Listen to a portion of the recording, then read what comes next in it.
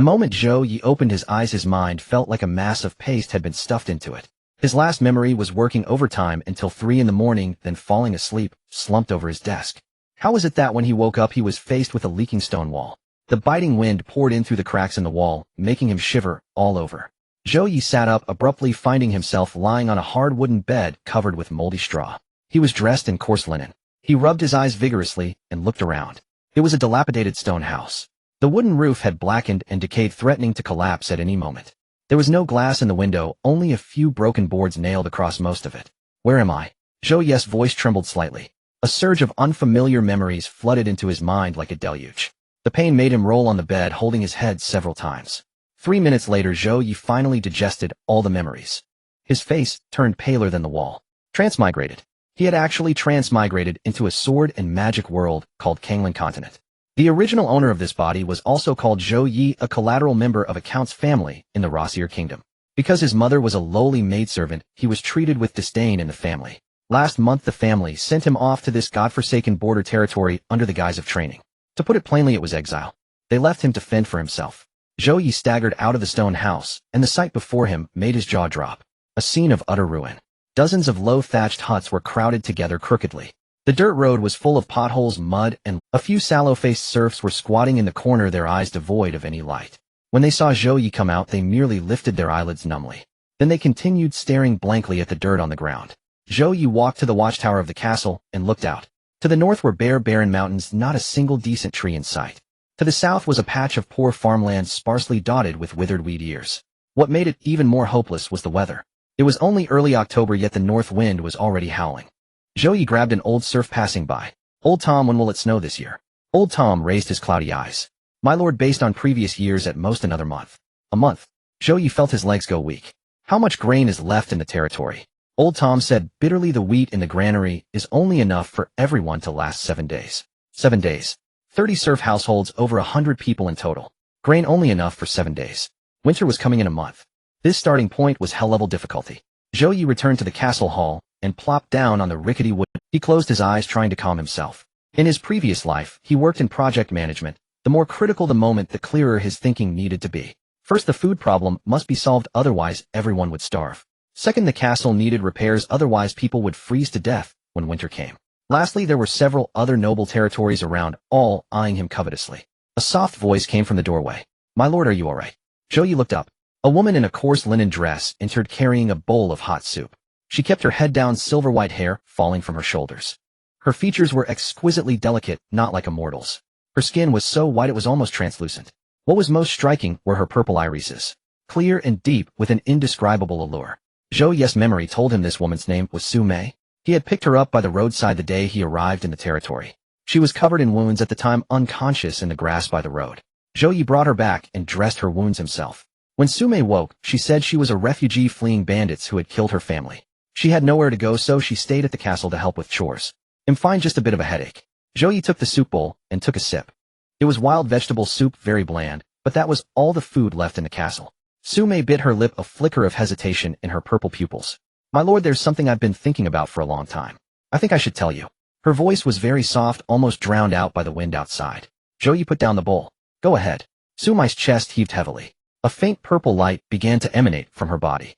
The next second, a pair of bat-like purple wings spread from her back. 2 small curved horns appeared on her head. I am a succubus." After saying those words, Su Mei trembled all over. She knew how humans viewed succubi, considered evil monsters, and would be burned at the stake by the church if discovered. Zhou Ye paused. "Succubus." He took a careful look at Su Mei's appearance. Silver hair, purple eyes, an eerily beautiful face, and those purple wings. Indeed not human. But in his previous life in the anime and novels, head-read succubi were among the most popular races. "So you've been hiding it from me." Zhou Ye's voice was calm. Su Mei kept her head down, not daring to look at him. "I was afraid if you knew the truth you would chase me away. I was badly injured and lost almost all my magic. I had nowhere to go. When you saved me back then, I wanted to stay and repay you." Her voice choked with tears. "If you want me to leave, I won't bring you any trouble." Zhou Ye stood up and walked over to Su Mei. "Look at me." Trembling, Su Mei lifted. Her purple eyes were already filled with tears. Zhou Ye reached out and patted her shoulder. "Who said him? So what if you're a succubus? In my darkest hour, you were the one who made soup for me every day. You also did all the chores inside and outside the castle. I don't care what race you are. As long as you want to stay, this is your home." Su Mei's motion paused for a beat. She never expected to hear such an answer. On the Kanglan continent, succubi were the most discriminated against race. Humans said they were demons that drained life essence. The church said they were heretics to be purified. Even among the demon race, succubi were looked down upon. Yet this destitute human lord said he did not despise her. My lord. Su Mei's voice choked. She fell to her knees. Su Mei will follow you for life. Zhou Ye quickly helped her up. Don't kneel, I don't have such customs here. Su Mei was about to stand when a golden light exploded before Zhou Ye's eyes. It was so dazzling he closed his eyes. When he opened them again, a translucent light screen appeared before him. On the screen, lines of golden text emerged. Detection otherworldly soul integration, complete detection of eligible female succubus, Su Mei affection 99 conditions met, activating. Multi-child multi-blessing system bound successfully. Host Zhou Ye territory, red flame territory, unrated offspring, 0 current available reward by procreating with any female. You can obtain rewards based on the child's talent and mother's identity. Newbie tip: succubus is a high-class demon race. Procreating with her will yield additional rare rewards. Zhou Ye stared wide-eyed at the line of text. System. The obligatory golden finger for a transmigrator had finally arrived. Multi-child multi-blessing system. The name alone implied. His gaze involuntarily shifted to Su Mei.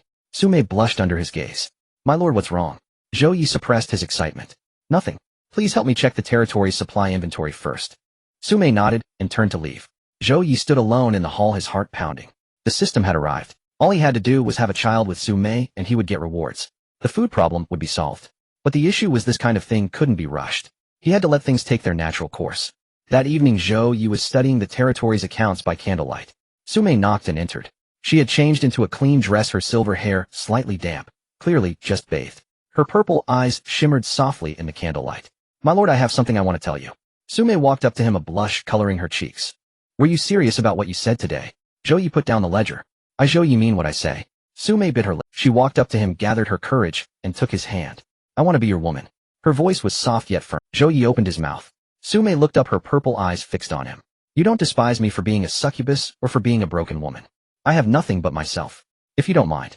Her hand trembled slightly, but her gaze did not waver. Zhou Ye looked at her sincere eyes, and a warmth rose in his heart.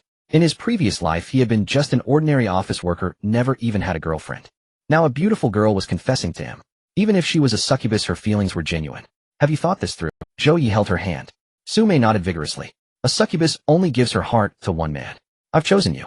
Zhou Ye reached out and brushed aside a strand of silver hair from her forehead. The moment his fingertip touched her brow, Su Mei gently closed her eyes. Her lashes were long, trembling slightly in the candlelight. Her body temperature was lower than a human's, but her cheeks and neck were burning hot. When a succubus was aroused, her skin would emit a faint purple glow which she could not see, but Zhou Ye noticed. The glow in the dim candlelight was like a small ripple on a moonlit lake. Are you cold? No. Su Mei buried her face in the hollow of his shoulder, her voice muffled, her hands gripping the fabric of his back tightly. Outside, the north wind howled, and the castle's stone walls were biting cold. But that night, Zhou Ye felt warmth for the first time in this other world. Not the warmth from the cold wind, but the warmth belonging to one person. 3 days later, the system prompt sounded in Zhou Ye's mind. Detected female, Su Mei impregnated, pregnancy period approximately 3 months. Note: succubus gestation is much shorter than humans. This is a racial trait, 3 months. Zhou Ye was both surprised and delighted. This was too fast. But then he thought this was another world and different races had different biological traits.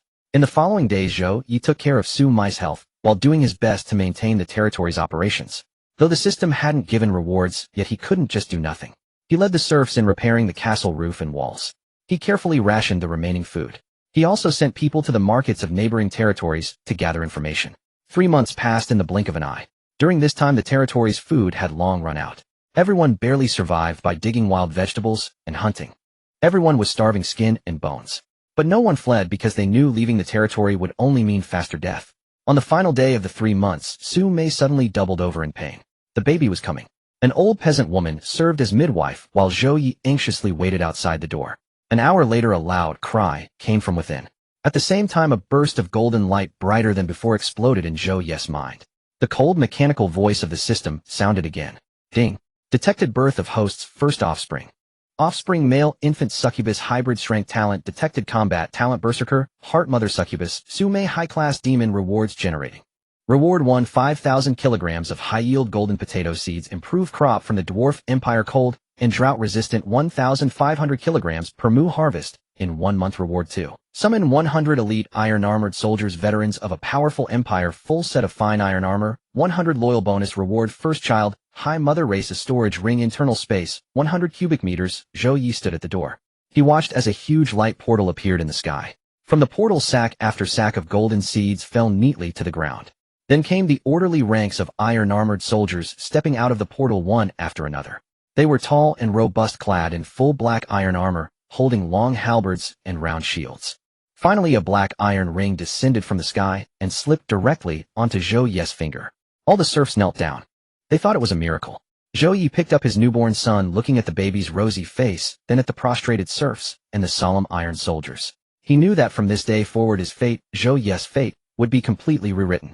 In the distance, a spy who had been secretly watching the castle froze, then turned and mounted his horse, galloping south toward Grey Bear Castle. 100 iron-armored soldiers stood in neat formation on the open ground before the castle. Their faces were stern, their bodies straight as pines. In each pair of eyes burned a fervent longing for battle. Zhou Ye, holding his newborn son in his arms, stood at the front of the formation. The cold wind swept up the dust from the ground, causing his cloak to billow and snap. "Hail the Lord!" 100 iron-armored soldiers knelt on one knee, simultaneously striking their right fists against the iron breastplates. The sound waves shook dust from the cracks in the ancient castle walls. Zhou Ye raised his hand to signal them to rise. "From today onward, Qihua territory is your home. I, Zhou Ye, will never treat any brother who fights for me unjustly." The leading veteran soldier was named Zhou Ye, a burly man in his 40s. A long scar from his brow to his jaw ran across his face, giving him a fearsome appearance. "Lord, our lives are yours. We will follow you to the death." Zhou Ye's voice was hoarse and low, yet it carried an indisputable determination. Zhou Ye nodded and assigned Zhou Ye the task of distributing the 10,000 jin of golden sweet potato seeds. The 100 iron-armored soldiers without a word took off their armor and helped carry the seeds. Watching these elite soldiers lay down their weapons and heft sacks on their shoulders, Zhou Ye felt a measure of relief. But things weren't so simple. The serfs, having known starvation for so long, turned greedy eyes on such a huge pile of seeds. A few, driven mad by hunger, charged forward to snatch the seeds. Before Zhou Ye could give an order, Zhou Ye waved his hand, and 2 iron-armored soldiers pinned those serfs to the ground. "Anyone who dares to steal again will receive 30 lashes." Zhou Ye's voice was not loud, but it silenced everyone. He had old Tom gather all the serfs on the open ground before the castle. Over 100 people crowded together, their eyes filled with fear and hope. The recent events were too bizarre. Soldiers appearing out of nowhere, seeds appearing out of nowhere. They thought their lord had become some kind of immortal. "Listen up, I didn't conjure these seeds out of thin air.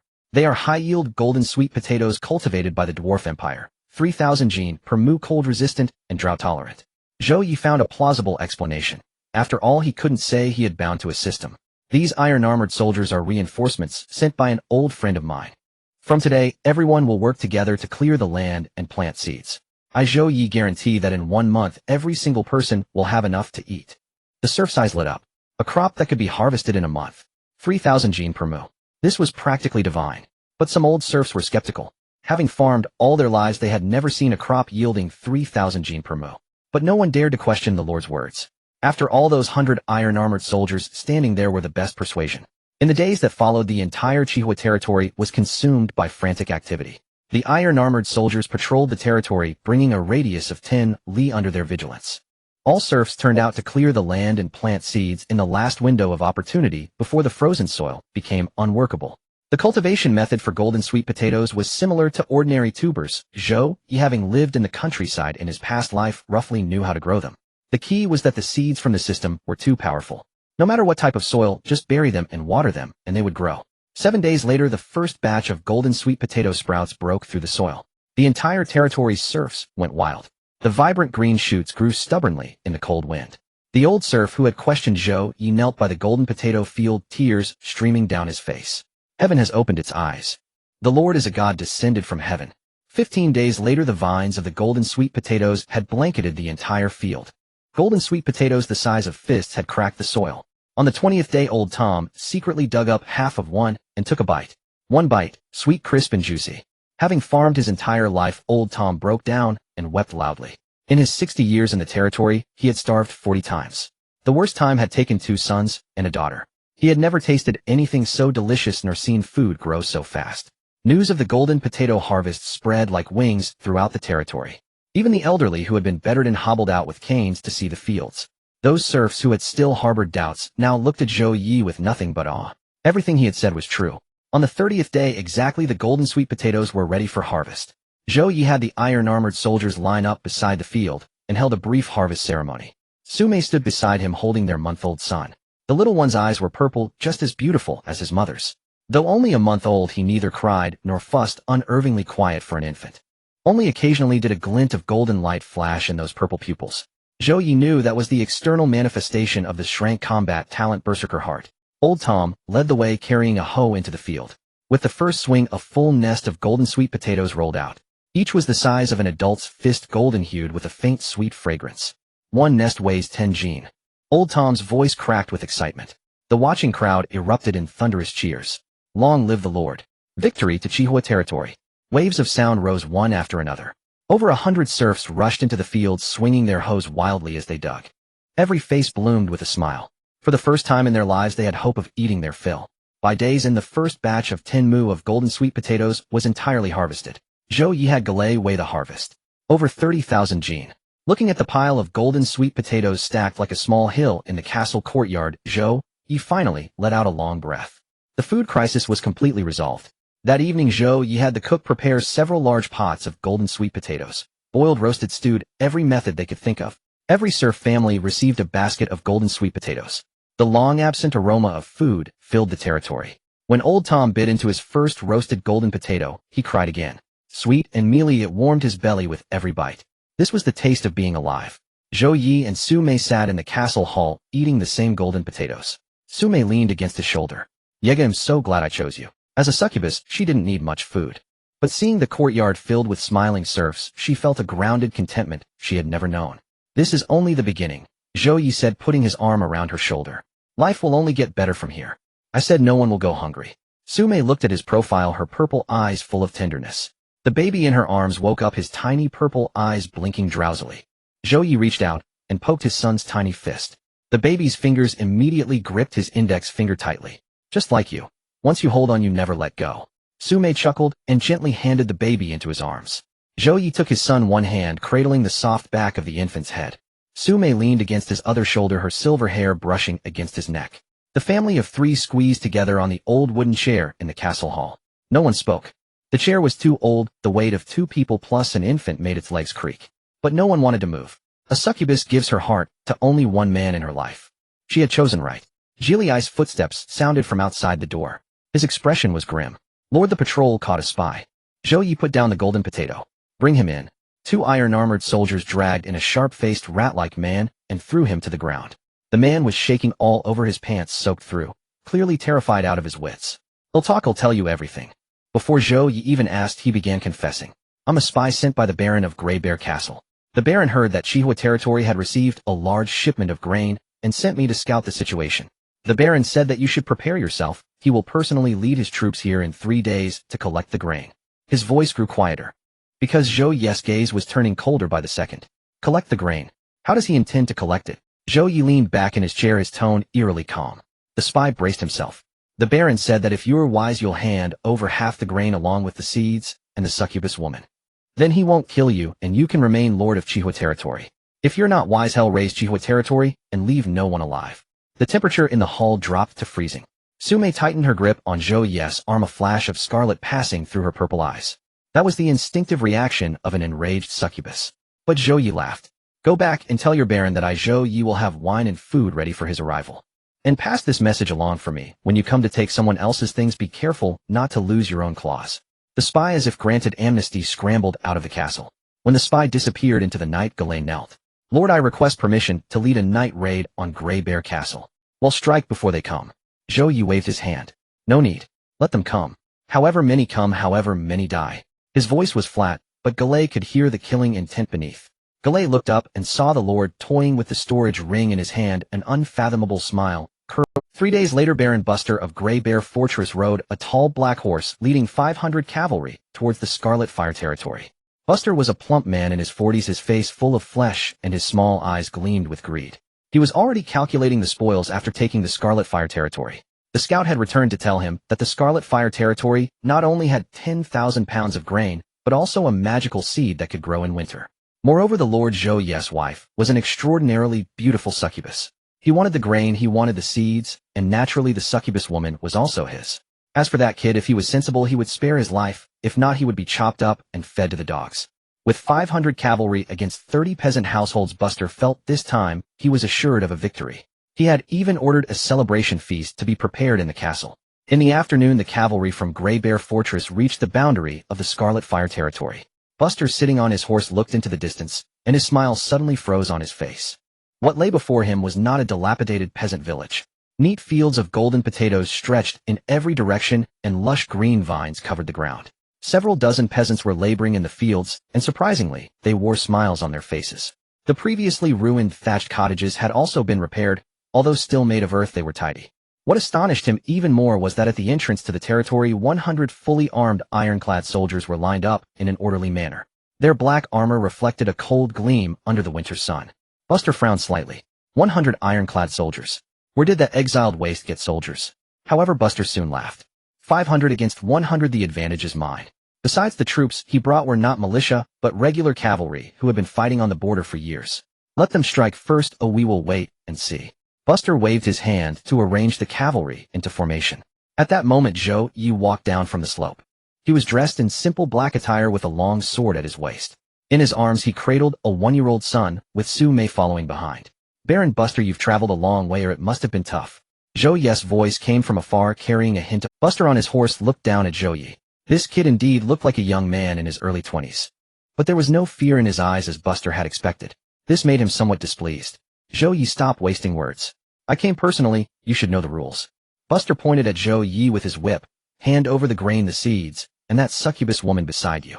I in my great mercy will spare your worthless life, allowing you to continue as the nominal lord of this broken place. If you dare to say even a single no, my 500 iron cavalry will trample your territory without leaving a single survivor. The cavalry behind Buster raised their spears, their tips gleaming coldly in the sunlight. The peasants trembled in fear, retreating. But Zhou Ye did not move. He passed his son to Zhou Ye and instructed her to step back. Then he raised his head and looked calmly at Buster. Lord Buster, I want to ask you a question. Buster did not immediately react. What question? You brought 500 people to seize a territory with only 30 peasant households. Have you considered one issue? Zhou Ye's tone remained calm, as if discussing something trivial. Buster inexplicably felt a bit irritated. What issue? What if you can't win? A moment of silence fell over. Then the cavalry from Grey Bear Fortress erupted in a burst of laughter. Some laughed so hard they nearly fell off their horses. 500 battle-hardened cavalry couldn't defeat 100 unknown infantry, and they were being threatened in front of over 100 peasants. This was undoubtedly the funniest joke heard this year. Buster laughed the hardest, his entire body shaking. Kid, have you been locked up in this broken place too long, and your brain has gone bad? He wiped away the tears of laughter. I will give you one last chance. Hand over the items, and kneel to me, knocking your head 3 times to apologize. Otherwise I will let you know what despair really is today. Zhou Ye ignored his mockery. He raised his right hand and gestured towards Gray. Gray understood, raising his iron sword. Form ranks. 100 ironclad soldiers moved simultaneously. They raised shields in the front row and formed a standard defensive formation in the back row within 3 breaths. Their movements were as synchronized as if they were one person. Buster's smile froze. He had seen many armies, but he had only seen infantry move so uniformly in the elite guard of the Duke. Stop playing tricks at charge. Buster could wait no longer. The whip struck the horse's rear fiercely. He wanted a quick resolution. 500 cavalry simultaneously urged their horses, charging towards the slope like a torrent. The sound of hooves thundering against the ground caused the earth to tremble. The peasants were so frightened that they all dropped to the ground. But the 100 ironclad soldiers did not retreat an inch. Zhou Ye stood at the highest point of the slope, watching the charging cavalry with a cold gaze. He silently counted the distance in his heart. 300 meters. 200 meters. 100 meters. Front line, hold steady. Back line, throw spears. Gray commanded. 50 soldiers in the back row raised their short spears and threw them fiercely at the oncoming cavalry. These short spears were not ordinary throwing spears. They were fine iron war spears awarded by the system. The spearheads were tempered with special materials capable of piercing even armor. 50 short spears struck like stones thrown into a flock of sheep, penetrating the bodies of the first row of cavalry, piercing the necks of their horses, and even penetrating the chests of the second row of cavalry. Amidst the cries of agony, at least 70 to 80 cavalrymen fell to the ground with their horses. The cavalry behind could not slow down their speed and crashed directly into their fallen comrades. The more than 100 at the front all fell into a heap. Buster's eyes widened. This scene completely exceeded his comprehension. How could short spears have such lethal power? What was the background of these soldiers? Charge! Without waiting for the enemy to react, Gray drew his long sword and personally led the charge. 100 ironclad soldiers charged forward, attacking the fallen cavalry as if they were cutting vegetables. The cavalry that fell to the ground did not even have time to stand up before being struck down. The distant cavalry tried to draw their bows and shoot arrows, but the arrows hit the armor with a clanging sound, leaving no marks at all. Buster panicked. Retreat. Quickly retreat. He desperately pulled the reins to turn the horse around, leading the remaining cavalry to escape. But Zhou Ye issued an order that surprised Gray. Sound the horn. The deep horn sounded for 10 miles. Buster's mouth dropped open, uncertain of what this. Then he heard the sound of hooves approaching from behind. He turned around abruptly. From the direction of Gray Bear Fortress, thick smoke billowed. His castle was burning. What happened? Buster could no longer hold on and fell directly from his horse. Several loyal guards rushed up to support him, desperately trying to break free. But it was already too late. Once the horn sounded, 50 ironclad soldiers hidden near Gray Bear Fortress immediately charged out. Attacked from both sides, Buster's remaining 300 men were surrounded like a barrel. 20 minutes later, the battle was over. Buster was bound tightly and brought before Zhou Ye, covered in mud, his flesh trembling incessantly. He knelt before Zhou Ye, still shouting, "You can't kill me. I am a formally appointed baron of the kingdom of Roselle." Zhou Ye squatted down, looking into his eyes. "Lord Buster, have you ever thought about why 100 infantry can break your 500 cavalry?" Buster opened his mouth, but could not utter a word. He looked at the young man in his 20s before him. There was no hint of boasting or smugness in Zhou Ye's eyes, only a kind of coldness he had never seen. "The reason is simple. Your men ride horses on 2 legs while my men spend their entire lives training to kill." Zhou Ye stood up and waved his hand towards Gray. "Take the baron back and interrogate him thoroughly. Find out how much grain, how many mines, how many people, and how many connections he has, and dig it all out." Then, Zhou Ye paused, his voice devoid of any fluctuation. "There's no need to keep the baron alive." Buster's eyes widened. "No. You can't. You can't kill me. Zhou Ye, you bastard. The church and the duke will not let you go." His curses grew fainter as he was dragged into the dungeon with a loud bang of the iron door. Gray stood beside Zhou Ye, watching the blaze from the direction of Gray Bear Fortress. "My lord, after this battle, the surrounding nobles will surely be in an uproar. The greater the uproar, the better. One by one, let them come to me. That saves me the trouble of running around." That evening, Zhou Ye led the ironclad soldiers into Gray Bear Fortress. The fire had been extinguished, but half of the castle's main building had collapsed. Fortunately, the granaries and cellars were preserved. When Zhou Ye entered the cellar, his eyes widened. The cellar of Gray Bear Fortress was piled high with over 10,000 stones of wheat, several large barrels of pickled meat, and several boxes of gold and silver coins. Conservatively estimated, it was enough for all the people in his territory to eat for 3 years. What excited Zhou Ye even more was a pile of ores in the corner of the cellar. Gray Bear Fortress was close to the northern dwarf mountains, and the baron had been secretly acquiring ores flowing out from the dwarf territory over the years. These ores were of high quality and could produce fine steel for iron refining. "My lord, we also found this in the prison." Gray came out escorting more than 30 women who were scantily clad. They were all civilian women abducted by Baron Gray Bear. Some had been imprisoned for 3 years. All the women shrank back, their eyes filled with fear upon seeing Zhou Ye. They thought another demon had come. Zhou Ye ordered them released from their chains. "You are free. For those willing to return home, each will receive 5 pounds of golden potatoes as food for the journey.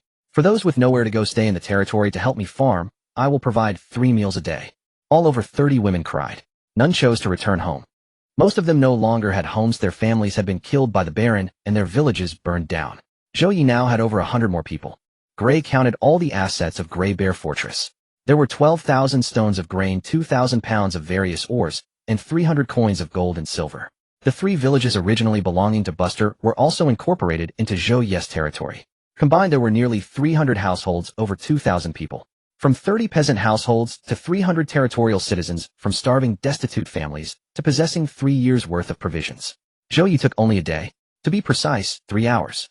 After counting all the spoils, Zhou Ye returned to the hall for a drink of water. Suddenly, there was a hurried sound of footsteps outside. An ironclad soldier guarding the gate hurried in and knelt on one knee. "My lord, 3 people have come claiming to be messengers from the elf tribe. They said they want to marry Princess Erin to you." The Elven clan. Zhou Ye's eyelids twitched. Indeed, there was information about the Elven clan in the memories he had absorbed from the original owner. Elves are one of the oldest races on the Kanglan continent, residing deep within the Black Pine Forest to the northeast of their territory. Legends say that elves can live for 1,000 years, each skilled in archery and nature magic. Furthermore, the Elven clan has always been proud and looked down upon humans. Why would they come to seek a marriage alliance? Please let them in. Zhou Ye adjusted his collar and sat down on a wooden chair covered with animal hides. Before long, 3 elves entered the hall. Leading them was an elderly elf, his silver hair tied back, his face thin, yet not showing signs of aging.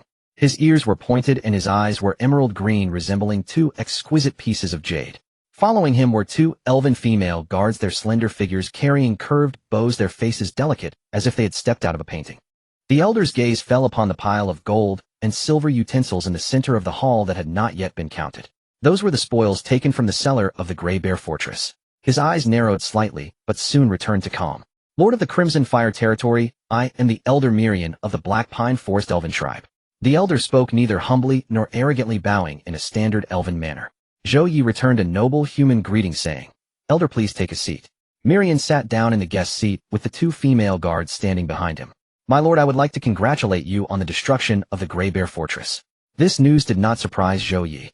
The elven clan had lived in the Black Pine Forest for thousands of years, and they were well aware of every movement in the surrounding territories. "Elder, what brings you here specifically?" Mirian sighed. He glanced at the fields of golden sweet potatoes visible along the way, and then looked at the armored soldiers patrolling outside the castle. "My lord, I shall not beat around the bush. Our Black Pine Forest Elven tribe is on the verge of collapse." Zhou Ye raised an eyebrow. Mirian continued, "This year's winter has arrived 2 months earlier than usual. The wild beasts in the forest have entered hibernation early, and our hunting yield has decreased by 70%. There are over 3,000 elves in the tribe, and we can't even gather enough food to survive the winter. If the food issue is not resolved, at least half of our tribe will starve by next spring." A hint of tremor could be detected in his voice. The elven clan has always been proud. They would never seek help from humans unless they were truly at the brink of life and death. They would never proactively propose marriage. "Do you mean to use our sweet potatoes?" Mirian nodded. "Your sweet potatoes can ripen once a month, even in the cold winter. This is the only way we can think of to survive. But the elven clan never accepts charity. We cannot offer anything of equal value in exchange for food. The only thing we can offer is our princess, Her Highness Eileen." Upon hearing this name, the eyes of the 2 elven female guards turned red. The princess is only 19, the brightest jewel of the tribe. Blessed by the elven goddess since childhood, she is extraordinarily gifted. Her archery skills surpass even those of elven archers who have lived for hundreds of years. Her mastery of nature magic also far exceeds her peers, enabling her to communicate with all creatures in the forest. Yet for the sake of 3,000 tribe members' lives, she willingly proposed to marry a human lord she had never met just in exchange for food. Zhou Ye pondered for a moment. The food requirement for 3,000 elves is no small matter. Calculating the monthly consumption, at least 20,000 pounds of sweet potatoes would be needed to help them survive the winter. This is nearly all the surplus from his first harvest. However, what lies behind 3,000 elves? They represent 3,000 born archers and mages. They are the resources of the entire Black Pine Forest. They represent a force capable of changing the landscape of the continent. Moreover, the system has indicated that elven females belong to a higher race, and having children with them could yield high-level rewards. This transaction seems immensely profitable. "Elder Mirian, I have one question." Zhou Ye raised his head to look at the elven elder. "Does Princess Eileen herself agree to this marriage?" Mirian paused for a moment, then took out a letter from his bosom. The envelope was made from the special bark of the elven clan's trees, exuding a faint scent of the forest. "This is a letter personally written by Her Highness the Princess." Zhou Ye took the letter and opened it. The handwriting was elegant, yet strong and powerful. "Respected human lord, I am Eileen, the princess of the elven tribe. I apologize for contacting you in this manner. I must honestly tell you that I have fears regarding this marriage. I do not know your character, nor what I will face after marrying you. Yet I am willing, as my 3,000 tribe members need a chance to survive. If you are willing to accept this marriage, I will fulfill all responsibilities of a wife, no matter what happens in the future." The letter was short, but every word was written with sincerity. Zhou Ye folded the letter and returned it to the envelope. A princess willing to marry a stranger for the sake of 3,000 tribe members. This sense of responsibility deserves a chance from him. "Elder, I agree." Mirian's eyes lit up and a hint of color finally returned to his face. "However, I have conditions. The best 20 archers of the tribe must come to reside in the Crimson Fire territory along with the princess. In the future, the elven clan must contribute to the military affairs of the territory. This is a fair exchange of interests," Mirian agreed without hesitation. "Archers are abundant in the tribe. To gain a chance for 3,000 tribe members to survive is worth it. My lord, I represent the entire tribe in thanking you for your kindness." Mirian stood up and bowed deeply.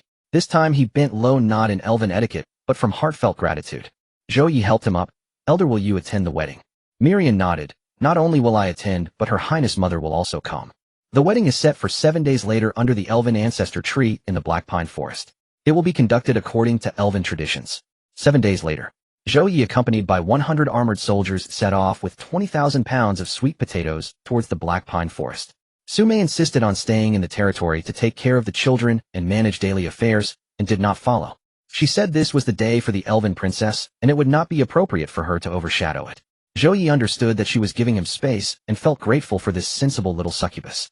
The Black Pine Forest lies to the northeast of the Crimson Fire territory, reachable on horseback in about half a day. The closer one gets to the forest, the fresher the air becomes, filled with the fragrance of pine. Sunlight filtered through the pine needles, casting dappled light in the forest. Zhou Ye couldn't help but exclaim that this place was far superior to the barren mountains of the Crimson Fire territory. At the entrance of the forest, a group of elven archers was already waiting. Leading them was a young male elf, his expression cold, and his eyes showed evident distrust toward Zhou Ye. The elven tribe welcomes guests, but your soldiers cannot enter the area of the ancestor tree. The male elf spoke quite rudely. Zhou Ye was not angry, saying, "My soldiers will camp at the edge of the forest. I will go in myself." Gray stepped forward to stop him, but Zhou Ye waved his hand. It's fine, the elven clan wouldn't kill their benefactor beneath their ancestor tree. The expression of the male elf finally softened a bit. Once inside the forest, the scenery became even more. Towering ancient trees blocked out most of the sky, and the treetops were adorned with dense glowing vines illuminating the entire forest as if it were daytime. The paths in the forest were clean and tidy, lined with various flowers and grasses that Zhou Ye had never seen before. Clearly they were all tended to by the elven clan, using nature magic. After walking for about 2 miles, the view suddenly opened up. A giant tree towering as high as a castle stood in the center of a clearing in the forest.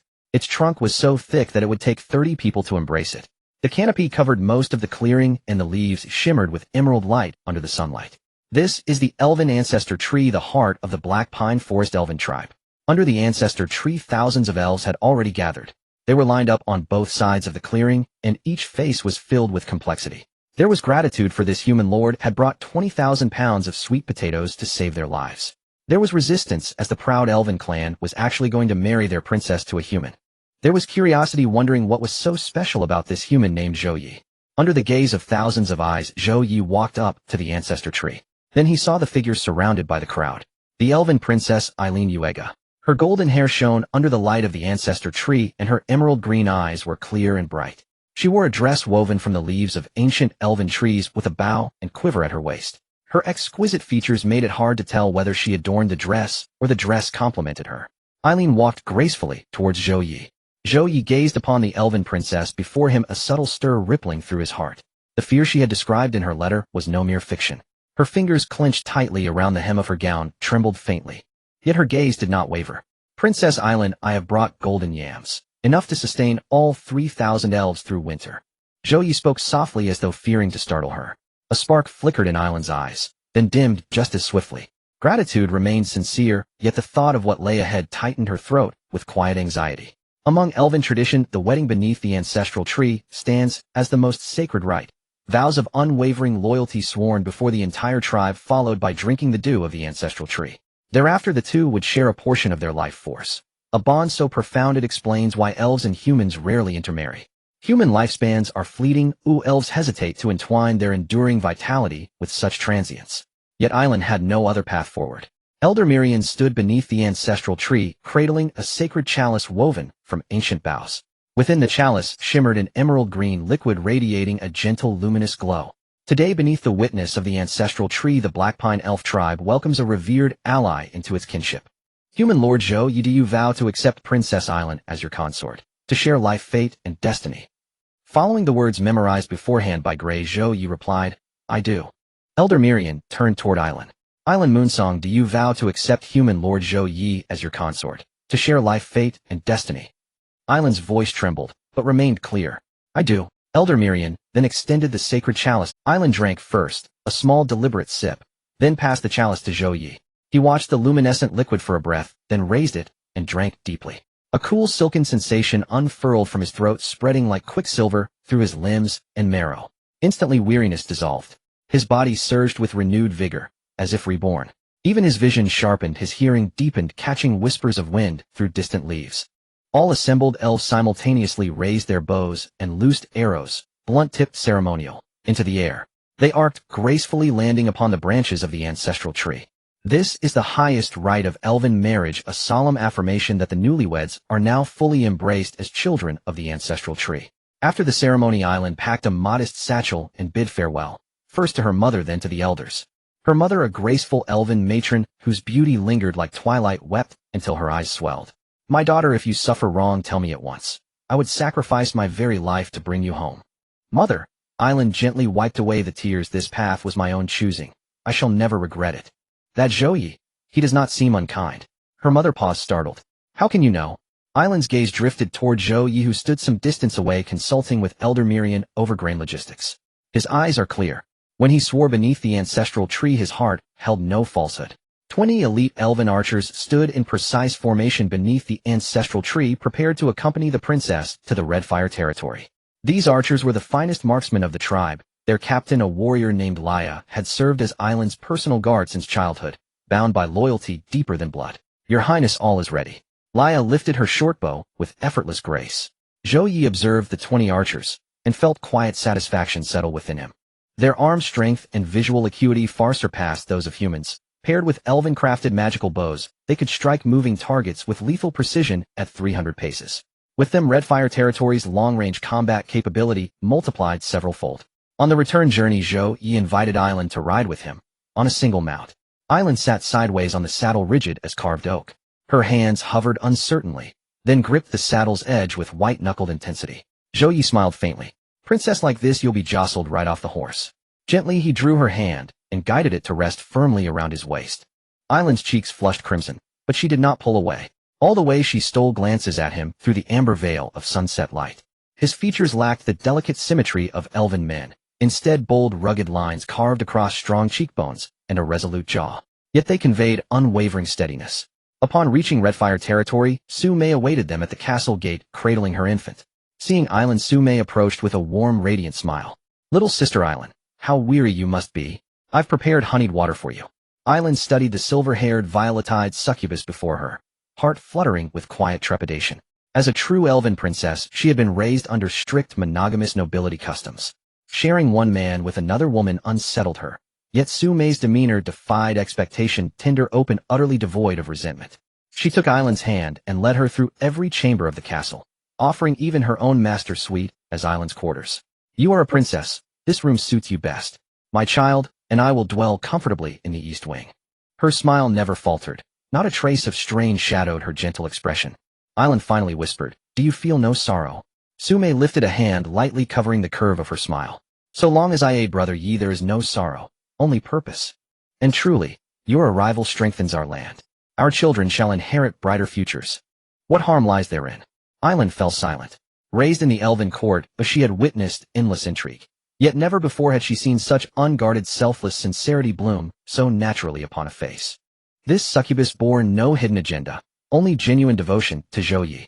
That night, Island sat upon the edge of the master bed, hands folded neatly upon her knees. Her elven nightgown, spun from black pine forest spider silk, lay soft and weightless against her skin, glowing pearlescent in candlelight. She listened as Zhou Ye's footsteps approached the door, her spine tense tighter than a drawn bowstring. When Zhou Ye entered, Island instinctively edged half an inch farther toward the bed's rim. "Princess, if you shift again, you'll spend tonight on the floor." Island bit her lower lip, forcing herself still. Zhou Ye seated himself beside her, not too close. "Your hands tremble. Elves are unaccustomed to sharing a chamber with humans overnight." Her voice held tension, but less brittle. Zhou Ye gently enfolded her fingers, resting on her knees. Elven skin ran cooler than human, her fingertips faintly chilled. "Then do not regard it as duty. Regard it as choice." Island turned to look at him. His face bore none of the eager anticipation she had feared, only quiet presence. One hand held hers, the other lowered the candle's flame, softening the light. "Tonight, we only sleep." Island's fingers tightened slightly upon the bedsheet. Then, unexpectedly, she did something she had not foreseen. She leaned her head gently onto Zhou Ye's shoulder. "Thank you." Her lips barely moved. The words breathed like a vow spoken inwardly. The elven princess was unversed in human ways, unprepared for polygamy, unacclimated to this windswept frontier territory. Yet this human's shoulder proved broader than she had imagined. In the month following Island's arrival, Zhou Ye devoted himself to integrating the spoils of Greybear Fortress and harmonizing elven resources. 20,000 gene of golden yams arrived precisely as promised in Blackpine Forest, alleviating the elves' famine. 3,000 lives were saved. The Elder Mirian personally delivered a generous offering of elven magical herbs in gratitude. The 20 elven archers were formally assigned to the territory's patrol corps, extending early warning coverage across a 20-mile radius. The 3 villages formerly under Greybear Fortress were officially absorbed into Redfire territory, swelling its populace to over 2,000. Zhou Ye selected more than 100 able-bodied young men from among the native folk and tasked Grey with organizing basic military training. Though they would not become elite warriors overnight, they were now capable of defending village palisades. Zhou Ye himself rose each dawn to train swordplay under Grey's tutelage. Before his transmigration, he had been an ordinary office worker, without a single martial foundation. Even his kitchen knife served only to slice instant noodles. Now relying solely on iron-armored troops was no longer enough. Grey proved an exceptional instructor, terse pragmatic teaching only battle-tested techniques for survival and killing. Within a month, Zhou Ye could deflect Grey's strikes with his blade. He remained far from matching Grey's skill, but possessed at last fundamental self-defense capability. One afternoon, Island sought him out as he practiced sword forms. Her expression held an unusual blend, tension laced with irrepressible excitement. "Brother Ye, I have news." Zhou Ye lowered his sword and wiped sweat from his brow. "What is it?" Island clasped her hands, then placed them gently over her abdomen. "I am with child." Zhou Ye's heart struck hard. Once. So soon. No. Elves gestated slower than humans, did they not? We elves differ from humans. Once the dew of the ancestral tree is consumed, gestation accelerates dramatically, approximately 2 months. As she spoke, Island's cheeks warmed again. Zhou Ye calculated exactly 1 month had passed since their wedding. Thus their child would be born in just 30 days. Zhou Ye silently summoned his system. "System, what reward awaits upon Princess Island's childbirth?" The system responded, instantly projecting a luminous interface. High Elf Princess Island, should she bear a daughter, steer, or higher innate talent, will trigger additional rewards. Note: elven female descendants possess high probability of inheriting natural magic affinity. The greater the maternal lineage's prestige, the richer the boon. Bearing a daughter meant greater rewards. Zhou Ye committed the detail to memory. 10 days later, the territory harvested its 40th yield of golden yams. Stable yields exceeding 3,000 gene per mu, with granary reserves surpassing 100,000 gene. Old Tom was appointed grain steward, overseeing distribution across the entire territory. Once a half-starved serf before Zhou Ye's arrival, he now stood tall, voice booming with newfound authority. Not a single soul among Redfire territory's 2,000 residents went hungry, and surplus grain was sold to passing dwarf merchants. The territory's reputation began spreading, not through conquest, but through golden yams. Refugees hearing tales of free grain in Redfire territory began streaming inward. Zhou Ye welcomed all who could labor, assigning them to yam fields and workshops. Within a month, the territory's actual population exceeded 3,000. The silhouette of a thriving town had already taken shape. 1 month later, Island's labor began. Laya stood guard at the chamber door, permitting no one near. Sume waited outside the castle walls holding her son. Over an hour later, a piercing infant cry pierced the stone walls. The system interface flashed instantly. Ding! Second offspring of the host has been born. Offspring female half-elf steer talent. Dual affinities detected. Sovereign of nature, saintly archer. Mother Princess Island Moonsong, high elven royalty. Reward generation in progress. Reward 1. Spirit spring well may be conjured at any designated location. Its water's triple crop yields gradually enhance constitution and heal minor wounds. When consumed by elves, magical energy recovery doubles. Reward 2. Sapling of the elven ancient tree matures into a millennium-old tree in 10 years. Serves as spiritual nucleus for elven settlements. Amplifies all elven magic effects within its radius by 50. Bonus reward triggered by steer talent. Heart of nature grants host foundational natural magic affinity, enabling simple communion with flora. Zhou Ye stood at the castle gate, watching a crystalline spring well up in the courtyard center. Its waters ran pure and luminous. Beside it, a sapling, half a man's height, emerged, vibrant green leaves shimmering with golden green light, pulsing with vigorous verdant life. A hush fell over all present. Even Elder Mirian, rushed from Blackpine Forest, sank to his knees, trembling hands pressed to the earth. The sapling of the elven ancient tree. It is truly the sapling of the elven ancient tree. Tears streamed down Mirian's aged face. It vanished from Blackpine Forest 2 millennia ago. This is the blessing of the ancestral deity. Weak but radiant, Island reclined on the bed, cradling her newborn daughter. In elven tongue, she whispered a single word upon the infant's brow. Lin. Zhou Lin. A human surname. An elven royal name. Its first syllable chosen. From her first breath, this half-elven girl belonged wholly to 2 worlds. Island gazed out the window, at the spirit spring, at the ancient tree sapling. Tears tracing silent paths down her flawless cheeks. Her marriage had indeed secured her tribe's survival. Far beyond hope, it had granted them renewal. Footsteps hurried down the corridor. Zhou Ye entered, her expression grave. Brother Ye, a priest claiming affiliation with the Holy Light Church has arrived. He accuses our territory of harboring heretics and demands 1,000 gold coins as penitential tribute. Otherwise, he vows to report us to the Church's central tribunal, declaring Redfire territory a designated zone for heresy inquisition. Father Rod of the Holy Light Church stood before the castle gate, his white clerical robe billowing in the cold wind. Behind him followed 12 church knights, each clad in silver armor and wielding long swords. The display was quite imposing. Bring your lord out. Rod's voice dragged on, sounding almost like a chant. The castle door opened, and Zhou Ye stepped out. Standing behind him were Gray and 20 armored soldiers. Rod's slanted eyes scanned Zhou Ye from head to toe, calculating in his mind. A young man in his 20s dressed in plain clothes, clearly not from a prominent family. Such a small lord without backing was easy to manipulate. You are the lord of Chihua territory, Zhou Ye. Rod deliberately raised his voice so that everyone around could hear. Zhou Ye leaned against the doorframe, arms crossed, saying, "Speak quickly." Rod was momentarily taken aback by his attitude, but quickly steeled himself to continue with the script. This parish has received confidential reports that you are harboring heretical demons within your territory. According to the laws of the Holy Light Church, those who harbor heretics must pay a penance of 1,000 gold coins and surrender the heretics for judgment by the Church. If you refuse to cooperate, the Church will report this to the bishop, declaring the entire Chihua territory as a heretical trial zone. Rod emphasized the last 4 words heavily. The term heretical trial zone carried significant weight in the Kanglan continent. Once designated as a heretical trial zone, the Church could mobilize the Holy Light Knights to come and purify. The result of such purification typically meant that all inhabitants of the territory would be burned at the stake and their assets seized. Lords of dozens of small territories nearby would obediently pay up upon hearing those words. However, Zhou Ye's expression remained unchanged. Are you done speaking? Rod was caught off guard. What? You've said your piece, now it's my turn to speak. Zhou Ye stepped closer to Rod, within 3 steps of each other. First question, you claim I harbor heretics, but what is your evidence? Rod did not expect him to be so assertive, causing him to panic slightly. The confidential report is the evidence. The Church has the right to investigate based on it. Well, I have a confidential report too. Zhou Ye's lips curled into a slight smile. It states that Father Rod of the Holy Light Church has embezzled donations from the faithful and misappropriated goods from the Church's merchant convoy. Rod's face instantly turned a shade of dark crimson. Because Zhou Ye was speaking the truth, he had indeed done those things. He had embezzled at least 30% of the supplies transported by the Church's merchant convoy, all hidden in his private residence. But how did this brat find out? You are slandering me. Blasphemy. This is blasphemy against the Church. Rod shouted hoarsely, spitting saliva all over Zhou Ye. Zhou Ye took a step back and raised a hand. Gray, at your command. Bind this impostor priest and send him to the Grey Bear Fortress prison in the north. Rod completely lost it. What impostor priest? I am an officially ordained priest of the Holy Light Church.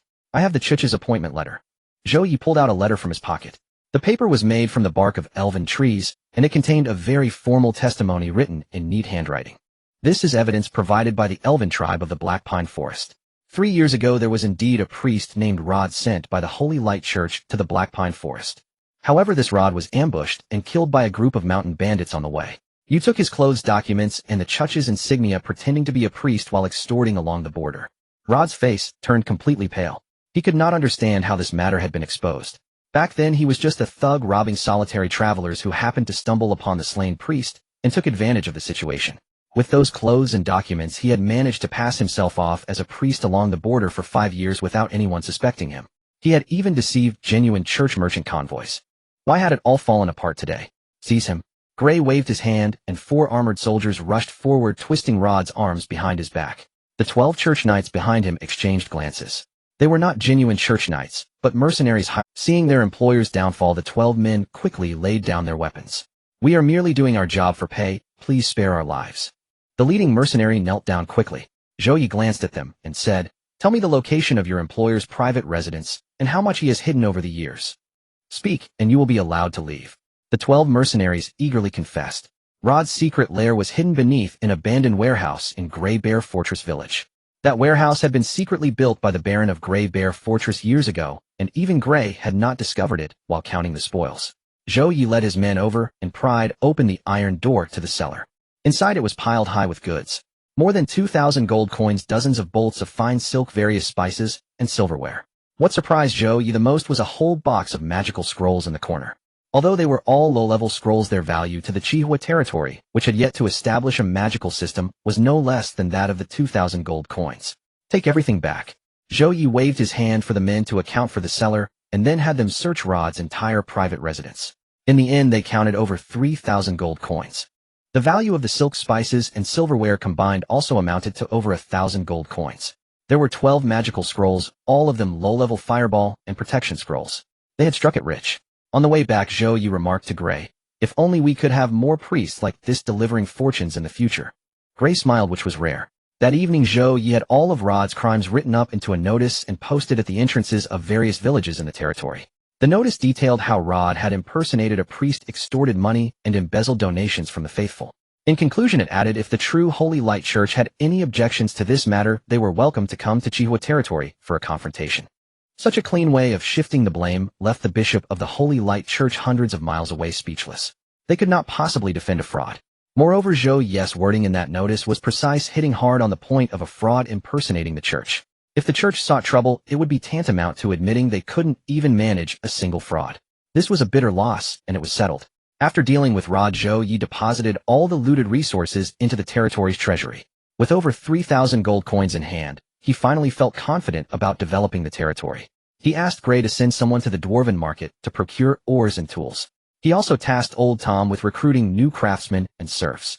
New experimental fields were cleared beside the spiritual spring while irrigating a batch of golden potatoes with the spring water. The effect of the spring water was even more exaggerated than described by the system. Within 3 days the seedlings had sprouted, and after 7 days they began to yield potatoes. By the 10th day the golden potatoes were significantly larger than ordinary ones. Most importantly, the yield had indeed tripled, directly exceeding 10,000 jin per mu.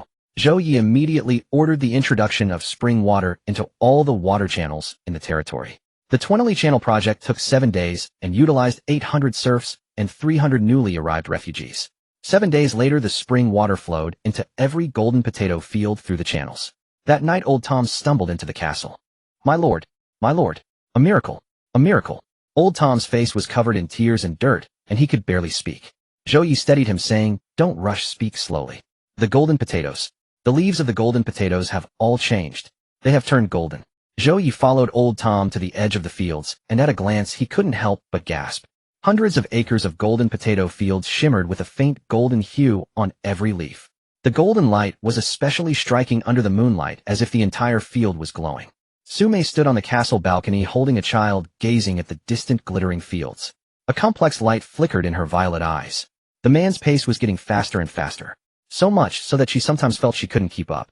Yet she was not afraid because she knew Zhou Ye would never abandon anyone. On the night when the potato yield in the territory doubled, and the granaries' storage surpassed 200,000 jin, a blood-soaked woman charged into the territory's borders on horseback. The woman on the horse wore shattered silver armor, her brown hair matted with blood and dirt. One hand held the reins while the other pressed against her abdominal wound. At the entrance of the territory, she finally could not hold on and fell from her horse. "Help! Help me!" She lifted her head with her last ounce of strength, revealing a pair of blue eyes.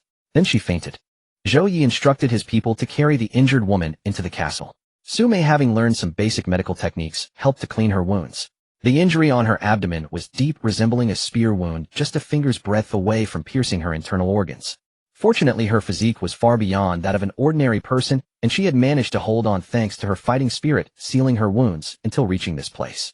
After a day and night, the woman finally opened her eyes. The first person she saw was sitting by her bed. It wasn't the Lord, but the silver-haired succubus who had bandaged her wounds. "You're awake. Don't move yet, your wounds aren't fully healed." Su Mei brought over a bowl of warm meat soup. "Have some to fill your stomach first." The woman's blue eyes stared at Su Mei for a while. "You are a succubus." Her voice was weak, but there was no fear in her tone, only surprise. Su Mei smiled. "What? Can a succubus bandage wounds for someone?" The woman fell silent, then took the soup bowl and began to sip slowly. The soup was hot, the meat tender, and it was the only proper meal she had eaten in days.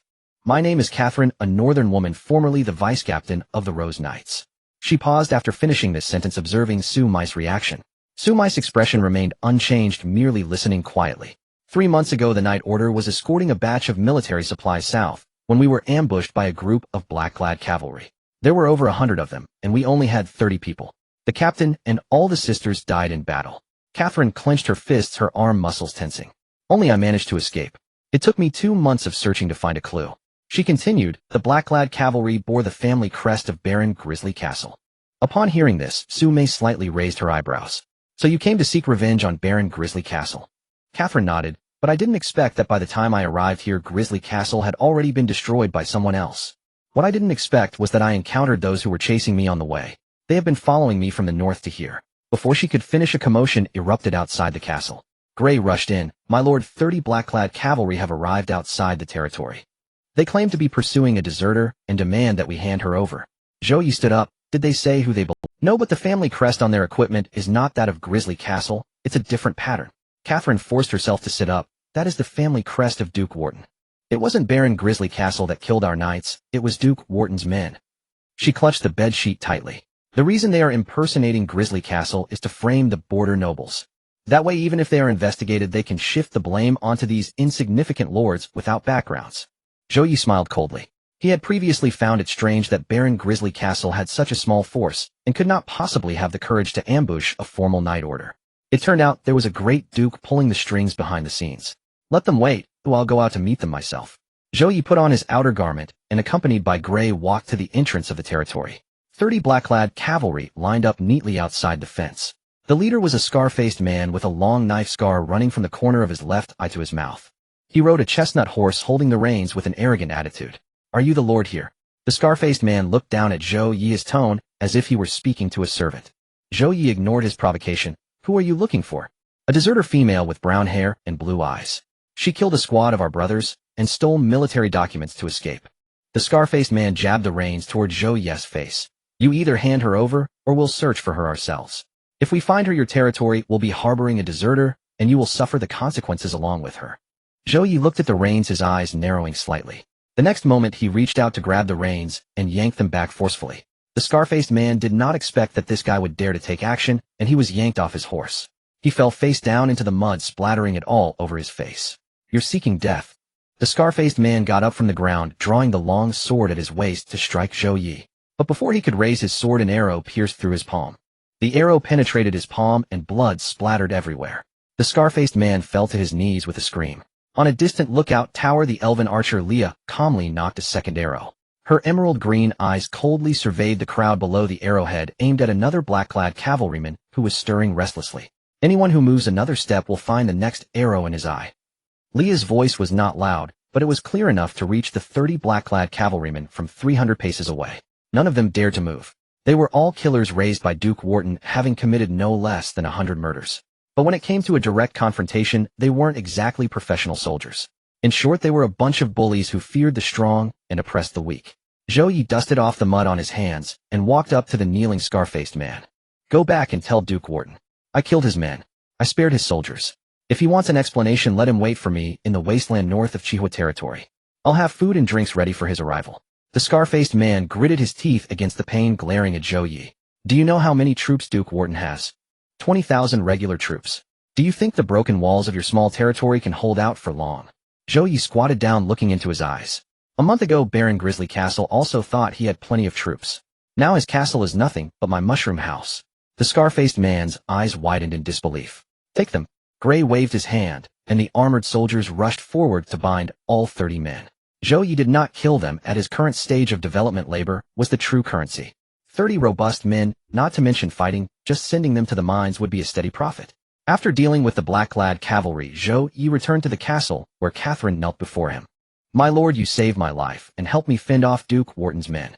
Catherine is willing to repay your kindness with her life. Please allow me to stay and serve your territory. Her blue eyes showed no hint of evasion, only determination. Zhou Ye helped her up. First, you need to recover your health. Once you are healed, I will need your expertise to help train the cavalry. Catherine nodded vigorously. Once I am healed, I will definitely live up to your expectations. 7 days later, Catherine's injuries had largely healed thanks to the spirit spring water. Though she was not yet at her peak condition, she was already able to walk and began training the first batch of cavalry. She asked Zhou Ye to select 100 strong young men from the territory and also drew 10 veterans from the armored soldiers as the backbone. From dawn until dusk, the sound of hoofbeats and Catherine's shouts echoed in the open ground east of the castle. Squeeze your legs tight against the horse. Don't pull with your hands. Lower your head. When charging, put all your weight on the tip of the spear. She taught the formal knight order's charging tactics, emphasizing strict discipline and precise coordination. A month later, although this 100-man cavalry could not yet compete with the formal knight order, they had already become proficient in group charges. For Chihuahua territory, having an organized cavalry meant that Zhou Ye finally had mobility in combat. He was no longer confined to the 20-mile radius around the castle. During this period, the distance between Catherine and Zhou Ye also subtly shortened. She followed his commands during training and maintained his dignity in battle deployments. Yet privately she occasionally stole glances at him with those blue eyes. Zhou Ye noticed it clearly, and so did Eileen. One evening after training, Catherine took the initiative to stay behind. She changed out of her armor and into a simple set of women's casual wear. Her brown hair was simply tied back, revealing a clean and elegant neckline. Those blue eyes looked earnestly at Zhou Ye. "My lord, there is something I wish to discuss with you.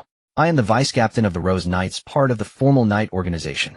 In the population records of the Roselle Kingdom, my registered title is a baroness. She bit her lip. I mean, if you are willing, I would like to be your woman. Not for the sake of repayment, but because I genuinely like you. During training, you never treat anyone as a tool. You remember everyone's name, and you smile at every child. A person like that is worth my lifetime of Her cheeks flushed, but her voice held no hesitation. Zhou Ye looked at her serious expression and recalled what Zhou Ye had said earlier. They were both serious. Have you thought it through? Catherine nodded firmly, with no wavering in her blue eyes. A knight's promise is her sword. The sword does not break, and the promise does not change. Zhou Ye did not ask her again if she had thought it through. He reached out and undid the ribbon binding her hair. Her brown hair cascaded down, resting on her slightly slender shoulders after removing her armor. Catherine held her breath. She had never reacted this way in battle. Facing the charge of over 100 black-feathered cavalry, her hands did not shake. But at this moment, when Zhou Ye's fingers brushed against the skin of her neck, her shoulder blades tensed. "My lord." "There's no need to call me my lord privately."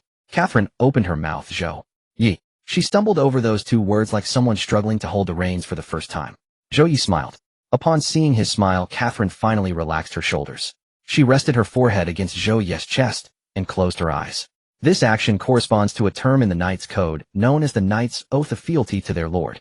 But at this moment she was not doing this as a knight. That night the system notification sounded again. Detected female character Catherine Baroness, human noble, is pregnant, estimated pregnancy duration 10 months, human standard 10 months. Zhou Ye calculated the days. This was the normal human gestation period. Unlike succubi who could conceive in a month and elves in 2. But that was fine, but gave him time to digest the previous rewards and build his territory. During the 10 months of Catherine's pregnancy, Zhou Ye devoted all his energy to the grand construction of the territory. After introducing spirit spring water to all the farmland, the yield of golden potatoes stabilized at 10,000 pounds per acre. The grain storage of the territory skyrocketed from 200,000 pounds to 800,000 pounds. Over 3,000 residents were wealthed, and there was plenty of surplus grain sold to passing dwarf merchants. The elven archer Leah established a fixed lookout station at the edge of the black pine forest, and no movement within a 50-mile radius escaped her eyes.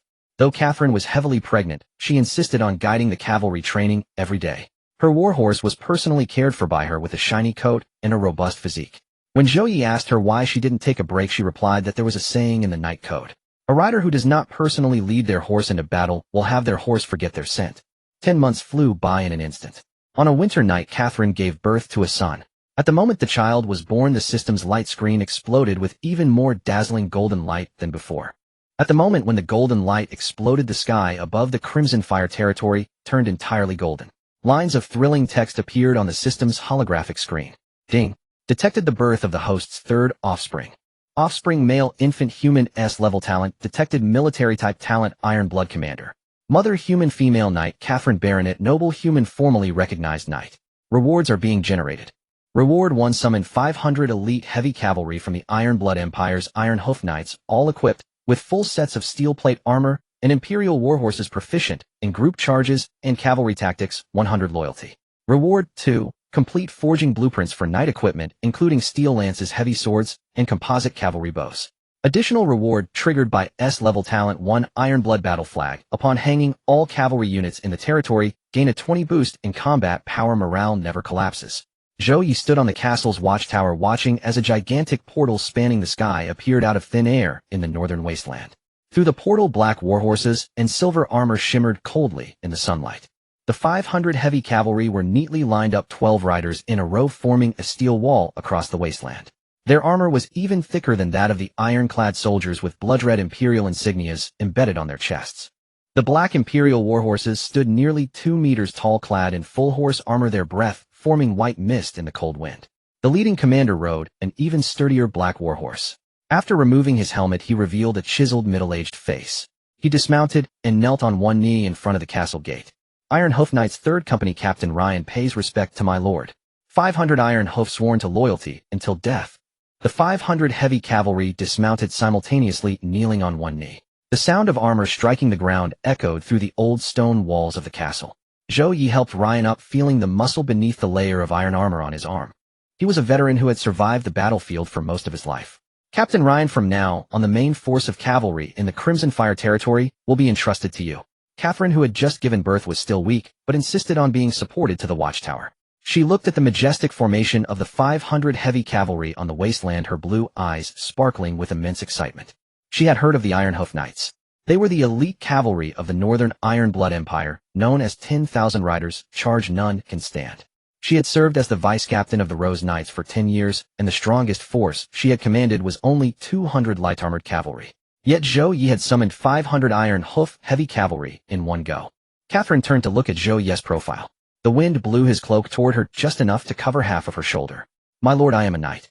Am not very good at saying such things. She paused, gripping a corner of the cloak in her hand. Zhou Kai? That's the name I gave him. Catherine looked down at the male infant in her arms who was clutching a strand of her hair. The name contained the character Kai. When he charges into battle with his cavalry, he will share a character with his mother. You have given my child a cavalry stronger than the Rose Knights. This kindness I will repay for a lifetime. Zhou Ye did not respond. He simply reached out and held the hand that was gripping her cloak along with the fabric. 3 days post-birth, her hand was still somewhat cold. First, recover your health. The cavalry will always be here. Yes.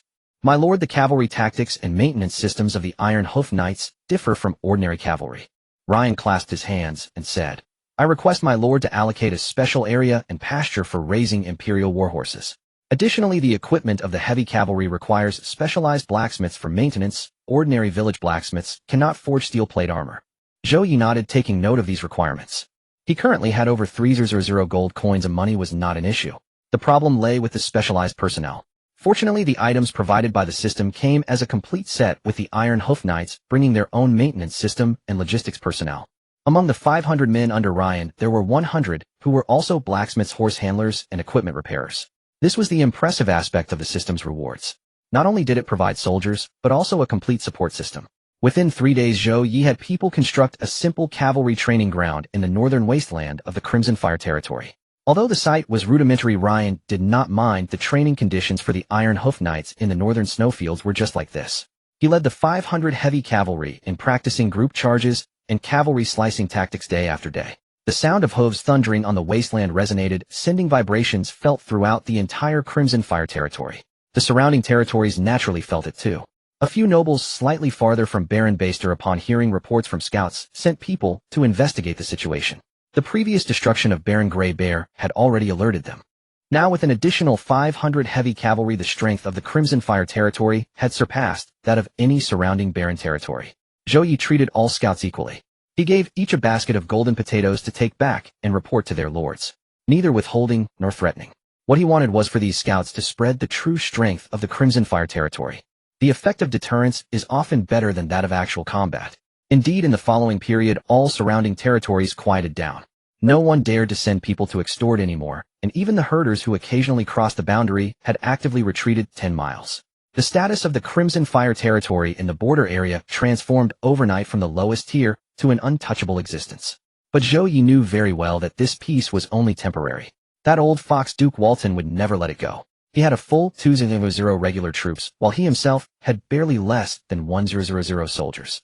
With 500 armored infantry and 500 heavy cavalry, it was impossible to face off against 200 regular troops. He needed more powerful weapons. The ore he had dug up from the cellar of Grey Bear Castle, although of decent quality, was still insufficient to forge a weapon of numerical advantage. What he needed now was something else: the forging technology of the dwarves. One noon, old Tom excitedly rushed into the castle. My lord, a caravan of dwarves has arrived outside, led by a female dwarf. They say they come from the Iron City in the Dwarven Mountains and want to negotiate a potato trade with us. Zhou Ye put down the ledger in his hand and smiled. Speak of the devil, and he shall appear. He instructed old Tom to invite them into the hall.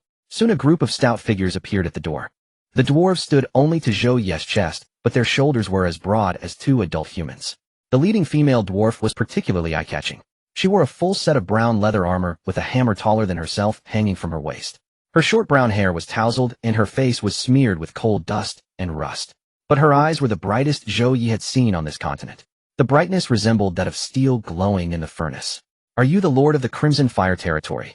The female dwarf strode in, stopping in front of Zhou Ye. She looked up, yet her presence was anything but diminished. "I am Dana, daughter of the Iron Furnace clan chief of Iron City.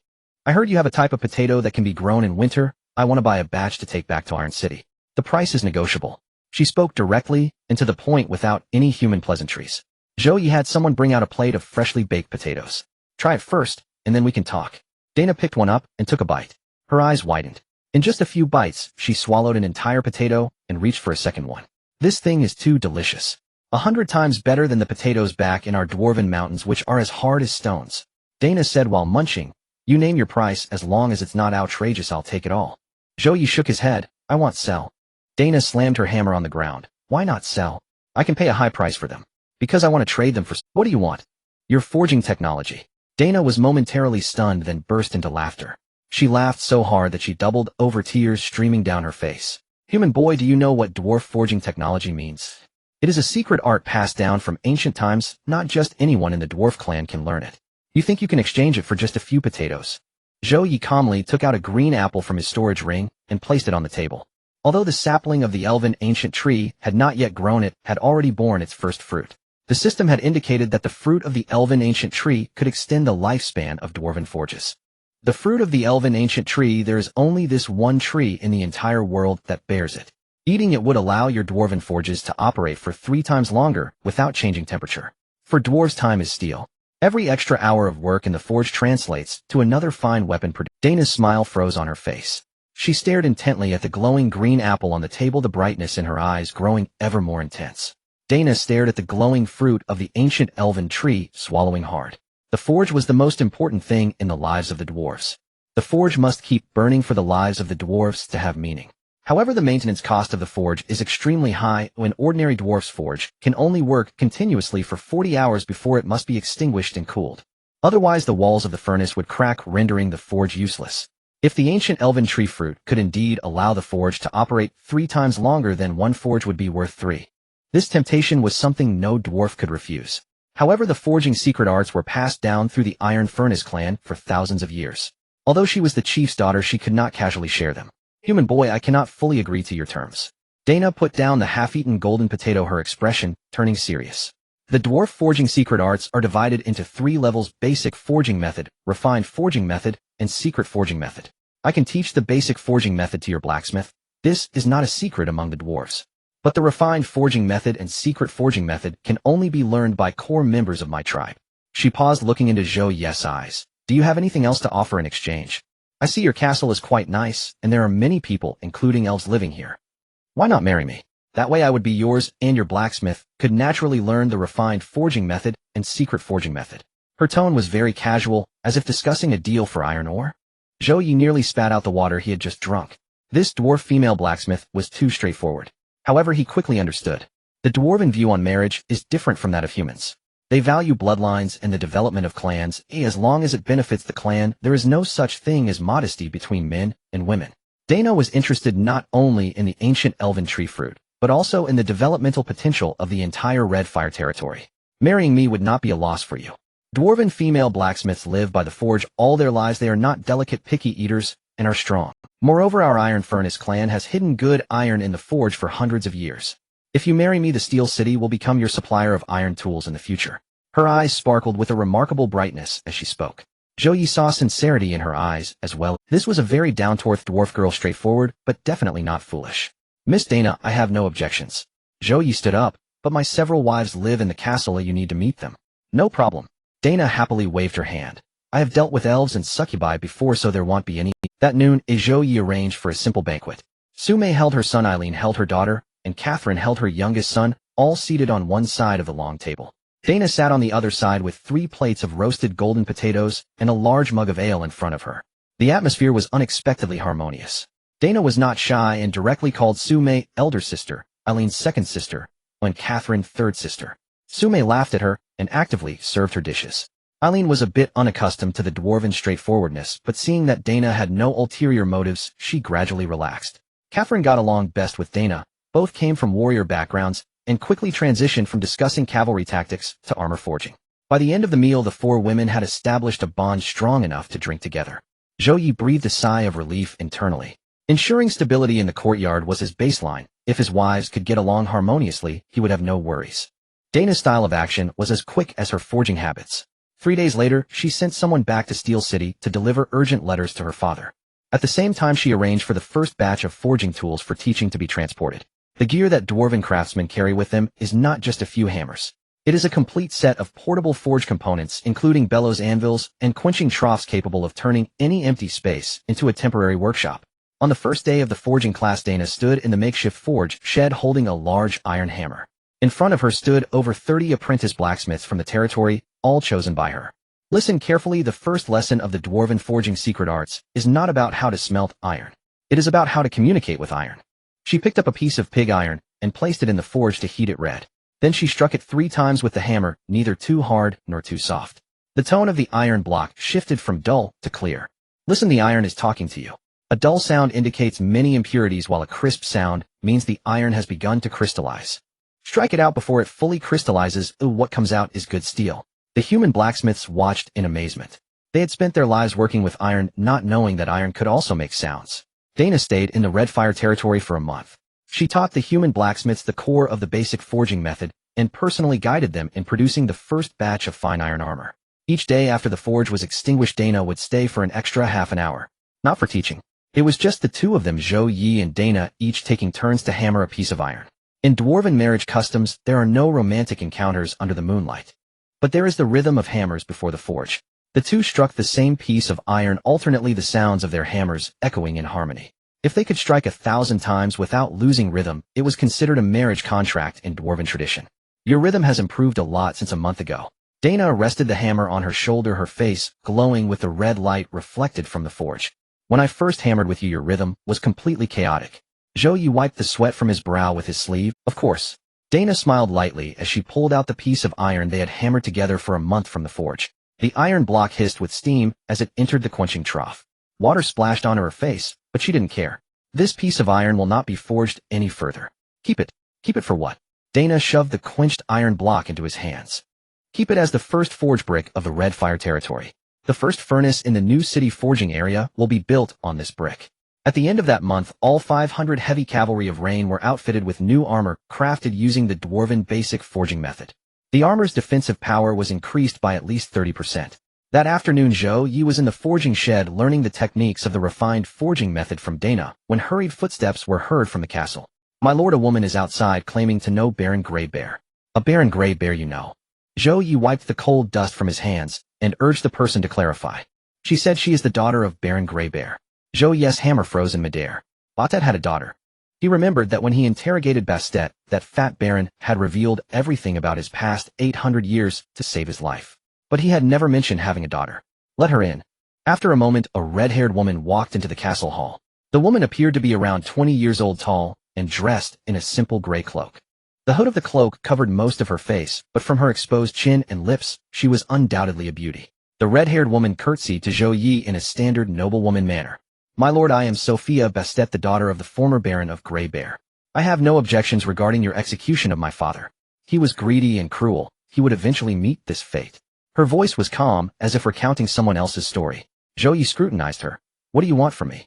Sophia lifted her head, revealing a pair of deep brown eyes. Those eyes were unfathomable, like a frozen deep pool. I want to marry you. Her tone was equally calm, as though discussing the weather. Zhou Ye was taken aback by her. She was the daughter of the man I killed, and now she wants to marry me. You don't need to use revenge as an excuse to placate me. Zhou Ye leaned back in his chair. Just speak honestly. Sophia fell silent for 3 seconds. Then she pulled out a piece of parchment from her cloak, unfolded it, and laid it on the table. It was a hand-drawn map. The annotations on the map were astonishingly precise, marking all the military strongholds, granary locations, and patrol routes of the 3 baronies surrounding the Red Fire territory. It even detailed which nobles were secretly colluding with whom, and which trade routes went unguarded at night. This is a map and intelligence summary I spent 3 years creating myself. The daughter of Baron Grey Bear cannot inherit the title, so my father never regarded me as an heir. But my intelligence ability is better than any of his spies. After you executed my father, I observed you for 2 months. You treat serfs better than any noble. Your territory has more food than anywhere else. And although your army is not large, it is well equipped. I believe you will eventually take over all the surrounding territories. I want to help you conquer them with only one condition. Sophia raised her deep brown eyes to look directly at Zhou Ye. I want to be your woman and provide you with intelligence. Once I give birth to your child, my intelligence network will become the intelligence network of the Red Fire territory. I will help you fight, and you will give me a home. Zhou Ye stared at the map for a long time.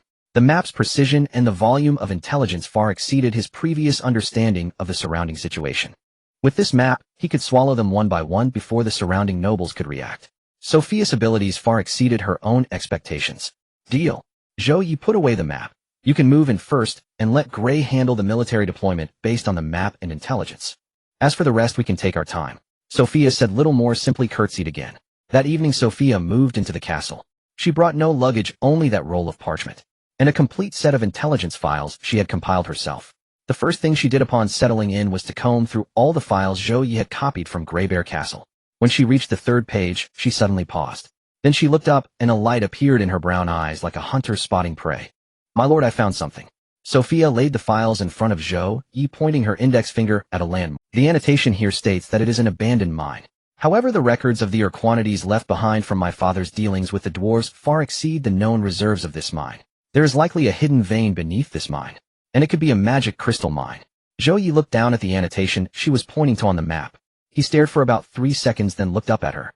On your first night moving in, you found me a magic crystal mine. Sophia did not respond, her brown eyes quietly gazing back at him. Your father did not recognize your value. Zhou Ye stated this fact without using a comforting tone. Sophia's left corner of her mouth lifted slightly. It was not a smile.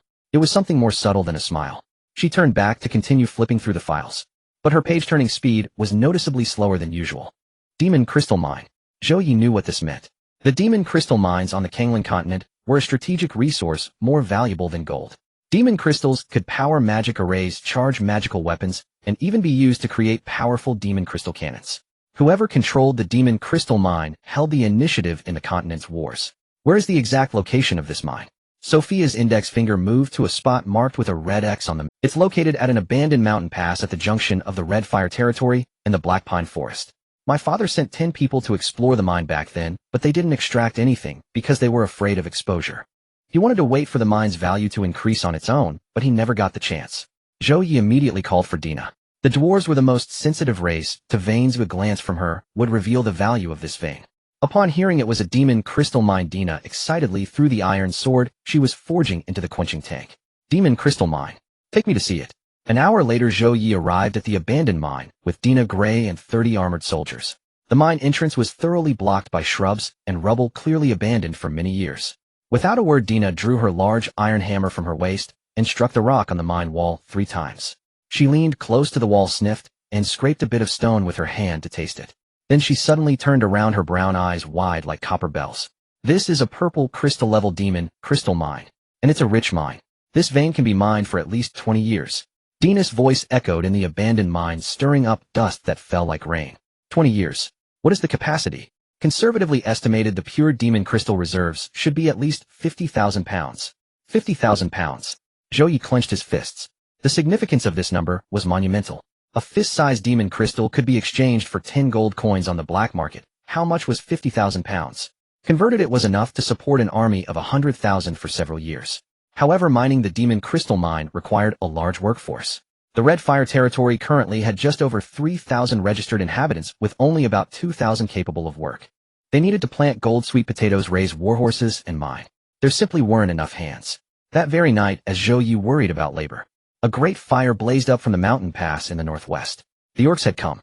A raiding party of over 200 orcs crossed the northern wasteland, stealthily approaching the border of the Red Fire territory under the cover of night. The orcs were nearly twice as stout as humans, with greenish-brown skin, exposed tusks, and wielding crude iron axes and wolf-tooth clubs. Leading them was a burly man who stood half a head taller than the average orc. A vicious scar ran from his left forehead down to his right chin. He was Grum, the leader of an orc tribe in the northern wasteland. He was also the commander of all the raiding parties in the surrounding areas. This winter had come too early compared to previous years, and there wasn't even grassroot left to dig up in the wasteland. He did not wish to confront a human territory with heavy cavalry hidden. However, his 200 orc followers hadn't eaten for 3 days. If they didn't seize some food soon, they wouldn't need humans to fight. Their own tribe would starve to death. Chief, up ahead is the gold sweet potato field of the Red Fire territory. The patrolling soldiers retreat back to the castle after dark. A gray-skinned orc scout rushed back to report. Grum wiped his nose that had been exposed to the cold wind. Prepare, everyone charge into the fields to seize food. If we can grab 10 sacks of sweet potatoes, we'll hurry back. Do not linger. Do not clash Eden with the human armored soldiers. Over 200 orcs let out a low roar in unison. They charged into the sweet potato fields, each carrying a large bundle of vines, roots, and soil hoisted onto their shoulders. But these orcs had no idea what was buried in the sweet potato fields of the Red Fire territory. As they dug in the field, they trampled over several vines that were buried underground. These vines weren't sweet potato vines, they were alarm vines that had just sprouted from the seedlings of ancient elven trees. As soon as the vines were broken, the castle received an alert. Gray led 500 armored soldiers, charging out first, followed closely by Ryan's heavy cavalry. Elven archer Leah, accompanied by 20 archers, took the high ground. But the first to reach the battlefield was not them. It was Dina. Dina stood on the ridge of the field, cradling a weapon made of iron that was longer than her body. It was the first batch of guns she had forged over the course of an entire month, created using the highest-level secret forging technique of the dwarves. The barrel was made from refined iron, smooth on the inside, and the stock was sculpted from ebony. Although it was the most primitive muzzle-loading gun, it took 3 minutes to reload after each shot. But in this wasteland where gunpowder was scarce, this gun was a world-ending weapon. Get out of the way. Dina rested the gun barrel on a wooden frame, aiming at the first orc charging forward. She squeezed the trigger. Bang! A dull explosion shattered the night sky. The chest of the first orc exploded in a shower of blood, and the powerful impact sent him flying. He fell heavily into the mud 5 meters away, unable to move. The orcs exchanged glances. They had never seen a gun before. Grum took a step back. What is that thing? Bang! The second shot. Another orc fell. This time it struck his leg, and the orc's sturdy leg bone was precisely hit, causing him to kneel directly on the ground. After Dina fired 3 shots, she stepped back to reload. But the gunfire had already shattered all the orc's courage. Soon Gray's armored soldiers and Ryan's heavy cavalry flanked from both sides. Leah's elven archers occupied the hillside, and every arrow could take down an enemy orc. The battle lasted less than 15 minutes. Not a single one of the more than 200 orcs escaped. 3 were shot dead by the guns, 8 were brought down by the elven archers. The rest were all cornered into a hollow by the edge of the sweet potato field. Zhou Ye arrived at the scene. He looked at the orcs huddled together in the hollow with a calm expression. Who is the leader? Grum squeezed out from the crowd. His face was covered in dirt and blood, but his eyes showed no fear of being captured. He knelt on one knee before Zhou Ye. I am Grum, the orc leader of the northern wasteland. I brought my tribe to steal food. This was my own decision. You can kill me, but please do not kill the other orcs. They just want to survive. Zhou Ye looked at him without speaking. He found himself unexpectedly admiring this orc leader's proposal, taking all the responsibility upon himself, protecting his subordinates. This mindset was much higher than those human nobles who would sell out their teammates at the first sign of trouble. How many people are in your tribe? Grum swallowed hard, including the elderly, women, and children. There are more than 800 in total. They are all in caves to the north, and they have run out of food for 3 days. The able-bodied warriors are just over 200, the rest can't even walk from starvation. Zhou Ye was silent for a few seconds. He did not answer immediately, but walked over to Dina. If we let them help mine, how many human miners can one orc replace? Dina, while cleaning the residue from the gun barrel with a wrench, didn't even look up. Orcs are natural heavy laborers. 1 orc can replace 5 human miners. Moreover, they have a natural sensitivity to minerals and can mine much more efficiently than humans. Zhou Ye nodded and turned back to Grum. Chief Grum, I give you 3 choices. First, you and your warriors stay here to mine in my demon crystal mine. Food and accommodation will be provided 3 meals a day and 5 silver coins a month. Women and the elderly will help cultivate sweet potatoes in the territory, while the children will be enrolled in school. Your orc tribe will officially become a part of the Red Fire territory. Grum did not expect the first option to be like this. He thought what awaited him were chains and whips. Second, I will report your crimes to the Roselle Kingdom and let the noble court judge you. Grum's face suddenly. Noble courts had never sentenced orcs to imprisonment. It was always a death sentence. Third, you can leave, but if you dare to step into the Red Fire territory again, I won't need guns. I will trample you with cavalry. After Zhou Ye finished speaking, he turned and walked away, completely unworried that Grum would make the wrong choice. Grum knelt on the spot, his mind in turmoil. He had thought today would be his death day. Even if he wasn't killed on the spot, he would be captured and made a slave. But he didn't expect this human lord not only did not harm him, but offered him wages and food and accommodation. This was a treatment unheard of in the northern wasteland. Orcs had always been one of the most discriminated races on the continent, even worse than succubi. At this moment Grum no longer hesitated. With a thud he knelt down on both knees in front of all the orcs. Grum represents the 800 orc tribe, and pledges loyalty to you my lord. By the oath of the Kanglan beast god those who betray will be punished by heaven. Over 200 orc warriors all knelt down. Iron axes and wolf-tooth clubs were thrown to the ground. Zhou Ye turned around and extended his hand toward Grum. Grum looked at that hand, and then grasped it. When that furry green hand was held by a human palm it couldn't help but tremble. Not out of fear, but because it had never happened before. From today on you and your tribe are now under my command. Zhou Ye's voice was steady and firm. If anyone harms you I will take revenge for you. If anyone starves your tribe come to me. Grum's eyes turned red. He had lived for 30 years, and for the first time someone had said such words to him. 3 days later Grum led the 800 orc tribe out of the northern cave. The elderly and women were arranged into a newly designated area in the southern part of the territory. The children were all enrolled in the territory school, learning reading, writing, and basic arithmetic alongside human children. 240 able-bodied orcs were all assigned to the Demon Crystal Mine. The mining progress skyrocketed from 10 pounds a day to 50 pounds. After a day of inspection at the mine, Dina returned to Zhou Ye with a number. Purple crystal-level pure demon crystals could be mined in a year at current efficiency of 50,000 pounds.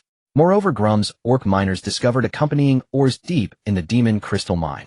A type of deep black crystal 3 times harder than ordinary iron, or but half the weight. Dark iron. It's dark iron. Dina exclaimed excitedly, this is the best material for making guns. It's infinitely better than refined iron. Guns made of dark iron can reduce the loading time from 3 minutes to 30 seconds. Zhou Ye stood high above the mine watching the orc miners working energetically below. In the forging shed beside him Dina was working overtime with the first batch of dwarf craftsmen to produce the second batch of guns. 500 dark iron guns. It had been more than a year since he crossed over. From 30 households of nearly starving serfs to a lord with over 3,000 inhabitants, 800 orcs, and 1,000 elite troops. He had secured a 20-year mining right for 10,000 pounds of demon crystals. He possessed an exclusive dark iron gun production line. He held a food production capacity unmatched by any barren territory in this land. But this was still not enough. The system alerted him that others had already begun to unite against him. The Duke of Walton's side had also sent people to scout several times. A greater enemy was covetously watching this flourishing territory. As Zhou Ye returned to the castle, he had barely settled down when the system's light screen automatically popped up. A new line of prompt text slowly appeared on the light screen. Detected collective loyalty of the orc tribe. 800 orcs officially become inhabitants of the Red Fire territory. Territory prosperity exceeds threshold, triggering territory upgrade task promotion to a barren territory promotion requirements. Inhabitants exceed 10,000. Army exceeds 3,000. Food production exceeds 100,000 stones. Any 2 non-human races formally support. Completed 22. Elves orcs task deadline 1 year task reward territory upgrades to barren territory unlocks nobility promotion system. Receives a random splash treasure. Zhou Ye picked up the teacup in his hand looking at the long list of conditions on the light screen. His gaze slowly solidified into a sharp light. Barren territory. This was what he had been waiting for. On the 3rd day after Sophia moved into the castle, she called Zhou Ye to the archive room. The archive room was located deep in the 1st floor of the castle, originally an old warehouse for storing miscellaneous items from the Grizzly Bear Fortress era. It has now been transformed by Sophia into a suffocating ocean of parchment. 3 walls were completely covered with sheepskin paper. Each sheet was densely filled with names, places, dates, and relationship lines. Zhou Ye stood at the door and glanced around. The intricate connections were even more complicated than the Gantt charts he had created in his past life. You organized all this in just 3 days. Sophia turned from one of the walls holding a charcoal pencil in her hand, her fingertips covered in black. The files are all there, I just connected them together. Her voice was neither high nor low, as if reporting the menu for today's cafeteria. Yet Zhou Ye saw a glint in her eyes reminiscent of a hunter discovering the traces of its prey. Sophia approached the largest piece of sheepskin paper in the center and circled 5 names with the charcoal pencil. These 5 individuals are the eyes and ears planted by Duke Walton in the surrounding barren territories. I have confirmed 3 of them, while 2 remain suspicious. She tapped her index finger on each of the 3 names. The steward of the Iron Mine Barren Territory, the leader of the merchant convoy in the Grain Barren Territory, and the captain of the forestry team in the Timber Barren Territory. I have uncovered their correspondence. Zhou Ye leaned closer to examine the 3 names. How did you uncover them? The files. Sophia retrieved a stack of yellowed ledgers from the bookshelf. Buster's former steward kept dark accounts with several expenses each month marked as protection fees. I checked all the recipients, and for 3 of them, their monthly income clearly did not match the salaries they were supposed to have. She opened one page of the ledger which had a string of numbers circled in charcoal.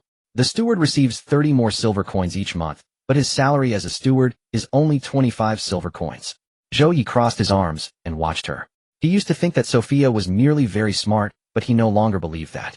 This woman regarded the ledger as intelligence to investigate. What do you plan to do with these three individuals?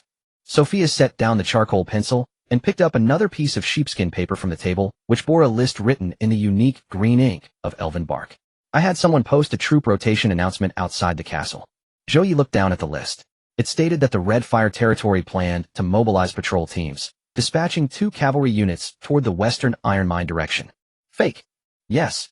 After seeing this announcement, the steward of the iron mine baron will send a letter to Walton that very night. Walton will relay this false intelligence to the iron mine baron, informing him that the Red Fire territory intends to attack him. Sophia's tone remained steady throughout. The iron mine baron will then proactively gather his forces to prepare for defense. When he assembles his troops, he will draw the main forces out of the castle. Your troops won't need to assault the castle's front gate. Zhou Ye stared at her for 3 seconds. If he had come up with this plan himself, it would have taken at least 3 days. Sophia had done it in just 1 night. One thing though, Zhou Ye extended his index finger and pointed to another location on the map. I want to attack the iron mine baron first. While the iron mine baron gathers his main forces to the west, I will bypass the route where his troops are assembling. I will attack the grain baron. Sophia's eyebrows twitched. It was not surprise but unexpected. She had considered that Zhou Ye might alter the plan while writing, but she hadn't anticipated him to do it so quickly. The iron mine baron is gathering his main forces for you, yet you choose to attack the grain baron, which means the front line will loop around the iron mine baron territory. The cavalry night march will fit perfectly. Zhou Ye's finger traced south on the map, tapping 3 times on the grain baron territory. Once he assembles for defense, the grain baron will feel that the Red Fire territory dares not attack this side. A mindset of security is the most dangerous. Sophia remained silent. The corner of her mouth curled up slightly, but only on the left. The next noon, the troop rotation announcement was posted on the notice boards at the entrances of every village in the Red Fire territory. Gray's patrol teams added 2 groups of personnel toward the iron mine baron territory, deliberately making the horse teams run back and forth to stir up dust. Sure enough, that very night the steward of the iron mine baron sent a carrier pigeon flying. The carrier pigeon was caught directly by Leah's trained elven archer using a hunting falcon. In front of Zhou Ye, Sophia opened the secret letter written by the steward, scanned it quickly, and resealed the letter. The contents of the letter are fine, I'll let it fly. After Walton receives the letter, the iron mine baron will start mobilizing troops by tomorrow afternoon at the latest. She paused for a moment and marked a symbol on the paper with the tip of the charcoal pencil. Her brown eyes lifted, landing on Zhou Ye's face. My lord, if we move out tonight, we can reach the grain baron's border before dawn. Zhou Ye rotated the storage ring on his finger half a turn. This subconscious action he had repeated over 100 times.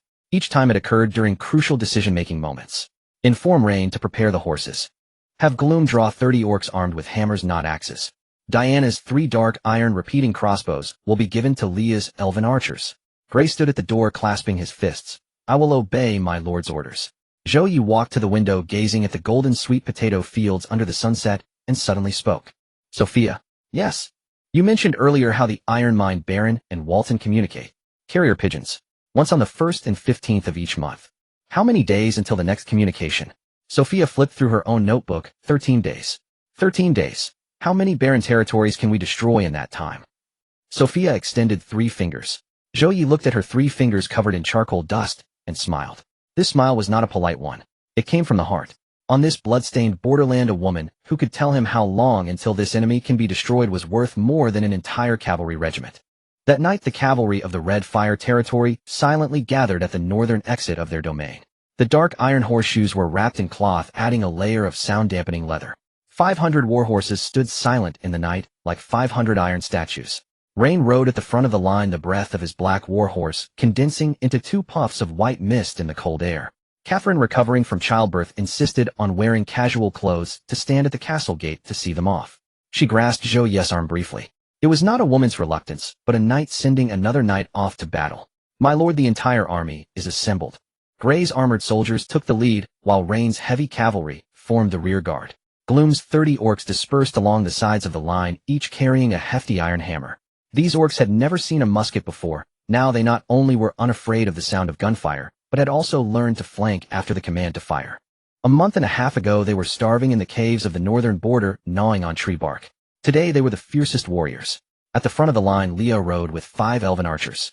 Each elven archer had their quivers replaced with dark iron muskets. The combination of elven eyesight and the precision of the muskets meant that the first batch of dark iron sharpshooters required little additional training. Leah's rifle stock was engraved with a line in elven, as long as the ancestral tree remains unbroken. With a crisp sound, Zhou Ye tapped his storage ring with his index finger. Let's go. 500 riders surged like a silent black dragon toward the southwestern grain barren territory. Their hooves struck the frozen ground, not stirring a single speck of dirt in the moonlight. At 3 o'clock from the castle, the candlelight in the archive room was still lit. Sophia had not slept. She was waiting for the first carrier pigeon to return. The night marching corps arrived half an hour earlier than Zhou Ye had anticipated. The Empire's war horses, iron-shod and tireless, galloped across the frozen earth like a pack of relentless black beasts. Bred for endurance and shod with dwarf-forged iron shoes, they covered 80 li in a single night without shedding their heavy armor. As the moon drifted westward, Vanguard Gray's scouts returned with intelligence. My lord, the eastern mountain pass of Barren Ironmine's domain lies 3 li ahead. There is a watchtower at the pass lit by lanterns. No fewer than 2 sentinels remain awake. Zhou Ye reined in his mount and raised a hand, commanding absolute silence. 500 riders froze motionless beneath the silver moonlight. Then Rain dismounted, knelt upon the frost-hardened ground, and sketched a rough tactical diagram with his dagger. The eastern pass is flanked by scree slopes on both sides. The watchtower stands atop the left slope, commanding full visibility over the entire passage. A frontal assault would trigger the alarm bell. He lifted his gaze to Zhou Ye, his voice hoarse, yet seasoned with the unflinching judgment of a veteran soldier. I advise against direct assault. Zhou Ye withdrew from his storage ring the vellum map Sophia had annotated earlier. A faint dashed line marked 2 li east of the pass, labeled in precise script, abandoned mine tunnel. Leah. The elven archer glided silently forward from the front ranks, the butt of her dark iron firelock tapped softly against her saddle. Take 5 elves and infiltrate beneath the watchtower. Eliminate both sentinels silently. No firearms. Use bows only. Leah nodded once and drew her elven shortbow. In the black pine forest, she had felled hundreds of night owls. 2 stationary sentinels were no more challenging than fixed targets. On Zhou Ye's order, the elven mounts halted 1 li short of the pass. The elves advanced on foot, their emerald eyes glowing faintly in the deepening night. Elven night vision was 5 times sharper than that of humankind.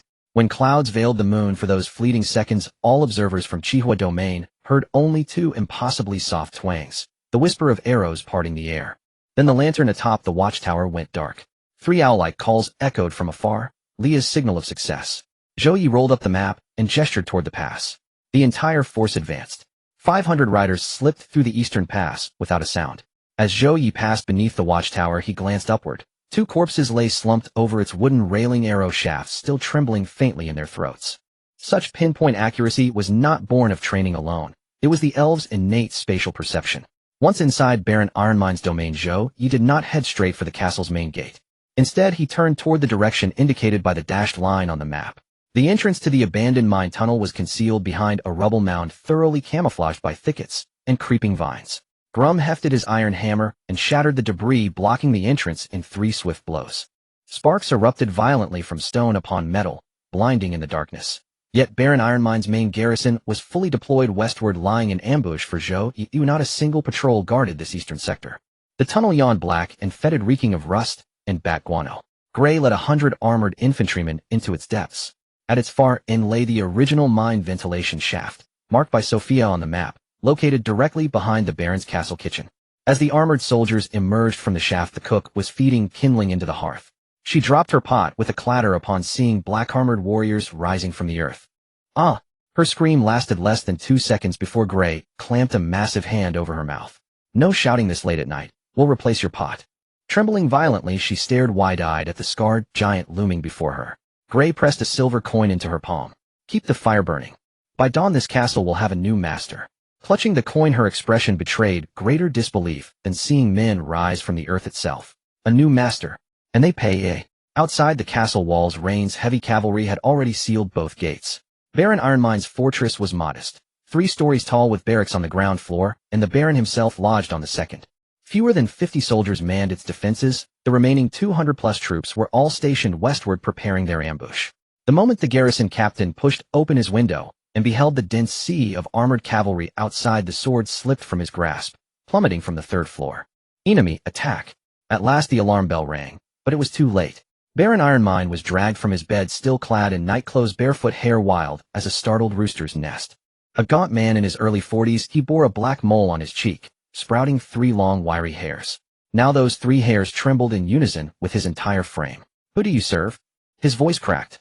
Zhou Ye stepped into the Baron's bedroom and swept his gaze across the 2 inexpensive landscape paintings hung on the walls. Half a bottle of red wine sat unfinished upon the table. A portrait of a typical frontier baron, neither wealthy nor destitute, sustaining himself on modest toll revenues from a small fief. You dispatched troops westward tonight on intelligence provided by Duke Walton. Zhou Ye spoke with calm detachment, not as an interrogator but as one discussing weather. The Baron's lips began to quiver. Duke Walton? I've never heard of him. Zhou Ye withdrew a letter from his Sophia's resealed missive, the steward's secret correspondence. Your steward accepts 30 silver coins monthly from Duke Walton to relay messages to you. This very letter was carried by your steward's pigeon tonight, and intercepted by my men. The Baron stared at his own handwriting, his facial muscles contorting as if pulled by invisible strings. He had no knowledge of his steward's clandestine payments to Walton. The old man had sold him out. I didn't know he was communicating with Walton. All Walton told me was that Chihua domain would attack, so I prepared the ambush. An ambush requires troop movement. Zhou Ye seated himself on the chair beside the Baron's bed. You redeployed over 200 elite troops westward, leaving your castle utterly vulnerable. Walton's directive to move your forces was genuine, but his purpose was never to aid you against Chihua domain. The Baron's Adam's apple bobbed convulsively.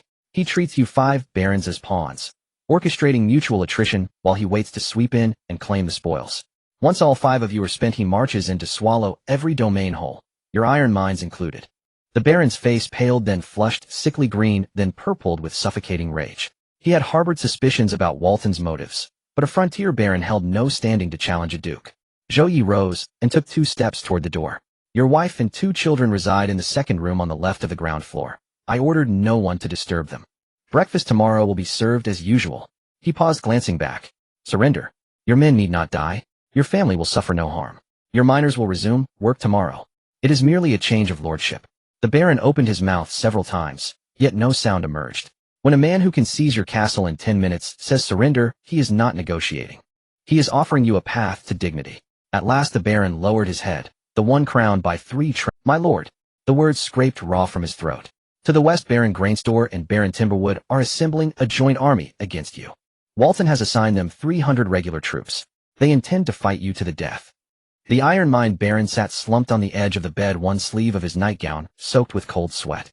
Zhou Ye glanced away from him and instructed Gray to write the terms of surrender on parchment. The mining rights belong to the Crimson Fire territory. You will nominally remain the Iron Mine Baron and receive a monthly stipend. The actual management of the mine and territorial defense will be coordinated by the Crimson Fire territory. Gray, with his rough hands that only knew how to wield a sword, awkwardly finished writing the terms with a charcoal pencil. As the Iron Mine Baron signed, he trembled so much that the ink splattered. But that was unimportant. A signature was binding. Zhou Ye folded the surrender document and stored it in his storage ring. It isn't dawn yet. Your men are still waiting in the west for my command to ambush. He walked towards the door and paused briefly beside Gray. Have Ren feed all the warhorses. We set up. Gray clasped his fists. This subordinate will obey the command. As he exited the castle, the moon still hung overhead. There were less than 2 hours until dawn. Ren squatted beside the stable, pouring grain into the trough for the warhorses. The Imperial warhorses had a huge appetite. After a night of rapid travel, each could eat 10 pounds of oats. After dawn, we will charge in 2 waves. Zhou Ye squatted beside him, drawing a route in the dirt with his dagger. The main force of the Iron Mine Baron is still in the west, waiting for an ambush. After dawn, I will have the Iron Mine Baron personally go and give orders to his men. Let them attack the Granary Baron. Ren wiped the sweat from his face. The Iron Mine Baron's men are going to attack the Granary Baron. Yes. Then you will follow behind them. Zhou Ye's dagger turned at a right angle southward on the route drawn. The Iron Mine Baron's men and the Granary Baron's men will exhaust each other. When the fighting is at its fiercest, you will charge in from the south. Do not engage the Iron Mine Baron's men, only attack the Granary Baron's men. Ren stared at the ark on the ground for a moment, his hoarse voice low. The Iron Mine Baron's men will think we are allies. By the time they realize something is wrong, the Granary Baron's men will have been wiped out. Zhou Ye nodded. When the sunlight penetrated through the mountain pass in the east, the Iron Mine Baron appeared on horseback at his ambush position in the west. He had changed from his nightgown into a formal coat. The 3 long hairs on his face trembled in the morning breeze. Everyone listen up. Change targets to the Granary Baron. His voice trembled, but the order was clear. Over 200 main forces exchanged glances. They had mobilized under the cover of night yesterday, targeting the Crimson Fire territory. Why did the master personally come to order a change in target to the granary barren at dawn? No one dared to question it. The soldiers of the small border territory possessed survival wisdom. Whoever the master ordered them to attack, they would. Around noon, a cloud of dust rose at the northern border of the granary baron's territory. The granary baron was counting the 300 regular troops allotted to him by the Duke of Wotan in the castle. The granary baron was a short and stout middle-aged man, pot-bellied, wearing 3 gold rings on his fingers. He liked to count his soldiers while mentally tallying coins. The 300 regular troops were drawn from the Duke of Wotan's standing army, equipped and trained far better than the private soldiers of the border barons. Adding to that were his own 100 private soldiers and 80 reinforcements promised by the lumber baron. In total, nearly 500 men. There was no way they could lose this battle. My lord, a muddy scout tumbled into the castle. The Iron Mine Baron's men are attacking from the north. The granary baron's gold rings clinked against the table. The Iron Mine Baron. Isn't he supposed to be waiting for the Crimson Fire territory? The scout shook his head vigorously. I don't know, but his troops are already engaging with our sentries in the north. The granary baron furrowed his brows. There had been no indication from Wotan that the Iron Mine Baron would betray them. But there was no time for that now. Let Wotan's men hold the front line. Our men will be in the second line. Have the lumber baron's men. The second-in-command reported that the lumber baron's 80 men are still en route and will arrive in half an hour. The granary baron gritted his teeth. 400 men must engage. The battle at the northern border dragged on for a full hour. The Iron Mine Baron's men, following Zhou Ye's instructions, did not charge, but used harassment formations to repeatedly stretch and pull. The Wotan regular troops of the granary baron were baited left and right, their formations thrown into disarray. Both sides were exhausted from fighting. A cloud of dust appeared in the south. Below the dust were 500 black imperial warhorses. The heavy cavalry charged like a black metal flood from the south. Before the Wotan regular troops could react, the first line of heavy cavalry was already upon them. The sounds of hooves crushing shields and bones breaking mingled together. The granary baron witnessed his troops collapse under the group charge of the heavy cavalry from the castle window, as if made of paper. He sat down on the castle floor, his face drained of color, the 3 gold rings now pale. The Crimson Fire territory. How could they come from the south? No one answered him. At the moment the castle gate was smashed by an iron hammer from the outside glooms, orcs rushed in. As the orcs lifted the granary baron from the floor, he kept repeating the same phrase. From the south. Zhou Ye walked into the granary baron's castle hall, ignoring the slumped short figure on the ground, and ordered to have the castle's cellar opened. The food in the cellar was stacked higher than mountains of gold. The granary baron's title was not in vain. His wealth was not only in food but also in the gold earned from it. The second layer of the cellar was filled with money. Copper coins, silver coins, and even half a box of gold coins. The gold coins bore the emblem of the Roselle Kingdom. Zhou Ye picked up a gold coin from the box and examined it. Then he placed the coin on the table. Make a list. Gray instructed his subordinates to categorize everything in the cellar. While they were counting, an armored soldier hurried in. My lord, the lumber baron has sent a letter. The letter was the lumber baron was willing to surrender unconditionally, with only one condition: do not burn his castle. Zhou Ye placed the letter on the table. How does he know I want to burn his castle? The armored soldier reported, Captain Leah has brought elven archers to the boundary of the lumber baron's territory and has set fire to the wood warehouse behind his castle. Zhou Ye smiled slightly. Leah was not talkative, but worked more than anyone else. 3 days. 3 barren territories. The Iron Mine Baron. Captured with 0 casualties, as the terms of surrender involved actual control rather than occupation. The Granary Baron. His main force crushed by heavy cavalry, and he was captured alive. The Lumber Baron. The castle was not attacked, but the raging fire of the lumber warehouse prompted the Lumber Baron to write a surrender letter on the spot. Iron Grain Wood. The resources of the 3 barren territories combined with the old lands of Bear Fortress expanded the actual control area of the Crimson Fire territory by 4 times. The population under his banner jumped from over 3,000 to nearly 8,000. But what truly made Zhou Ye feel that it was worth it was not these thousands of people and the 3 castles. It was the military badges of the 300 regular troops from the Granary Baron's cellar. The unit and numbers on them were all engraved with the emblem of the Duke of Wotan. This meant that 300 regular troops from Wotan, nominally borrowed to assist the border barons in defense, had been directly wiped out by a small border lord.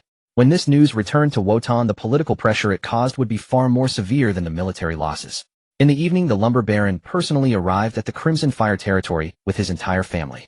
He was a man in his 60s, half of his hair white, accompanied by a woman holding a child and 2 half-grown children. My lord, the Mukin Baron is willing to submit entirely. He only asks to spare his castle and the lives of his family. Zhou Ye looked at the woman holding the child behind him. The fear in her eyes was the same as when Su Mei first arrived in the territory. No need to burn the castle. The title of the lumber baron will be retained. You will manage your own lumber business. Mining and defense will be under my control. The lumber baron quickly cupped his hands in respect. The old man's knees remained weak afterward. Zhou Ye arranged accommodations for the lumber baron's family, and then entered the archives on the 3rd floor of the castle. Sophia was still sitting in front of that wall. There were 3 more sheets of parchment in front of her than 2 days ago. The 3 sheets contained all the intelligence on the 3 new barren territories. The butler of the iron mine has already been detained. She pointed at the paper with her index finger. There is still 1 informant left from Wotan's surveillance on the 5 surrounding barren territories. Her brown eyes lifted from the parchment and fell on the 3 military badges in Zhou Ye's hand. The report of the 300 regular troops' casualties cannot be suppressed by Wotan. The king will know about this matter. Zhou Ye sat down at the table. You previously mentioned how long it would take to capture all 5 surrounding barren territories. The answer is 13 days. Sophia's left mouth corner lifted slightly. She did not speak. But Zhou Ye knew this was the maximum expression she could give. At that moment Ren walked in through the door still wearing the dark iron armor from the charge earlier in the day, the imperial emblem on his chest covered in a layer of yellow dust. My lord, I discovered something during today's charge. Ren took a military badge from his waist and placed it on the table.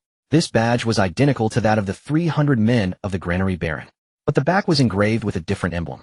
Zhou Ye picked up the badge and flipped it over. The emblem on the back was not that of Wotan, but the cross of the Holy Light Church. The cruciform insignia on the military badge kept Zhou Ye seated in the archives for an additional half hour. The Saint Light Church's military emblem had appeared among the troops temporarily assigned to Walton, a detail Sophia had previously failed to uncover. Either a deeper collusion existed, or Walton and the church were exploiting each other.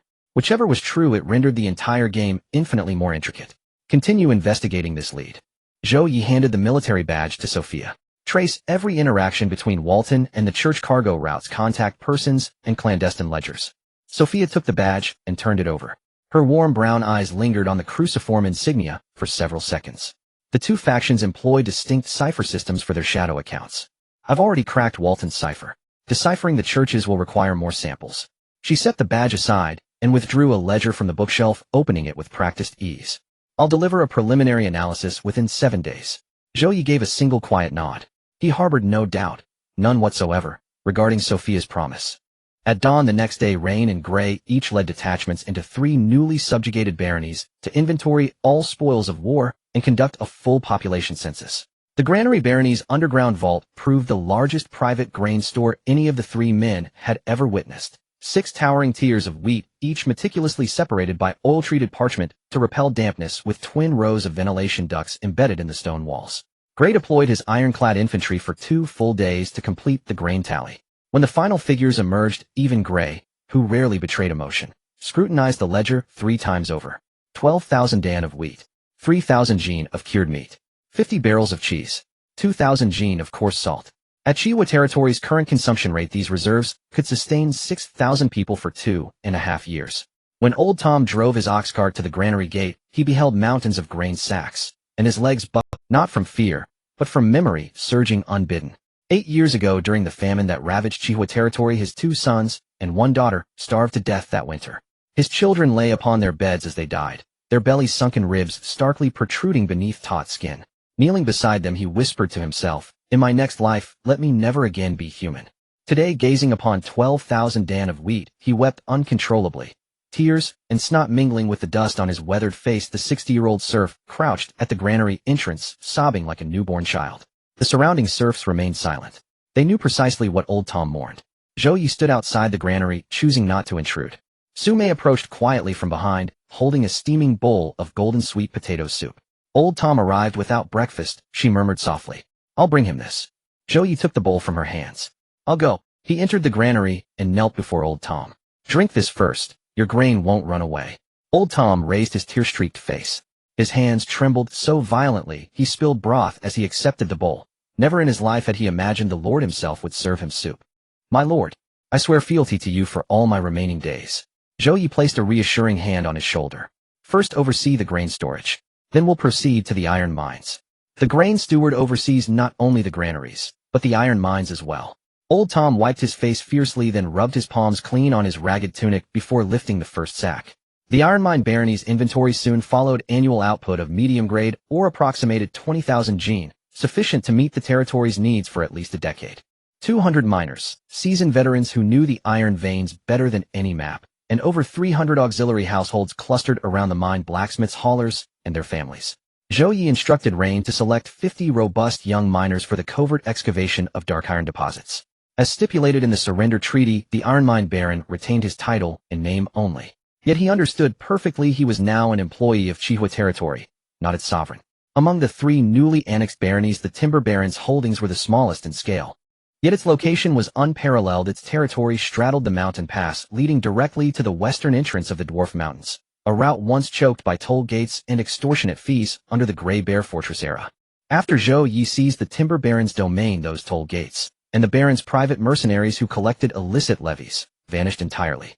Dwarven merchant caravans could now traverse this path directly into Zhou territory. Rhine Kingdom traders, too, could use it to bypass the embattled Central Plains via a strategic detour. Zhou Ye assigned the timber baron to manage the carpentry workshop and timber trade. Within 2 days, the old man's hair turned half white, not from terror but from the sudden staggering relief of never again paying protection money. At dusk, Zhou Ye returned to the castle and opened the master census ledger. There, Su Mei's immaculate script recorded the figure's total populace 7850. Men eligible for conscription 1200, including all ethnic groups. Currently enlisted approximately 850.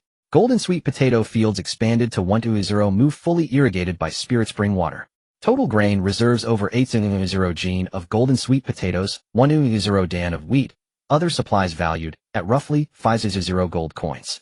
Mines iron medium grade spirit crystal purple tire rich deposit and associated dark iron veins. Workshops dwarf forged smithy carpentry workshop fodder processing yard. Zhou Ye's finger paused briefly over the final line of figures. 7850 souls. Over a year ago when he first transmigrated here, the number had been 112, 30 starving serf families, and a crumbling draft-ridden keep. Zhou territory was less a barony now, and more a burgeoning small town swelling daily with refugees pouring in from every direction.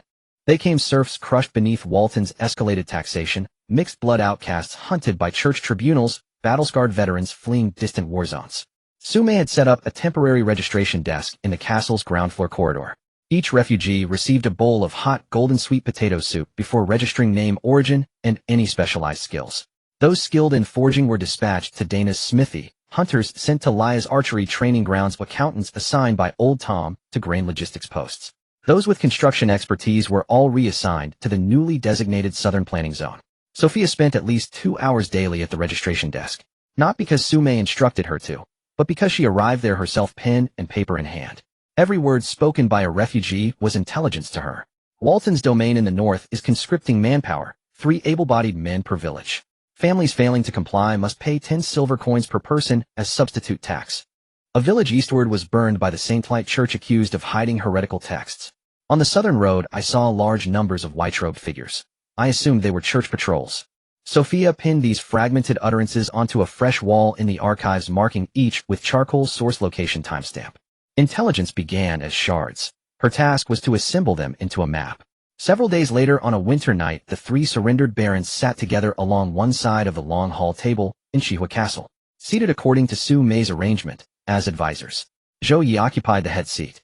The barons exchanged glances, their sole knowledge of their new lord being that he had annihilated 3 neighboring domains within 3 days. That was all. Yet Zhou Ye bore no resemblance to the border tyrant they'd imagined. He wore no heavy noble robes, only a dark, thick outer coat over simple cloth garments. Upon his fingers rested only a single black iron ring, no other ornamentation. From now on, each of you shall oversee matters within your respective domains of expertise. The iron mine baron manages mining operations, the granary baron oversees food distribution, the timber baron supervises lumber and trade routes. Su Mei placed a cup of tea before each man. Her silver hair shimmered softly in the hearth light. Her violet eyes held no trace of haughtiness, only quiet, unwavering clarity. The 3 barons accepted their tea, exchanging another glance. Among all the lords they'd ever served, none had ever asked his wife to personally serve tea to defeated nobles. Deep into that same night, candlelight still flickered in the archives. Having concluded his day's duties, Zhou Ye pushed open the door to find Sophia standing before a newly erected wall. It bristled with densely pinned slips of paper interconnected by fine threads and needles, mapping Walton's encampments, church trade nodes, regional topography, water sources, and seasonal wind patterns. A complete intelligence network schematic. How many nights have you gone without sleep? Zhou Ye leaned against the doorframe. Sophia did not answer. She inserted the final slip along the thread linking Walton's main encampment and the St. Light Church's headquarters. Its annotation consisted of a single line. Unknown, but regular and unidirectional. Then she turned, removing her fine linen gloves streaked with charcoal dust. She stood before Zhou Ye for a moment. Within those deep, unfathomable brown eyes flickered the faintest tremor. Then she placed her hand upon it. Her palm was unexpectedly soft, yet her fingertips were roughened by charcoal grit. She held it there for only a few seconds before withdrawing, turning back toward the archive wall. Not a single word passed between them. Dana stood in the very center of the newly forged workshop, hands on her hips, her short brown hair speckled with rust and sweat. In front of her were 12 brand new dwarf furnaces. Each furnace was built from fireproof black bricks, and the sound of the bellows being pulled was like 12 iron dragons breathing in unison. The workshop was constructed on a vacant lot next to the magic crystal mine, with dark iron or being directly pushed into the furnace room from the mine, eliminating the need for intermediate transportation. This was Dana's idea. Dwarves didn't like to waste time moving things. Bellows. Pull the bellows of furnace number 2 harder. Dana's voice drowned out the roar of the 12 furnaces burning simultaneously. She pointed at the operator of furnace number 2 with a massive iron hammer that was taller than she was. If the temperature doesn't rise, the iron won't open. It's just like dating. If it's not hot enough, nothing will happen. The entire workshop of dwarf craftsmen erupted in laughter. 50 dwarf craftsmen from the Iron Furnace clan had rushed over after Dana sent a letter. Leading the group was Dana's second uncle, Barrow Iron Furnace. An old dwarf blacksmith with a beard flecked with gray that reached his chest. He was said to be the only forging master in the Iron Furnace clan capable of swinging an 80-pound hammer with one hand. After Barrow toured the workshop, he picked up a piece of dark iron ore with his old hands, which had been splashed with molten iron hundreds of times. Good iron. The fiber density of this dark iron is better than what my father mined in Steel City. Barrow's voice was almost identical to Dana's. Nana, have you spoken to that human lord? This vein of dark iron can forge legendary-level muskets. Dana set her hammer down on the anvil. Uncle, he let me mine here freely. Why would he care about legendary status? Barrow stroked his white beard. True enough. The forging method for dark iron muskets was mastered by only 3 elder-level masters within the Iron Furnace clan. Barrow was one of them. After placing the first piece of dark iron ore into the furnace, he began a continuous forging process that lasted for 3 days. Dark iron is hard, but brittle. If the temperature drops more than 10 degrees during forging, the entire piece will crack in half. Thus, it was essential to maintain a continuous high temperature during the forging process. After an hour of hammering, one's hands would be useless. Barrow organized a 3-person relay hammering method. Each person would hammer 30 times, taking turns. In its raw state, dark iron is deep black, but after forging, the surface would develop a fine layer of silver patterns. Barrow's old hands held the tongs and the firelight, flipping the dark iron with a rhythm more precise than a drummer. Hammer 30, flip, hammer 30, quench, return to the furnace. This cycle continued. For 3 days and nights, the furnace never went cold. Zhou Ye stood outside the workshop for a while each day. He didn't enter to disturb them, as Dana had said that outsiders could not step within 5 paces of the furnace during secret forging. This was a dwarven tradition that had lasted for thousands of years. On the morning of the 4th day, when the first dark iron musket barrel was pulled from the quench tank, Barrow lifted the barrel to his eyes, closing his left eye and looking through the barrel with his right. What he needed to see was not whether the barrel was straight, but the smoothness of its inner wall. The smoother the inner wall, the straighter the projectile would fly, and the faster it would load. Barrow stared for a full 3 minutes. His graying eyebrows knitted together. The sounds of the workshop's furnaces seemed to fade away, and all the dwarves stopped their work, watching Barrow's expression. It's bright. Barrow lowered the barrel, a smile creasing his face. The inner wall of this barrel is shinier than the one I forged in Steel City. The dwarves in the workshop erupted in cheers. Dana grabbed the barrel, affixed the stock, loaded it with projectiles and gunpowder, and dashed out of the workshop to set it up on a test firing stand. Clear the way, clear the way. She aimed at a dead tree trunk 50 paces away. The moment she pulled the trigger, the muzzle of the dark iron musket belched out a cloud of grayish-white smoke. The blast echoed back and forth between the walls of the mine several times. A fist-sized hole exploded in the dead tree trunk. The projectile penetrated the trunk and lodged into the earthen wall behind, creating a deep pit. 50 paces. Penetrating the trunk. Embedded in the earthen wall. Dana hugged the barrel to her chest and turned back to wave her soot-covered hand at Zhou Ye. Did you see that? This is a musket. She never padded her words. Those previous fine iron muskets are just fire sticks compared to this. Zhou Ye squatted down to look at the bullet hole in the trunk. The edges of the hole were scorched black from the high temperature.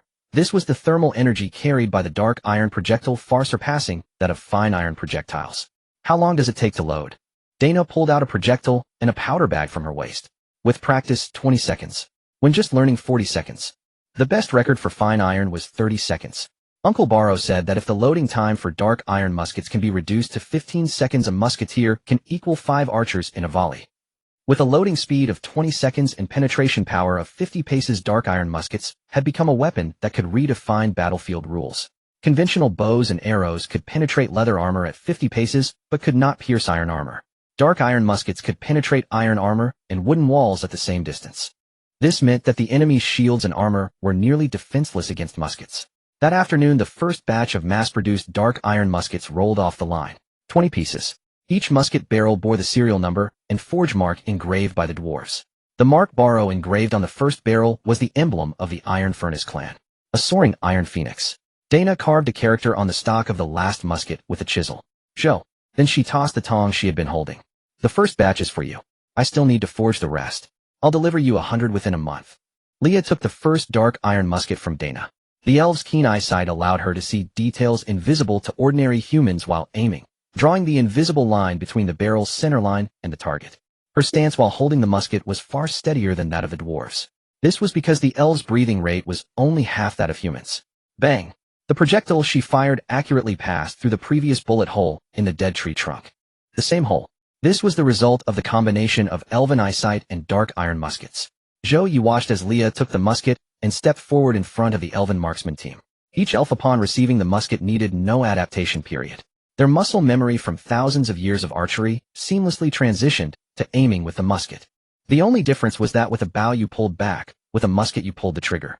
That night Dana called all the dwarf craftsmen out to the workshop. She stood on the anvil and struck 3 times with the large iron hammer. The resonating sound of the anvil silenced everyone. Listen up, everyone. This production line cannot stop for a single day. Rotate the bellows, change the quenching pool water every hour, and inspect 1 musket for every 3 furnaces. Whoever dares to cut corners, I will smash their head with my hammer. Barrow chuckled beside her, stroking his white beard. Nana's temper is even more explosive than her mother's. The lights of the forging workshop burned throughout the night beside the mine. Gloom's beastmen workers pushed cart after cart of dark iron ore out of the mine. Dwarf craftsmen took turns at the furnaces, pulling dark iron barrels one after another from the quenching tank. From mining to musket forging, this production line was only overseen by Chihua. This was because only Chihua had dark iron or dwarf masters and ample food for the workers. Zhou Ye entered the forging shed, wanting to confirm with Dana whether the next phase of production would be sufficient to equip the newly summoned musket squad. Dana was bent over the anvil, inspecting the texture of a musket barrel. Seeing him enter, Dana shoved the musket barrel into his arms. Here you go. She then lifted her head, her brown eyes glowing from the furnace heat, gazed at Zhou Ye. I need to tell you something. She set the hammer down on the anvil, wiping her hands on the leather apron to remove the rust. I'm pregnant. Zhou Ye nearly dropped the musket barrel from his hands. Dana looked at his expression and laughed heartily. What are you afraid of? Dwarves can still forge while pregnant. My mother stood in front of the furnace until the day before she gave birth to me. She patted her still completely flat stomach, her brown eyes shining brighter than ever. This child will be born to forge. I guarantee it. The cafeteria of the Chihua territory is built in a longhouse transformed from an old stable on the east side of the castle. Every noon and evening it is the noisiest place. It is not the kind of noise that comes from fighting. It is the clamor of different races making various sounds around the same stove. Dwarves strike the edges of their bowls with their spoons. Orcs crunch bones and swallow them whole. Human serfs crouch in the corners with their bowls, slowly eating golden potatoes dipped in salt. Elves sit by the window chewing on vegetable leaves without making a sound. Today's menu features roasted golden potatoes, pickled meat stew, and hard bread. Gloom leads the orcs of his tribe to the innermost rows of tables in the longhouse. Orcs have an appetite 5 times that of humans. Every time the chef sees an orc come with a large bowl, she feels pain for her pot. But Sume had her add 2 more stoves. Orcs work harder in the mines than anyone else. They must not be shorted on food. The chef is a woman rescued from the Grey Bear Fortress in her 40s with a voice as loud as an iron pot. Sume, these green giants can really eat. 1 pot of stew is consumed by each of them in 3 bowls. Sume smiled as she pushed a newly arrived cart of golden potatoes to the kitchen door. It would be a problem if they didn't eat your stew. That means your cooking isn't good. The chef slapped her spatula. Nonsense. The dishes I stew are even eaten by elves in 2 bowls. Saying this, she tossed another half basin of pickled meat into the pot. Gloom held his bowl, which was 3 times larger than others, and walked to the stove. The chef scooped 3 generous ladles of stew into his bowl. Green giant, I've added 2 extra pieces of pickled meat today. The humidity in the mine is heavy, and you need to eat meat to endure it. Gloom stared blankly at the 3 pieces of pickled meat in his bowl. In the northern wilderness, orcs eat the worst. Meat is reserved for warriors' bones for the elderly and soup for women and children. Ordinary orc miners can't even fill their stomachs with soup. But in the Chihuahua territory, the human chef served an orc 2 extra pieces of meat. He returned to the table with his bowl, but didn't touch his chopsticks for a long time. A young orc beside him leaned over. Chief, aren't you eating? Gloom made a low sound from his throat. Stop talking. Eat meat. On the other side of the longhouse, elves sat facing dwarves. Last time the Iron Furnace clan dwarves and the Black Pine tribe elves dined under the same roof was over 200 years ago. In the ancient memory of the elves, dwarves are a group of hill brutes who waste humans like furnace slag. In dwarven legend, elves are a proud bunch who only look up at the sky with their noses in the air. This is the exact wording of Uncle Barrow. At this moment, they sit together separated only by a plate of roasted golden potatoes. Leah picked up a golden potato and carefully peeled it with her elven dagger, making the skin thinner than paper. Barrow watched the dagger, which glimmered with a dark green light, and his old eyes sparkled with interest. Girl, what kind of metal is this dagger made of? Let me touch it. Leah expressionlessly moved the dagger half a table's length away toward her side. Elven weapons are not to be touched by outsiders. Barrow was not offended. He drew a small hammer that glimmered with polish from his waist. Then let's exchange. You look at my hammer and see what kind of metal this is. Leah glanced at the hammer, narrowing her emerald green eyes slightly. The hammerhead is forged from dark iron, and the handle is made of flame iron. The temperature of the furnace used to forge it must be at least twice that of molten iron boiling point. Barrow's white beard stood on end in excitement. You figured it out? Impressive. You elves are indeed not just pretty eyes. Leah placed the dagger back, took the small hammer from Barrow's hand, and examined it for a moment. The quenching was done using water from the elven spring. Barrow slapped the table vigorously. Right? It is indeed water from the elven spring. The old story from 200 years ago was dug up by a hammer. The atmosphere became much more relaxed. At the entrance of the longhouse, human children and orc children were playing together on a pile of golden potato vines. A human boy pointed at a nearby green-skinned orc girl. Why are you green? The orc girl hadn't had a chance to answer. Sume walked by, bent down to look at the human boy. Because the beast god likes green. The boy tilted his head and thought for a moment. Then what color is human skin? Sume extended her hand and placed the back of her hand next to the boy's. Her skin was a soft ivory white, while the boy's hand was tanned to a deep wheat color from running in the fields every day. Humans come in all sorts of colors, but blood is all red. Old Tom stood not far away watching the scene. He tapped his pipe against his foot and turned to a nearby young serf to say something. Follow the Lord well. When you get old, you will have more things to say to your grandson than I've done in my lifetime. When it was time to change shifts in the evening, elves and orcs completed the first cooperative patrol in the history of the Chihuahua territory at the watch post on the east side of the castle. 3 elven archers led by Leah and 2 orc laborers under Gloom patrolled around Watchtower 1. The elves on the tower top used dark iron rifles to observe the area for 3 miles, while the orcs controlled the entrances at the tower's base. At the moment of the shift change, Leah nodded slightly at Gloom. Gloom thumped his left chest with his right hand. This is a salute of respect from orcs to their comrades. Leah did not know how to respond to the orc's greeting. She simply switched her rifle to her left hand and used her empty right hand to make a fist, lightly tapping it against her left chest. The elven warrior returned the orc's salute. Neither side would voluntarily mention this matter to anyone. But the first genuine closeness between the 2 races in the Chihuahua territory was in the dull thud of their fists meeting their chests. That night, Su Mei recounted the children's conversation from the cafeteria earlier that day to Zhou Ye. She said the human child asked the orc child why she was green.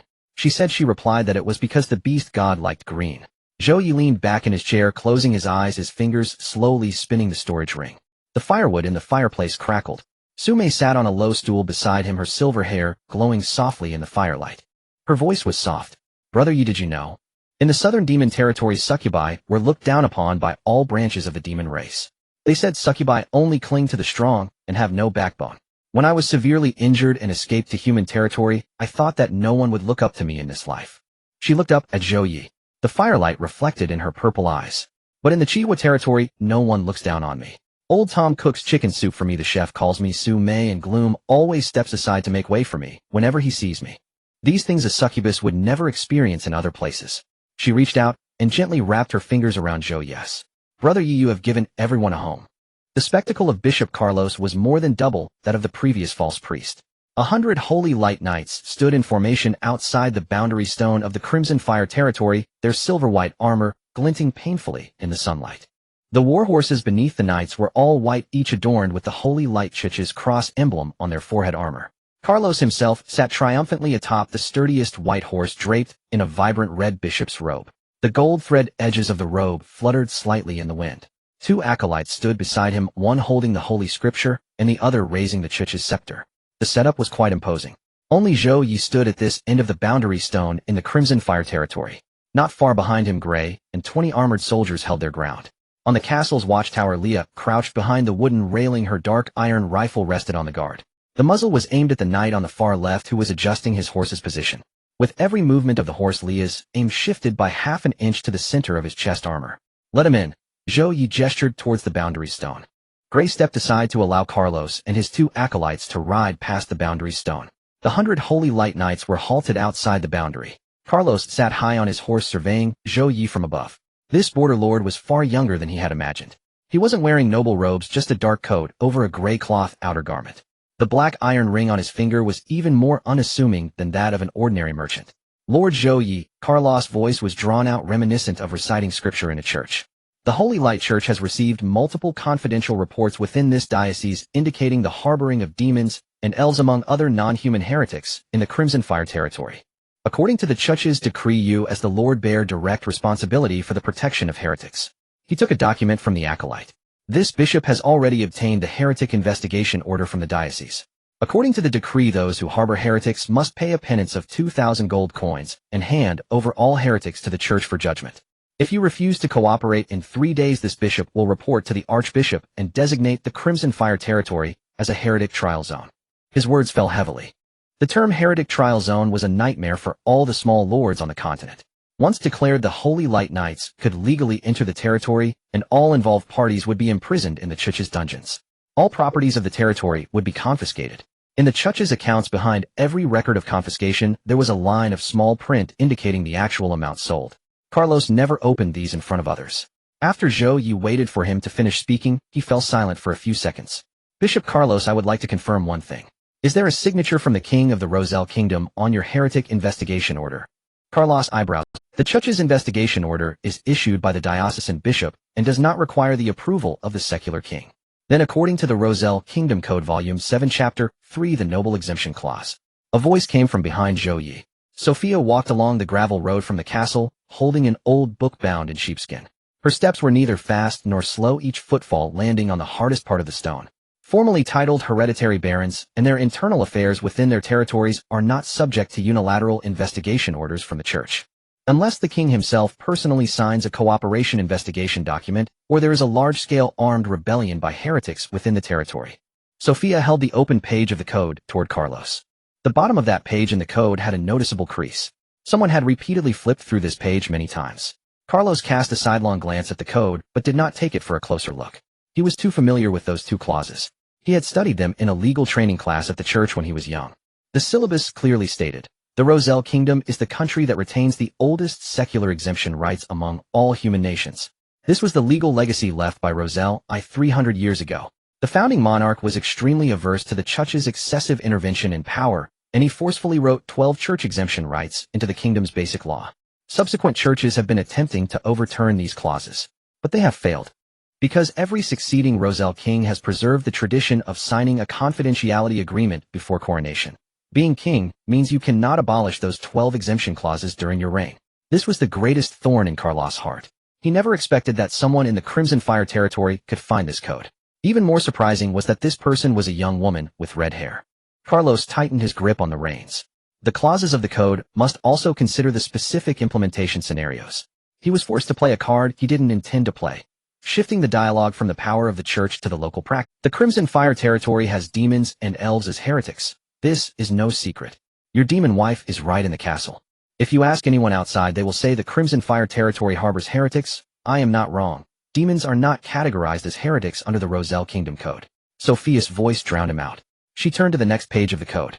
Code Volume 13 Appendix on the classification of intelligent races. Demons are classified as a branch of the southern magical race, considered an independent intelligent race, neither beasts nor forbidden magical creatures.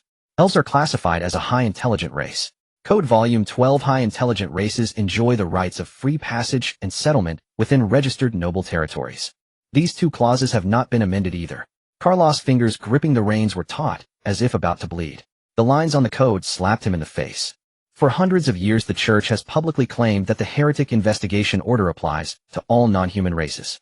But this was merely the Church's assertion. The law has never written such a clause. Sophia closed the code without a single word of unnecessary commentary like you see, or how about it. She simply closed it and tucked it under her arm. She stepped back 2 paces behind Zhou Ye. The entire process resembled searching a file in an archive room. Zhou Ye stood up from the stone beside the boundary. Bishop, there are 2 paths. First, you take your people and leave the boundary stone telling me if you will come again.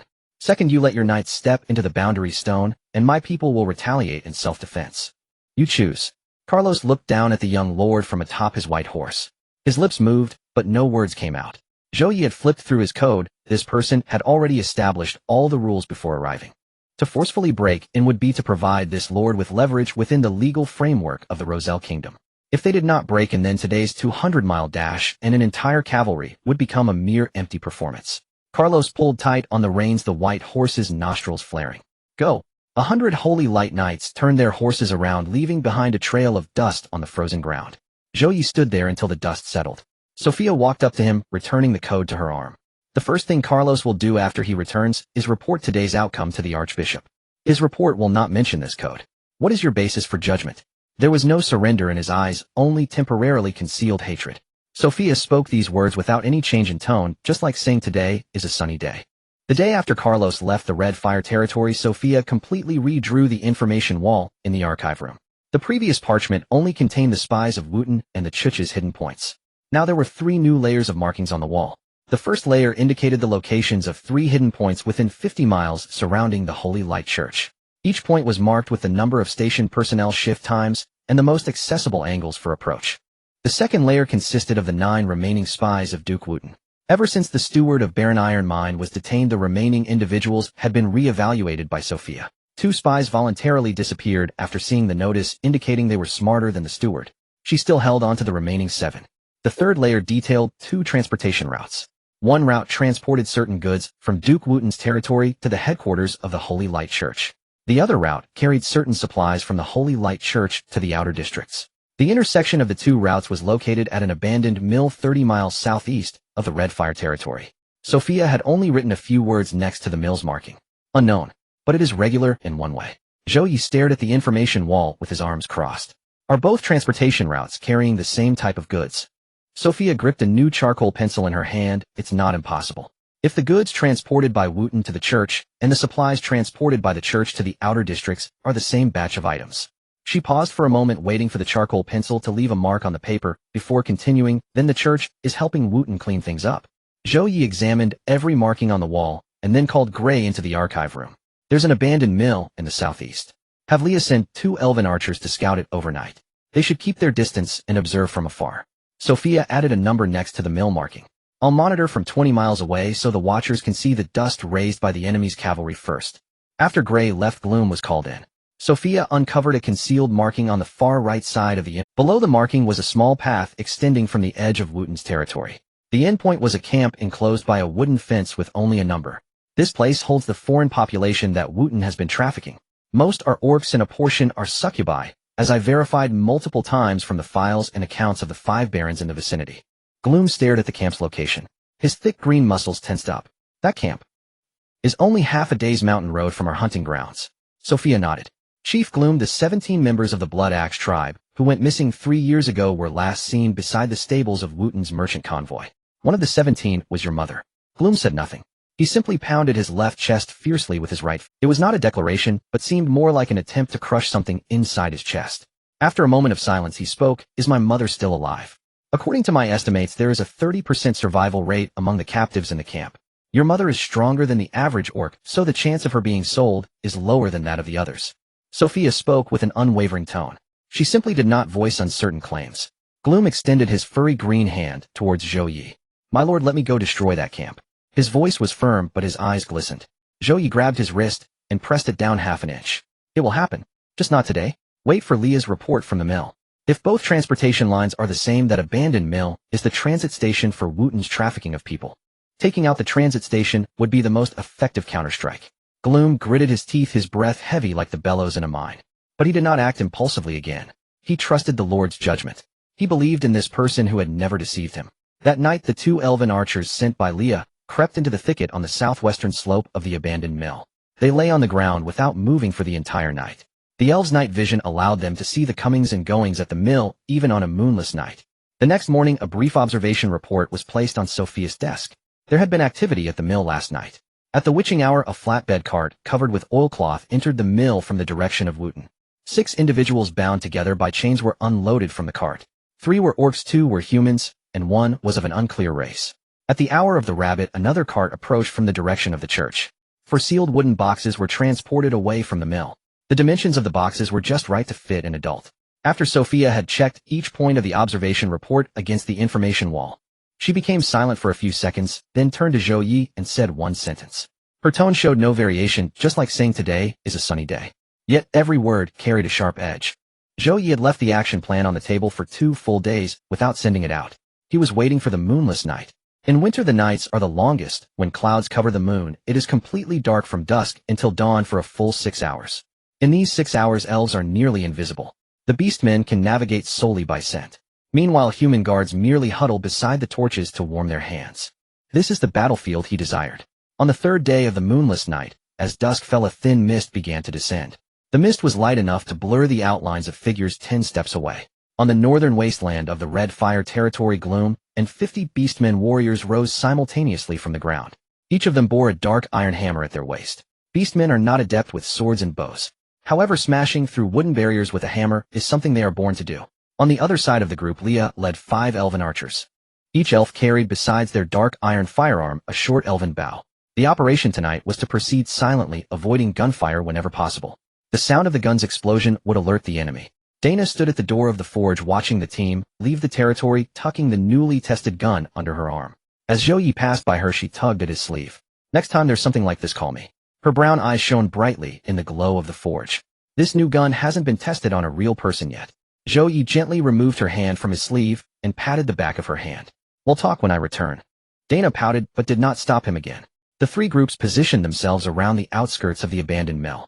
Gloom led 30 beastmen to the wooden barrier at the north side of the mill. The elven archers took up scattered shooting positions on the southern slope of the mill. The remaining 20 beastmen were stationed at the church fork in the southwest direction. Zhou Ye crouched on the slope, receiving a tube of night vision goggles from Leah. This device was made from the sap of ancient elven trees, mixed with black pine resin to form lenses, and only elves could make them sufficiently transparent. Through the lenses, he could see the interior of the mill. In the yard, 2 flatbed carts were parked. One had already unloaded its cargo while shadows moved beneath the other cart. 6 people bound by chains curled up at the bottom of the cart. There were a total of 8 guards outside the mill. 4 were huddled around a fire pit at the entrance, warming their hands. 2 were pacing back and forth in the yard. The last 2 were squatting by the stable, dozing off with their spears leaning against a haystack. Gloom's men crept to within an arm's length of the wooden barrier. Through the gaps in the barrier, they could smell the alcohol on the guards. The fire in the pit burned brightly, illuminating the guards' eyes into narrow slits. This brightness meant they could see nothing in the dark. Make your move. Zhou Ye lowered his voice, signaling Gloom. Gloom switched the iron hammer from his right hand to his left, freeing his right hand to grasp a wooden slat of the barrier. The strength of a beastman could bend ordinary iron bars with their bare hands. This pine barrier felt as fragile as if it had rotted in his hands. With a faint crack, it broke. Gloom did not wait for the sound to reach the yard. He stepped boldly inside. The iron hammer swung in a dark arc, crashing into the back of the first guard's head. The guard fell forward silently, not even able to cry out. 30 beastmen simultaneously leaped into the yard. In less than 67 breaths, all 8 guards were taken down. Not a single one had the chance to shout. Gloom lifted the guard he had just taken down to examine him. There were still traces of alcohol on his face. The man did not know how he had met his end until the moment he fell. The iron door to the mill's basement was smashed open by the beastmen with 3 strikes of their hammers. Inside the basement, 11 chained alien civilians were crammed against the walls.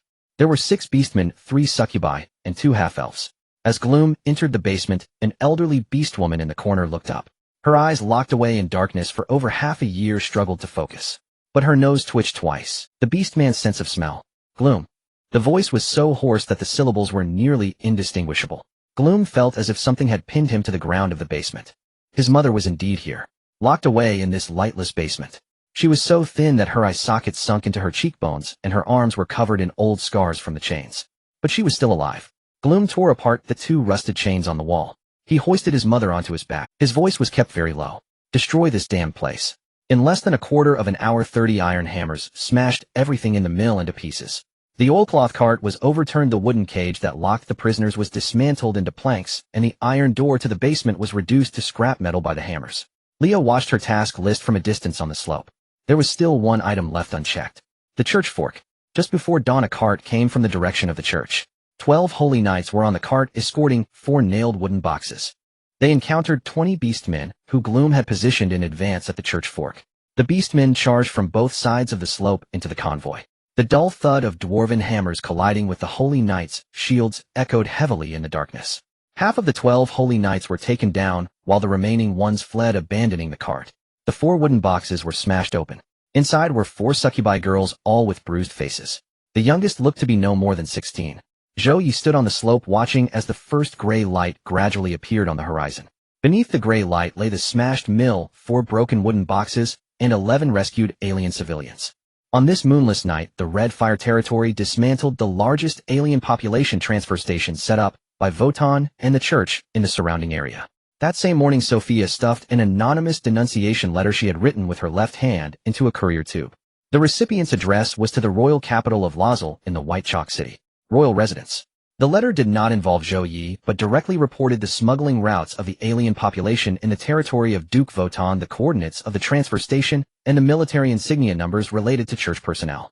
In the last line of the anonymous letter, Sophia wrote only one sentence. This is provided for your verification. As the courier delivered the letter towards the royal capital, a messenger dispatched from the Red Fire Territory galloped ahead of the courier. The messenger's destination was the headquarters of the Holy Light Church. Tomorrow you two will be tied to horseback and paraded around the entire territory. This was the full text of the warning letter Sophia drafted for Zhou Ye. The reason for this action was not to go to war with the church. Rather, it was to let the church know what he had in hand. Duke Votan would be implicated by this anonymous letter, and the church would be intimidated by this warning letter. The combination of these 2 letters would only have one effect: to expose the relationship between Votan and the church from the shadows into the light. Once Votan and the church were exposed to the light, the most fragile part of their relationship would automatically shatter. 3 days later, the confirmation receipt from the royal capital's courier arrived. It proved that the anonymous letter had reached the royal residence's receipt room. On the same day, a reply from the bishop of the Holy Light Church also arrived. It contained only one sentence. The church reserves the right to seek recourse for unauthorized abduction activities within the registered parish. After reading the letter, Sophia's expression remained unchanged. He did not deny his relationship with Votan, nor did he admit it. On the day Diana gave birth, every furnace in the entire smithy fell cold for 2 hours. It was Baluo's second uncle's idea. Nana is birthing. Every forge in the workshop must be put out. Let the furnaces die for 2 hours as the most devout prayer to the god of smithing.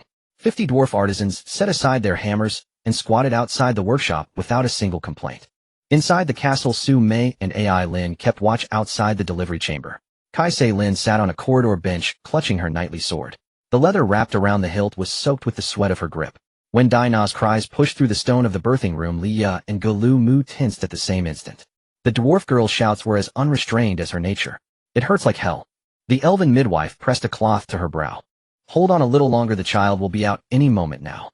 The moment a clear, vigorous wail pierced the birthing chamber's stone, the castle's air felt as if a hand had lightly struck it. A system light screen exploded before Zhou Ye's eyes. The golden light burned brighter than ever, and along the screen's edge a ring of dark golden patterns bloomed. Patterns he had not seen before. Ding! The system detected the host's 4th offspring being born. Offspring male infant half-dwarf SS aptitude detected forging type aptitude Duan Shunji Shou, forging god's hand. Mother daughter of the dwarf clan chieftain Dai Natai Lu, high-ranking collateral of the dwarf royal line. Rewards are being generated. Reward 1, full upgrade to the dark iron musket mass production line. Daily output rises from 20 to 100, reload time shortens from 20 seconds to 15. Reward 2, an iron blood forge. All assembly coefficients for the forge are comprehensively improved. For every 100 dark iron muskets forged, there is a chance to produce 1 quasi-legendary musket.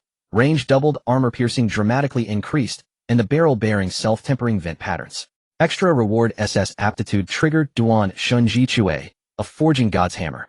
When used to forge dark iron items, it has a chance to induce a self-generated quenching reaction that expels impurities, upgrading ordinary dark iron into essence dark iron. After reading the whole screen, he turned his gaze to a small, unassuming line in the corner. The words were tiny, more a note than an alert. Detected host bloodline coefficient increased, current paternal coefficient 1. 5. The system had upgraded itself. not because of rank or title, but because the child he had with Dai Na had triggered an SS aptitude. A high-aptitude offspring was now increasing his own bloodline coefficient in reverse. Ba Luo's second uncle cradled the newborn dwarf boy. Dai Na reached out from the birthing bed with a hand still stained with rust, and gently flicked the baby's tiny fist. Zhou Tai. From now on you shall be called Zhou Tai. She named her son with the word for iron, the most honored dwarf character. The little fellow clenched his fist tighter than any hammer and bawled with a volume that outshone the three older children put together. Ba Luo pinched the infant's small hand with his lifelong gyronrod fingers.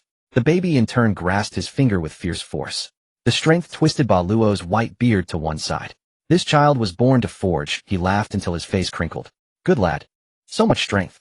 Dai Na leaned against the bed and watched the flushed little creature in Ba Luo's arms.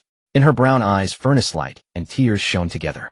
Still her words came out straight and proud. Zhou Ye see. I told you marrying me wouldn't be a loss. Zhou Ye sat down beside the bed. He brushed the brown hair plastered with sweat across her brow aside. The dwarf maiden's face still glowed furnace-erd, but she had only just left the birthing bed and hadn't quite caught her breath. But the grip with which she held his finger was identical to how she'd hold a hammer.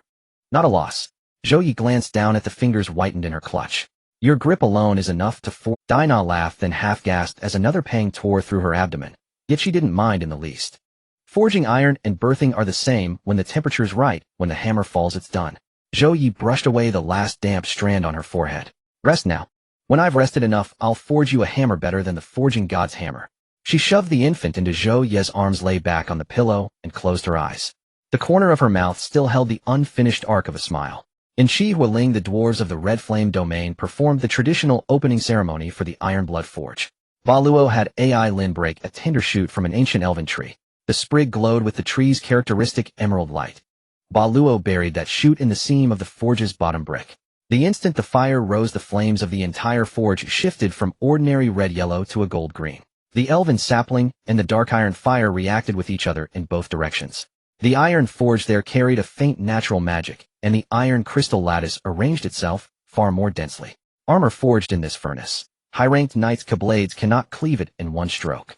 Ba Luo's voice resounded with crystalline clarity above the roar of the forge. Kai Se Lin received the first batch of dark iron cavalry armor from Lei Yin. The heavy plate that once covered the iron hoof-mounted troops was replaced entirely with dark iron material. The armor's weight dropped by 30%. Its defensive strength rose by 50%. After testing the armor, Lei Yin dismounted and dropped to one knee before Zhou Ye. My lord, if the Iron Hoof cavalry were all outfitted in dark iron, they could stand toe-a-toe with Wadun's elite knight regiments. The northern veteran's voice deepened by half a tone as he spoke. He understood the gravity behind those words. From that day forth, Qi Hualing officially possessed the confidence to face Duca-level cavalry in straight combat. That evening, 200 rescued non-human civilians knelt on the stone slabs of Qi Hualing Square. There were 6 orcs, 3 succubi, 2 half-elves, and more than 30 other non-humans freed from the church's dark dungeons by Gulu Mu. Over 200 people formed a ring and knelt on one knee in Zhou Ye's direction. Their bodies still bore old scars rubbed raw by chains. But before them sat a steaming bowl of golden potatoes and the promise of work that could begin that very day. Gulu Mu's mother stood at the front. The old orc matron, held captive for half a year, took Zhou Ye's hand in her 2 hands reduced to skin and bone. Her palms were stained with rust from the chains. Her voice was so hoarse that one had to strain to hear clearly. I have nothing with which to repay you. This life of mine belongs to Xue Fu. My son's son is Xue Fu's too. Gulu Mu stood beside his mother and struck his right fist against his left chest. 200 orcs struck their right fists to their left chests in unison. The thud of flesh and bone rang across the square like a heavy muted thunder. Zhou Ye walked down from the steps toward that line of scarred bodies. He did not give a long speech. He crouched and said a single sentence to Gulu Mu's mother. The teacup in Zhou Ye's hand clinked sharply against the table. He rarely lost his composure. But the last line of the code on the envelope that Sophia had just handed him made him choke on the water. Demon-slaying crossbow. Sophia pronounced the name in its entirety for him. A siege weapon jointly banned by the Lazal Kingdom and the Holy Light Church 50 years ago. It creates directional explosions using the instability of magic crystals. A single shot can collapse 3 layers of stone walls. She tapped a line of annotations beneath the parchment. Woden secretly constructed 3 of them in the abandoned mines on the western side of the Dwarf Mountain. Zhou Ye set the teacup back on the table. Where did he get his magic crystals? Sophia flipped open the intelligence dossier she always carried with her. Inside was the map of the flow of magic crystals that she had cross-referenced from Tieren's testimony and the Church's secret accounts. They flow in from the south, transported through third-party trade from the direction of the Abyssal Rift. The first intermediary is a merchant convoy from the Holy Light Church, and the second is Woden's own dark merchants. The magic crystals are marked in the Church's transport records as holy crystals for rituals. Zhou Ye tapped his finger on the table. It was a habit he had when he was deep in thought. Dana was called over by Sophia from the forging shed. She was still wearing the leather apron that had gotten wet from splashes during quenching, gripping a large iron hammer that was taller than she was. Demon-slaying crossbow. Dana leaned the hammer against the table, scanning the parchment from top to bottom. Her brown eyes lit up when she read the weapon's structural parameters. The main structure consists of 3 crossbow arms and a magic compression chamber. The crossbow arms launch the magic crystals, while the magic compression chamber adds the final burst of force during the external trajectory stage. The effective range is approximately 800 steps. She placed the parchment down and struck the table 3 times with the hammer. However, there is a fatal flaw. Once the magic crystal is compressed, it enters a highly unstable state. If it is impacted by external force before being fired, it will explode on the spot. Dana pointed at the base of the crossbow arms on the weapon diagram with her hammer. This position is the connection point between the compression chamber and the crossbow arm. If this connection point is made of ordinary iron, it will develop fine cracks after 5 shots due to the vibrations. On the 6th shot, the compression chamber might explode directly on the crossbow frame. Zhou Ye looked at the blueprint. Is Woden's demon-slaying crossbow made of ordinary iron or dark iron? Sophia found a number on one of her pages of secret accounts. There is a line in Tyrion's testimony stating that Woden procured a batch of dark iron ore from the Dwarf Mountain in the past 6 months, though the quantity is not large. However, the procurement timing coincides with the manufacturing schedule of the demon-slaying crossbow. If that batch of dark iron ore was used in the connecting parts, the critical point for self-detonation would likely be delayed to around the 10th shot. Dana snorted. The risk of self-detonation is reduced after reinforcing with dark iron, but it will still explode. It's just a matter of time. She hoisted the hammer back onto her shoulder, her brown eyes gleaming with the fire of the forge and battle intent. But the principle of this thing is quite simple. Magic crystal compressed directional explosion. If Woden can forge 3 crossbows that might self-detonate at any time using ordinary iron, then I can forge 2 that will never self-detonate using dark iron. Just give me a prototype to examine. Zhou Ye took another annotated sheet from Sophia. It contained estimates of Woden's magic crystal reserves and manufacturing progress. Based on Woden's magic crystal procurement volume and his manufacturing capability, Sophia predicted that the earliest time to pose a real threat would be in 3 months. If Woden accelerates production now, it could be compressed to a month. After finishing the numbers, Sophia added, Dana and I reached the same conclusion. You need to obtain a countermeasure within a month. Her tone remained flat, but this sentence carried half a syllable more weight than usual. That half syllable in Sophia's context was equivalent to someone else's exclamation. Dana had already walked to the door. Enough chatter, take the blueprints to Uncle Barrow. 3 months is 3 months. But dwarves never leave their hammers on the anvil before a fight. This saying is a dwarven proverb. Translated into human language, it means a sword that can be forged tonight should not be left until tomorrow for quenching. That night, Uncle Barrow brought the blueprints of the demon-slaying crossbow along with 3 master blacksmiths from the Iron Furnace clan to pin them to the wall of the forging shed. 4 dwarf masters surrounded an old dining table that was only half intact, tracing every line of the blueprints with charcoal under the light of 7 oil torches. The ratios for the dark iron crossbow arms, the sealing of the magic crystal compression chamber, and the triggering springs of the firing mechanism.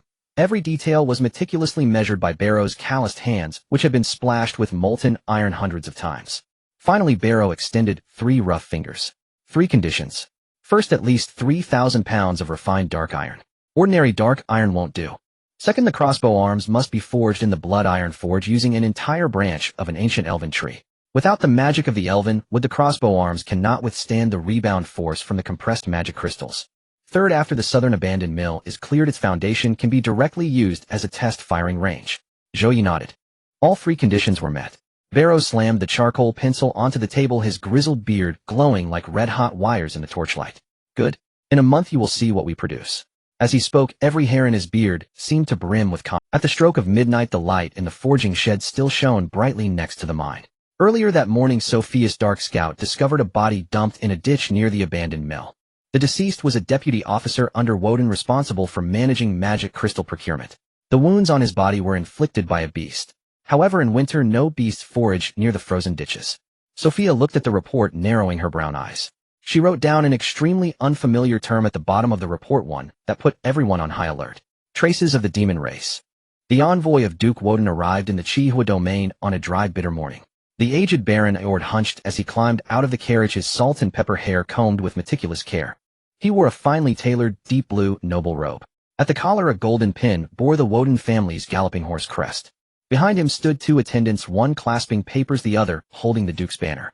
Upon entering Chihua, Aord first cast a slow, sweeping glance about him. Fields of golden tubers climbed the hillside to the horizon, the irrigation channels running with spring water that cast a faint, otherworldly glow. Far off, the forge sheds belched a steady, deep red blaze from their furnaces. Along the road, human serfs mended a new fence, while orc laborers helped carry stones. The sight of humans and orcs hoisting the same stone beam struck Aord's eyes. He knew what it portended. A frontier baron commanding orcs was not news. But orcs willingly shouldering the same timber as humans, that was noteworthy. Chihua's development is proceeding faster than Duke Woden anticipated, he observed. When Aord took his seat in the castle hall, his opening remark sounded like polite small talk. Yet each syllable was a measured probe. Zhou Ye sat opposite him in the high seat. The plain thick coat, thrown over his common cloth, stood in stark contrast to the finely cut noble garment across from him. Duke Woden would not have sent you this far merely to discuss development, Aord said with a civility that was impeccable. Lord Zhou speaks with economy and substance, Aord continued. The Duke has two matters for which he sent me. The first is to ease military tensions along the border. There appear to have been some misunderstandings of late. The second is that His Grace is very interested in Chihua's magic crystal mine and wishes to negotiate joint development. His tone was amiable, as if offering counsel to a junior. Sophia sat 2 arm lengths behind Zhou Ye. She remained silent, her left hand steady upon the charcoal notebook resting on her knee. You cannot call it mere friction, Zhou Ye said, lifting his teacup. When border barons spar in any corner of the continent, it is not called friction. It is called routine. A thin crow's foot at Aord's eye twitched. All the same, the successive upheavals at Huixinbeo, Tiekwang, Liangsong, and Mucai have even drawn questions from the capital, Aord pressed. The Duke believes that if Chihua would place its border defenses under ducal coordination, previous misunderstandings could be wiped clean. Aord accepted a sheaf of documents from an attendant. As for the magic crystal mine, the Duke's proposal is this: jointly finance the extraction. Chihua provides the mining territory, the ducal house supplies miners and military security. A 50-50 split of the yields. Zhou Ye set down his cup. We appreciate Duke Woden's concern for the mine's safety. However, Chihua is not currently short of miners. Not long ago, we recruited a band from the northern wastes. Aord replied briskly, they are digging industriously every day. He shifted gears quickly. That split ratio is open to negotiation. Turning a page, he tested another angle. Furthermore, the Duke has heard that Chihua possesses special forging techniques and is very interested. If those techniques can be shared, the ducal house would be willing to lend support for elevation in rank. After all, titles require the king's signature, and Duke Woden still carries weight at court. Zhou Ye raised his cup and drank again. He set the cup down before he spoke. Whether something is special depends on who you measure it against. His gaze met Aord's gray-blue eyes. Aord smiled, but this smile differed from his earlier civility. Only the corners of his mouth lifted, the lines around his eyes did not soften. After several rounds of questioning, he had obtained nothing of real use. The proposal on the mine's profit share was declined. The probe about forging techniques was rebuffed with a vague answer. The unified defense proposal had gone unacknowledged from the start. He had no clear idea how many muskets Chihua actually possessed, nor did he know the mine's true output. The only certitude was that this young lord was many times more intractable than the Baron of Huixinbeo. After Aord took his leave, Sophia rose from behind Zhou Ye. He mentioned friction and named Huixinbeo. That means Woden now concedes you have taken Huixinbeo, she said. He never once mentioned forbidden weapons, which implies Woden intends to keep that as a surprise killer. She flipped a page in her charcoal notes.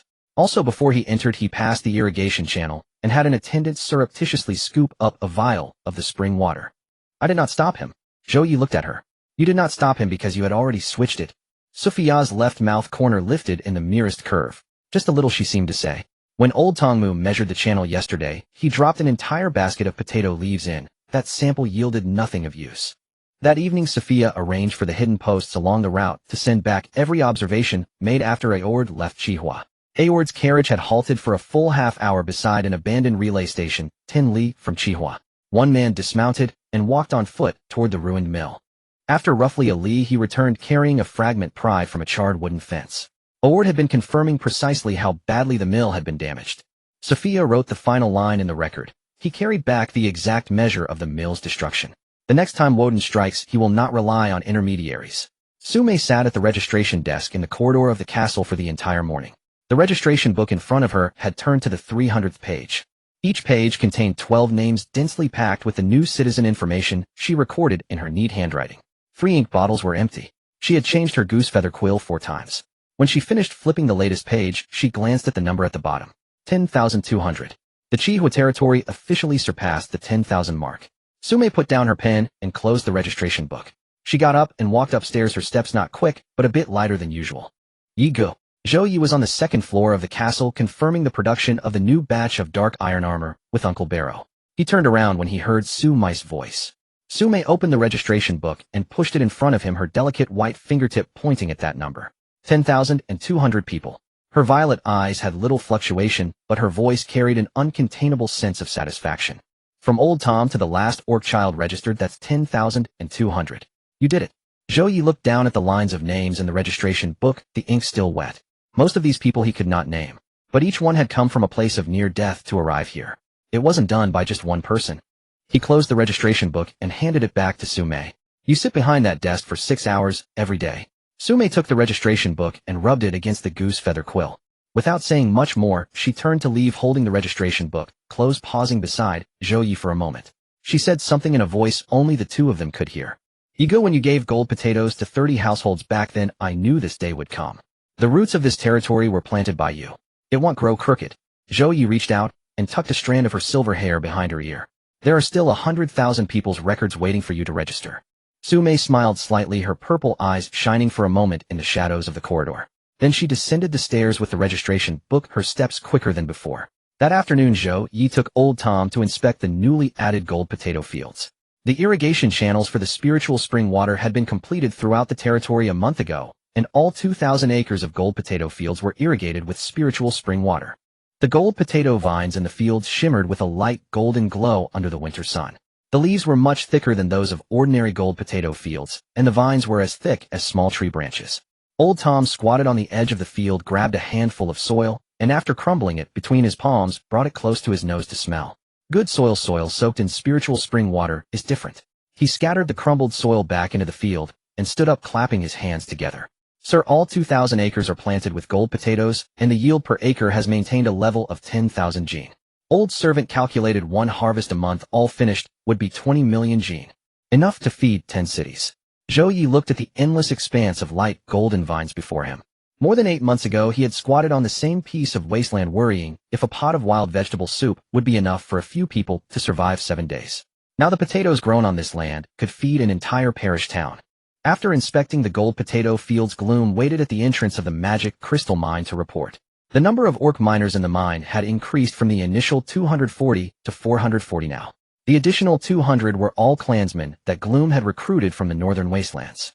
Every time a new batch of orc workers arrived, Gloom gathered them at the mine entrance for his mother to call each one by name. The orc elder, who had been locked in the basement for half a year, now sat on a cedar bench at the entrance of the mine.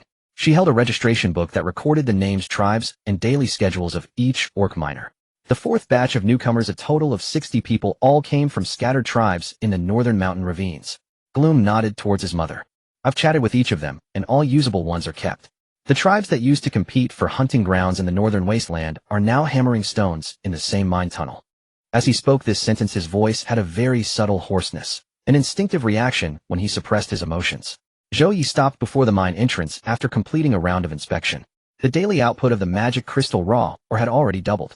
This led Sophia to draw a key conclusion in her intelligence assessment. The biggest limitation of Wotan's magic crystal crossbow was not a technical bottleneck, but the quantity of magic crystals. And Zhou Ye held in his hand what Wotan needed most. That night beneath the dome on the 3rd floor of the castle, 2 items waited that Zhou Ye had instructed to be prepared in advance. A bundle of newly made beast hide breastplates, tailored for him by Catherine's leatherworker. A dark iron sword personally forged for him by Uncle Barrow. Together, these 2 items represented the heartfelt sentiments of the entire territory. They also clearly marked the foundation of the Chihua territory with 10,000 people. Starting today, this lord would no longer be just a young man barely surviving in desperate circumstances. He was the first true patriarch of the Chihua territory, commanding 10,000 people, 4 races, 3 mines, and 2,000 acres of fertile land. Zhou Ye was about to hang the sword at his waist. The door behind him was knocked open. Erin walked in, not holding her daughter. There was a complex emotion in her emerald green eyes that Zhou Ye had never seen on her face before. Yigu, a team of elves, is coming from the direction of the Black Pine Forest. The flag in front bears my mother's family crest. Zhou Ye placed the sword on the table. The Elven Queen. Queen Elsa Moonshant of the Elves rode into the northern mountain pass of Chihua territory atop a pure white elven hippocamp, its mane shimmering with a soft silver luster beneath the winter sun. She wore a long robe woven from ancient elven leaves and silver thread filaments. Behind her trailed dozens of elven attendants, archers, handmaidens, and 2 elder elven patriarchs older even than Mirian. Elder Mirian awaited her at the mountain pass. The 2 elders exchanged a silent, weighty glance. Neither spoke first. They had trained together as youths beneath the sacred elven ancient tree. Later, the elven ancient tree withered and died. Their conversations dwindled accordingly. Laya led the procession on horseback ahead. As Queen Elsa entered Chihua territory's jurisdiction, her emerald eyes swept deliberately across the land. Vines of golden sweet potatoes gleamed with a pale gold sheen under the sun. She had seen high-yield crop specimens from the Dwarf Empire, but never before a plant yielding 10,000 gene per mu harvested monthly. When spirit spring water spilled over stone troughs in the irrigation channels, it scattered droplets, sparkling with faint phosphorescence. On either side stood elven-style stone pavilions built from white mountain stone quarried by the Black Pine tribe. She recognized the water motifs carved upon them. Elven aquarunes lost since her great-grandfather's era. Ahead lay the sapling of the elven ancient tree, now tall enough to reach 2 men. Its branches remained utterly still in the winter wind, the emerald luminescence crowning its canopy burned richer than when it had been transplanted from the Black Pine forest. Beneath it crouched 3 human children.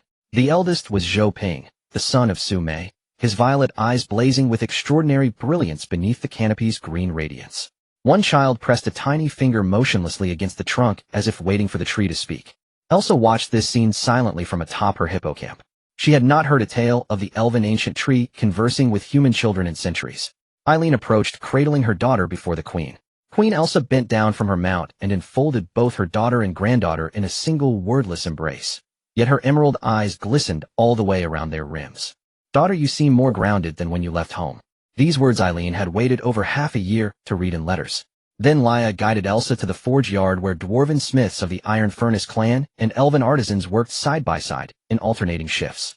A dwarf blacksmith gripped a glowing dark iron pipe with tongs and lifted it from the furnace. An elven artisan immediately seized it with his own tongs and plunged it into the quenching pool.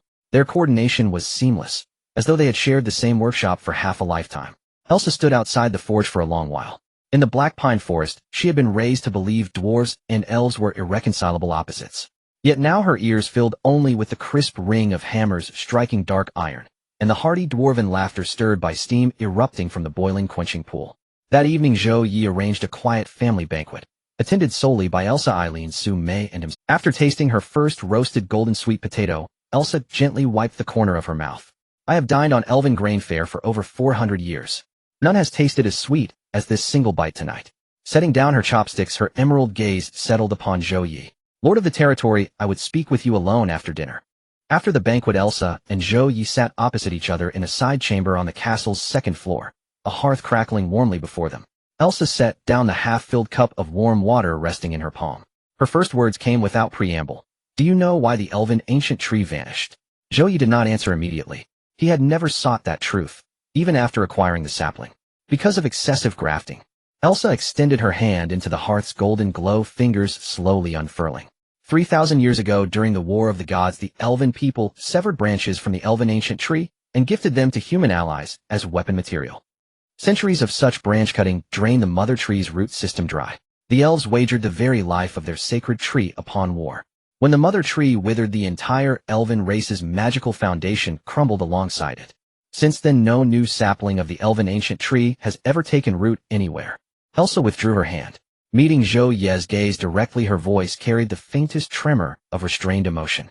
"I never imagined on a day when elves and humans no longer quarrel, a human would grow the child of the elven ancient tree." Zhou Ye watched the flames dance on the hearth. Eileen bore a daughter, so reward naturally followed. Elsa fell silent for a moment, then folded both hands upon her knees and gave a slow, deliberate nod. "I do not understand whence this reward originates. But you have allowed the elven ancient tree to take root anew upon this soil, and you have given my daughter a man who kindles light within her eyes. So I wish to discuss something with you." She lifted her eyelids. Those emerald eyes held Zhou Ye's unwaveringly unflinching. "Formally integrate the Black Pine tribe into Chihua territory. Let 3,000 elves cease being guests of Chihua territory. Let them become its people." Elsa's decision was not made on impulse. Before arriving in the Crimson Flame territory, she had already instructed Elder Mirian to compile all territorial archives pertaining to the Black Pine tribe. The census of 3,000 elves, the natural resource distribution across Black Pine Forest, and the authority charter of the Tribal Elder Council. Each document had been meticulously transcribed onto bark parchment in accordance with ancient elven tradition, duplicated in 2 identical copies. One copy remained with the tribe, the other she brought to Zhou Ye. The following dawn beneath the open sky before the sapling of the elven ancient tree, Elsa presided over a solemn, yet concise incorporation ceremony. It lacked the grandeur of a wedding beneath the ancestral tree, yet its gravity was no less profound. Dozens of elven attendants stood in disciplined formation along both sides of the ancient tree. Erin held her daughter beside her mother, clad once more in the formal ceremonial robes of her people, her golden hair intricately braided in the time-honored elven style. Her infant daughter gazed up with wide emerald green eyes, captivated by the leaves of the elven ancient tree. Elsa accepted from Elder Mirian a chalice carved from sacred elven wood. It held spirit spring water. Though her voice remained as soft as ordinary speech, when she raised the cup, every syllable rang with crystalline clarity. Today, as the 64th chieftain of the Moonsong clan, I formally incorporate the Black Pine Elven tribe into the jurisdiction of the Crimson Flame territory. Henceforth, these 3,000 elves shall no longer be allied kin to the Crimson Flame territory. They are its subjects. Witnessed by the ancestral tree. As one, dozens of elves placed their right hands gently over their left hearts. This was the highest collective oath of the elven people. After Elsa concluded her declaration, Erin lowered her head slightly. Her emerald eyes glistened, but not a single tear fell. Elves do not weep in public. Elder Mirian then recited the detailed terms of incorporation. Internal tribal affairs would remain under the governance of the Elven Elder Council, free from external interference by the territory. Military defense would be centrally coordinated by the Crimson Flame territory, and the Elven Archery Corps would be integrated into its standing armed forces. Ownership of Black Pine Forest land would be jointly held by the Crimson Flame territory and the Elven tribe. No transfer could occur without mutual consent.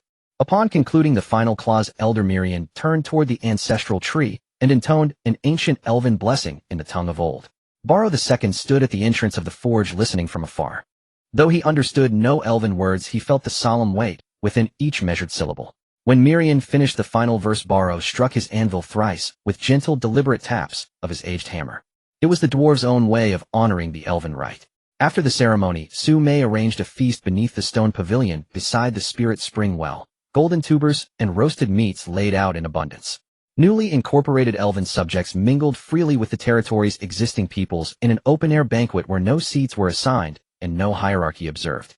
Moments earlier, the same elder who had stood with grave dignity before the ancient tree now held a roasted golden tuber thrust into his hands by Dana, his leaf platter brimming with savory, cured meat glaze. Leah carried a platter of roasted meat and sat opposite Grum. Without a word exchanged, they silently swapped portions. Her cured meat for his golden tuber. This was the unique dining etiquette shared only between elves and beast folk within the Crimson Flame territory. When the feast ended, Zhou Ye began clearing the scattered cups and platters. Zhou Ye approached from behind and lifted the heaviest stone cauldron. She turned, smiled upon seeing him, and said softly, "The Crimson Flame territory now comprises 4 races." She took hold of the cauldron's rim, her voice barely above a whisper. "You have accomplished what no lord on this continent has ever achieved." Zhou Ye walked beside her toward the kitchen, bearing the cauldron steadily. "It was not accomplished by me alone. Old Tom's tubers, Dana's spears, Sophia's ledgers, Catherine's cavalry drills, Grum's mines, Aaron's elves, and you recording 10,000 names day after day." He set the cauldron beside the kitchen sink. "Without any one of them, nothing would turn."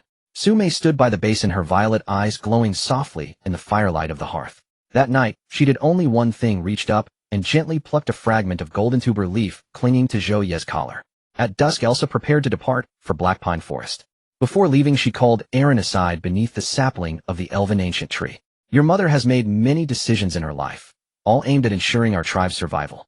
But consenting to your marriage with Zhou Ye is the finest choice I have ever made." Erin let her daughter play with her own fingers beneath the sapling while she leaned quietly against her mother's arm for a long, still moment. They stood side by side before the young tree, speaking little, but that silent shared understanding bore more weight than any farewell between mother and daughter. After the queen's entourage departed the Crimson Flame territory, Zhou Ye stood atop the castle watchtower, watching the silver-horned horses recede into the distance. Beside him stood the sapling of the elven ancient tree. Above, the sky over the Crimson Flame territory deepened into twilight. Light footsteps echoed softly up the stairwell behind him. Erin ascended, cradling her daughter, and stood beside him. She had just wept, but adhering to elven custom had shed no tears in plain sight. Now with darkness fully fallen, and only the two of them upon the tower, that single tear finally fell.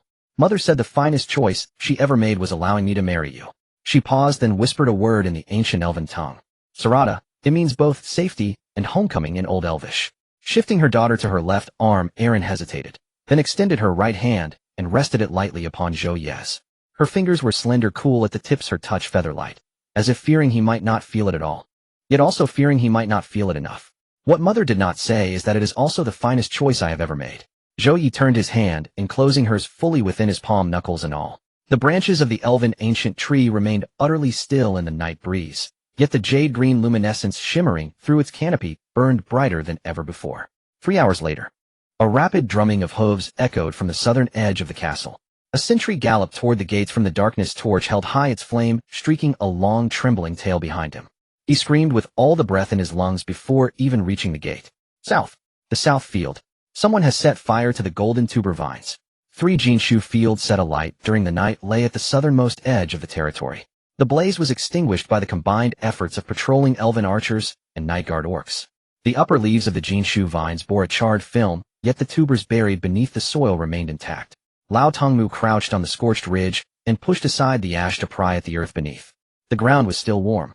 He dug a flawless Jinshu from the soil and wiped the black soot from its skin on his sleeve.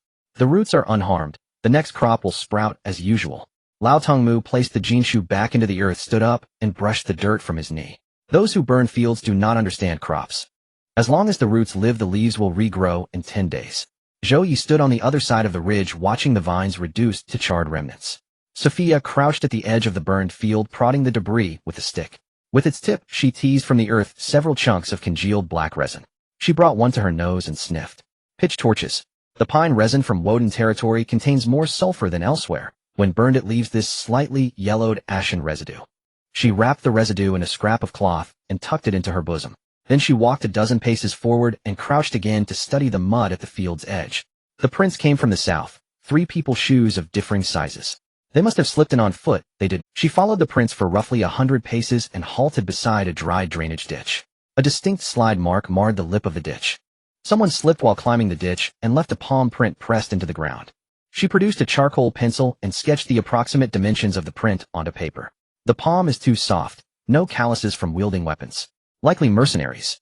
Zhou Ye nodded after hearing her. Mercenaries.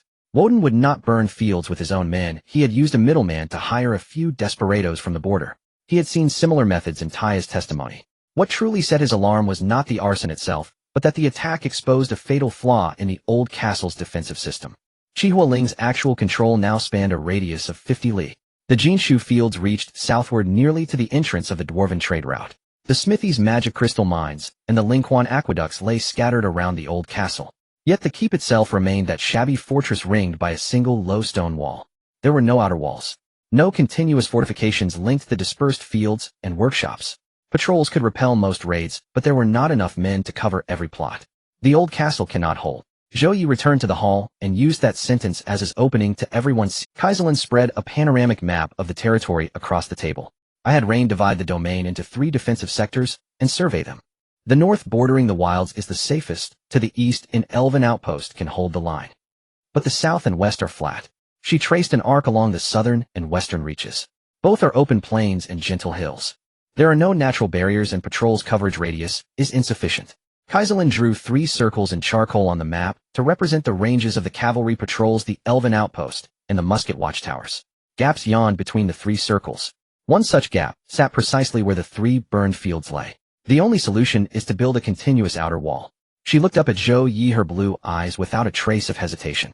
Build from scratch a new city capable of holding 10,000 souls. Second Uncle Barrow hurried over from the smithing shed. Dwarven city planning did not unfold in layered drawings as human plans did. They used physical models. Barrow had several dwarf artisans haul a whole basket of crushed stone, a few chunks of iron, ore, and a small keg of quenching water from the mine. He set the stones, ore, and water upon the table and began to assemble a 3-dimensional model of the city. Lay the wall foundations with crushed stone and dark iron slag. The Barrow clan method: fill the gaps between stones with dark iron slag, then pour molten iron. Such a wall will only send ordinary battering rams' heads rebounding. He spread another ring of crushed ore around the stone wall's exterior. Divert the moat with Lingquan channels. The water itself carries a faint healing virtue. Garrison soldiers will not need to leave the battlements for minor wounds. Thereafter he arranged the iron ore to mark the smithing quarter and laid the remaining jinshu leaves to represent the agricultural district. The dwarves completed the city's skeletal plan in the time 2 incense sticks burned. The full framework now sat upon the table.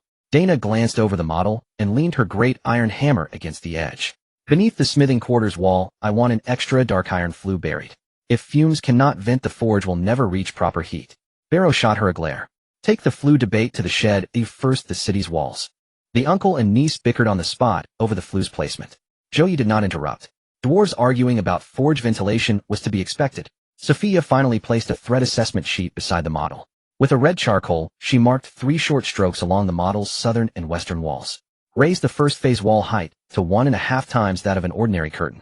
Woden's magic crystal crossbows have an effective range of 800 paces. For every foot added in wall height, their effective reach is reduced. That extra half height will keep Woden's bolts from reaching the city's inner core.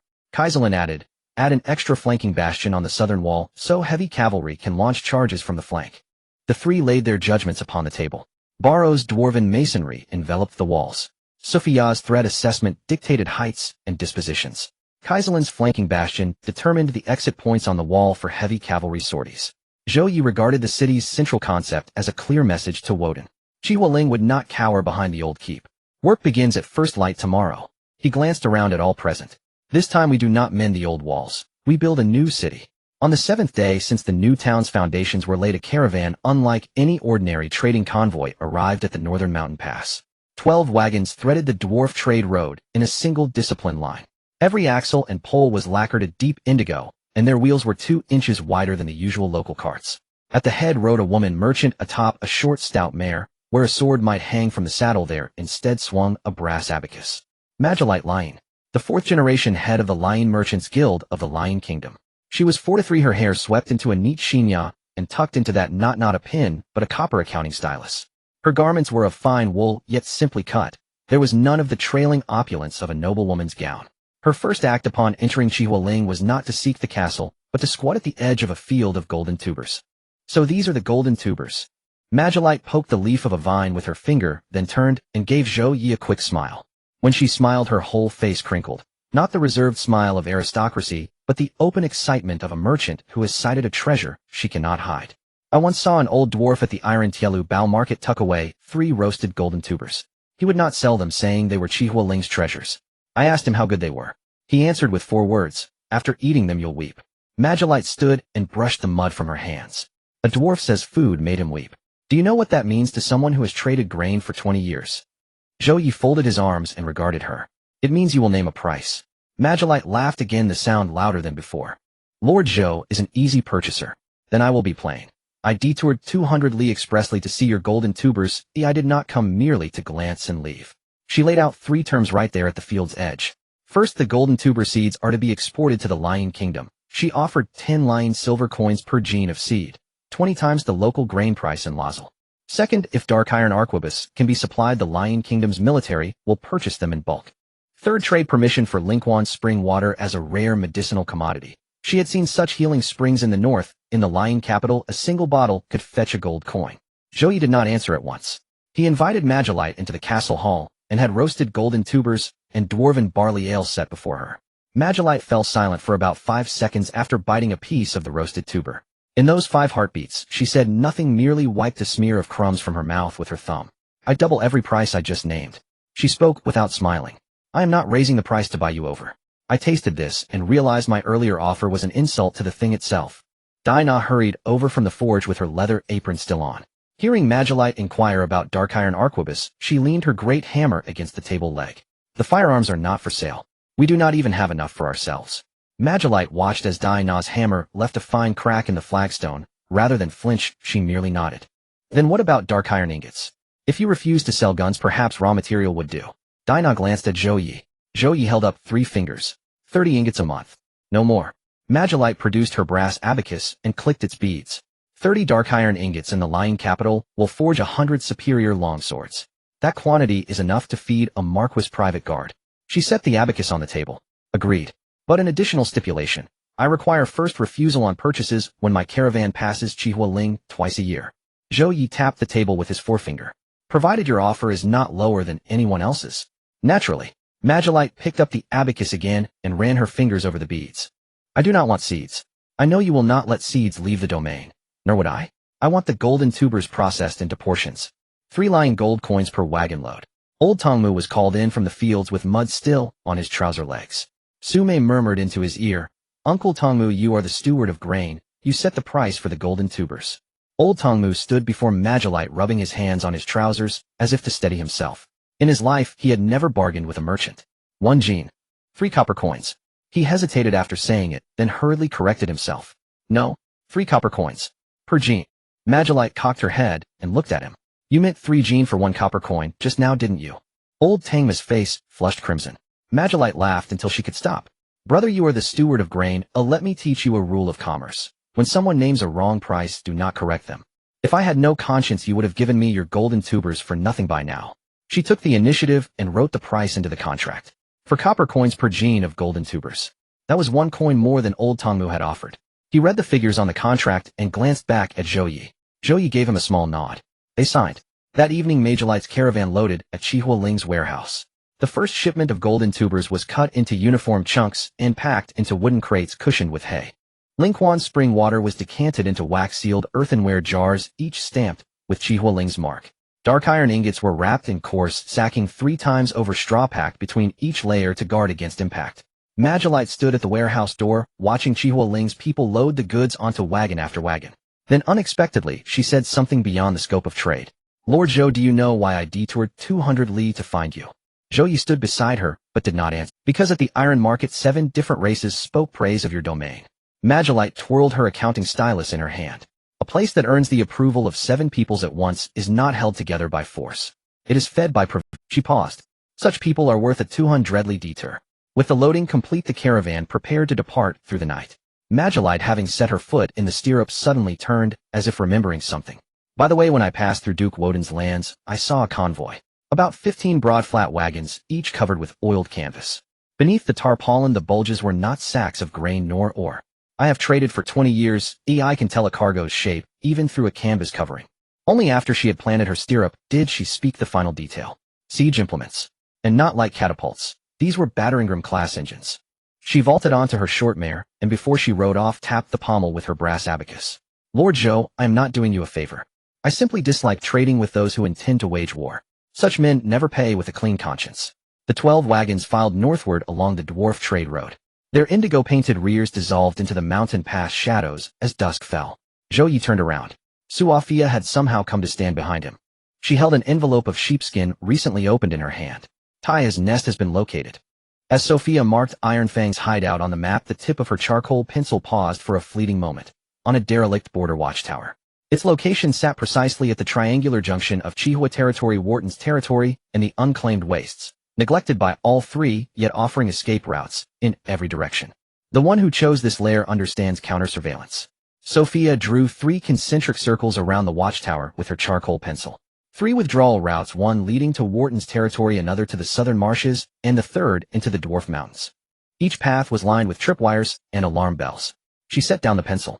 But Iron Fang has a habit. Every 15th day of the month, he disperses his men across 3 taverns to drink. Tonight is the 15th. Zhou Ye stood before the map, tracing a line southward from Chihua territory with his finger. Grum. Grum slammed his right fist against his left chest. At your command, my lord. 30 orcs. No warhammers, only ropes and sacks. A grin split Grum's muzzle, revealing the dense, grinding molars characteristic of his kind. Take them alive. Before nightfall, Laya and 5 elven archers had already taken position atop 3 withered trees, encircling the watchtower. Elves need no moonlight to aim. Their eyes pierce darkness sharper than an owl's. A dim yellowish glow seeped from the watchtower's oil lamp. 2 silhouettes flickered behind the paper-thin window pane, one sharpening a blade, the other pouring liquor down his throat. The dull thud of bottle meeting table mingled with slurred vulgar curses. Iron Fang's pay this month won't even cover our drinks. Silence. The field-burning incident hasn't cooled. Rumors still run hot. What's there to fear? That Chihua patrol won't sniff us out. A soft knock sounded outside the window, a thick Orcish knuckle rapping against the wooden frame. Before either man could react, the door had been torn clean off its hinges, plank and iron joints alike ripped away by Grum's shoulder. 7 men filled the room. 6 blades drawn, but none had time to unsheath them.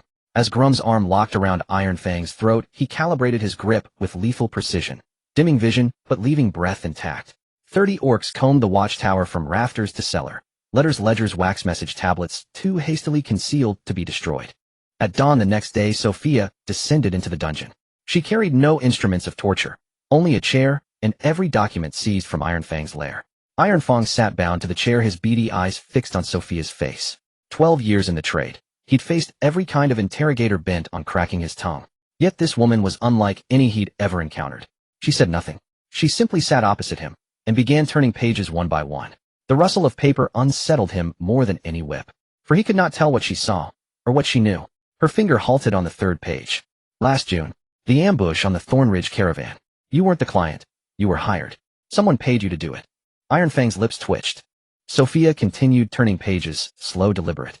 With each she inscribed a cryptic symbol onto a scrap of parchment using her charcoal pencil. His Adam's apple bobbed violently up and down his throat. He knew each mark she made was a nail, driven deep into the web shielding those who commanded him. 3 hours later, Sophia placed a dossier upon Zhou Ye's desk. Wharton's covert operations orchestrated through Iron Fang over the past year. 13 entries. The field burning was the most recent.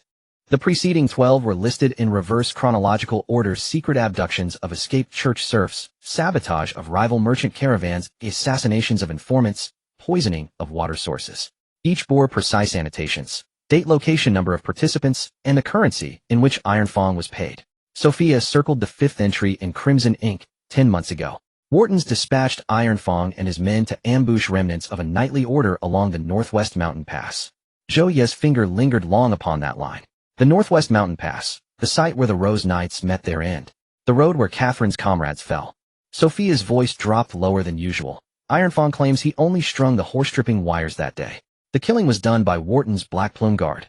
Zhou Ye did not immediately show it to Catherine. He lifted that single page from the dossier and slid it beneath a heavy paperweight.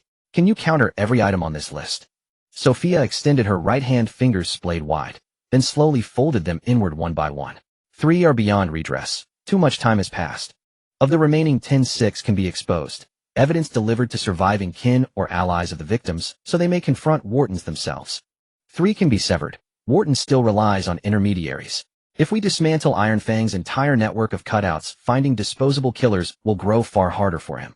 And the final one. Her fingertip tapped the topmost entry: the field burning. The cost must be repaid tenfold, directly without delay. 2 days later at dawn, the dungeon guard caught a strange cloying sweetness in the air just outside the cell. Iron Fang lay sprawled on the floor. A dried black stain curled from the corner of his mouth. Sophia arrived and knelt beside the corpse, studying it silently for half a candle mark. Then she dipped a finger into the dark residue and brought it to her nose. Juice of root herb. It takes roughly 3 hours to take effect, silent, painless.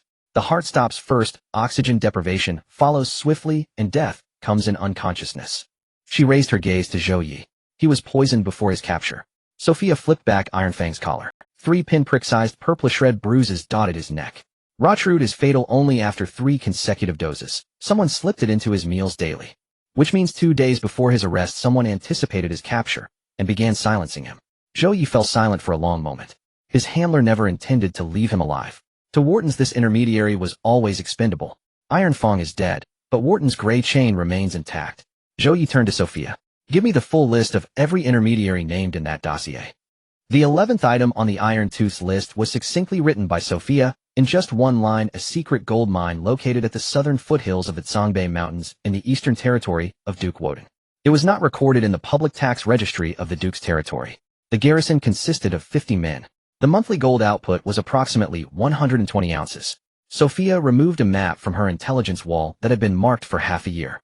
She had already marked the coordinates of the gold mine, but previously she could not confirm the number of guards and the patrol shift times. Now Iron Tooth's testimony filled those gaps. There are 50 guards divided into 2 shifts, 30 in the day shift and 20 in the night shift. Among the 20 on night duty, 8 are miners on dual roles. Their combat capability can be disregarded. Sophia traced a line on the map from the Chihua territory to the southern foothills of the Songbei Mountains. The cavalry can take the mountain route and arrive 2 hours before dawn. If we act swiftly, we can evacuate all the miners before dawn.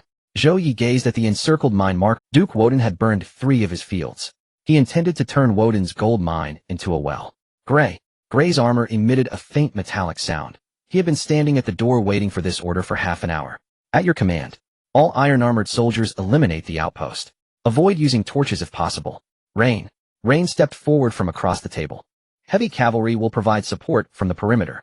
Woden has a patrol cavalry of about 200 north of the Zhou Ye Mountains. Your task is to prevent them from coming within 3 miles of the mine. Gloom. Gloom's fist was already pounding against his chest. Your orcs are responsible for the interior of the mine.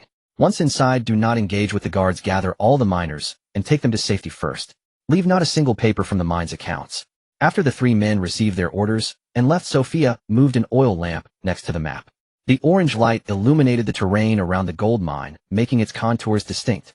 If you take this gold mine, but do not claim it for yourself, Woden will go mad. Zhou Ye flicked the mine marker on the map with his finger. When he burned my 3 fields, he should have known I would return. Sophia did not speak further. In the dim light, she glanced at Zhou Ye, the left corner of her mouth lifting slightly. A moonless night. The ridge of the Zhou Ye Mountains resembled the spine of a gigantic beast crawling along the horizon in the night sky. Gray's iron-armored soldiers split into 3 groups, half a mile from the mine. One group blocked the eastern escape route, another approached silently from the front gate, and the last group circled behind the miners' barracks. There was only one night watchman on duty. Moreover, that sentinel was dozing against the wooden post of the watchtower. Gray's hand covered the watchman's mouth. The watchman's eyes widened in the darkness, but he could not make a sound. The entire process of eliminating the outpost was quieter than a march. When Gloom's orcs surged into the mine's front entrance, half of the 20 guards sleeping in the barracks were still looking for their trousers. A man who appeared to be a guard captain grabbed a sword from the bedside and lunged at Gloom. Gloom grasped the sword blade with one hand and bent it downward. The sword blade bent into a useless arc in the orc's palm. Your boss burned our fields. We are here to collect his mine. Gloom tossed the bent sword onto the ground. Take all the miners. Gather all the accounts. After tonight, this mine will no longer belong to Woden. When the miners were awakened one by one from the barracks, their faces were filled with confusion. Most of them did not even know who they were mining for. Gloom's orcs did not resort to violence. Some miners were too weak to stand, and the orcs simply hoisted them along with their bedding onto their shoulders. Inside the account room, an orc pulled out 3 large stacks of parchment account books from the cupboard. Gloom opened one page and glanced at the numbers written on it. He could not read, but he recognized the color of gold. Each entry in the account book clearly detailed the monthly output and destination of the gold mine. One entry was circled in red ink. On the 15th of each month, 40% was sent to the Church of the Holy Lights Saralan branch. Gloom stuffed all the account books into a leather bag. Outside the mine, Rain's heavy cavalry intercepted a hasty patrol team from Woden on the mountain path. The leading squad captain brandished a torch and galloped towards the mine. Rain did not initiate a charge. He simply arranged 500 heavy cavalry in a line on both sides of the mountain path, the dark iron armor reflecting a row of orderly cold light in the torch's glow. The squad captain glanced at the row of cold light and pulled his horse to a stop. Go back and tell your duke. Rain's voice was hoarse, carried by the night wind. This is the response from the Zhou Ye territory to the burned fields. The squad captain stiffened on horseback for about 5 seconds, then turned his horse around and retreated. Before dawn, all the miners at the mine were safely relocated to the Zhou Ye territory. The entrance of the mine was sealed off with 3 thick iron bars, and spring water was channeled into the mine passage. In the span of a single incense stick, the gold mine transformed from an operational site into an underground lake. Zhou Ye opened the gold mine account book that Gloom had brought back in the castle hall. The first page of the account book recorded the start date of the gold mine's extraction. It was 2 months prior to his takeover of the Zhou Ye territory. This meant that Woden had already been mining gold beneath his feet when he was just a small border lord. He flipped to the following pages. Sophia stood across the table, her fingers sliding down the lines of ink in the account book. The monthly output is 120 ounces of gold. 40% goes to the church, 30% enters Woden's private treasury, and the remaining 30%. Her finger paused on a line of coded script on the last page. It was an address written in code. Sophia took out the charcoal pencil she always carried and quickly deciphered that line of code on the parchment. After writing the last word, she set the charcoal pencil down on the table, her movements a fraction lighter than usual. Lost to royal capital. The address of the royal vice office. Woden's gold mine is supplying gold to the people within the royal family. Sophia pushed the deciphered address across the table to Zhou Ye. The vice office is the residence of the regent vice king. Duke Wotan stood in the underground chamber of the magic crystal workshop, facing the magic crystal crossbow, which was already equipped with a second barrel. The barrel was thicker than a man's waist. The shattered magic crystal pieces emitted a low rumbling hum inside the iron chamber, like wasps trapped in a cage. The workshop's supervisor wiped the sweat from his forehead with his sleeve. My lord, reinforcing the frame will take at least 2 more months. The current iron frame can't withstand more than 3 shots before 1 month. Wotan's voice was not loud, yet the supervisor swallowed the rest of his words. I want to see 3 operational prototypes within a month. But the iron frames load bearing capacity. Buy dark iron from the dwarven black market. The supervisor opened his mouth, but dared not ask, where will the budget come from? When Wotan left the workshop, the sky had already turned completely dark. The first thing he did upon sitting in the meeting room on the 2nd floor of the castle was to pour himself half a glass of red wine. Before he could bring the wine to his lips, the urgent sound of a cavalry sentinel's boots echoed on the stone slabs outside. My lord, the sound of the sentinel's knee hitting the ground was more muffled than usual. Wotan put down the wine glass. Speak. The gold mine in Songbei Mountain has been taken by the Crimson Fire territory. Wotan remained silent. The sentinel grit his teeth and continued reporting. The garrison at the mine has surrendered completely. All the miners have been taken away. The entrance of the mine has been flooded, and now the entire mine is sealed with water. The patrolling cavalry encountered Ren from the Crimson Fire territory on the outskirts of the mine. He sent a message back with the patrol captain. Wotan's throat tightened.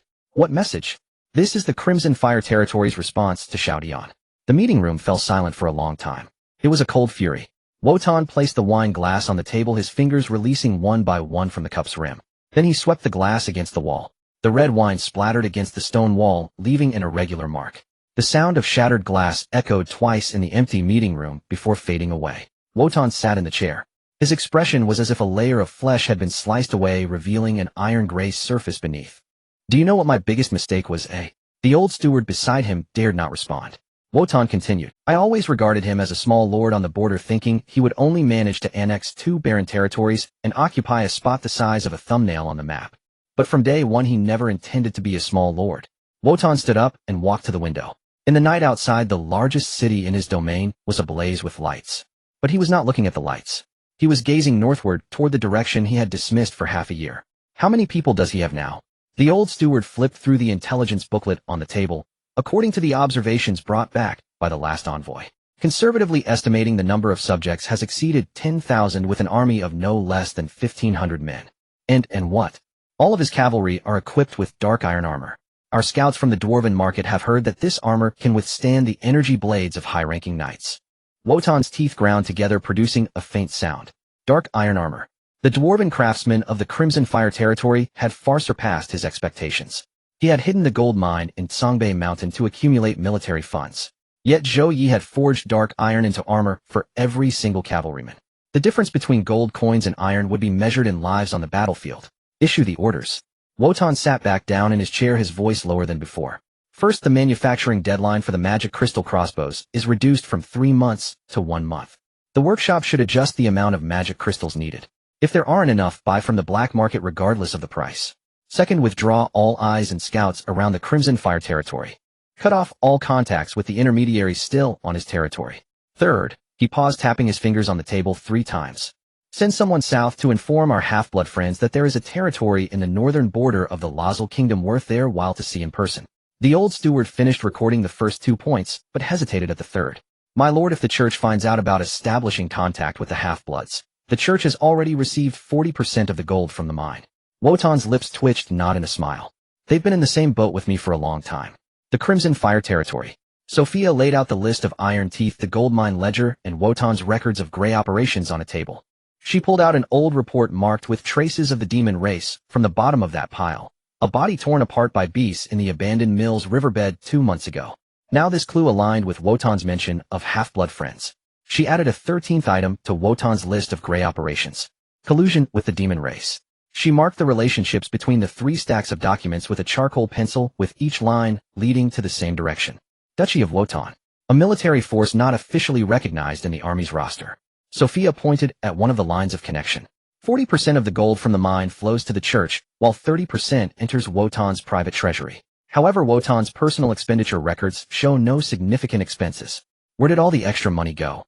She flipped over a folded piece of parchment from the back of the gold mine ledger. It contained a list of weapon purchases. Dark iron spears, magic crystal arrowheads, heavy cavalry armor. Each item was military equipment. He is forming a private army not belonging to the kingdom structure. The gold from the mine, the portion for the church, and the savings from gray operations are all funneled into this bottomless pit. Zhou Ye looked at that procurement list.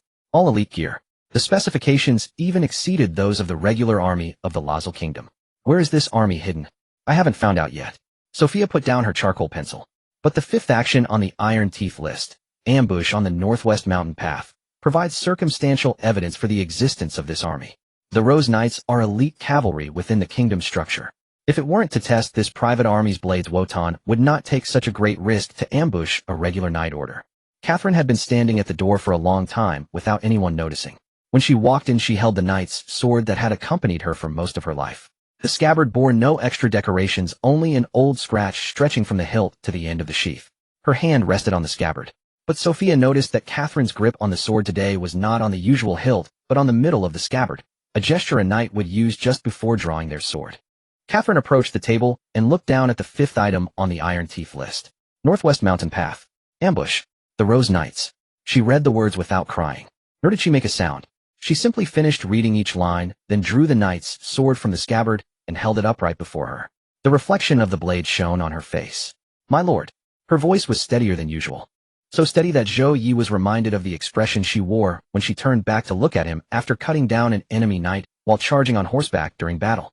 I request to personally settle old scores with Wotan in the final battle against him. She used the term I. When she said this, she was not a survivor bearing the blood debts of a knight order. She was the commander of heavy cavalry of the Crimson Fire territory. Zhou Ye looked into her eyes. You will have that day. Catherine sheathed her sword. The metallic whisper as the blade returned to the scabbard resonated more heavily in the silent meeting room than any vow. The last document arrived late that night. A fast horse courier. The rider wore a dark green uniform of the Losel Royal Courier Service. The wax seal on the envelope bore the royal emblem, a soaring silver eagle. Sophia pried open the wax seal with the tip of a knife. The letter contained only one page. After scanning all the words on the paper, she handed the letter to Zhou Ye. The king has been informed. Reports of battles big and small along the border started arriving in the capital too, from Buster to the barren of the iron mine to the abandoned mill to the recent sunken gold mine. King Losel himself has noticed that a lord in the northern border has annexed 5 surrounding territories within half a year. Sophia's left lip did not curl. But there was something more in her tone. The royal family has not taken a stand. They simply notified. The king has dispatched an imperial observer who is already on the way. He will arrive at the Crimson Fire territory within a month. Zhou Ye stood on the watchtower, holding the letter that had just arrived from the capital. In the night sky above, the winter stars formed an arc from the direction of the territory's forge still glowed with the light of several forges. Toward the golden sweet potato fields, the newly planted vines along the ridges grew quietly in the sound of the spiritual spring's water. The foundation of the new city had already been dug out, revealing the first deep trench of the eastern city wall. He glanced down at the letter in his hand. The silver eagle wax seal had lost a small patch of lacquer under the night wind due to his thumb rubbing against it. An observer of the king. The letter did not state the purpose of their arrival. But in any case, Wotan was no longer the only player in this chess game. On the edge of the chessboard, there was an additional observer. And the observer could become a player at any time. Light footsteps echoed up the stairs behind him. Sume approached with a bowl of hot soup. Ye go. She placed the soup bowl on the stone railing of the watchtower. The white steam was dispersed into fine mist by the night wind. It's chilly at night, drink it while it's hot. Zhou Ye took the bowl. Under the sky of the Kanglan continent at the highest point of his own territory, he poured a bowl of golden sweet potato soup into his stomach. When Sume placed the registration book on Zhou Ye's desk, the ink on the goose feather pen was still wet. 32,000 people. Her fingertip pointed at the number at the very bottom of the last page of the registration book. There was little fluctuation in her violet eyes, but her voice carried a satisfaction that she herself was unaware of. After the foundation of the new city began, everyday runaway serfs and destitute craftsmen have been pouring in. Yesterday alone, 87 were registered. Zhou Ye flipped open the registration book. The pages were filled with names. There were serfs named Tai Dan or beasts named Huizhua, along with surnames of the Black Pine tribe spelled in Elvish. Each name was annotated with their place of origin and skills. Most were handwritten by Su Mei, while a few were penned by the beast children she had taught to read. The population requirement has been met. Zhou Ye closed the registration book. Old Tom stood across the table clutching a piece of scrap paper torn from the granary ledger. The writing was crooked, but he had verified each number 3 times. Sir, the golden potato fields cover 2,000 acres fully irrigated with spiritual spring water. The yield is 10,000 gene per acre with 1 harvest a month. The old servant calculated for half a day, and a monthly harvest would be 20 million gene, far exceeding that million-stone threshold. His voice trembled slightly as he spoke. Over a year ago, he had been starving on the same land, gnawing on tree bark. Zhou Ye tapped his finger on the table. The food requirement has been met. Catherine entered the room still clad in training armor. She placed a military organization document on the table and flipped to the first page. 100 armored soldiers, 500 heavy cavalry, 300 musketeers. The production line for dark iron muskets has a daily output of 100 and all are equipped. 100 light cavalry scouts, 50 elven archers. After the merger with the Black Pine, an additional 30 have joined. 300 beast construction workers. Approximately 800 militia are in training. She paused for a moment. In total, about 2,150 people. We are still a bit short of 3,000, but at the current pace of expansion, we can make up the difference within 3 months. Sophia sat in the corner on a chair flipping through her intelligence files. Only after Catherine finished speaking did she begin to speak. The formal conditions for the allegiance of the two non-human races have already been met. The elves and the beasts. Although the dwarven craftsmen remain in the Red Fire territory, as individuals Barrow and Dana have yet to sign the tribe-merging documents under the Iron Furnace clan's name. If you include this, that makes 3. Zhou Ye stood up and walked around the table. He turned his hand to point at the storage ring, feeling its cool touch through his skin. First, submit the nobility application. We can discuss the dwarven tribe matter later. Sophia, draft the document. Sophia pulled out a blank piece of parchment from the document rack. She used charcoal to list the current actual control range of the Red Fire territory, the total number of residents, the size of the army, and the grain storage data. Each item was accompanied by a reference number. This was a self-certifying document written in data, not a request letter. Zhou Ye took the charcoal pencil and signed his name at the end of the document. The moment the pen tip touched the paper, a system light screen popped up before him. The golden light was softer than any previous instance, but the edges of the light screen bore a silver pattern he had never seen before. Territory upgrade task progress update. Population exceeds 10,000, 132,001,0000. Army exceeds 3,000 in progress, 21503000. Expected to meet standard within 3 months. Food exceeds 100,000 stones. Golden potatoes yield 20 million gene monthly. Far exceeding threshold. Any two non-human races formally pledge allegiance. Elves, Black Pine tribe, beasts, Blood Axe tribe. Current progress 95. Tip. Once the nobility application is formally submitted to the Roselle Kingdom Privy Council, the progress will automatically advance to 99. Final 1. The King's Decree of Ennoblement will be issued. Zhou Ye finished reading all the text on the light screen and placed the charcoal pencil back on the table. Send it by courier. Gray stepped in from outside, taking the sealed parchment document with both hands. 800 Li urgent delivery. Straight to the Privy Council of the White Chalk City.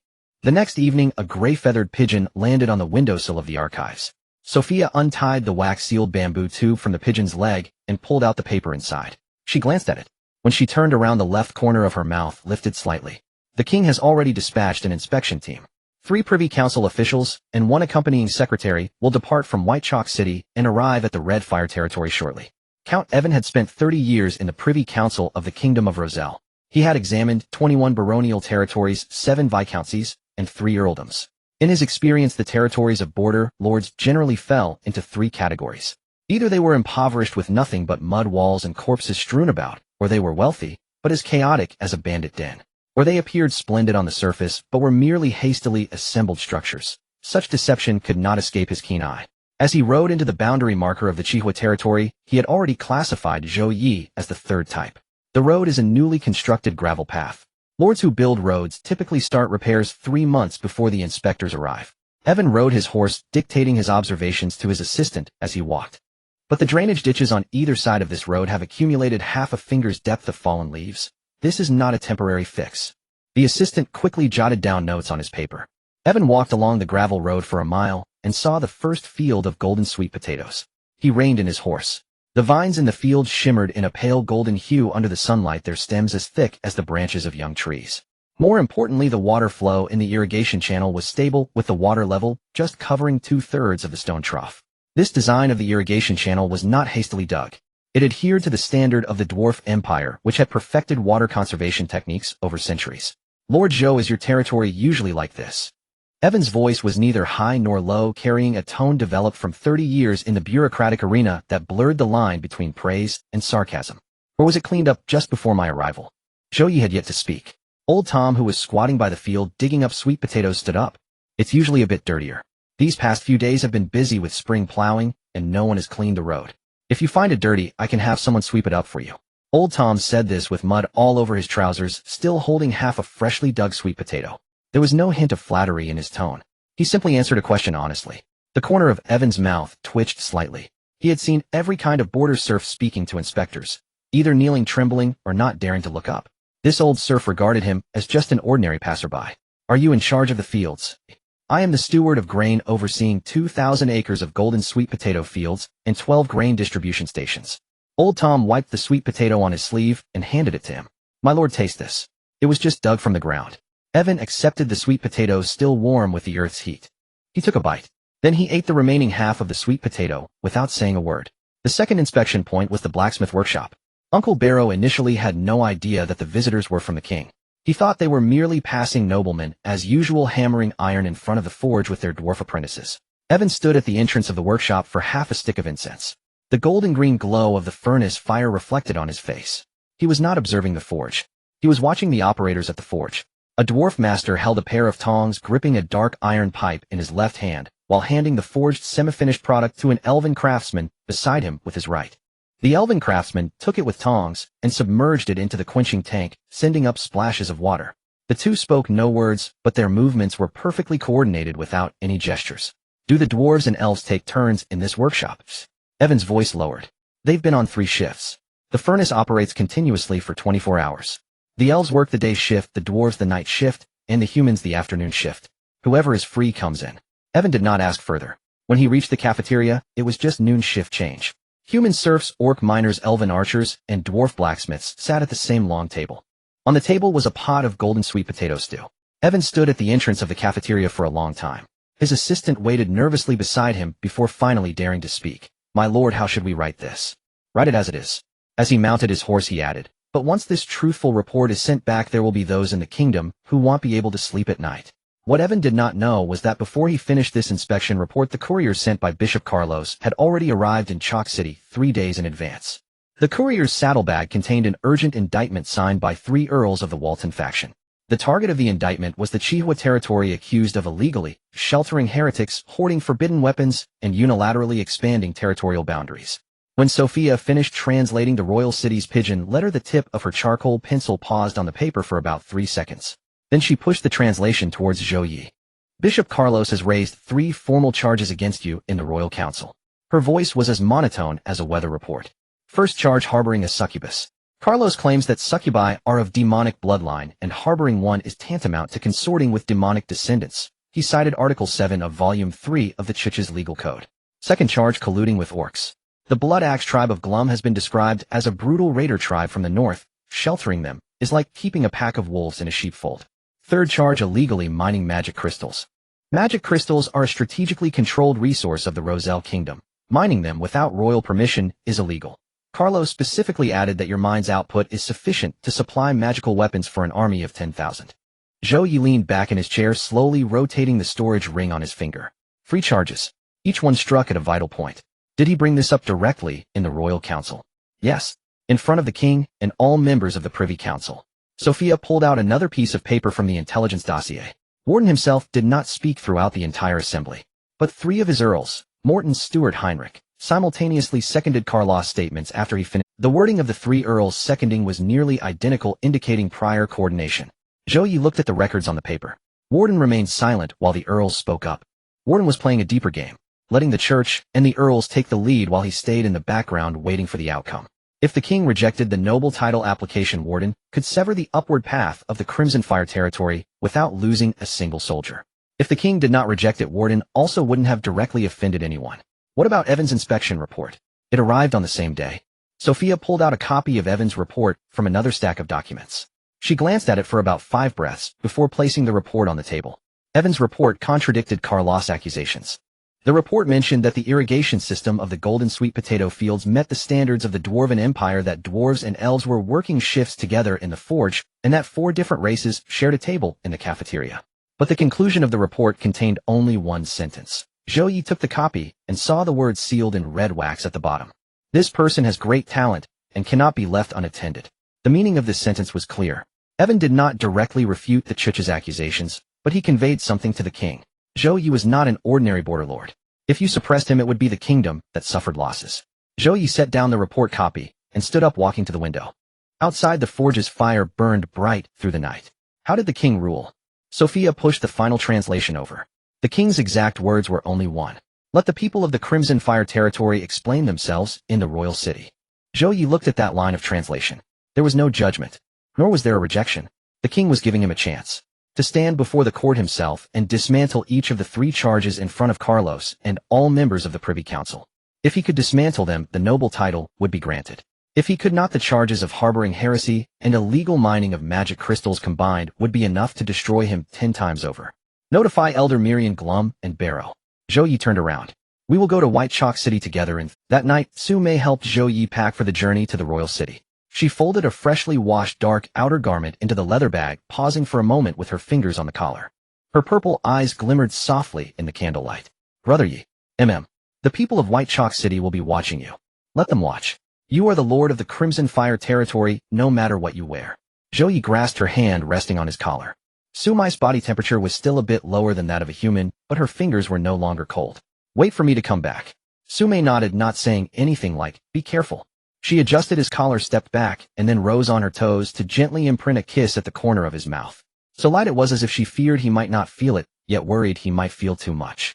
The royal palace of White Chalk City in the kingdom of Lorsal was built from white granite. The vaulted ceiling of the grand hall soared so high it could enclose an entire dwarven forge. Zhou Ye stood at the exact center of the hall. The first time he had left Chihua territory since his transmigration, the first time stepping into the royal palace, and the first time standing before the king as both defendant and petitioner. 3 paces to his left walked Elder Miriam. The elven elder wore formal ceremonial robes, emerald green garments woven from spider silk and golden thread. 3 paces to his right stood Grum. The orc chieftain wore newly stitched leather armor sewn by his mother over 3 consecutive nights. Its stitches were uneven, but immaculately clean. To his far right stood Uncle Barrow. The dwarven master's beard was braided in the Ironforge clan's official style, 13 slender plates each tipped with a small ring of dark iron. After bowing, Zhou Ye remained silent. King Lorsal V sat upon the throne, over 60 years old, hair silvered with age, yet spine unbent and erect. His hands rested naturally upon the armrests, not tapping, not clenched, just poised in quiet authority. Archbishop Carlos, you may now present your accusations face to face. The king's voice was low, yet every syllable rang with crystalline clarity across the vast hall. Archbishop Carlos rose from his seat on the right. His scarlet archbishop's robes blazed starkly against the palace's white walls. He recited the 3 charges one by one: harboring a succubus, conspiring with orcs, illegally mining mana crystals. After each charge, he nodded once toward the Privy Council. Upon concluding the 3rd, he added, Your Majesty, each of these 3 charges, standing alone, is sufficient to disqualify him from noble petition. Taken together, they render the matter beyond dispute. The king offered no reply to Archbishop Carlos. He turned instead toward the hall's center. Lord Zhou Ye, what have you to say? Zhou Ye stepped half a pace sideways. Elder Miriam advanced 1 full step. Your Majesty, permit this elder to speak first. His voice was soft yet shaped in the cadence of elvish high tongue, each syllable drawn like silk from the concentric rings of ancient trees. I am Elder Miriam of the Blackpine Elven tribe. 3,000 years ago, during the War of the Gods, the world tree withered, and no new sapling has sprouted upon this continent since. Lord Zhou Ye of Chihua territory, through his marriage to Princess Ellen Moonsong, caused a new shoot of the world tree to take root in living soil. He planted it with his own hands. A murmur rippled through the hall. Elder Miriam paid it no mind and all 3,000 souls of the Blackpine tribe have voluntarily joined Chihua territory.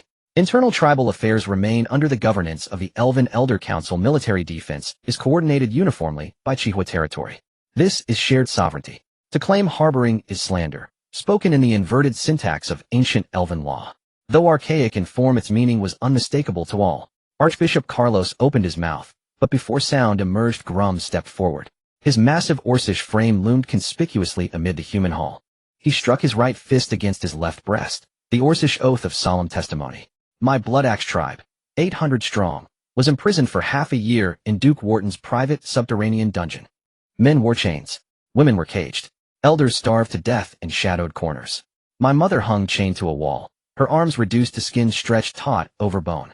His voice coarse and guttural shook dust from the frescoes high above. Lord Zhou Ye of Chihua territory rescued us from that hellhole. He fed my mother. He paid wages to our miners, regardless of race, and ensured every soul received bread. Where was the church then? Grum directed this question squarely at Archbishop Carlos. He truly waited for an answer. Before Grum finished speaking, Uncle Barrow placed upon the floor the dark iron sample he had carried for half a lifetime. The dull, resonant thud of iron striking white granite made the Privy Council elders instinctively lean back half an inch in their chairs. The so-called illegal mining of mana crystals occurred beside my forge, the forge of Barrow Iron Forge. He flipped the iron slab over. Etched on its reverse was the certified seal of the 38th generation of the Ironforge clan of the Dwarven Empire. Dwarven law binds mind to forge. Where the forge stands thee or belongs, to serve its forging.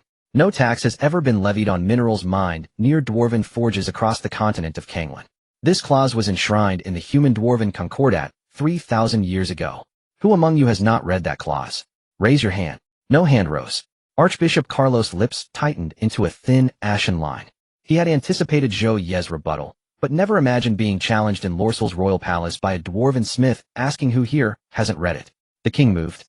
He lifted his right hand from the armrest and tapped twice, softly, deliberately, upon the throne's carved surface.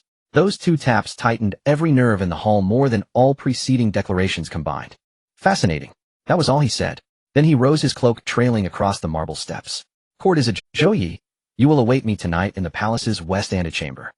The royal palace's side chamber was 1/10 the size of the grand audience hall, yet the hearth blazed with fire. King Lorsel V sat in a worn leather armchair, having shed his heavy ceremonial robes for a simple, deep gray woolen tunic. Before him stood 2 mugs of warmed ale. No attendants, no privy councillors. No scribes. Sit. Zhou Ye took the seat opposite him. The king lifted his mug, drank deeply, and set it back upon the table. How did you win the loyalty of elves, dwarves, and orcs alike? Zhou Ye paused for several seconds. I fed them. I treated them not as outsiders, but as kin. Lorsel V studied him, a veteran sovereign who had ruled for 35 years, now observing a young man whose rise defied all precedent. Whartons governed that region for 20 years, and never achieved this. He rotated his mug halfway. You accomplished it. In less than 2 years since assuming control of the Crimson Flame territory. Zhou Ye did not reply. He knew the king was not praising him, but weighing him. Your inspector, Evan, wrote 1 sentence in his report. Lorsel V reached into a drawer beside the old leather chair and withdrew the inspection dossier. Its wax seal had already been broken. This man possesses extraordinary talent. Must not be left to roam unguided. He returned the report to the drawer. Evan has served me for 30 years, evaluating over 30 lords. He has never used the phrase extraordinary talent for any other man. Zhou Ye raised his mug and took a slow sip. What, your majesty, is your intent? Lorsel V did not answer directly. Rising, he walked to the hearth and tossed another log onto the flames. Duke Whartons paid 8,000 gold coins in tribute last year. He maintains 20,000 regular troops, and 3 earldoms swear fealty to him. Your population is less than 1/10 his. Your army less than 1/10 his. Yet in the past 3 months alone, he lost 5 intelligence networks, an entire intermediary safehouse, and a secret crystal mine. His mana crystal supply chain is now under relentless surveillance by your agents, and his classified operations ledger rests in the hands of my younger brother, the Regent Deputy King. When he read that list, his face darkened more than the charcoal smoldering in this very hearth. The king turned back, his eyes reflecting the dancing firelight. So, I am not debating whether to ennoble you. I am calculating what Whartons will do once I have. Zhou Ye set down his mug. He will strike. He has already begun. Lorsel V gave a single slow nod, confirming a long-held judgment. Upon your elevation to Viscount, your territory will expand 6-fold. Your legal conscription ceiling will rise from 1,000 to 3,000 soldiers. Your formal title will also grant you authority to suppress unlawful armed forces within neighboring regions. All these together ensure Whartons must act, even if he would prefer restraint. The king returned to his armchair and lifted his mug once more. But yesterday in the Grand Hall you secured the unified allegiance of elves, dwarves, and orcs, something no ruler in the history of the Lorsel Kingdom has ever achieved. For that alone you deserve the rank of Viscount. At dawn the next day in the palace's central throne hall, Zhou Ye knelt on the white marble steps before the royal dais. King Lorsel V wore full regalia, gripping the silver-hilted longsword passed down from Lorsel I himself, the blade resting gently upon Zhou Ye's right shoulder. By the authority of the Lorsel Kingdom and the full Privy Council, we hereby ennoble Zhou Ye as Viscount of the Crimson Flame. His domain expanded to encompass the entirety of the former Crimson Flame territory, the Iron Mine Baronies, the Granary Baronies, the Timber Baronies, Black Pine Forest, and the southern slopes of Songbei Mountain. The Viscount of the Crimson Flame shall enjoy all rights accorded to full nobility, a conscription quota of 3,000 soldiers, authority to conduct punitive campaigns against unlawful armed forces beyond his borders, and full autonomy over internal governance. The sword lightly touched his left shoulder, then withdrew. May you honor this blade. As Zhou Ye rose, a radiant interface erupted before his eyes. A vast luminous screen shimmered, gold interwoven with silver. Ding. Territory upgrade quest completed. Host title elevated Viscount of the Crimson Flame, full noble rank. System level upgraded LV. 1 LV. 2 in new feature unlocked title advancement system. Post may ascend further through military conquest, political marriage, or territorial expansion. Each promotion triggers a corresponding system upgrade. NS rank artifact awarded war shackles. Upon formally declaring war against any hostile faction, all external reinforcements for that faction are severed for 3 months one-time use. In current title advancement path, Viscount Earl condition defeat Duke Whartons and demonstrate Earl tier capability. Zhou Ye scanned every line of text. Then he lifted his gaze toward the vaulted ceiling, where the fresco of Lorsal I, the kingdom's founder, held aloft the very same sword he had just been consecrated with. The investiture ceremony had barely concluded when Sophia emerged from the shadowed side entrance of the hall. Her pace remained measured, but the wax seal on the parchment scroll she held had been crushed between her fingers. My lord, from the Crimson Flame direction, Wharton's Black Feather Guard has crossed our southern border. Zhou Ye accepted the scroll. It bore only one line: smoke rises above the Forge District, midnight. The conferral banquet was held in the largest banquet hall of the capital. Most of the noble circle of the kingdom of Lozal attended. The matter certified by the 3 clans in the court spread throughout the entire White Chalk City within half a day. Everyone was eager to see what this person looked like who could make elves, dwarves, and orcs speak in the Great Hall. Zhou Ye stood next to a large marble pillar at the side of the banquet hall, wearing a new, dark-colored outer garment. The clothes were hastily made by Su Mei at a tailor shop in the capital, without any fancy decorations. The storage ring on his finger reflected a plain iron-black color under the chandelier. A few noble women passed by him holding wine glasses, casting a glance his way, their expressions unsatisfied. A person capable of moving 3 races was dressed worse than a second-rate merchant of White Chalk City. The agent of Woden only appeared half an incense stick after the banquet began. Marquis Fernan. In his 50s, his hair was neatly combed and his beard was trimmed into the most standard diamond shape in the noble circle. He approached Zhou Ye with a glass of red wine, his smile impeccable under the chandelier's light. Master Zhou, congratulations on your elevation in rank. The Duke of Woden could not attend due to health issues and has sent me to convey his congratulations. Zhou Ye raised his glass. Is the Duke's condition severe? It's an old ailment. He has to stay in bed for half a month every winter. Fernan's tone was as mild as chatting about the weather. What are your next plans, Master Zhou? The southern gold mine has been flooded. The eastern magic crystal mine is under the Chich's watch. The west, or the north? His inquiry did not seem like a test. It was as if he was helping you analyze your situation. Zhou Ye put down his glass. First, we need to finish building the new city. We will see the direction after the roads are completed. Fernan's smile lingered for 2 seconds. Then he nodded as if accepting a reasonable answer. The Duke of Woden asked me to convey a message. Regarding the misunderstanding between Chihua territory and Woden territory, the Duke hopes to discuss it in person. Zhou Ye did not respond to this statement. Fernan did not wait for an answer. He walked away holding his wine glass. Throughout the entire process, neither side had said anything that could be used against them. Sophia sat behind a small round table in the corner of the banquet hall. The position was the most inconspicuous dead corner in the venue, backed against the wall and facing the entire banquet hall. Every table could see clearly.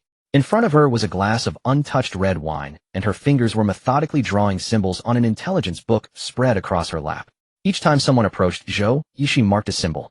Each time someone left, she noted the first person that individual interacted with. These symbols gathered together formed a panorama of Woden's interpersonal network in the capital. Halfway through the banquet, the king's attendant approached with a wine glass through the crowd. The attendant was a middle-aged man in his 40s with very short hair and a voice that was kept very low. Master Zhou, congratulations. He clinked his glass with Zhou. Yes. There is a line in His Majesty's inspection report that I believe you should know. This person possesses great talent and should not be left unmonitored. This line was written by Evan in the report. However, the attendant then added something that was not in the report. His Majesty's original words were, if left unmonitored, Woden will truly devour him. If he is taken, perhaps decades later, Chihua territory can become the northern barrier of the kingdom. After finishing, the attendant left. The cup was still on the table, the red wine inside, not even stirred. When the banquet was coming to an end, Sophia stood up from the corner. She did not use any transitional phrases, directly reporting. Fernan released 3 carrier pigeons overnight after returning to his residence. One went north to the Duke of Woden. The second went east, likely a synchronized copy for the Earls Stewart, and the third went south towards the jurisdiction of the Holy Light Church, not under Woden's system. She paused for a beat. I had Leah's hawk intercept the third pigeon. After reviewing the content, it was released again. The church has no need to know that we intercepted this letter now. Sophia placed another note beside Zhou Ye. Direction of Chihua territory. An unidentified cavalry is moving towards the southern side of the territory.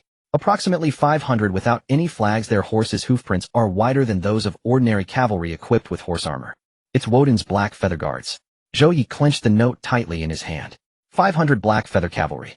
At the moment he had just been conferred the title of Viscount, expanding his territory 6-fold. but having yet to push out his defense line. Woden chose this moment to take action because someone in the capital informed Fernan that Zhou Ye's new territory's defense line would take 3 months to be fully established. Prepare the horses. Zhou Ye tucked the note into his storage ring. Return to Chihua territory overnight. Zhou Ye rushed back to the Red Fire territory from Baijia City, taking 2 days and nights. As the hooves of his horse stepped past the territory's boundary stone, Catherine was practicing with the new recruits in the cavalry training ground. She rode atop a black imperial warhorse, leaning forward, her reins clenched in her left hand, forming a perfect charge loop. In her right hand, she held a lance, its tip tracing a stable arc in the sunlight. Squeeze your knees against the horse. Lower your head. When charging, do not look at the enemy, focus on the ground behind their hooves. The command was not yet finished. Her body swayed slightly on the horse's back. Zhou Ye had been standing by the training ground for quite a while. After seeing Catherine's brief sway, she dashed over from the sidelines. Catherine, sister, get down. Catherine pulled the reins tight. The motion of dismounting was slower than usual. She sat down on a bench. One hand supported her forehead, while the other still gripped the reins. The sweat on her forehead was cold. Zhou Ye handed her a cup of spiritual spring water. Catherine drank half a cup in one go. How long has it been? Zhou Ye's voice was low. Catherine did not answer. You cannot hide this from me. The perception frequency of a succubus can detect a second heartbeat. The heartbeat inside you has been beating for at least 7 months. Catherine placed the cup on her lap. The reins were still clenched in her other hand. Over 8 months. Her voice was calm, like a cavalry captain stating a tactical fact. The last expected date was early November. I've been counting. I haven't missed a single training session. I've wrapped several layers of cloth under the training armor. Zhou Ye watched her, saying nothing. When the elven healer was called, she placed 3 fingers on Catherine's pulse. 5 seconds later she released. 8.5 months. The fetal position is correct. The child is healthy. When Zhou Ye arrived at the training ground, Catherine was still sitting on that bench. The reins rested on her knees, and the people around had retreated. Zhou Ye nodded at him from a distance. He sat down next to her. 8.5 months. You have hidden it for 8.5 months. Catherine folded the reins again and again, making them perfectly neat. Wharton's gray operation chain is breaking. The fortifications on the southern defense line are still being dug. 500 black feather cavalry are gathering at the old outpost. I cannot lie in the delivery room at this time. Her voice was steady as a cavalryman, reporting why retreat orders were not executed. The Knight's Code does not state that one must withdraw from the battlefield due to pregnancy. I have calculated the due date. There is still more than half a month to go. If the Black Feather Cavalry plans to attack the forging area, it will definitely be in the next few days. I will lie down after this battle. Zhou Ye did not respond. He reached out and took the reins from her knee, wrapping them around his palm in circles. After this battle, give me the reins. Also give me the sword sheath. You go lie down. Catherine's Adam's apple moved slightly. Understood. She grasped the sword sheath at her waist with her other hand, her fingers tightening to the point of whiteness. She had done the posture of receiving orders as a knight thousands of times, but this time her fingers lingered on the sheath for several moments. That evening, Sophia spread the latest border intelligence on the castle conference table. Catherine stood across from the table, having already removed her training armor. The curve of her abdomen beneath her casual clothes was faintly visible in the candlelight. 8.5 months. Hidden to this extent.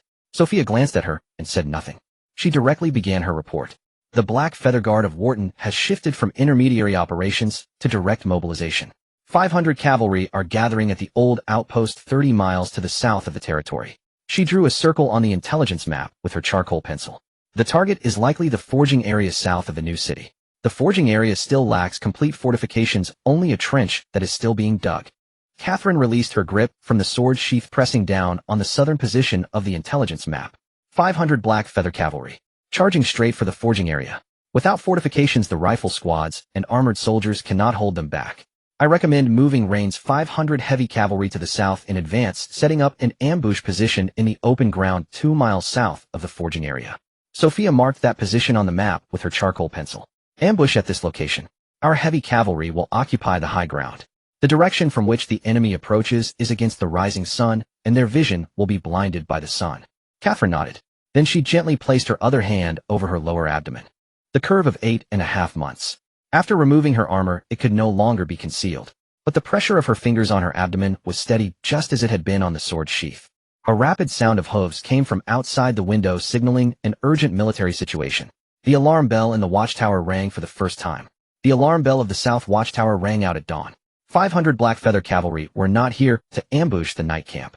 They approached openly from the ridge, the Black Feather banner unfurling in the morning breeze. The sound of hooves struck the frozen ground, reaching the defenses of the Red Fire territory ahead of time. Leading them was a captain of the Black Feather Guard clad in armor forged from black steel with the family crest of Woden, a soaring black eagle, engraved on his chest plate. Halt the entire army. The captain raised his whip at a distance of about 300 paces from the Red Fire Territory's walls. His 500 cavalry lined up behind him, their horse armor reflecting cold light under the rising sun. By the order of Duke Woden, the Red Fire Territory has been illicitly mining magic crystals and harboring heretics. The Duke in his mercy grants you one last chance. Open the southern gate and surrender control of the Dark Iron Forge. The response was not words, but the sound of metal clashing coming from behind the earthworks. The bellows in the Dwarven Forge were still working, and the iron hammers were still striking. The forging workshop of the Red Fire Territory had not ceased its operations. Even with the enemy's cavalry at the edge of their range, the production line of dark iron firearms continued to output weapons. Catherine stood on the temporary command platform right behind the earthworks. She did not mount a horse for battle, but beneath her light leather armor, she wore an extra layer of soft padding compared to usual. Firearms squad, 300 men. Front of the earthworks, 3 rounds of volley. Leah led 50 elven archers lying in ambush in the tall grass on the left side of the earthworks. Dew from the early morning clung to the barrels of the dark iron firearms, but the elven eyesight was unaffected by the dew. The captain of the Black Feather waited 10 breaths. Then he flicked his whip downward. The first wave of Black Feather cavalry launched their charge. About 150 horsemen, their lances angled forward, trampled over the frozen ground, scattering ice shards into powder. The commander of the firearms squad on the earthworks was Dana. She crouched on the sandbags of the first earthwork, resting the barrel of the dark iron firearm on the edge of the sandbags. There was no scope, but having forged firearms her entire life, she could feel the line between the center of the barrel and the target with her fingertip.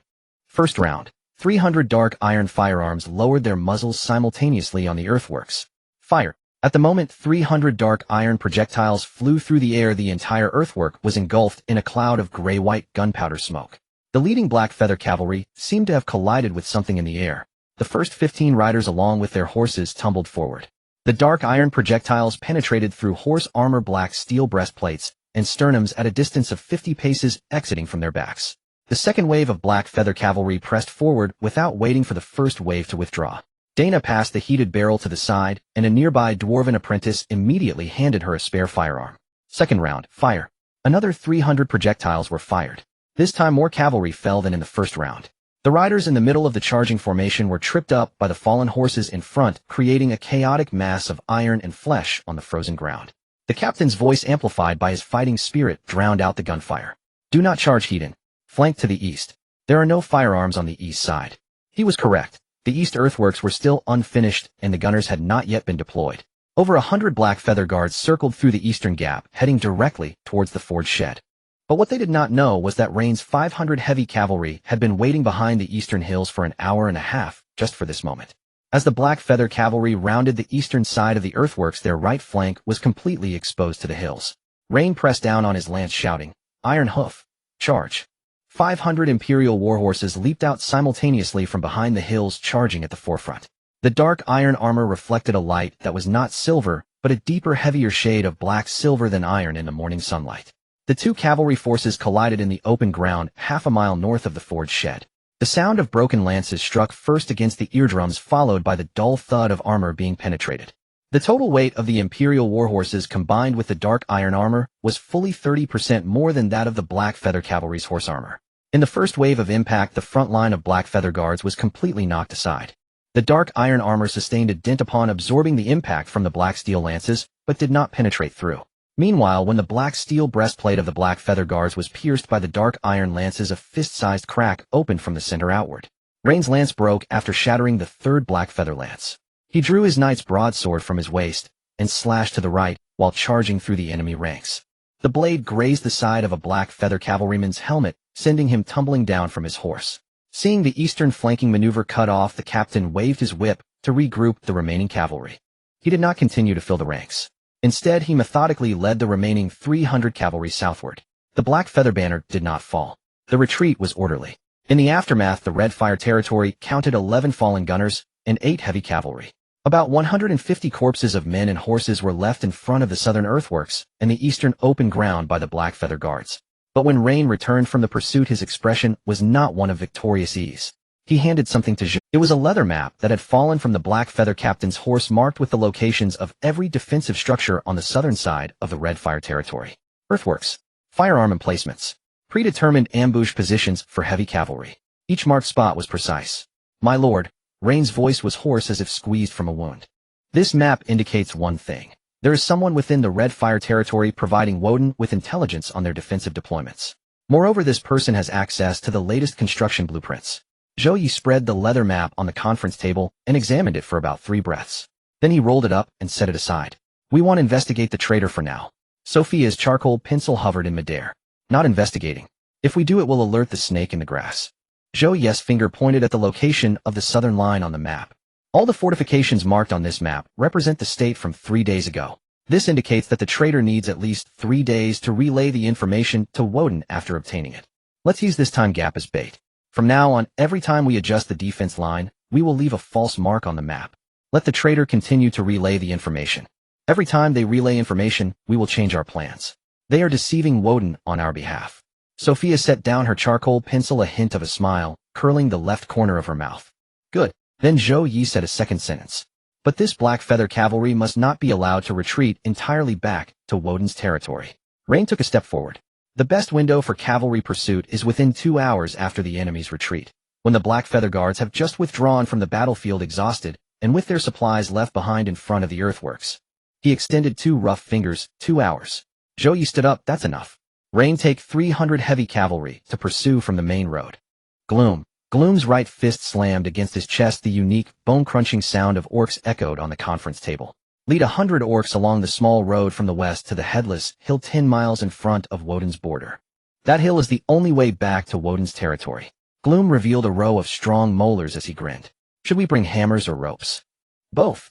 The black feather guards had already retreated to the border of Woden afternoon. The 1,000 cavalry commander managed to gather quite a few scattered cavalry units that had been dispersed by gunfire during the retreat, restoring their total strength to nearly 400 riders. The war horses had been running for 2 hours and were drenched in sweat, the steam rising from beneath their armor, cloaking the black steel in a layer of mist. The 1,000 cavalry commander glanced back from his horse. The dirt road behind was empty. The pursuing troops from the Red Fire territory did not appear within sight. He tucked the riding whip back into its leather sheath by the saddle. Then suddenly a group of green figures stood up on the headless hill 10 miles ahead. 100 orcs led by Gloom had been lying in wait among the low shrubs on either side of the hill for a full hour. Each orc clutched a thick rope in their hands. The 1,000 cavalry commander reined in his horse. Having survived on the battlefield for 15 years, he recognized the terrain immediately. On both sides of the headless hill were rocky cliffs, with only a narrow path for 2 riders to pass through in the middle. It was a perfect ambush spot. But he had no time to take a detour. As Gloom charged down from the top of the hill, 100 thick ropes were simultaneously released. The orcs set the ropes at hoof height, taut, creating a series of tripwires. The leading dozen black feather warhorses tripped over the ropes, tumbling with their riders onto the rocky ground, the sound of cracking bones mingling with the cries of the horses. The road was blocked. The 1,000 cavalry commander drew his sword ready to order the rear troops to charge back, when a heavier sound of hooves echoed from behind. Rain's 300 heavy cavalry had arrived. They were pursuing from directly behind the black feather guards, following the dirt path he had just traversed. Edmund Woden rode the largest black horse. He was Woden's nephew and the deputy commander of the black feather guards. At 27 years old, his beard was trimmed into the narrowest style popular in the capital. His breastplate was thicker than the 1,000 cavalry commanders, but the muscles wrapped beneath it were at least 20% less substantial than those of an ordinary black feather cavalryman. When he was yanked off his horse by Gloom from the headless hill, his helmet rolled away into the gravel 2 paces away, revealing a young face contorted by fear. Gloom pinched the back of his collar with 2 fingers, lifting him off the ground. Who are you? Edmund's lips trembled 3 times before he finally managed to squeeze out a complete sentence. I am Edmund Woden, the nephew of Duke Woden. How dare you, a mere border viscount, capture me? My uncle will. Gloom slapped his hand over Edmund's mouth, silencing him. All the words he wanted to say were swallowed back. Your uncle's mind has been turned into a well. What are you worth? Gloom tossed the little noble, who weighed a full half a bag of flour, more than an ordinary human, onto his shoulder, like he was carrying half a golden yam vine cut from the field. The 1,000 cavalry commander, with less than 200 remaining troops, barely tore a path for retreat from the rocky beach on the west side of the headless hill back to Woden's territory. But Edmund did not. He now lay in the dungeon of the Red Fire territory. Beneath him was straw, and the moonlight filtering through the iron bars of the dungeon illuminated his face. Zhou Ye stood at the dungeon door, holding a blank parchment that he had received from Gray. He wrote only a single line on the paper. Then he had a released black feather captive deliver the letter back. That single line on the letter was seen most clearly by Sophia, standing beside him, inviting the nephew to visit the Red Fire territory. It was time to discuss the events on the Northwest Mountain Road. Catherine stood in the corridor outside the dungeon, gripping her knight's sword without uttering a single word. Yet there was a fire in her blue eyes. She was waiting. Catherine persevered in the pursuit operation until good news came from the executioner's slope. At that moment the tension she had held for 3 days finally eased. 3 days later she began to feel labor pains. The delivery was assisted by an elven healer, while Zhou Ye stood guard outside. Catherine lay on the birthing bed, biting down on a towel that had been doubled. She did not let out a single cry throughout the process. The knight who had never uttered a sound, even when pierced by a spear on the battlefield, would not break her own limits due to childbirth. However, her right hand, gripping the knight's sword at the bedside, had dug 3 new deep marks into the old leather of the scabbard. A loud wail pierced through the stone walls of the delivery room. At that very moment the system's light screen exploded. This time the light was not golden. It was a whole curtain of light interwoven with silver and gold. The edges of the light curtain spread out in a pattern that Zhou Ye had never seen before. A silhouette of a cavalry formation interwoven with silver and iron gray. Ding. Detected the birth of the host's 5th offspring. Offspring female infant human grade talent detected cavalry combat talent Eye of the Cavalry God. Eye of the Cavalry God. Those who possess this talent can simultaneously track the real-time movement trajectories of all allied and enemy cavalry on the battlefield. When commanding a cavalry unit as an adult, the charge formation will automatically correct to the optimal arrangement. Overall cavalry unit attack power 40. Mother high-ranking knight Catherine, former vice commander of the Rose Knights. Rewards are being generated. Reward 1. 1,000 light cavalry. 1,000 elite dark iron light cavalry. Equipped with dark iron sabers, blade length 3 feet, curvature, is the lost cold forge arc of the Iron Furnace clan for 10 generations, and light dark iron armor, total weight 15 gene defense, equivalent to ordinary iron armor, but only 40% of its weight. Mobility speed is 30% faster than ordinary light cavalry, capable of covering 120 miles in a day without dismounting.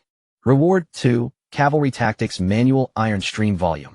Records the methods of full-dimensional transformation for 7 cavalry formations. Includes tactical systems for coordinated operations between light and heavy cavalry. Light cavalry harasses and distracts the enemy's front line, while heavy cavalry focuses on breaking through the enemy's center. The 7 formations can interlock and transform. Additional rewards. Grade talent Eye of the Cavalry God. Triggered Cavalry Tactics Sand Table. Can project the terrain of a 50-mile radius in real time, marking the movement trajectories, speeds, and combat statuses of all allied and enemy cavalry units. The host's overall strength has surpassed the Viscount level limit. A new territory upgrade task has been generated. Task Promote to Earl. Conditions: defeat Duke Walton, military conquest, or forced surrender, both acceptable. Condition 2, population surpasses 50,000. Condition 3, at least 4 non-human races formally submit, current 34, elves, orcs, dwarves. Condition 4, army scale exceeds 5,000. Task deadline 2 years. Task reward, Earl title system, LV. 3 upgrade 3 random treasures from a grade to grade. Zhou Ye finished reading all the text on the light screen. He then turned to look at the delivery room. Catherine leaned against the bedside. Her brown hair was drenched in sweat, clinging to the back of her neck, but her hold on her daughter, cradled in her arms, was steady and firm. Zhou Xian. Catherine gently pressed her thumb against her daughter's small fist that clutched her hair. Xian means cavalry rotation. When she was pregnant with this child, she had drawn countless arcs of cavalry encirclement on the sand table, each one representing Xian's trajectory. The infant's eyelashes were long, her eyes closed, and her small fist held onto a strand of her mother's hair without letting go. In the Knight's Code, a newborn girl gripping her mother's first strand of hair signifies that this child will ride a horse across the entire continent in the future. Zhou Ye sat down beside the bed. He gently cupped the small fist that was clutching her hair in his palm. The infant's fingers were thinner than Donna's son, but the strength gripping Zhou Ye's index finger felt akin to holding the reins. Just like you. Catherine wiped the corner of her eye with her thumb. She was wiping sweat. The greatest trophy of my life is... Zhou Ye reached out and tucked the wet strand of hair at the nape of her neck over her shoulder. When his fingertips brushed her skin, Catherine did not tense her shoulders. She didn't stutter when she said Zhou Ye's name. That evening, 1,000 dark iron light cavalry were lined up in neat rows on the northern plains of the Crimson Fire territory. Uncle Barlow walked from the front of the line to the back, inspecting each cavalryman's dark iron saber at their waist. He came to a halt when he saw the 38th one. He raised the saber to his eyes, closing his left eye and looking from the spine of the blade to the tip. The curve on the spine was not a standard forged arc. It was the cold forged arc that the Iron Furnace clan had lost 10 years ago. This curvature was achieved without a quenching trough during the forging process. after forging it naturally cooled in the winter, due at -30 degrees. A cold-forged saber has a blade edge hardness that is at least 50% greater than that of a hot-quenched one. The arc of this saber is a cold-forged arc. Barlow tapped the back of the saber with a hammer, and the metallic echo resonated far across the plains. Our Iron Furnace clan's cold-forged arcs have been lost for 10 years. Where did the system find this? His voice was the same loudness as when he had seen the elven dagger. Sophia connected the cavalry tactics sand table to the intelligence wall. On the sand table, a projection of the terrain's contour lines within a 50-mile radius filled the entire wall of parchment. The real-time positions of each cavalry squad were marked by tiny glowing dots. She drew an arc on the southernmost part of the sand table with her charcoal pencil. From today onwards, intelligence and combat command can interact in real time on the sand table. When Walton sends out his troops next time, we'll already know which path they will take even before his cavalry starts moving. Zhou Ye stood on the observation platform. Beside him was the cavalry organization update table that Sophia had just handed over. 100 armored soldiers, 500 heavy cavalry, 300 fire gun troops, 1,000 dark iron light cavalry, 50 elven archers, 300 orc engineers, 800 militia in training. A total of about 3,050 people. 3,000 people already. He looked down at the neat rows of 1,000 light cavalry on the northern plains. The tips of their dark iron sabers glinted with the same cold light in the sunset. Then he turned around. On the southern horizon, the sentry at the observation platform was quickly sketching something with a charcoal pencil. After receiving the sketch from the sentry, Sophia confirmed it in a breath of time. The formal Legion of Walton. At least 8,000 people have gathered on the southern horizon and are still increasing. Flag confirmed. The Black Eagle banner of Walton. Zhou Ye's finger tapped the southern edge of the cavalry tactics sand table. The system's light screen popped up, detected a large-scale military assembly of the enemy warlock's grade treasure can be activated. Would you like to declare formal war on Duke Walton's territory? After declaration of war, Duke Walton will not be able to receive any external reinforcements within 3 months, including church armed forces, demon mercenaries, and foreign interventions. Zhou Ye withdrew his finger from the sand table. Activate. The 8,000 men of Woden were still gathering on the southern horizon. Zhou Ye had already spread out a new organization chart in the castle's conference hall. The musketeer squad has been upgraded from an auxiliary unit to an independent force. He tapped the parchment twice with his finger. The dark iron musketeer camp. 500 men. Report directly to me. Dana slammed her hammer down on the conference table. The dull thud of iron against wood made the teacup on the table jump slightly. It should have been done this way. Having musketeers assist the heavy cavalry is like letting a dragon pull a donkey cart. Leah, standing by the window, did not turn around. Her gaze pierced through the arrow slit of the castle's watchtower, landing on a dead tree trunk 50 steps to the south. The trunk was already riddled with dozens of bullet holes. The musketeer camp requires 500 dark iron muskets. Zhou Ye looked at Dana. The current daily production of the mass production line is 80 muskets. In a month we can produce 2,400 muskets. Dana counted on her fingers, her brown eyes reflecting the afternoon sunlight streaming in through the window. I can forge 500 gun barrels for you in 7 days. Let Old Tom's workshop handle the gun stocks, and Uncle Barrow will gather people to make the gun mechanisms. 3 fronts working together. After she finished speaking, she began to pace back and forth in the conference hall. The dwarf's short legs moved quickly, shaking loose rust from her leather apron. How will the organization be divided? 500-man companies. Each company will have 1 dwarf technician for maintenance and 1 elf sharpshooter as an instructor. Zhou Ye drew 5 horizontal lines on the organization chart. Dwarves will be responsible for repairing and maintaining the muskets, while elves will correct the aiming habits of the recruits. Human musketeers will be the main force, but the technical and precision benchmarks will be set by you. Leah turned around. The whites of her eyes glimmered with a very faint silver gray under the indoor light. 100 elf sharpshooters have already switched to dark iron muskets.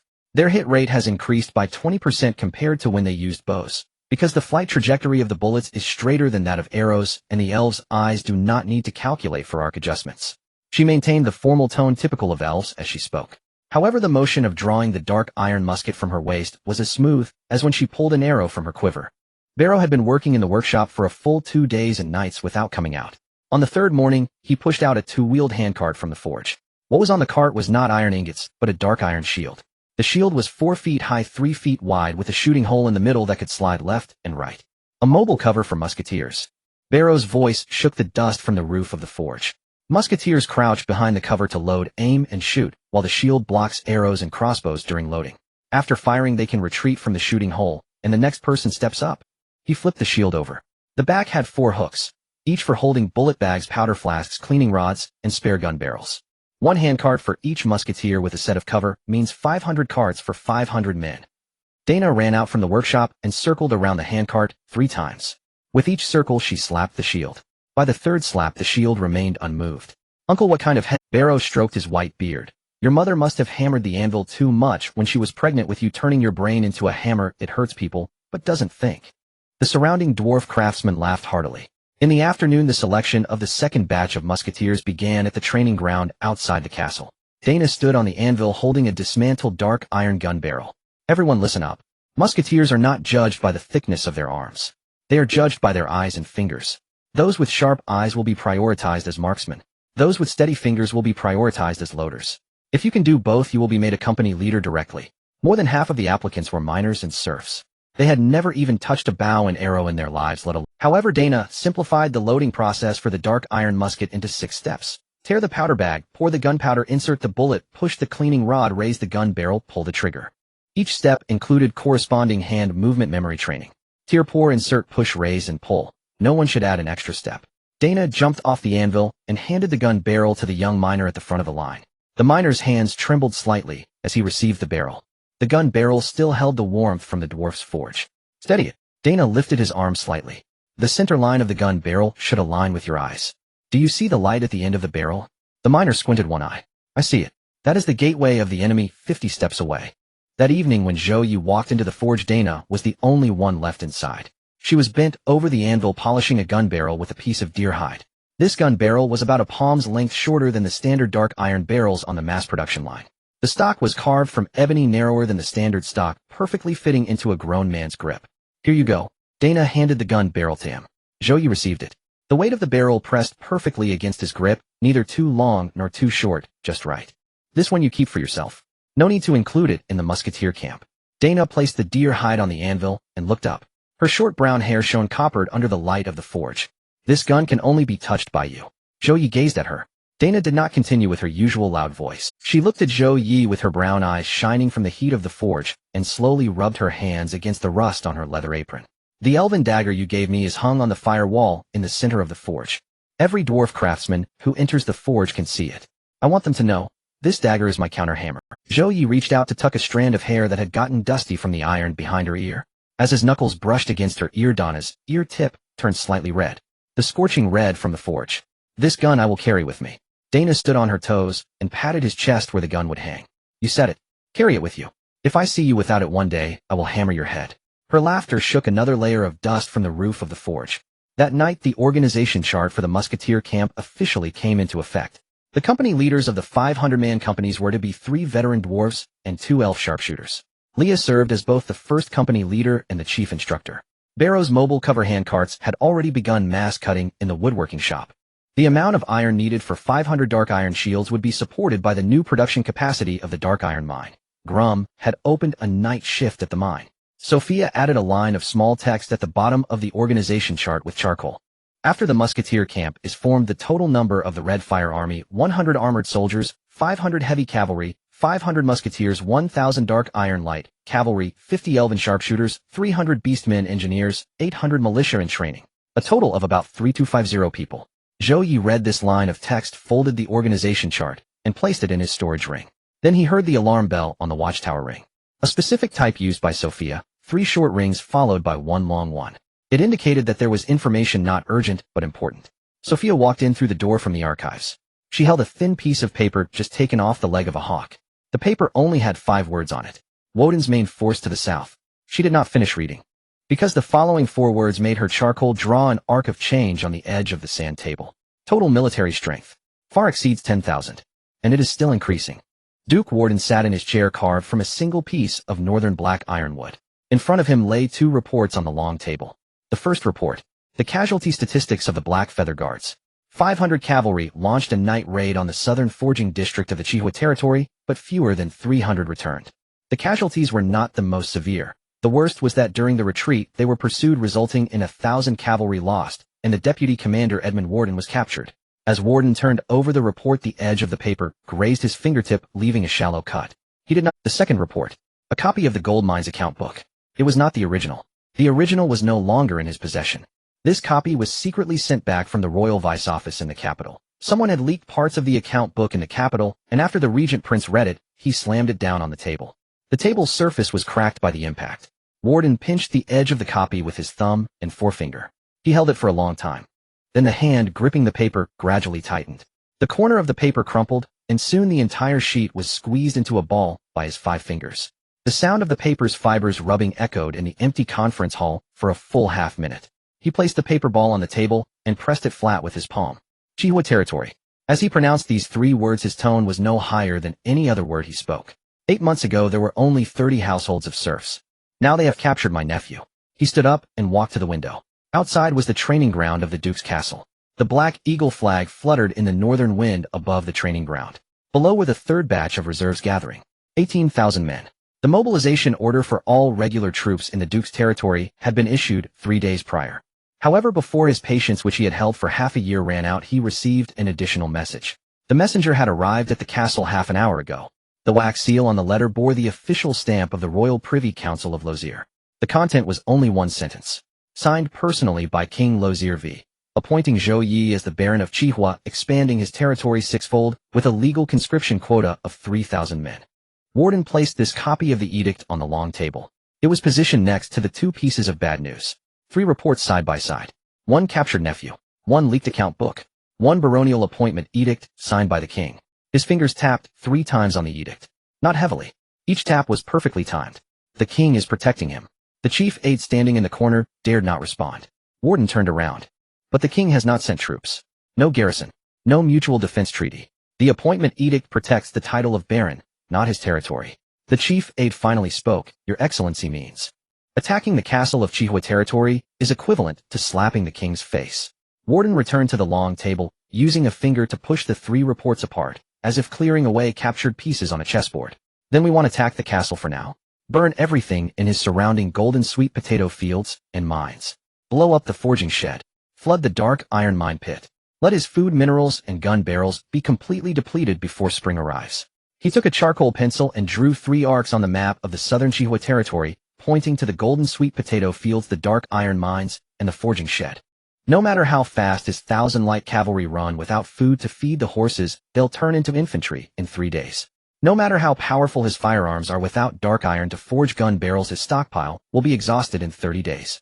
The chief aide's eyes brightened. Cut off his supplies and iron, let him starve back into the castle. Warden did not respond to this remark. He set the charcoal pencil down on the edge of the map and returned to sit in the Duke's chair. Write to Bishop Carlos. The draft for the Holy Light Church's purification order must be on my desk within 7 days. That night, the candlelight in the archives of the Qihua territory castle burned until the early hours. Sophia stood before the intelligence wall. The fragments of intelligence coming from Warden's territory were being compared one by one. Pigeon routes, the frequency of supply convoy, departures, the movement direction of mercenary camps, and the reinforcement reports from various watchtowers. Her charcoal pencil quickly marked the sand table map. Each time she marked a location, she wrote an estimated number beside it. The gathering speed of the training ground. The carrying capacity of the supply convoy. The expiration date of mercenary contracts. The locations where the Black Eagle battle flag appeared. After marking everything, she took 2 steps back. Her deep brown eyes scanned all the marked lines on the sand table from beginning to end. As fast as 7 days. She turned around, still holding the charcoal pencil that had worn down significantly. At the latest 10 days. Warden will launch a full-scale attack. Zhou Ye stood opposite the sand table. His finger moved from the golden sweet potato fields marker to the dark iron mines, finally stopping at the forging shed. Where will he strike? Not the castle. Sophia drew a circle at each of the 3 positions on the sand table with her charcoal pencil. The golden sweet potato fields. The dark iron mines. The forging shed. He wants to blow up the production line and burn the food, forcing Qihua territory back into hiding. Catherine walked over from the other side of the sand table. She was dressed in dark iron light armor. Although she had not fully recovered since giving birth, her posture was no different from when she wore heavy armor. However, her hand had already picked up a model of a cavalry spear on the sand table. She moved the cavalry spear model from the golden sweet potato fields marker to the forging shed, then from the forging shed to the mine. Then she looked up. Those eyes which never looked at the enemy on the battlefield, but focused only on the terrain, fixed on the sand table. He will come at us in 3 routes. She thrust the cavalry spear model into the front of the sand table. The spear tip pierced through the outermost defensive line marked on the parchment. We will use his 3 routes against him. Zhou Ye raised his head to look at her. Catherine's brown hair remained motionless in the candlelight by the sand table. The frontal firearms formation. The light cavalry on the flanks. Beast engineers and pit traps from the mine direction. Each route will attack his respective route. She pulled the cavalry spear from the sand table and pointed the tip at each of the 3 defensive positions. After each route finishes its attack, do not pursue. Immediately turn to support the neighboring defense zone. Sophia added 3 dashed lines on the sand table with her charcoal pencil. 3 support routes. If the 3 defense zones can manage to finish and turn his 3 routes will be devoured by each of us, and we will then concentrate on attacking his remaining main formation. Zhou Ye looked at the marked lines on the sand table. The entire terrain of the southern Qihua territory was clearly laid out on the sand table. The golden sweet potato fields to the west, the mines to the east, and the forging shed in the center. The distances between the 3 defense zones were just enough for light cavalry to sprint at full speed for 15 minutes. What can be accomplished in 7 days? Catherine placed the cavalry spear back on the edge of the sand table. Enough for Grum to dig a horse trap 3 miles wide in the frozen ground. Enough for Barlow to reinforce the 3 earthen ramparts with dark iron plates that even magical crossbows cannot blow apart. Enough for the firearms battalion to train 500 men for 3 rounds of simultaneous fire on the 3 defensive lines. Her voice was not loud, but each word sounded like a military command. His right hand instinctively tightened around the hilt of his sword. The army will fight the same in the command tent. Zhou Ye grasped the hand that held the hilt. With you here, I am always at ease. Catherine lowered her gaze to look at his hand. Her own knuckles were still instinctively clenched. The area on the sand table reminded her of the northwestern mountain path.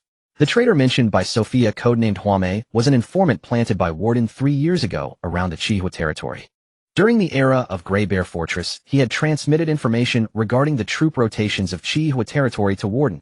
At that time, there was hardly any intelligence worth reporting from Qihua.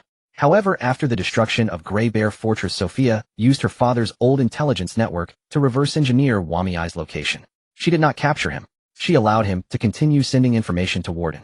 The information was filtered by Sophia, 7 parts true, 3 parts concealed. The genuine parts were enough to earn Warden's trust in Huame, while the concealed aspects effectively erased the critical information that Sophia needed to protect. The price was that Wamiai's wife and daughter would receive a bag of golden sweet potatoes every month. The person delivering the sweet potatoes was Old Tom, who would always tell Wamiai's wife, "This is sent by the Lord." On a night of freezing rain, Wamiai's conscience was completely bent by these 2 bags of golden sweet potatoes. The first piece of troop movement plans he sent back from Warden was written on a piece of wax paper rolled to the size of a needle tip. Sophia used tweezers to unfold the wax paper. On it were 3 lines of characters etched by Wamiai's needle tip.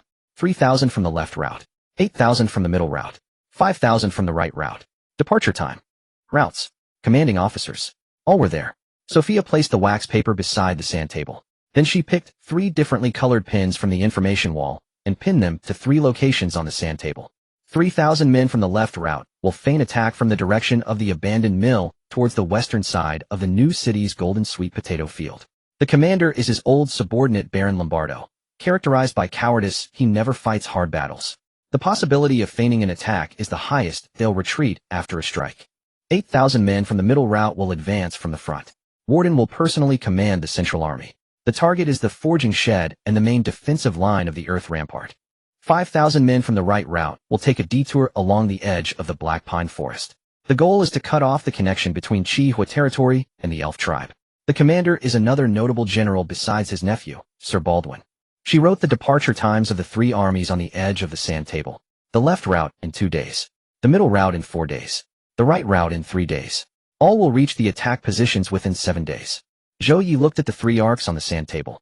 The routes of the 3 armies were clearly drawn across the contours of the sand table. The left route would pass through the lowlying area of the abandoned mill, which would be muddy after the spring thaw. The right route had to pass through the thicket at the edge of the black pine forest where visibility was less than 10 steps. The middle route's frontal advance was the widest, but also the longest. From Warden's main formation to the earthen fortifications of Qihua territory, one had to cross a stretch of barren land with no cover whatsoever.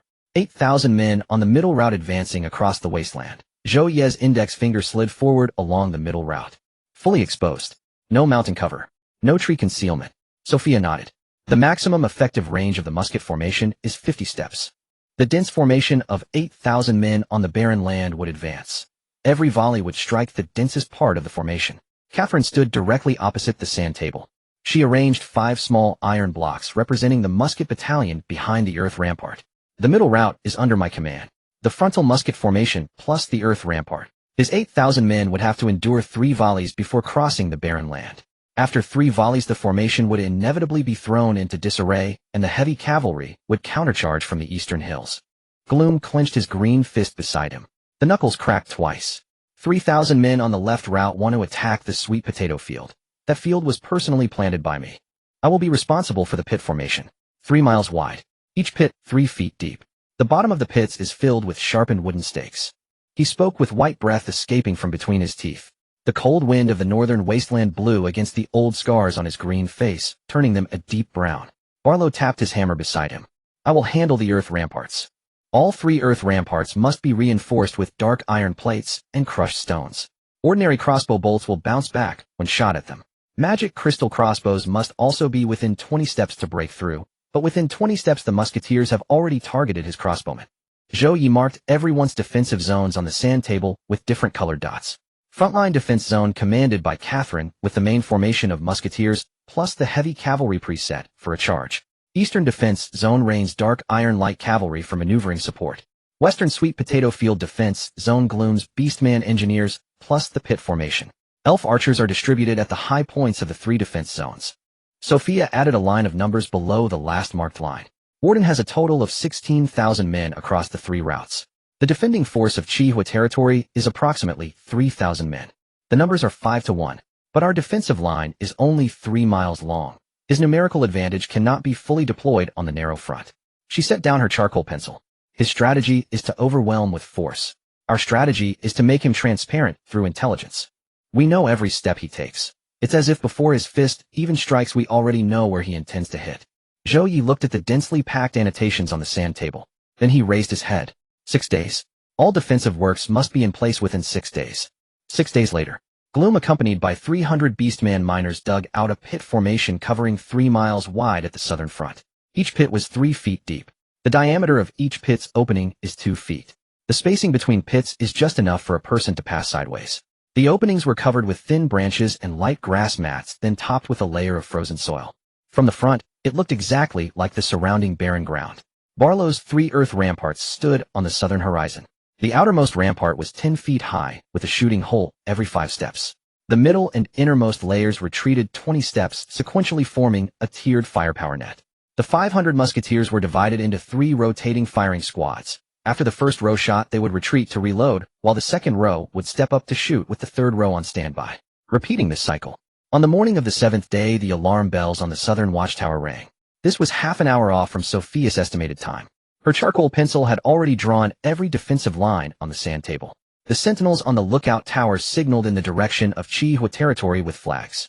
The enemy's vanguard is less than 20 miles from the earth ramparts with an estimated number of about 3,000. The alarm bell atop the southern watchtower rang out, and the entire Redfire march plunged into full combat readiness. Catherine placed the sand table depicting the southern defense line inside the command tent 300 paces behind the earthen rampart. She had already exchanged her civilian attire for armor. Dark iron light armor. Its plates weighed only 40% of standard iron armor, yet offered equivalent protection. Barrow had lined the inner surface of each plate with soft deer hide. A precaution for one who had recently given birth, as cold must be kept at bay. Frontline Sector Gray's ironclad infantry and musket battalion hold the main earthen rampart. Her cavalry lance traced a firm horizontal line across the center of the sand table. Eastern Sector Rain's heavy cavalry and dark iron light cavalry prepare for a decisive charge from pre-designated positions. Cavalry remain concealed until the musketeers complete 3 volleys. Western Sector Grum's Orsish guards defend the golden potato fields alongside concealed anti-cavalry pits. Elven archers occupy commanding heights on both flanks. Each sector commander nodded in turn. Gray stood before the sand table, hand resting upon his sword hilt. His face, bisected by a long, jagged scar, bore no expression. I shall hold the rampart's frontal line. Musketeers fire from atop the rampart. Ironclad infantry await below. Should the enemy breach the gunfire zone and attempt to scale the rampart, I shall meet them there sword in hand. Rain tapped the eastern ridge line on the sand table with his calloused northern fingers. Light cavalry lie hidden behind those hills, every hoof wrapped in straw. After 3 musket volleys, he'll perceive an opening, believing we've exhausted our mobile reserves. As he swings westward, my forces will surge forth from the hills en masse. Grum slammed his fist onto the western golden potato field position. 3 miles of anti-cavalry pits have been dug. Each pit is covered with frozen earth and woven reed mats.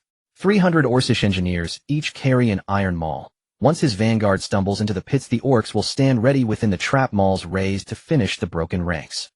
Liao placed a slender pine needle atop each of the two elevated positions flanking the sand table. 50 elven archers are divided into two squads.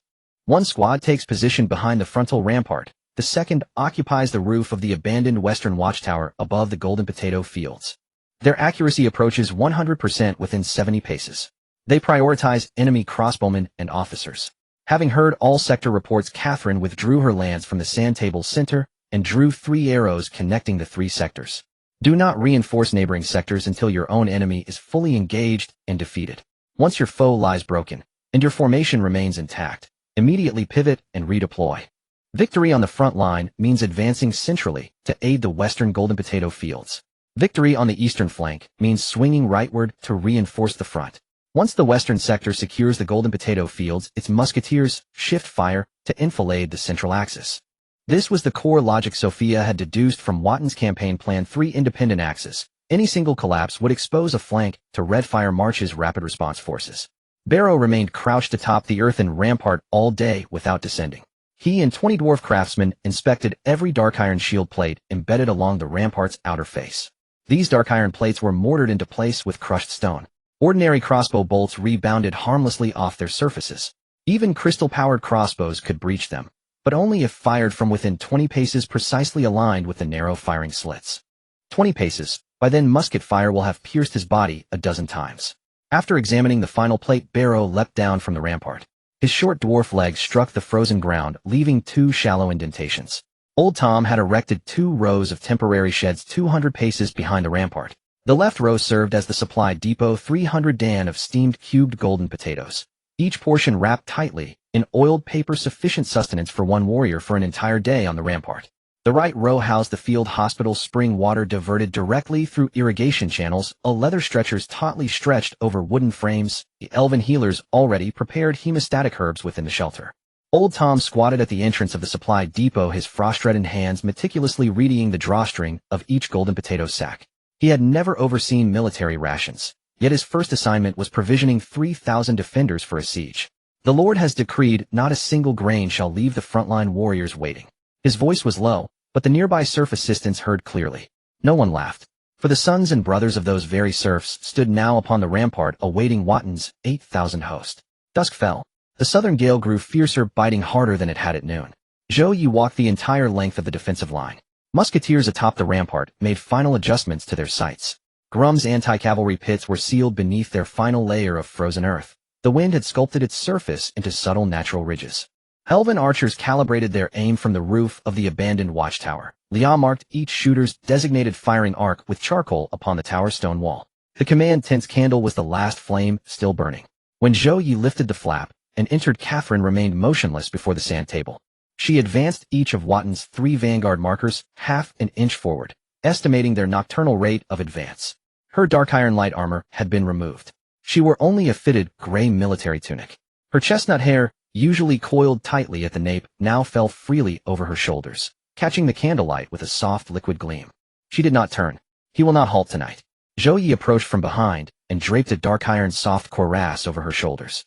This cuirass had been forged solely by Dana. It was not ordinary dark iron, but refined essence drawn from the iron blood, forged thinner than 3 layers of sheepskin, yet twice as resilient. Catherine's shoulders paused ever so briefly as the soft armor settled. Then she pulled its front closure upward snug against her clavicle. There is only one such piece. Only one. Zhou Ye's voice descended from above her. Catherine did not turn around. One hand held the cavalry lance model upon the sand table. The other rose instinctively, palm pressing gently against the soft cuirass just above her clavicle. Her fingertips met the dark iron scales with a faint crystalline chime. Side by side they stood before the sand table, gazing silently upon its dense constellation of markers and tactical annotations. No words passed between them.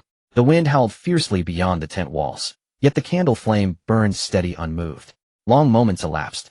Then Catherine shifted the lance model from the eastern sector to the outermost defensive line of the frontal rampart. At dawn tomorrow, first volley. I shall command personally from the rampart. Zhou Ye nodded. I shall hold the second rampart. Catherine turned at last. Her chestnut eyes glowed with a calm, unwavering light in the candle's warmth. A faint lift touched her lips, the quiet certainty that rises in the chest when one knows beyond doubt that victory is inevitable. He believes 3,000 vanguard troops can shatter the defenses of a border viscount. He does not know what waits for him beneath the frozen earth of those anti-cavalry pits. On the sand table, Watton's vanguard markers crept ever closer. Morning mist still clung low to the barren plain. Wharton's 3,000 vanguard troops emerged from the fog. The front rank consisted of heavy shield bearers, each hefting an iron-reinforced wooden shield half a man's height. Between the shields, crossbowmen's mechanisms gleamed in the mist. Those in the middle rank loaded only armor-piercing bolts, triangular-tipped, capable of penetrating 2 layers of iron plate within 20 paces. The rear rank comprised infantry armed with iron axes, long spears, and spiked maces. The synchronized tread of 3,000 men thudded dully against the frozen earth. Their commander rode a gray horse. He raised his brass telescope toward the earthen ramparts of Chihua territory, his lips tightening into a grim line. 3 ramparts. Fewer than 2,000 defenders. Shield bearers advance. Crossbowmen suppress the firing slits. Infantry scale the ramparts. He slid the telescope back into its leather sheath at the saddle's side. 1 hour to secure it. The frontline shield bearers advanced 20 paces. The foremost shield dipped slightly. The bearer sank abruptly. His stature halved in an instant. The earth swallowed him whole. His right foot punched through a thin layer of woven grass matting and frozen soil, plunging him, and his shield, into a 3-foot-deep pit. A sharpened hardwood stake erupted from his inner thigh, blood coursing down its tapered length. Then came the 3rd, the 10th. In the morning mist, the trap field of anti-cavalry pits yawned open. Frontline shield bearers toppled forward like floorboards ripped from beneath their feet, row after row collapsing in sequence. Shields crashed against shields, men tumbled over men. Stumbling crossbowmen tripped by falling comrades loosed their armor-piercing bolts, each striking the backs of their own brethren ahead. The vanguard commander's mount also plunged into a pit. Its forehooves skidded on the rim, and the rider was hurled headlong from the saddle. As he struggled upright, he found himself kneeling at the precise center of a concentric ring of pits, surrounded by sinking soldiers and upward-thrusting stakes. His lips parted, drawing in a sharp, icy breath. Then he heard the voice from atop the ramparts. Catherine stood upon the first earthen rampart. Her lance swept downward from her right hand. First volley, fire. 300 dark iron pellets erupted simultaneously at 50 paces. White muzzle smoke unfurled across the rampart's crest, a seamless ash-gray band. The middle-rank crossbowmen had not yet raised their weapons. The dark iron pellets pierced iron-reinforced shields, breached breastplates, shattered ribs, and exited through backs with enough force to embed themselves deep in the bodies of infantry behind. For 2 full heartbeats after the first volley, silence reigned over the vanguard's front line. Every man had been stunned deaf in that single shattering instant. Only then did screams rise, raw, ragged, uncontainable. Crossbowmen's corpses piled atop fallen shield bearers, spears and iron axes lay scattered across the churned earth. The vanguard commander gripped his left ear, the outer edge torn away by a glancing pellet, blood welling between his fingers. Flank them. Circle east, bypass the pits. What remained of the vanguard veered eastward. There the eastern ridge line curved softly through the mist, still serene. Then it stirred, alive. When Rain's heavy cavalry surged forth from behind the hills, their pace was still a controlled canter. Halfway down the slope, their warhorses' hindquarters coiled and exploded. 500 lances leveled as one, their points tracing a horizontal line of 500 cold, glittering blades across the dawn light. The heavy cavalry struck the vanguard's flank like a hammer blade. Lances punched through infantry flanks, carrying rider weapon and corpse 10 paces forward before the riders wrenched them free. In that same instant, dark iron sabers flashed from scabbards, sweeping cuts so clean that not a drop of blood stained the blades. The remnants broke westward, only for Grum's orcs to rise from the thicket. The sound of iron hammers striking shields differed sharply from those striking flesh, a dull, resonant clang versus a short, stifled thud, followed instantly by the crisp snap of breaking bone. Grum's hammer dwarfed those of ordinary orcs. With one blow, he shattered the shield of the fleeing soldier who led the rout. Before the splintered wood even struck the ground, Grum seized the man's collar and hurled him headfirst into the pitfield. None who flee toward the golden sweet potato field shall live. The battle raged from dawn until the sun hung directly above the earthen ramparts. Sophia recorded the vanguard's losses in charcoal on the official report, 3 stark lines. Approximately 2,500 slain. Over 400 captured. Fewer than 100 escaped. Zhou Ye stood atop the first rampart. Beneath his boots lay spent gunpowder residue, gray and gritty. The air carried the dry, acrid tang of cordite mingling with upturned frozen earth. Smoke still coiled lazily over the field. Hardwood stakes jutted from the pits, draped with tatters of cloth and streaked with dried blood. Enemy shields and crossbows lay strewn across the mud. Wharton's Black Eagle banner lay askew at the edge of the third pit, its fabric trampled under Orcish mud prints. Catherine stood half a step to Zhou Ye's right. Her lance remained gripped in her right hand, its tip smudged with black powder residue from the volley's passage. She said nothing. Yet she shifted half a step closer, her shoulder clad in dark iron lamellar gently pressed against his upper arm. She carried the battle report tucked inside her armor. She wore armor. Her shoulder bore his weight. After a silent moment, she drove the lance deep into a sandbag atop the rampart. First volley musketeers, reload. Second rank step forward. Wharton's main force will not wait long. Sophia ascended from the command tent behind the rampart, a newly delivered wax-sealed missive unrolled in her hand, the message retrieved from a falcon's leg. Her charcoal had already deciphered the cipher. Wharton's main force 8,000. Half a day's march distant. He learned the location of the pit field from survivors. Zhou Ye took the missive and scanned it once. In the bottom right corner, Sophia had drawn two bold charcoal lines. Beneath them lay a meticulously sketched map of Wharton's new march route. This revised path swung wide to the west of the pit field, skirting 3 li of deadly traps. It bypassed the rampart's frontal kill zone entirely. The new axis of assault pointed squarely toward the golden sweet potato fields west of Chihua territory. The report of the complete annihilation of the 3,000 vanguards spread within 2 days to the surrounding 9 barren territories and 2 earl territories. The first to arrive was the baron of the iron mine. He drove a cart filled with newly forged iron armor plates, the wheels carving deep grooves into the gravel road outside the castle of the Red Fire territory. Before the oxen had even come to a stop, he had already jumped down. "My lord, this batch of armor plates totals 300, all made from the good iron from the newly opened mine last month. Please see if they can be used for the frontline musketeers." His voice was over twice as loud as it had been 3 months ago when he surrendered. Having finally found someone he could fully pledge his loyalty to, he felt as if he had been filled with air like a balloon.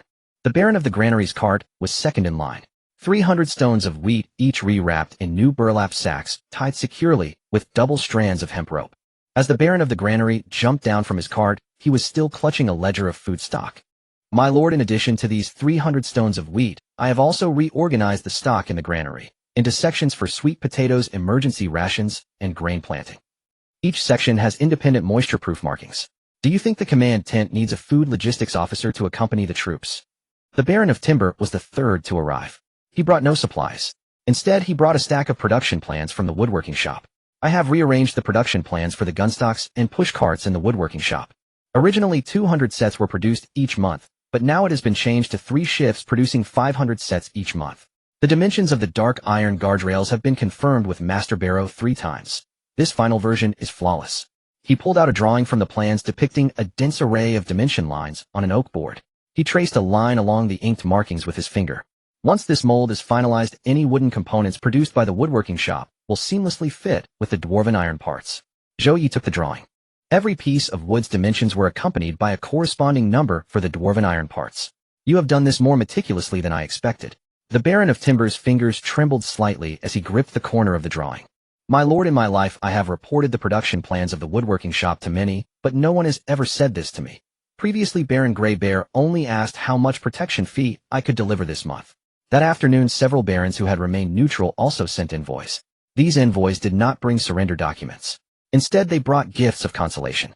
Baron Wendell from the northern mountain region sent a cart of pickled venison and a letter. The letter stated that the hunters in his territory could provide additional game supplies to the watchtowers of the Red Fire territory during winter. Baron Hawk from the Eastern Valley sent a barrel of his own brewed ale and a message, willing to open the valley crossing for the transport convoy of the Red Fire territory. Baron Stock from the Western Wasteland sent 10 northern short-legged horses. These horses do not run fast, but have exceptional stamina capable of carrying double the weight of ordinary pack horses when transporting dark iron or along mountain paths. Su Mei received each envoy at the registration desk on the first floor of the castle. She served each one a bowl of hot sweet potato soup. Her silver hair gleamed softly in the glow of the fireplace, and her violet eyes held no judgment of superiority. The envoy from Baron Wendell was a hunter in his 60s. When he took the bowl, he stared at Su Mei for a long time. He had never seen a succubus with his own eyes in his territory. Church announcements depicted succubi as green-faced monsters with fangs that devoured human hearts. The woman before him stood quietly by the fireplace, the bowl in her hands still steaming. The old hunter lifted the bowl and took a sip. After drinking, he set down the empty bowl and wiped his mouth with the back of his hand. "Go back and tell our baron. The Church's announcements are all nonsense." The most important news arrived on the evening of the 3rd day. A letter. The wax seal on the letter bore the crest of the Anvil clan from the Dwarven mountain range, exactly the same as the mark on Barrow's hammer. Barrow's fingers trembled as he tore open the wax seal. The letter was only one page. The handwriting belonged to the clan leader of the Iron Furnace clan, Barrow's elder brother, Harold Iron Furnace. Harold's writing was a full 2 times larger than that of ordinary dwarves. Each letter was chiseled with a dwarven iron pen, and the paper bore the weight of his strokes. Barrow, I remember the human lord you mentioned in your last letter. The reappearance of dark iron cold forging on the continent will not go unnoticed by the Iron Furnace clan. Within 3 months, I will come to the Red Fire territory bringing 3 elders from the clan. Barrow read the letter from beginning to end 3 times. Each time he reached the last sentence, his grizzled beard trembled. Elder brother is coming. Elder brother is coming to the Red Fire territory. Dana struck the anvil beside him with a hammer. Second uncle, why are you crying? Barrow wiped his face with his sleeve. I am not crying. I got iron dust in my eyes. That evening, the old hunter envoy from Baron Wendell stood at the castle gate for a long time before leaving. He clutched an empty soup bowl in his hand. Sume refilled his sweet potato soup 3 times. Each time he insisted he didn't want any more, yet he finished every bowl. The old hunter placed the empty bowl on the registration desk. There are no elves in our baron's territory. No orcs. No dwarves. And certainly no. He paused, his old eyes worn by decades of mountain winds lingered on Sue Mice violet pupils. No one like you. So I used to think that everything written in the Chuch's announcements was true. He slung his hunting bow over his shoulder. Today I know that was all nonsense. I will tell the Baron when I return. Zhou Ye watched this scene from the watchtower. When Sume turned to walk back to the castle with the empty bowl, she lifted her head and met his gaze. She smiled slightly at the corners of her mouth. Her existence no longer needed to be hidden. That sense of security overflowed from her lips. That night Sophia listed all the envoys from the day and marked their attitudes on the intelligence wall. Her categorization differed from everyone else's. She ranked them by the consistency between verbal statements and actual actions. 6 families expressed neutrality, but were willing to engage amicably. Their actual actions were unanimously outward. Every piece of aid brought was useful for the current defensive war of the Red Fire territory. 2 families who had previously been on friendly terms with Viscount Watson maintained complete silence this time. Sophia drew a horizontal line under the name of the last silent Viscount with charcoal. Then she turned around. The 6 families that came to offer goodwill did so because they realized that the 3,000 vanguards had been completely annihilated and Watson might lose. The 2 families that remained silent are more noteworthy than those who openly opposed. They are waiting for Waton's next move. She set the charcoal pencil down on the edge of the intelligence wall. Upon receiving the report of his vanguard's utter defeat, Duke Walton did not hurl anything across the room. Instead, he laid the dispatch upon the long table beside a copied ledger of the gold mine accounts. Then he sat in silence upon the ducal chair for half an incense stick's duration. The hearth fire cast his shadow upon the opposite stone wall, its edges utterly still. After half an incense stick he rose and strode to the campaign map. Picking up a charcoal stylus he issued 3 commands.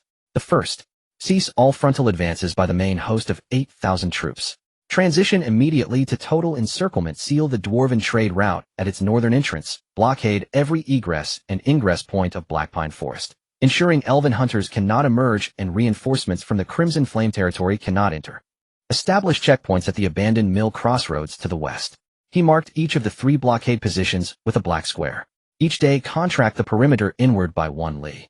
Do not assault the city. Sever only its supply lines. Cut off all external provisions. His chief strategist scribbled furiously beside him. Your Grace intends a siege, to force the Crimson Flame territory to exhaust its own grain reserves. Duke Walton did not answer. Instead, he drew a second line upon the map. The second command dispatched swift couriers to the Holy Light Church's central headquarters. Expedite the draft of Bishop Carlos's purification edict. Inform Bishop Carlos that within the Crimson Flame territory dwell succubi, elves, beastfolk, and dwarves, 4 non-human races coexisting under the dominion of a single human viscount. The Church's purification edict contains a ready clause: any settlement hosting an assemblage of non-human races exceeding prescribed thresholds may be formally designated a heretical conclave. His finger tapped once upon the castle icon, marking the Crimson Flame territory on the map.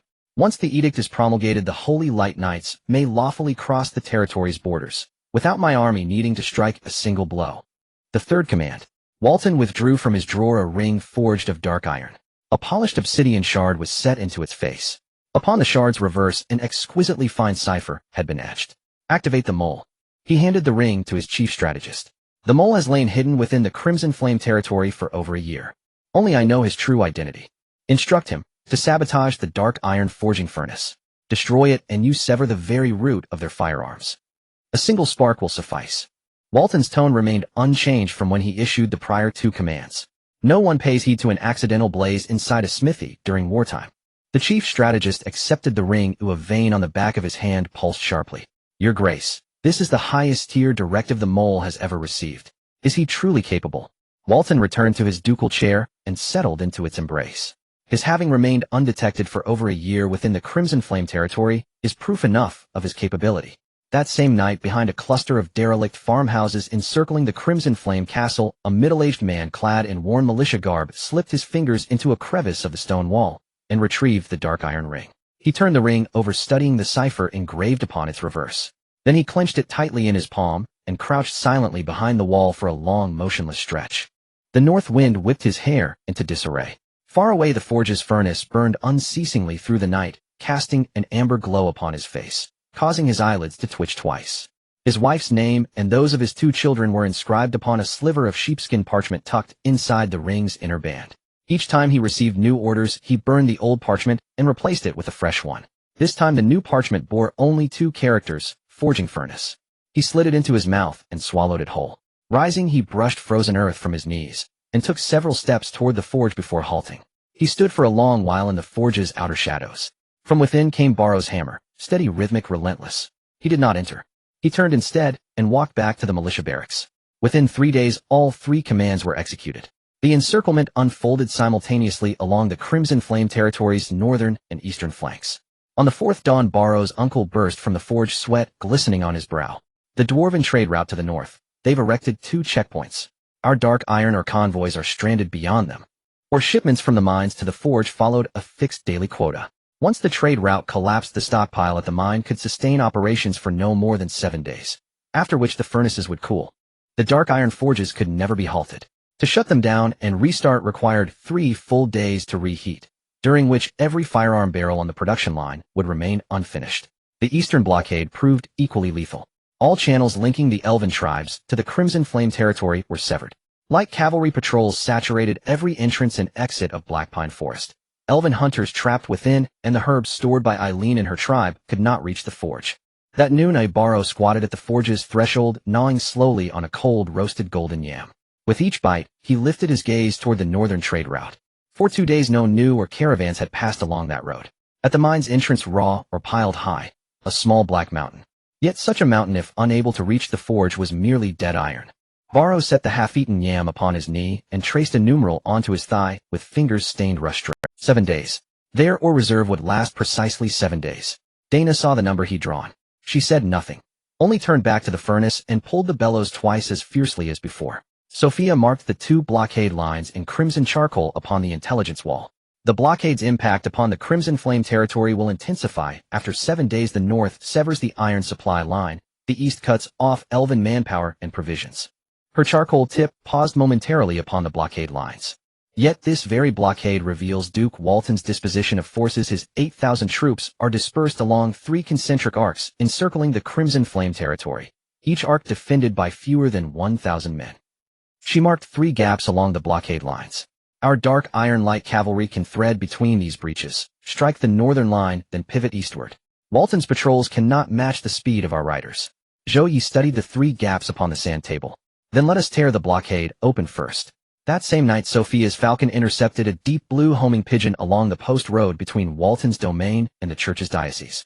The wax-sealed message strapped to its leg bore Bishop Carlos's personal seal, the holy light cross superimposed upon the episcopal signet ring double-sealed in wax. Sophia carefully sliced the wax with a heated blade and unfurled the letter. Her eyes swept from the first line to the last in less than 3 heartbeats. Then she turned to Zhou Ye and spoke a single sentence. Carlos has consented. The church's draft purification edict is complete. Its clauses explicitly invoke the non-human assembly provision, authorizing lawful deployment of 500 holy light knights across the Crimson Flame territory's border. The edict's formal promulgation hinges solely upon Duke Walton's signal of confirmation to the church. She placed the letter back upon the desk. Beneath the words, Purification Edict, she drew a heavy, deliberate underline.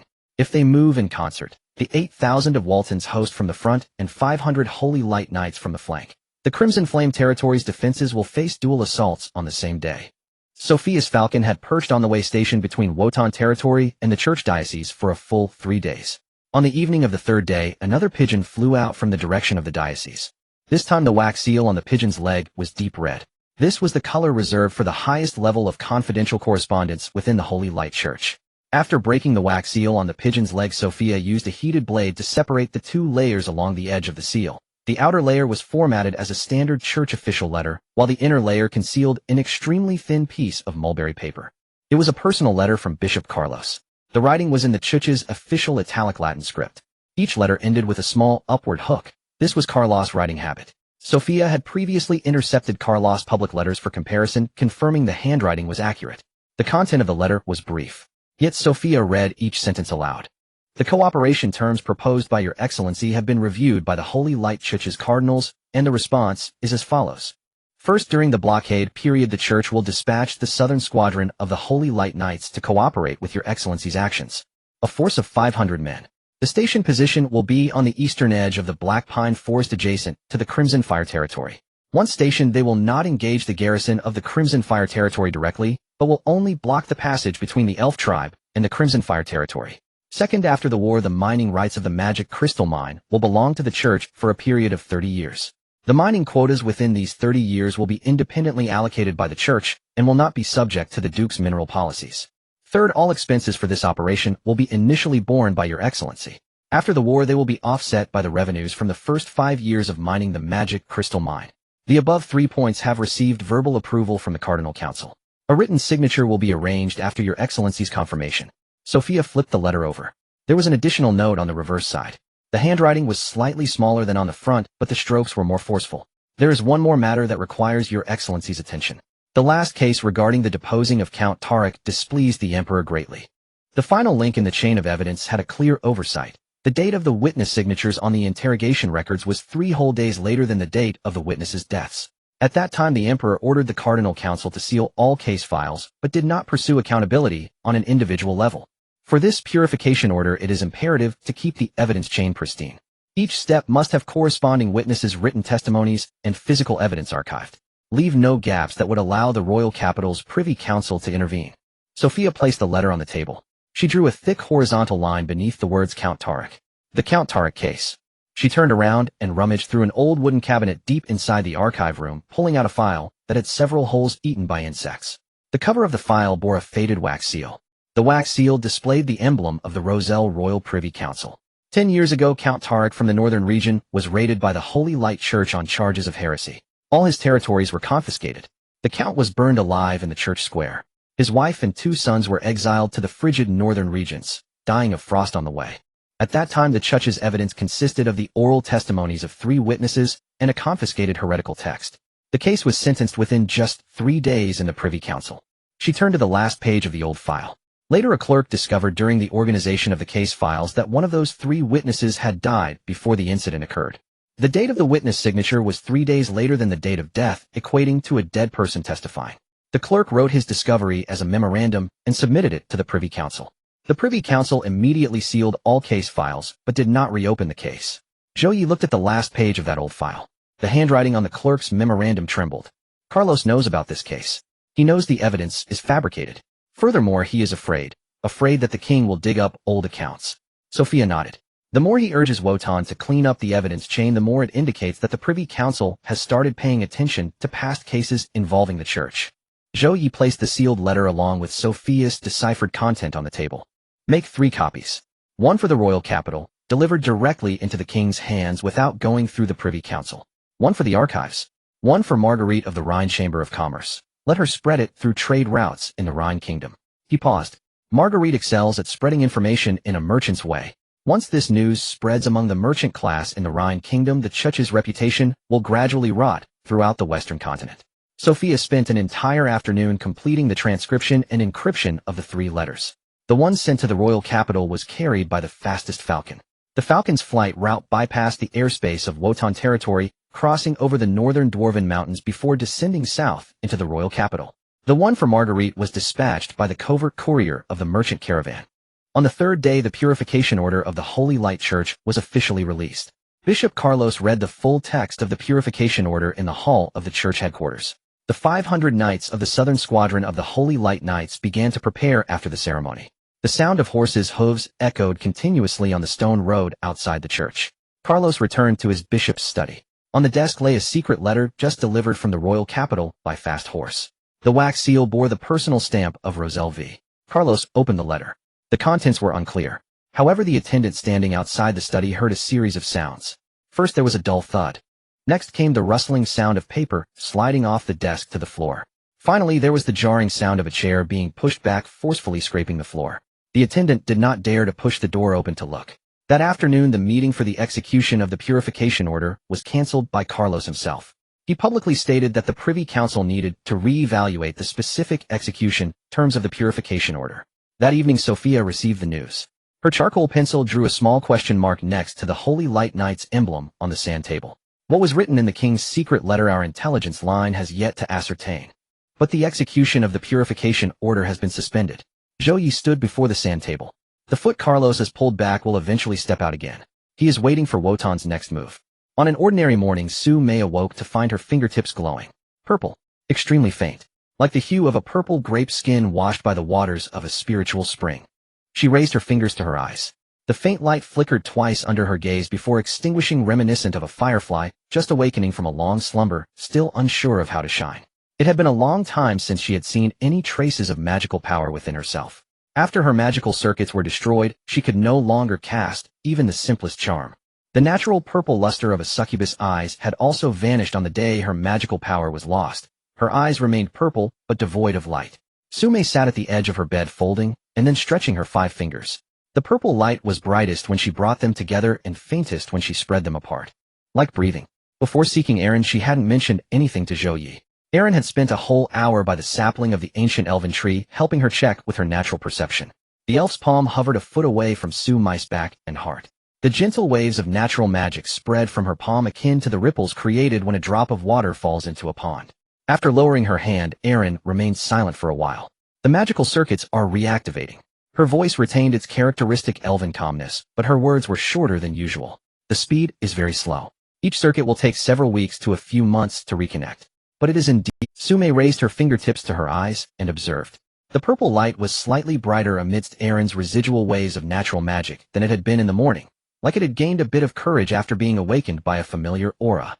What is the reason? Aaron's hand rested on the trunk of the ancient elven tree sapling. Beneath the sapling lay the well of spiritual spring water. The well water shimmered with a pale blue sheen that would not freeze. The cumulative effect of long-term consumption of spiritual spring water combined with the essence of the ancient elven tree sapling. And her fingers gently rubbed the trunk. The Crimson Fire territory currently hosts elves, dwarves, beasts, humans, and succubi all at once. These 5 different types of magical power, or rather life energy, operate simultaneously on this land. This environment of coexistence among multiple races creates a rare energy resonance.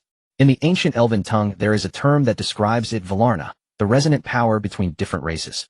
The last record of such resonance on the continent dates back to the era of the coalition of various tribes 1,300 years ago. Su Mei closed her eyes for a moment. I have never consumed spiritual spring water before.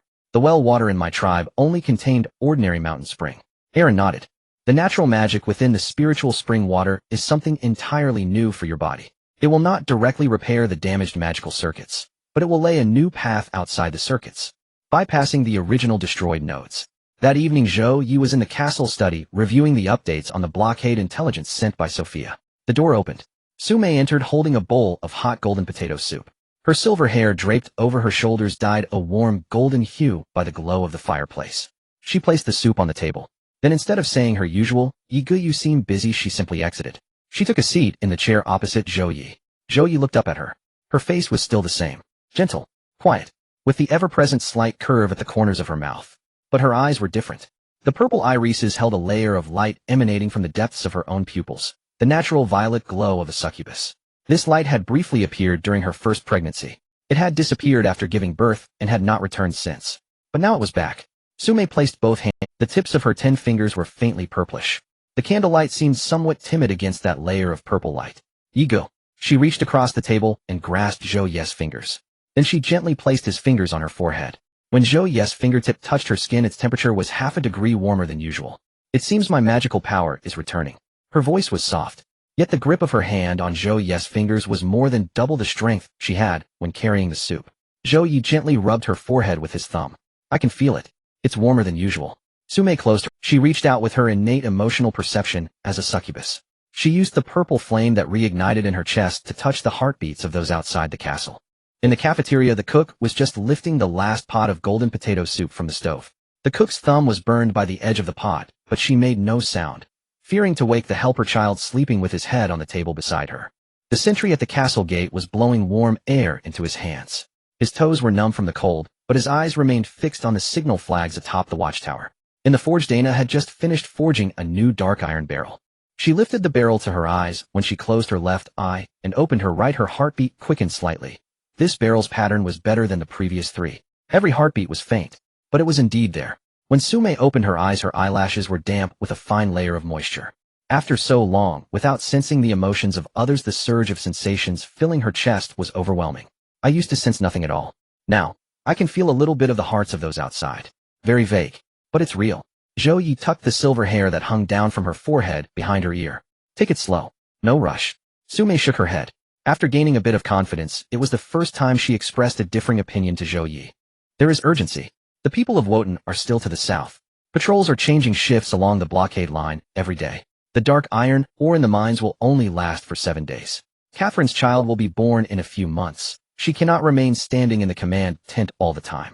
She paused at this point. The purple irises glimmered with that layer of renewed light in the glow of the fireplace. Yigo, I want to help. Zhou Ye held her hand in his palm. Her fingers were warmer than usual, not from the heat of the fire, but from the temperature emanating from her own magical circuits. You have always been helping. I'm not just talking about serving soup and registering refugees. Su Mei spoke this with an unchanged tone, yet not a single one of her 10 fingers loosened its grip on Zhou Ye's. 3 days later. Deep night. Su Mei suddenly opened her purple eyes wide in her sleep. She sensed it, coming from the south. Hundreds of distinct, individual animosities, each one clear and defined. When Su Mei sat up from the bed, she startled Zhou Ye awake. Her purple eyes shone in the darkness like 2 pieces of dark coal freshly pulled from the forge. To the south. Her voice trembled, overwhelmed by the flood of information within her chest, rendering her vocal cords uncontrollable.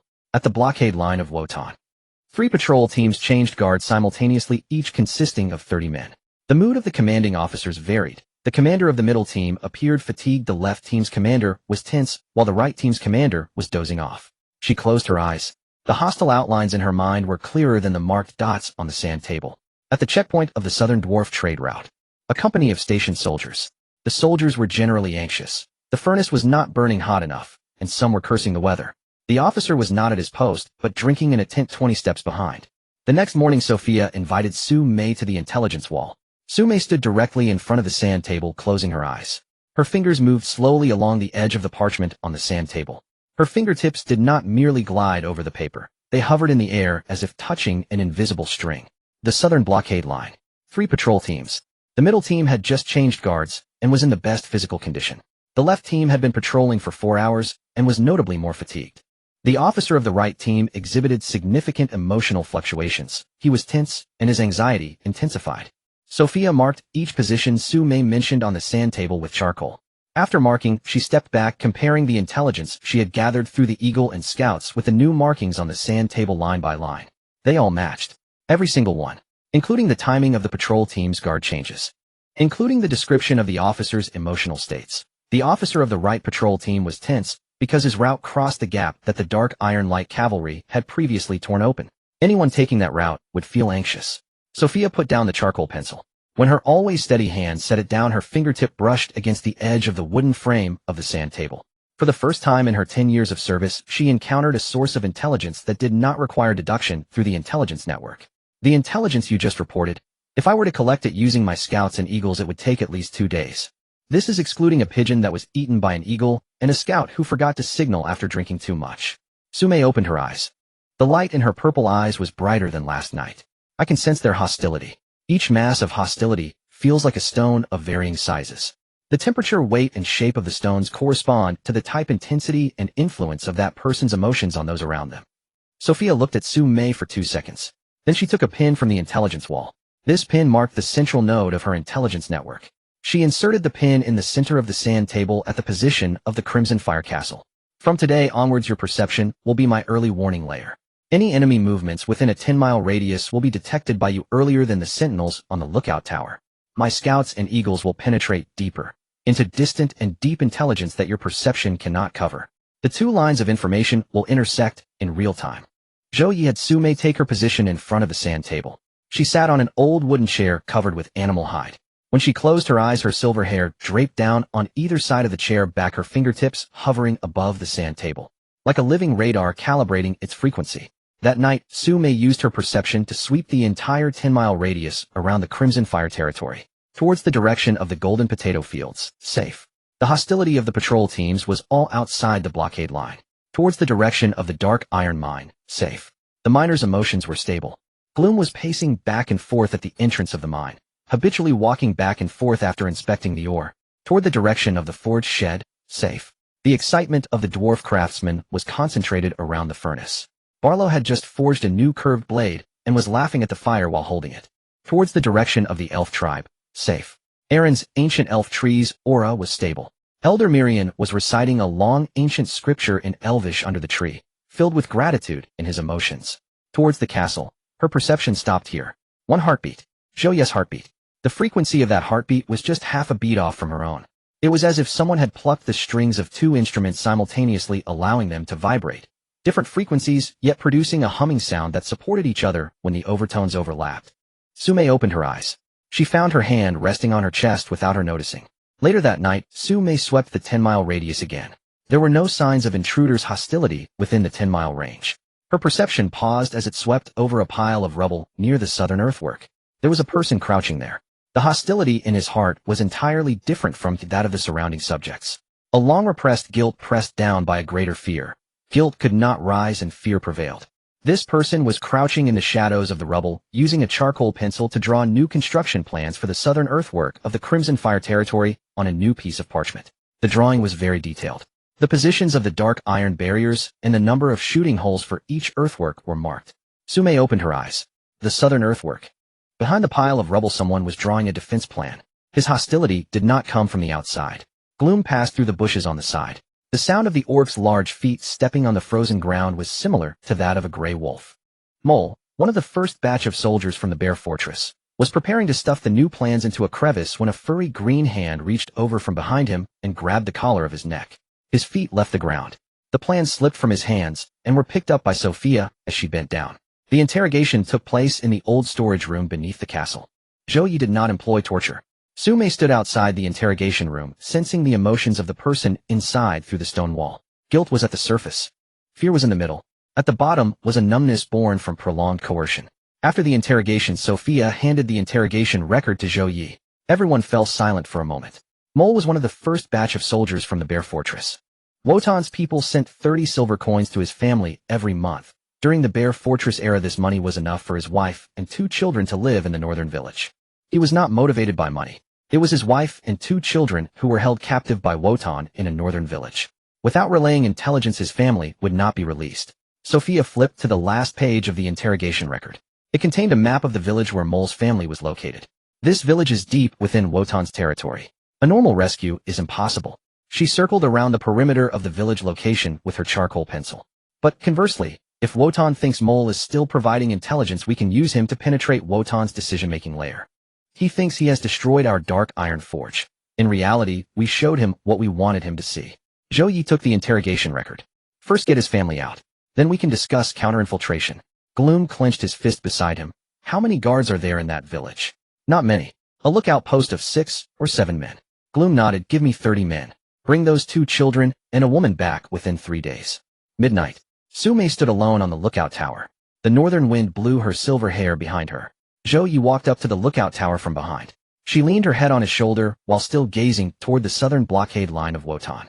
Brother Ye, I could not sense the hearts of others before. Now I can.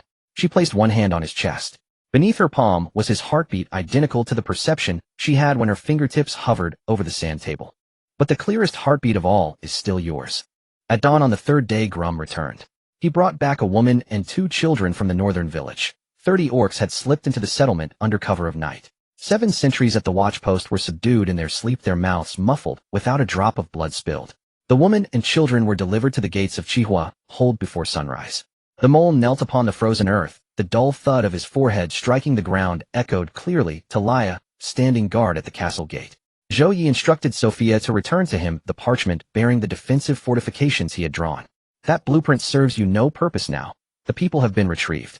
Take your family south and never return. Grum added, standing nearby. His wife revealed that the watchpost received 30 silver coins monthly from Whartons. This month's payment had already ceased. Whartons would no longer intervene on their behalf. Zhou Ye gazed upon the family of four kneeling before him. The woman cradled the younger child in her arms, while the elder clutched tightly at her hem. Their garments were coarsest hemp woven in the northern villages, their lips were bluish with cold. Provide them with clean clothes and 3 days' rations. Before the mole departed, Sophia turned over the parchment he had sketched. The reverse bore a single line written in charcoal. This man's family has been rescued. This individual has been dismissed. Reverse infiltration is terminated. She set down the charcoal stick. Whartons lies too close. We need not risk exposure before the campaign concludes. Nor will it be needed afterward. The mole's family of four walked southward from the castle gate. The youngest rested on the woman's shoulder, gazing back, long and lingering. Then he turned away. Their four silhouettes stretched thin across the frozen earth, shrinking gradually until they became mere specks, dissolving into the gray-white horizon to the south. That afternoon, Bishop Carlos sat alone in the prayer chamber of the Cathedral of Chalkhold for hours, on end, his fingers resting motionless upon the armrests of his seat. They neither tapped nor trembled, like brittle twigs laid upon polished lacquered wood. The king's sealed missive lay open upon the low table before him. 5 creases marked the letter's edge, each pressed there by a separate finger. Slowly, deliberately, his movements were glacial, as though folding a final benediction. Footsteps approached outside, heavy boots striking stone, then grinding half an inch deeper. Wharton's messenger. Bishop Carlos did not lift his gaze. The messenger placed a letter sealed with black wax bearing Duke Wharton's eagle insignia upon the low table, and withdrew in silence. The letter was brief. Wharton's script mirrored his tactics, no preamble. The first line cut straight to purpose. Local purification operations require no approval from the Privy Council. As diocesan bishop, you possess full authority to declare and initiate such operations within your jurisdiction, bypassing the capital entirely. Headquarters will ratify retroactively. The second line was shorter still. 200 Knights of the Order of the Holy Light will assemble by tomorrow afternoon at the eastern edge of Black Pine Forest within the Chihua Hold territory, less than 10 li from the Elven Enclave. A third line addressed a separate matter. Chihua Hold possesses a mana crystal mine. Church retains rights to its yield for 30 years post-conflict. Carlos placed the letter upon the table and withdrew his fingers from its edge. Wharton's was laying stepping stones beneath his feet. The king's missive had overridden the church's highest-tier purification edict, so Wharton's reduced it to a diocesan-level operation, same objective, different banner. If disaster struck, headquarters could disavow all responsibility outright. Yet conversely, if Chihua Hold shattered those 200 knights, the church would offer no shield in return. Carlos rose and walked to the window. Beyond lay Chalkhold's cobblestone streets. March sunlight gleamed upon rooftop snow. He drew the curtains shut. At first light, the next day, Deputy Commander Awakens of the Order of the Holy Light knelt before Bishop Carlos to receive the diocesan mandate. 200 knights assembled in full readiness.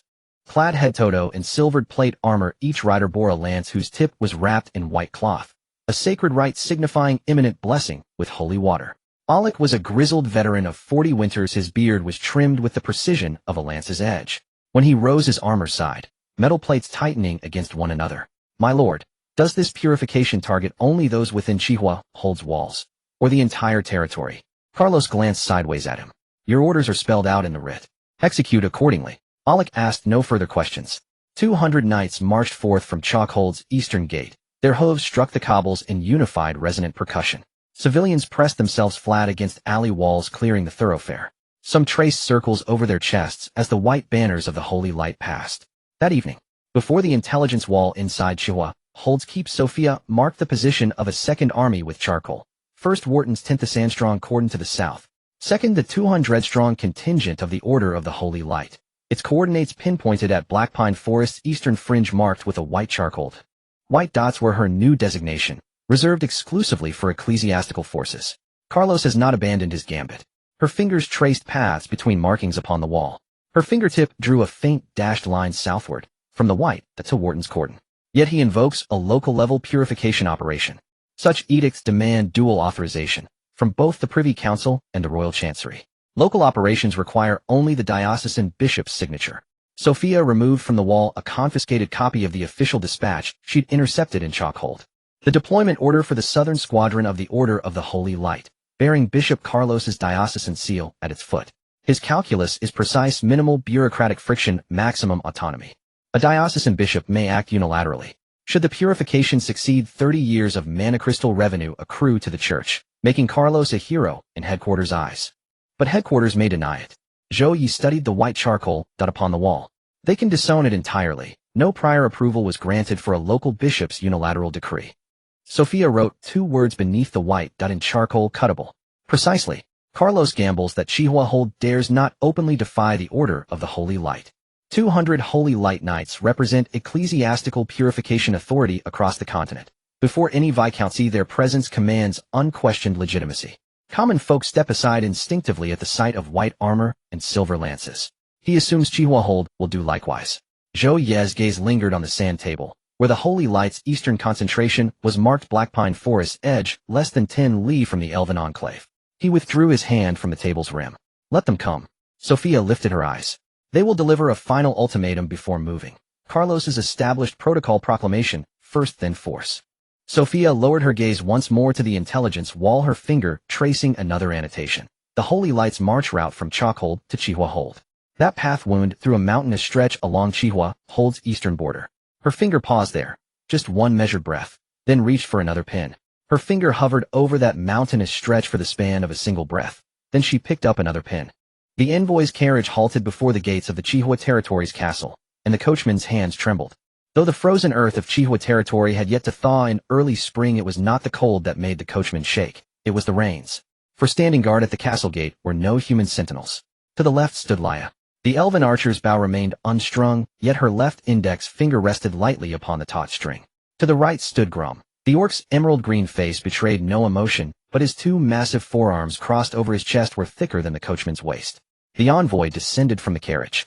His deep blue priestly robes of the Holy Light Church trailed through the mud as he stepped forward. He cast a single sweeping glance at the stone walls flanking the castle gate. Scrawled upon the wall in charcoal, rough-hewn yet fiercely deliberate, was a single line: all who enter must abide by the laws of this land. The envoy did not look again. Inside the castle's great hall, Zhou Ye sat at the head of the long table, unmoved, unrisen. Sume stood to his right holding a wooden tray. Upon it rested a kettle freshly boiled. Her hands remained perfectly steady. To his left stood Ellen, the elven princess, her spine straighter than the Black Eagle standard pole, standing upright at the center of the table. Her gaze never fell upon the envoy, instead it lingered beyond the window, toward the direction of the ancient elven tree. The envoy unfurled a parchment scroll. By the authority of Bishop Carlos of the Northeast Diocese of the Holy Light Church. His voice stretched across the hall like incense smoke drifting downward from cathedral vaults. Each syllable suspended midair, lingering just before it settled. Hereby command Zhou Ye, Lord of the Chihua Territory, to deliver within 3 days the succubus Su Mei and the elven heretic Ellen Moonsong to the Inquisition Tribunal in Chalkstone City for purification judgment. He emphasized the word deliver. Should this order remain unfulfilled, 200 knights of the Southern Battalion of the Holy Light Cavalry shall cross the Chihua border and carry out purification by force. Silence filled the hall. Su Mei placed the tray upon the table, the porcelain base striking the wood with a soft, clear chime. As she rose, her eyes swept once over the envoy, like one glancing at a man who has not yet noticed the pit yawning beneath his feet. Zhou Ye remained seated, never rising throughout. After listening, he extended a single finger and tapped gently upon the tabletop. Return. The envoy rolled the parchment scroll, but did not immediately stow it. Instead, he took one step forward and pointed his right index finger directly at Zhou Ye. Do not presume. A green hand reached in from the side. Grum's thumb and index finger closed softly, gently, around the envoy's outstretched finger. No twisting, no pressure, merely a stillness imposed, a finger arrested midair. Within the Lord's castle, Grum said, voice low and resonant, to point a finger at the Lord is to court death. He released the finger. The envoy withdrew his hand 3 times faster than he had extended it, the scroll nearly slipping from beneath his arm. The envoy's carriage departed the castle gates. Its wheels carved grooves into the frozen earth, grooves swiftly erased by the northern wind. In the study, Su Mei turned Zhou Ye's hand palm up. She placed her own hand over his palm to palm her back, cradled by his fingers, steady, precise, its warmth precisely 2 degrees cooler than Heathfire. Just as on any ordinary night. Brother Ye, I am not afraid. She turned his hand back over and enclosed his knuckles with both of hers. I can sense every hostile presence within 10 li. 200 Holy Light Knights mean 200 pulses of enmity. When they cross the 10 li threshold, I will count each one aloud for you. Ellen stood by the study window, her gaze fixed once more upon the ancient elven tree. Her lips moved silently, uttering an archaic elven tactical term. The word whispered among archers concealed within the canopy, signaling readiness without sound. It meant the wind god blesses every arrow loosed. That same night Sophia stood before the intelligence wall. Her finger traced eastward along the Holy Light Cavalry's projected advance, from Chalkstone City toward the Chihua territory, where the marked route passed through a mountainous region east of the territory. Her finger paused there, 3 measured breaths. On Sophia's intelligence wall, that mountainous zone bore a solitary gray pin. Remnants of the Orcish Bloodaxe tribe, one of 3 splinter factions scattered after their expulsion from the Northlands by Whartons, some 120 strong, holed up in abandoned mine tunnels deep within those mountains. They bore equal hatred toward the church. Their purification edicts spared neither succubi nor orcs. Sophia plucked the gray pin from the wall. Then she inserted a new pin along the cavalry's march route. The distance between the 2 pins, less than 5 li. She set the charcoal pencil beside the sand table. She wrote nothing, drew no lines, simply arranged the 2 pins before Zhou Ye on the sand table. Zhou Ye lowered his gaze to the table. 2 pins. 1 cavalry. 1 band of Orcish remnants. Between them a narrow valley. He glanced once, then tapped lightly with his finger upon the valley's position between the 2 pins. He spoke no word.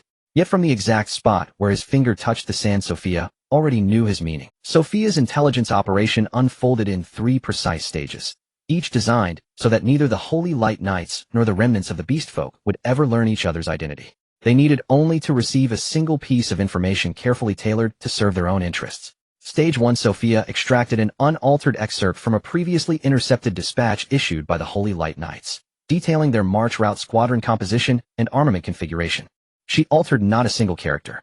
Instead, she added a single line of marginal annotation in charcoal on the copy. This nightly detachment will proceed through Eagle's Beak Gorge in single-file formation.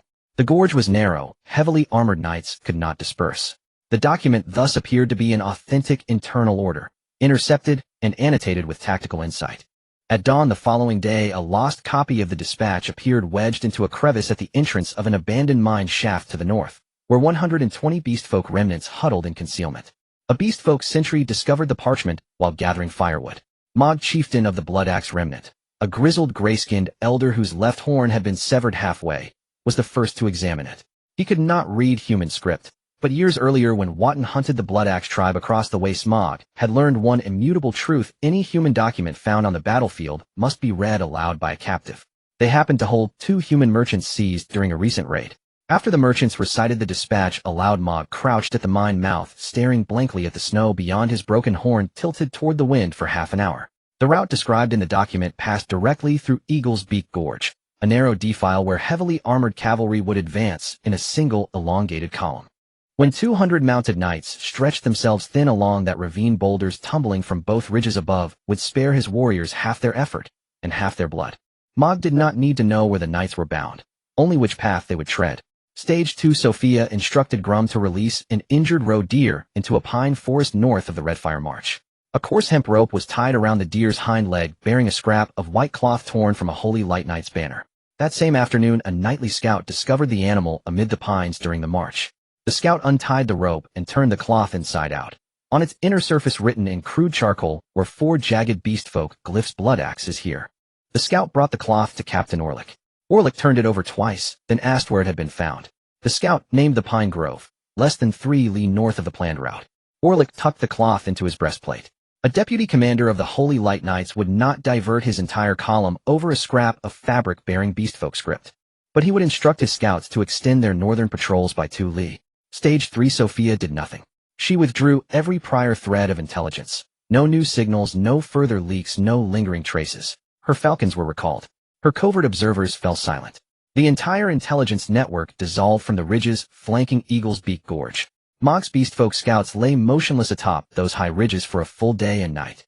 They watched the Holy Light Knights' gleaming white armor file into the gorge's mouth in perfect single-file formation. They counted precisely 200 riders. Heavy armor. Single file. Exactly as the dispatch had foretold. From the southern ridge, Mog raised his iron axe, its blade notched with 3 deep gashes. At the gorge floor, Orlick rode at the column's center. Steep cliffs pressed in on either side. The sky above narrowed to a sliver between sheer rock faces. In the deep shadows, the knight's white armor dulled to a sickly gray-green. Orlick's left hand rested on his sword hilt when a messenger galloped up from behind, delivering a freshly arrived dispatch. Carlos's final ultimatum had reached Red Fire March, and the reply consisted of 2 words: go back. Orlik folded the parchment neatly and slipped it into his saddlebag before lifting his gaze ahead. 3.5 li remained before the gorge's end. He prepared to issue the order to accelerate. When the first boulder descended from the southern ridge, his fingers still resting upon the clasp of his saddlebag, the stone crashed into the vanguard. A knight's shield buckled inward with a crater the size of a basin. Orlik drew his sword. Raise shields. Disperse. The second syllable caught in his teeth. The gorge was too narrow. 2 horses could not ride abreast. There was no room to scatter.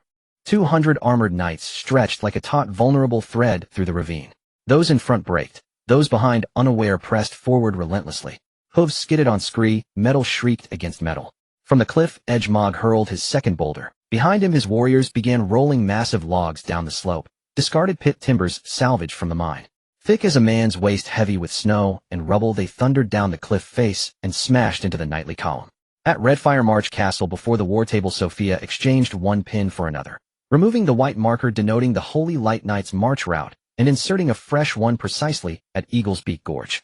Dozens of small gray pins now dotted the high ground encircling the gorge, approximate positions of the beastfolk remnants. Grum stood beside the table. His broad green hands gripped the wooden frame. His eyes traced how the cluster of white pins within the gorge was now enveloped, flanked on both sides, by the encroaching gray. They are not fools, the beastfolk remnants. Those who survived 6 months of Watten's relentless pursuit of the blood axe are no fools. 200 armored knights strung out in a narrow defile. Boulders raining down from both ridges. No need to strike true. Impact alone suffices. A low guttural chuckle rose from Grum's throat, the sound a beastfolk warrior makes when sensing a flawless battle about to unfold. Watten used the Purification Edict to compel the church to sever the blood axe supply lines. Always the same method: wield another's blade to slay your own enemies. Now that blade has swung back.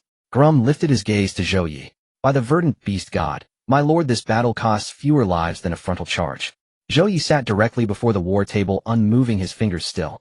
His gaze remained fixed on the cluster of white pins lodged deep within the gorge. Wait. The battle raged from noon until dusk. The Holy Light Knights' heavy armor became their greatest liability within the constricted gorge. Frontline shield bearers held firm against the logs, but could not withstand the ceaseless hail of boulders descending from the southern ridge. Riders at the rear attempted to turn, yet the ravine was too narrow. Their warhorses could not pivot. Orlik's voice had shredded to raw rasp as he commanded dismounting, ordering his cavalry to form infantry squares and storm the northern ridge. A Holy Light Knight, armor and flesh combined weighing nearly 300 gene, climbed the scree slope at a pace indistinguishable from his descent: slow, unstable, inevitable. Mog never descended into close combat. The gray-skinned elder stood sentinel on the cliff edge, his truncated left horn catching the dying sun like a shattered standard. He never set foot inside the gorge. He merely shifted the impact points of stones and logs, transforming the knight's heavy armor from an asset into an anchor, dragging them deeper into ruin. Gloom crouched behind a low cliff on the west side of Eagle Beak Valley, about 300 steps from the valley floor. Close enough to hear the sounds of armor clashing with stones, yet far enough that those in the valley could not see the green silhouette atop the cliff. Beside him squatted a dwarf scout. Barrow had chosen him from the forge. Dwarven eyes are naturally sensitive to the reflections of metal. The white armor of the Holy Light Knights became a moving target in the sunset.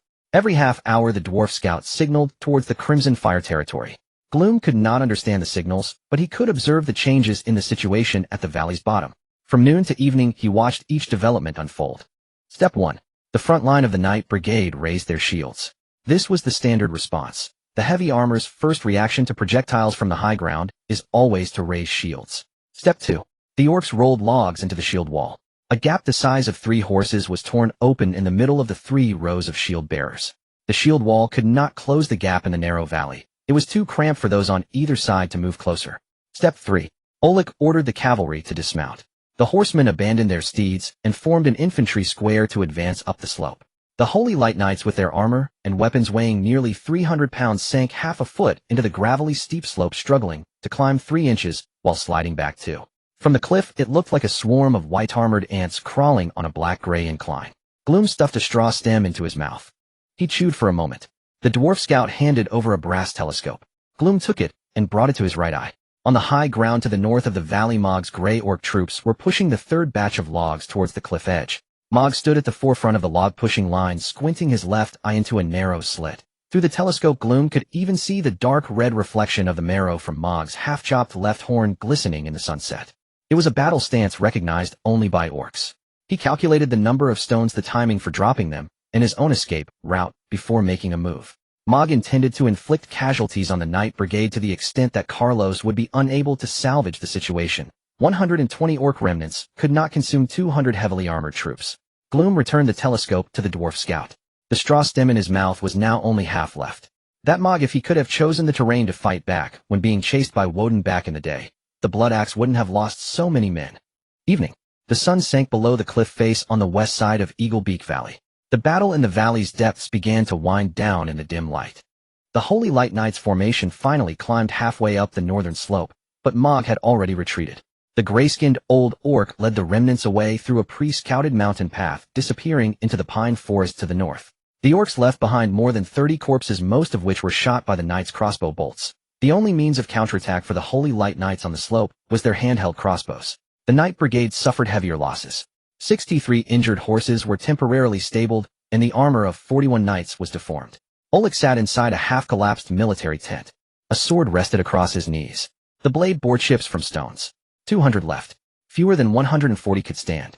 In front of the sand table of the Crimson Fire Fortress, Sophia replaced the marking pin for Eagle Beak Valley with a red charcoal to indicate the battle's end. The battlefield analysis was written at the bottom of the third piece of parchment next to the sand table. 63 dead. 41 injured. Remaining combat power, fewer than 140.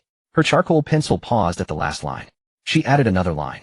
The purification of fear that the Holy Light Church has built over 200 years was today stripped of half its spine by a group of unfounded orc remnants. No one spoke around the sand table. Zhou Ye tapped his finger on the edge of the sand table. From the moment the Holy Light Knights entered Eagle Beak Valley to the battle's conclusion, he had not dispatched a single soldier towards the valley. No gunner battalion was called. No cavalry of rain was summoned. The elven archers had been on standby at the high ground for 6 hours. The bowstring had been drawn once. Leah pulled the bowstring halfway to listen for the sound. Resources consumed by the Crimson Fire Territory, a document intentionally left at the entrance of the mine. A piece of hemp rope tied to white cloth. A doe. Plus Gloom, who had been watching from the low cliff for the entire afternoon. That night, in the cathedral of the Chalk City Lord, Oleg's messenger knelt before Carlos. The messenger's cloak was covered in mud and his face bore a dried blood streak from his temple to his chin.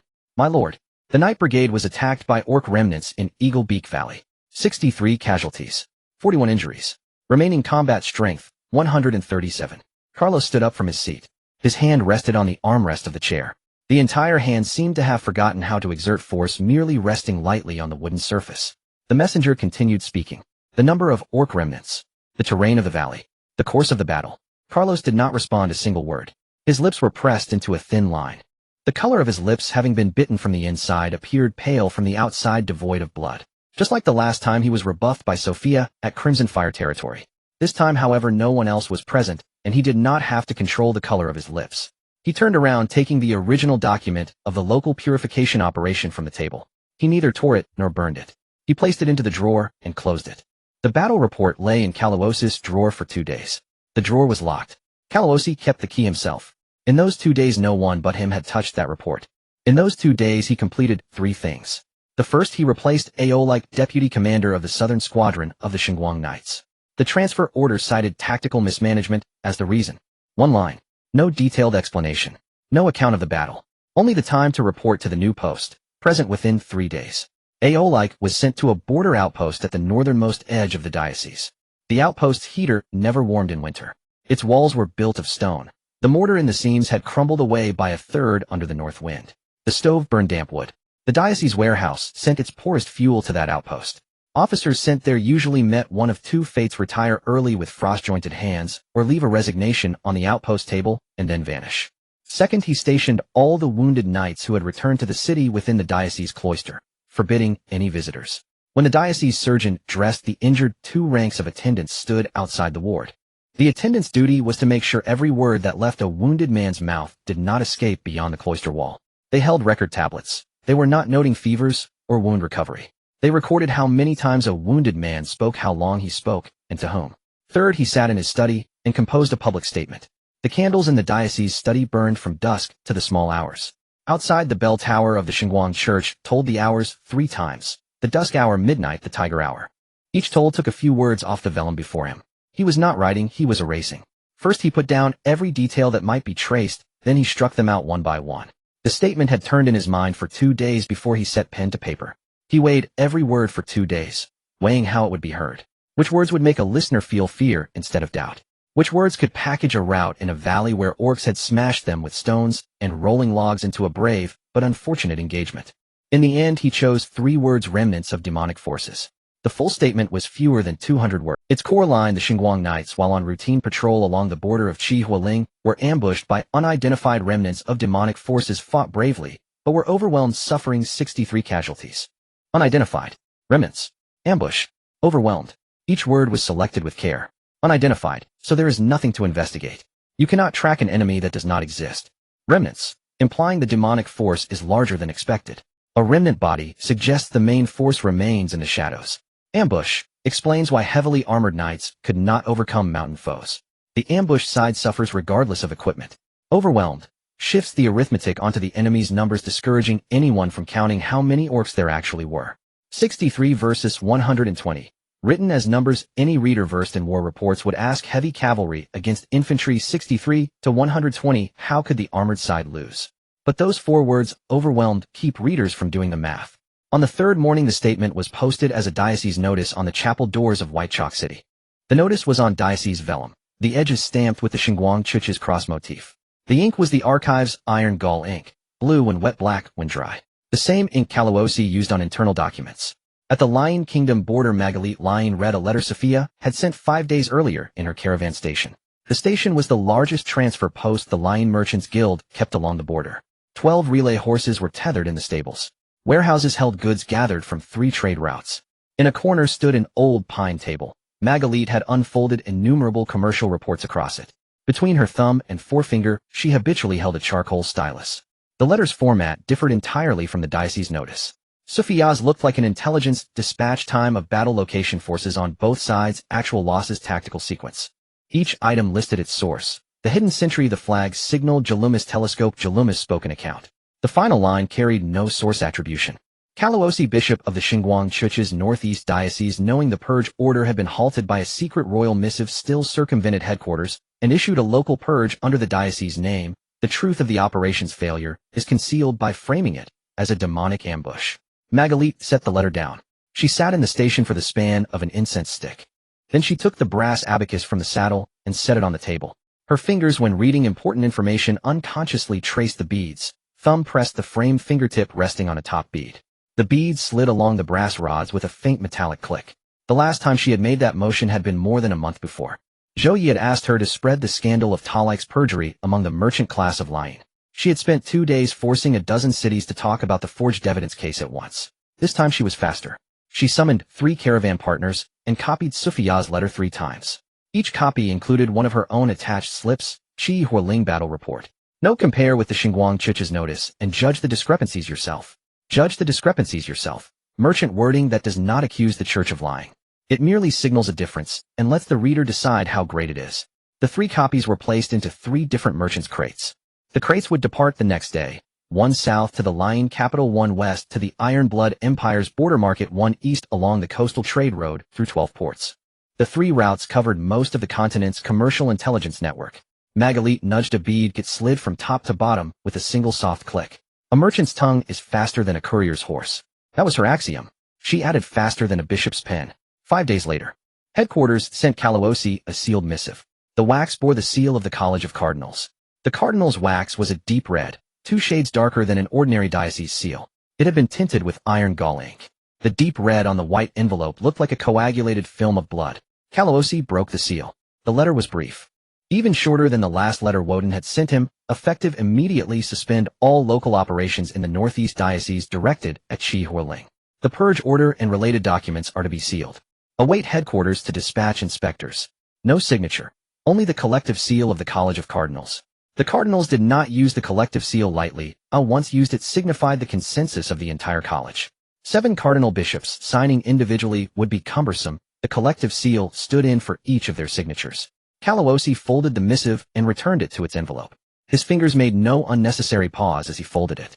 That night, alone in his study, he faced a stack of files. The local purge authorization, the Xinguang Knights transfer orders and copies of Woden's correspondence.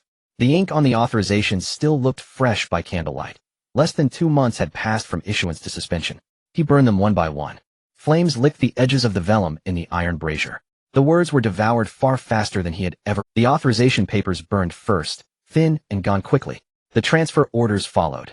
Thicker, the flames lingered a moment over the signatures. Woden's letter burned last, the thickest paper the slowest to yield. The flame curled around its edge for a long while before reaching the text. A 3-inch bed of ash collected at the brazier's bottom. When the fire died, the ash continued to settle. Paper reduced to less than 1/10 of its original volume. When everything had burned, he opened the drawer and placed the headquarters missive inside. The drawer contained 3 other items: the king's sealed missive copies of evidence from Talik's wrongful case, and 1 letter he had not burned, the latest from Woden. He kept only that one. Kalossi closed the drawer. His fingers paused on the drawer handle for a moment, then he locked it. He pulled the key and slipped it into the inner sleeve of his cuff. The cuff hid a secret pocket. With the key inside, it could not be seen from the outside. But when he walked, the key knocked against his wrist bone. Halar's beard dragged down to his waist. His gray-white beard hung from his chin, extending 3 inches below his belt, its end bound into a bundle with a dark iron ring. As he walked, the dark iron ring dragged on the ground, carving a thin, shallow groove into the frozen soil of the Chihua territory. The frozen ground was as hard as iron. The sound of the dark iron ring rolling was like a knife's back scraping against a whetstone. 3 old men followed behind him, each of their beards longer than Barrow's. The 3 elders of the Iron Furnace clan. One specialized in cold forging, his calluses running from his fingertips all the way to his wrist. Another specialized in quenching both of his forearms covered in burned scars. One bald-headed elder was responsible for the clan's genealogy and treaties, holding a scroll containing the clan's covenant sealed in a dark iron tube. Together, the 3 of them were over 600 years old. Barrow stood at the entrance of the forge. He hadn't seen his elder brother for 3 years. The hammer rested on the anvil at the door, his hands rubbing together on his apron. What was rubbed off wasn't dust, but the sweat that had seeped from his palms. His first words were shouted over the noise of the forge bellows. "Brother, your beard has grown 2 inches again." Haller stopped in front of Barrow, glancing down at the newly forged curved sword hanging at his brother's waist. There was no embrace. He simply patted Barrow's right shoulder. The sound of the dwarf's hand landing on the dwarf's shoulder was duller than the hammer striking iron. Barrow's shoulder sank half an inch before bouncing back. 3 years. You have stirred the fire of the Iron Furnace clan so fiercely in this human territory. Haller did not go to the castle first. He entered the forge directly with Barrow and the 3 elders following behind him. The temperature inside the forge was nearly 20 degrees higher than outside. The sounds of bellows, hammers, and the sizzling of quenching oil mingled together. Dwarves did not need pleasantries. They first looked at the furnace. Dana peeked out from behind the forge, and upon seeing Haller plunge the barrel she was quenching into the oil tank. The oil surface sizzled, producing a puff of white smoke. "Uncle." Haller glanced at Dana and nodded. Then his gaze was drawn to the row of cold-forged curved swords in the center of the forge. He picked up the leftmost one. Each of the 12 curved swords on the rack had a different arc. After a quick glance, he chose the one with the narrowest curve. This one was the hardest to forge. The narrower the arc, the smaller the margin for error in the angle of the hammer. A slight misstrike would ruin the entire arc. Haller lifted the curved sword to his eyes. With the blade facing down and the back facing up, he examined the very tip of the spine, then flipped it to start from the first forging pattern on the blade. The forging patterns resembled the rings of a tree. Each mark corresponded to a heavy strike of cold forging. Haller traced each mark with his thumb, moving along the direction of the patterns. When he reached the 17th mark, his thumb halted. The 17th strike of this sword. The hammer angle deviated by half a degree. The arc of the spine before and after the 17th strike is not the same line. Barrow remained silent behind him. The 3 elders exchanged glances. The cold forging elder took half a step forward. Haller added, "But the person who forged this sword corrected that half degree during the 19th strike. This person understands cold forging." He placed the curved sword back on the rack. He turned to look at Barrow. "Who forged it?" "I did." Haller fell silent for 2 breaths, nodding a second time, deeper than the 3 nods he had given to Barrow and Dana upon entering. Deep enough for the tips of his gray-white beard to brush against his chest. He continued into the mass production line for firearms. 30 forges were arranged in a seamless arc within the circular forging array. Each workstation performed a single task: rough forging, precision forging, cold forging, quenching, tempering, rifling. The raw pieces moved from the first forge to the last finished firearm without deviating from the circular line. The conveyor belt was designed by Barrow himself using dark iron chains and gears. The firearm barrels in front of each forge lined up neatly on the conveyor belt. Haller stopped at each forge. He listened to the sound of the flames and the rhythm of the bellows working in unison. Standing in front of each furnace for an hour represented talent, while standing for 10 years was skill. Dwarven forging masters could judge a forge's quality without touching its walls, they only needed to listen. 30 forges, 30 different sounds of fire. Each sound of fire told him the same thing. The forges here were good. He heard what he needed and nodded a third time. Finally, he stood in front of the blood iron forge. The flame dancing inside this forge was a golden green.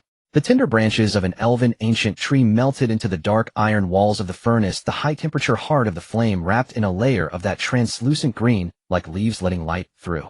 The radiant heat from the furnace illuminated half of Halar's face in dark gold, and the other half in emerald green. His pupils glimmered in the green flame. Halar stood in front of this forge for the duration of an incense stick. The bald genealogy elder murmured, the last record of a green flame forge in the clan's history was 300 years ago. Halar did not respond. He extended his hands a foot in front of the furnace opening, letting the radiation heat warm his palms and every callus on his fingers. The temperature in his palms was rising. Dwarven hands were not afraid of heat. That green flame had burned for 40 years 300 years ago. After it extinguished, no dwarf had ignited it again. Now the green flame danced before him in the human territory. After the incense stick finished burning, he withdrew his hands. Barrow. Dana. He used Dana's nickname, his voice lower than the sound of the bellows. Yet everyone in the forge heard him. The Iron Furnace clan and the Chihua territory are officially signing a covenant. Today we sign. No delays. That afternoon at the long table in the castle, Halar pulled out 2 sheets of parchment from his pocket. The contents of the covenant were drafted before he departed from Steel City, indicating that he had decided to sign before setting out. He laid the parchment flat on the long table. The dwarven script on the paper was written with ink made from dark iron powder. Each character sank into the surface, resembling the sound of a hammer striking an anvil. Zhou Ye sat opposite him. The treaty contained 3 clauses. The first clause, the Iron Furnace clan would establish a branch workshop in the Chihua territory with the first batch of 20 forging masters. The second clause, Steel City and the Chihua territory would share dark iron forging technology. However, the techniques of cold forging arcs and the blood iron forge would be exclusive to the Chihua territory, and the Iron Furnace clan would not claim them. The third clause, if either party is attacked, the other party will provide support with equal military strength. Zhou Ye finished reading and looked up at Halar. Change one word in the third clause. Change equal military strength to equal combat power. A dwarf's 1 strike equals 3 strikes of a human. Equal military strength is not equal. Halar gazed at Zhou Ye. After a moment of silence, the wind blew in from the window, causing the corners of the parchment on the long table to lift. Halar reached out to press down on the corner of the paper. With his other hand, he pulled out an iron pen from his pocket. He crossed out the word military strength on the treaty and wrote 2 characters combat power. After signing, Halar placed the iron pen on the table. He then took out another item from his pocket, an old map made from a dark iron plate. The markings of the veins on the iron plate were carved with a needle made of meteoric iron, which is harder than dark iron. Each carving left a rust-colored trace. This map had been locked in the archives of the Iron Furnace clan for at least 200 years. He spread the map out on the long table. Halar's thick finger rested at the top of the map, less than 50 miles north of the Chihua territory.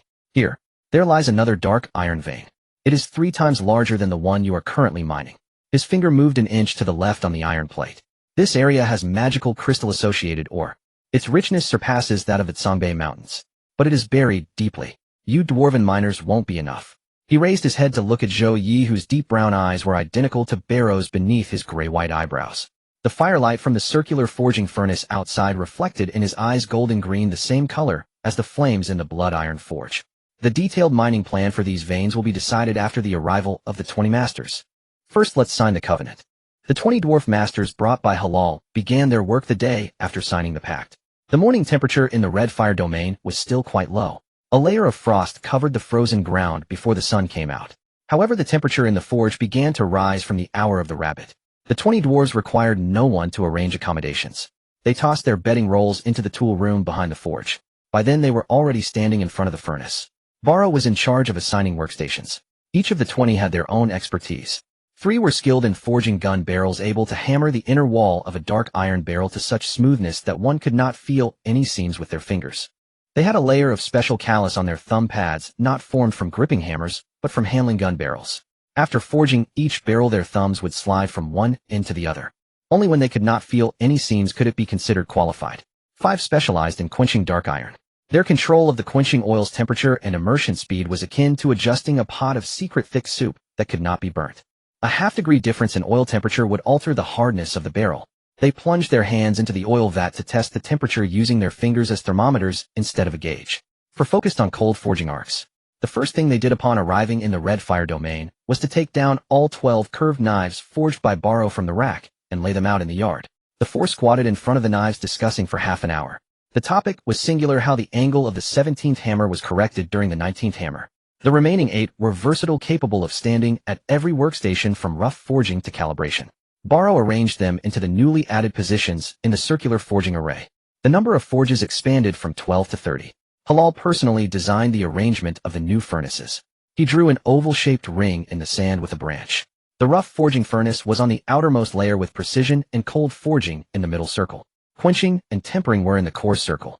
All furnaces were arranged according to the forging process chain, with the workpieces flowing from the outermost circle inward. After a full rotation, a finished firearm emerged. The new production line fully opened for the first time on the 4th morning. 30 forges ignited simultaneously. The sound of the bellows echoed from the forging shed, and even half a mile away one could hear a rhythmic thunder-like low-frequency hum. The flames in the 30 furnace chambers resonated with the airflow generated after the synchronized bellows were drawn. The ground trembled slightly, and the stones in the frozen earth jolted one by one. Diana stood at the center of the circular production line. The heat waves from the 30 furnaces surged toward her from all sides. Her dwarf skin could accurately gauge the furnace temperature to within half a degree. With her eyes closed, she could determine the temperature of each furnace solely by the heat felt on her face. Furnace number 1 was at 1600 degrees. Furnace number 7 was at 1702. Furnace number 19 was still half a quarter short. The temperature of each furnace lined up in her mind like a heat map. Dwarves did not need thermometers. Their skin was enough. When the first firearm from the new production line was pulled out of the quenching tank, Diana held it up. The inner wall of the barrel was coated with a layer of finely textured dark iron color pattern under the green flame of the iron blood forge. Each gun bore a unique quenching pattern distinctive to the iron blood forge. This one had a pattern resembling the veins of a leaf. The green flame imprinted the pattern of an ancient elven tree into the dark iron at the moment of quenching, albeit very faintly. Yet it left an imprint. It's done. She placed the barrel back on the calibration platform and wiped her hands on her apron. The apron was already smeared with a day's worth of oil stains and dark iron powder. Dwarves do not wash aprons. Every mark on the apron was a birth certificate for a forged item. She turned around to look at Zhou Ye, who stood at the entrance of the forge. Diana said nothing. She walked straight over and grabbed his wrist. The temperature in a dwarf's palm was slightly lower than the furnace fire, but still half a notch higher than human body temperature. Having hands accustomed to years of blacksmithing, the blood circulation in her palms was 3 times faster than that of ordinary humans. She pressed Zhou Ye's hand against the wall of the nearest new forge. The dark iron furnace wall transmitted the flame temperature from the furnace chamber to his palm. It was warm, the kind of continuous rhythmic heat that gently fluctuated with the drawing of the bellows. Like a heartbeat. Can you feel the temperature of these 30 furnaces? Diana lifted her head to look at him. The dwarf's height only reached his chest, but her eyes, illuminated by the furnace fire, sparkled like 2 pieces of dark charcoal just pulled from the forge. This is the heartbeat of the red fire domain. The bellows of the other 29 furnaces continued to rhythmically draw.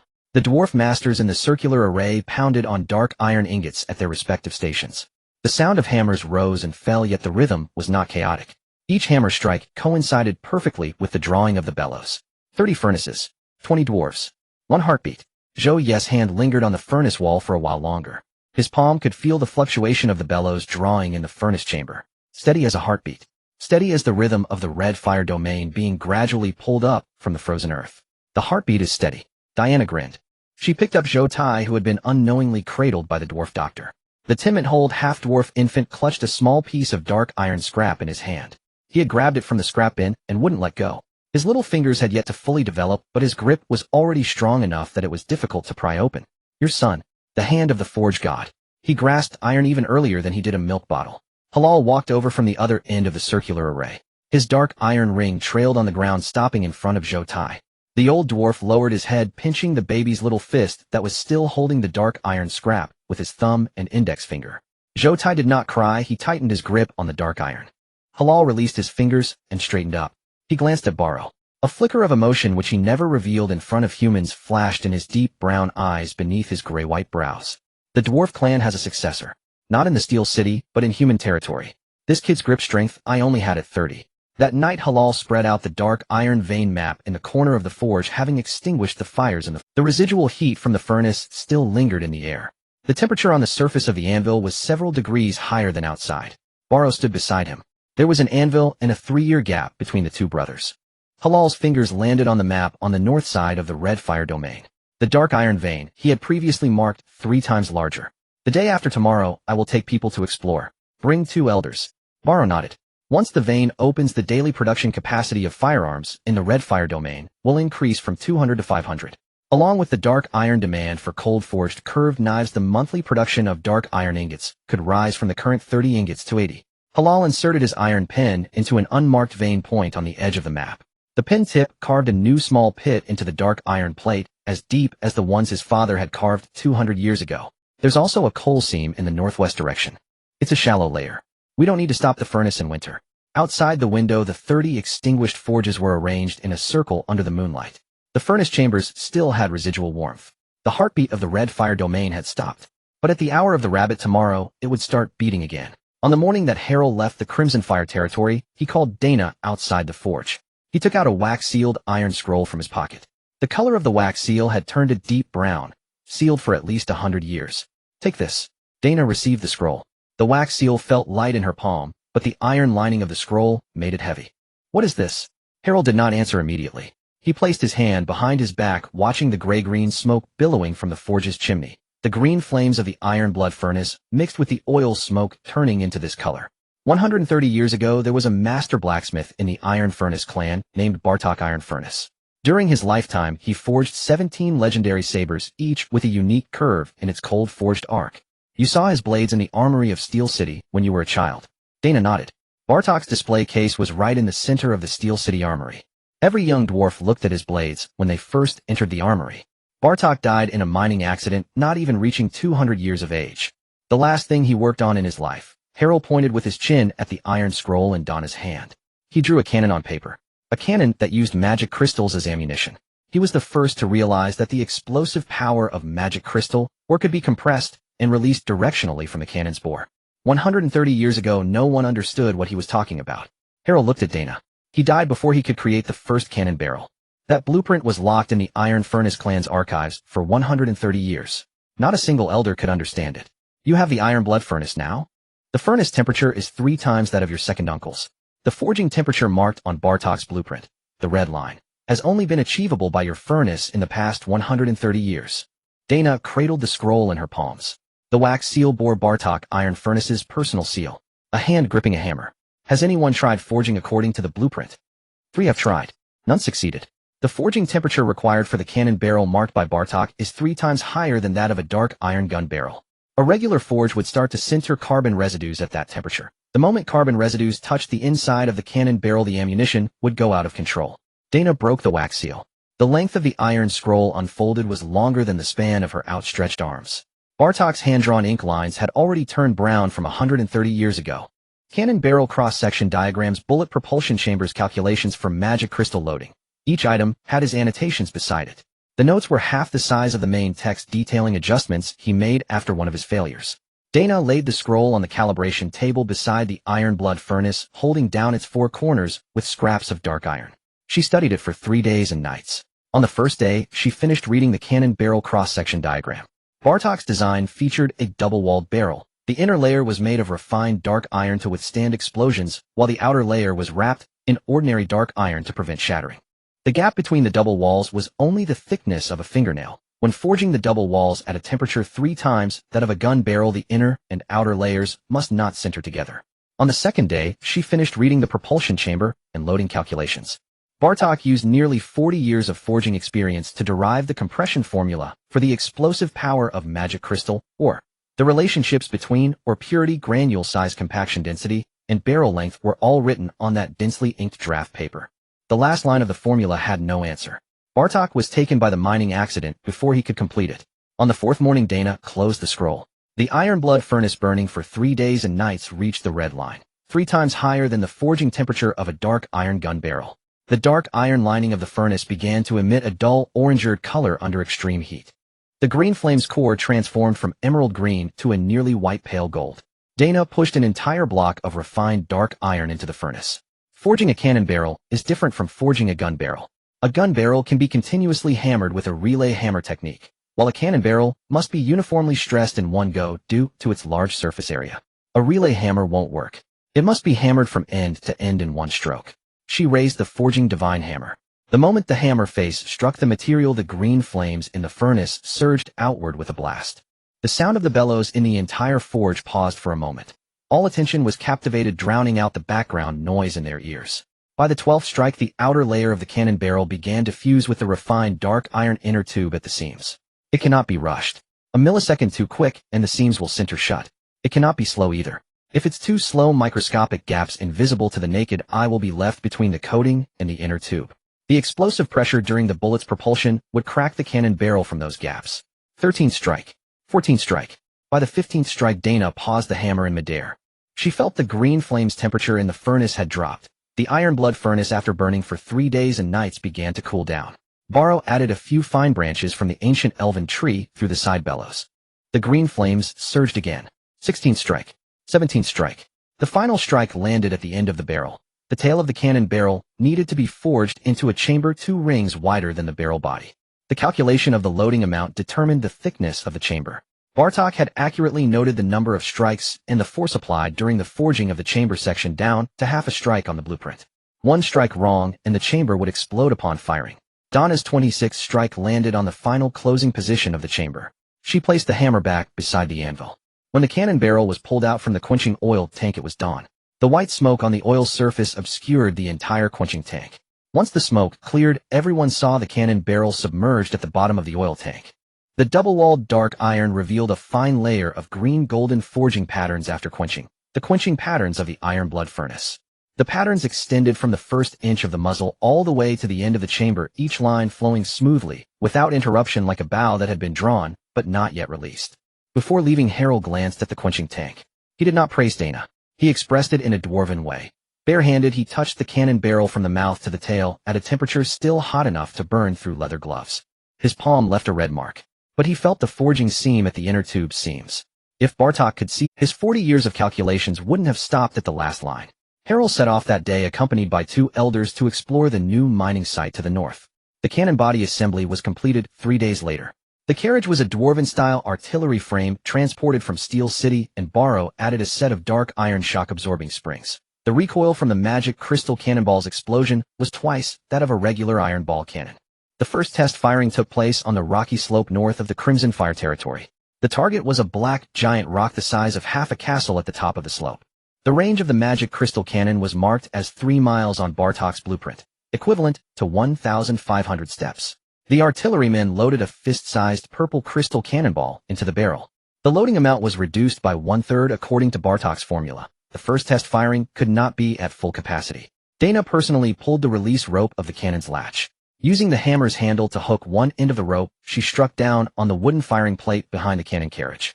The weight of the hammer's descent transmitted through the lever to the magic crystal firing pin inside the barrel. At the moment the cannonball exited the bore, a row of anvils 20 steps away from the cannon position was toppled by the blast. The flight path of the cannonball was purple.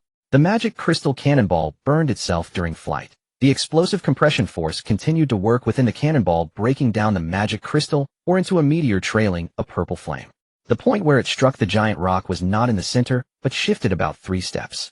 The section of the giant rock that was smashed, extending from the point of direct impact on both sides, split into 3 neat pieces. The cross-section was shattered.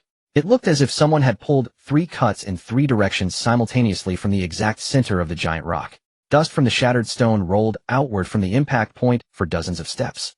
When the dust settled, everyone at the cannon position 3 miles away saw a giant rock the size of half a castle had a hole larger than a city gate in its center.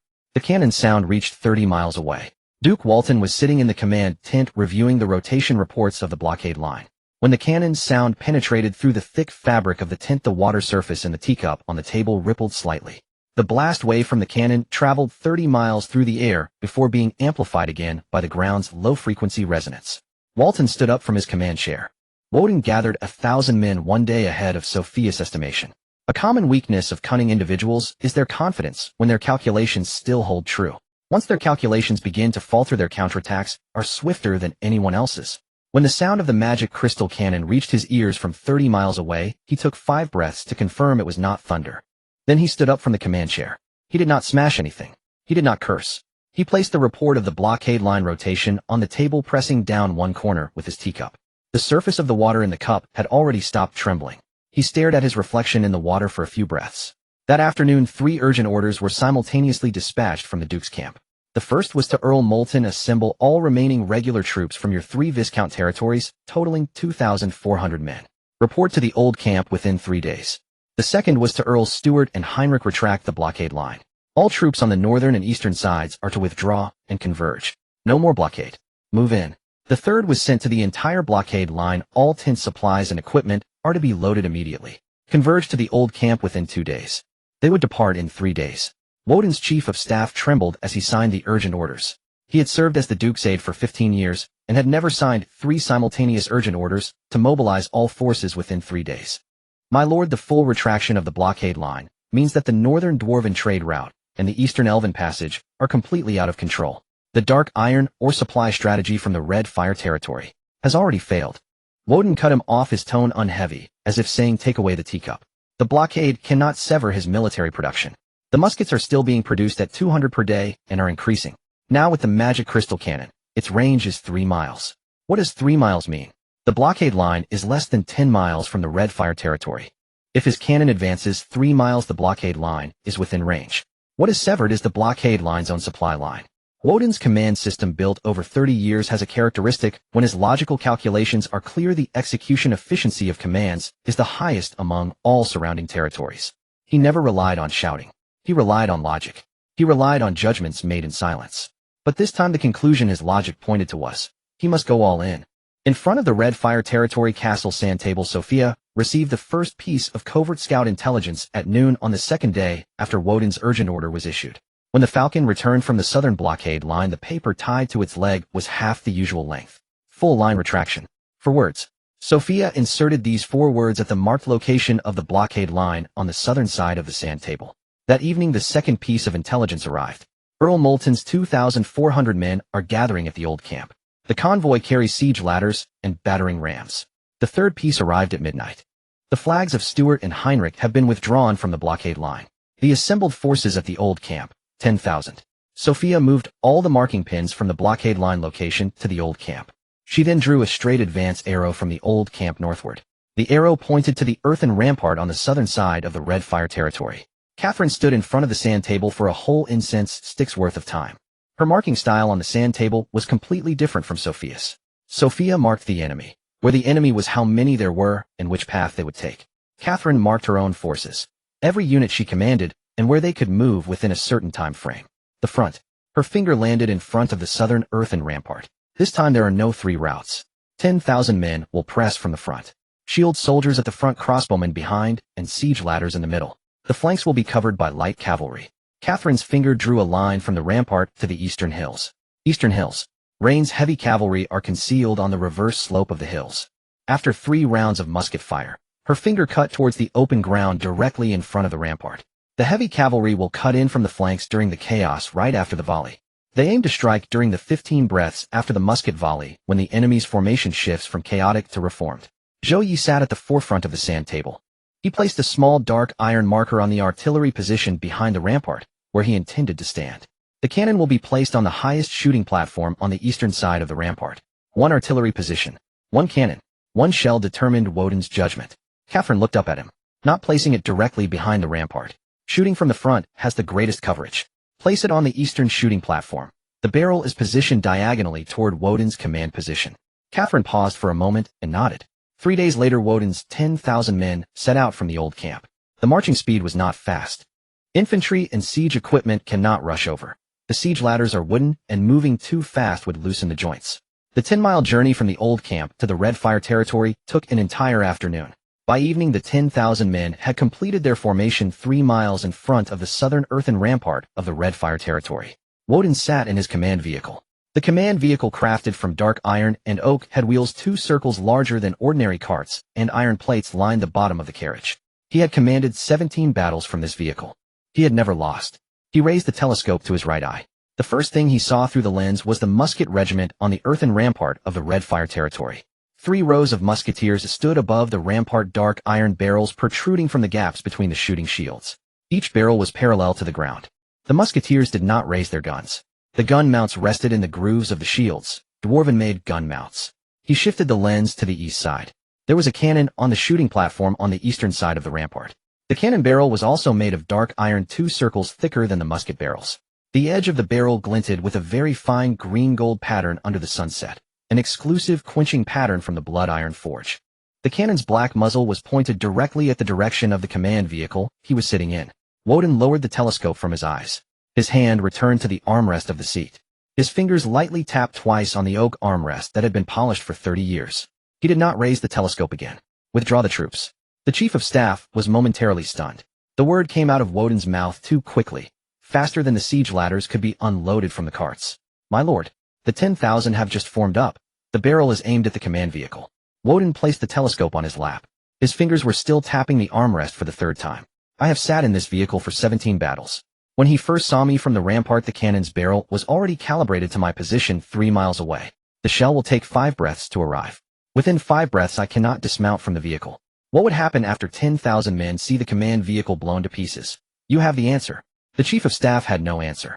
Woden moved his command vehicle back 30 steps from the center of the formation. These 30 steps saved him but could not save the soldiers in the front row of the formation. They had not yet seen the command vehicle move back, only the cannon's muzzle on the rampart. When Woden's order to withdraw reached the ears of the front row shield bearers from behind the front line, the leading 3,000 shield bearers had already advanced 400 steps. The formation of 10,000 men was too vast. The messengers in the back had to ride around to the left flank and pass through the gaps of 20 ranks of infantry to reach the front line. The sound of the messengers' hooves was drowned out by the synchronized footsteps of the shield bearers. When the centurion of the front row heard the words withdraw, his shield bearers were less than 2 miles away from the firing line of the musket battalion. Woden saw his front row shield bearers advancing through the telescope, and he lifted his finger from the oak armrest. Who ordered them to continue pushing forward? The chief of staff's face was paler than the thin ice that had formed before the command vehicle. The messenger had not yet reached the front row when the first magic crystal cannonball flew out from the eastern firing platform of the earthen rampart. A thunderous roar filled the ears of everyone on the plain. It was an explosion. The low-frequency shockwave came from 3 miles away. The first sensation was the tremor rising from the frozen ground beneath their feet. After a brief moment, the sound of the blast rushed overhead like a dull knife. The cannonball smashed through the centurion's command vehicle in the vanguard. Woden had retreated 30 steps 30 breaths ago. His command vehicle was unharmed, while it was the vanguard centurion's command vehicle that was struck. The oak carriage shattered into hundreds of palm-sized wooden shards within the gray-green magical crystal smoke. A dozen shield vehicles surrounding the command vehicle and over 30 personal guards were simultaneously overturned by the explosive shockwave. The gray-green smoke rolled outward from the impact point. A gap was torn in the formation of the vanguard shield bearers at the closest position to the command vehicle. The front row soldiers became disordered after seeing the command vehicle vanish. The front row wanted to retreat, while the middle row continued to advance. The 3,000 shield bearers were squeezed together in the middle. Catherine stood atop the earthen rampart. She confirmed the impact point with her telescope. Then she lowered the telescope. First round volley, fire. The musketeers in the front row pressed their gun muzzles down an inch simultaneously. Woden's shield bearers had already squeezed into the shooting line 300 steps away. The gunfire erupted as a line of flames spurted forth from the entire row of muskets. After the front row of 100 muskets fired, they immediately crouched down to reload, while the back row extended their gun barrels over the shoulders of the first row to continue shooting. The third row was reloading behind. By the time the second row finished firing and crouched down, the muzzles of the third row had already aimed forward. Zhou Ye had set the rhythm of their rotation in front of the sand table. The first row finished firing and crouched down to reload. The second row fired from above the shoulders, while the third row had already completed reloading. The 3 rows of men moved to 3 different rhythms. The first row crouched, the second row fired, and the third row reloaded. All 3 actions occurred simultaneously. The shields of the vanguard shield bearers could not withstand the dark iron projectiles. At a distance of 300 steps, the penetration of the dark iron projectiles was 3 times that of ordinary iron shields. As the front row shield bearers raised their shields to block the first row's fire, the shield surface was pierced by the projectiles. Before the arm holding the shield could be lowered, the second row's projectiles arrived. The vanguard formation began to collapse. As the front-line shield bearers were struck down by the projectiles, those behind witnessed rows of men falling, and their steps began to move uncontrollably. The legs wanted to step forward, but the weight of their bodies was pulling them back. On the eastern hills, Rain's heavy cavalry had been waiting behind the reverse slope for an hour. The straw wrapped around the hooves had been trampled countless times on the frozen ground. The 1,000 dark iron light cavalry also had their hooves wrapped in straw. March's frozen ground had yet to thaw, and the sound of hooves on the straw was carried by the wind westward from behind the hills. Woden's 500 light cavalry on the left flank had not heard the sound of hooves 3 miles behind them. When Rain lifted his lance, the tip of the spear traced an arc in the morning's slanting light. 500 heavy cavalry mounted simultaneously. The straw beneath their hooves was crushed, the fragments of grass and the debris of the frozen ground splashed up together. The spear tip pressed down. The warhorses began to move slowly forward. From a slow pace to a fast pace, then to a trot. It took only 10 breaths for the spear tips to accelerate from a trot to a full-speed charge. As Rain's lances broke through the left rear flank of Woden's light cavalry, the back of the front row infantry first sensed the tremors of the hoofs, coming from the left rear. The 500 light cavalry on the left flank turned to face the enemy. The curved swords of the light cavalry could not withstand the charge of the heavy cavalry clad in dark iron armor. As the first row of lances penetrated the left flank of the light cavalry, the formation of the 500 light cavalry was torn open from the side, creating a 20-step wide gap. The dark iron light cavalry followed behind the heavy cavalry, cutting in along the gap, their curved swords striking down the scattered light cavalry that had yet to turn back after being disrupted. Woden saw through his telescope that his left flank was being torn apart. His lips moved slightly. He did not make a sound. He was calculating. The vanguard shield bearers were halted by musket fire. The left flank light cavalry had been pierced by the heavy cavalry. The command vehicle was blown to pieces. The vanguard had lost its command system. The crossbowmen in the middle row passively awaited orders outside the coverage range of the muskets. The right flank light cavalry remained in position, but the left side had already cracked. Withdraw the entire line. This time he did not say it to the chief of staff. He spoke directly to the flag signaler. The 3 black flags simultaneously signaled a withdrawal. The formation of 10,000 men began to shrink backward. Unlike their advance, there was no formation during the retreat. The shields dropped by the shield bearers, and the spare crossbow bolts abandoned by the crossbowmen scattered across the plain, trampled into the frozen mud by the retreating footsteps. Woden saw through his telescope that the muzzle of the magic crystal cannon on the rampart of the Crimson Fire territory was still pointed in his direction. The gun barrel's edge was illuminated in the morning backlight, casting a halo of green-gold forged patterns. The hot air created ripples in the air above the cannon barrel. He placed the telescope on his knee. He said nothing. His hand rested on the armrest. His skin was trembling slightly.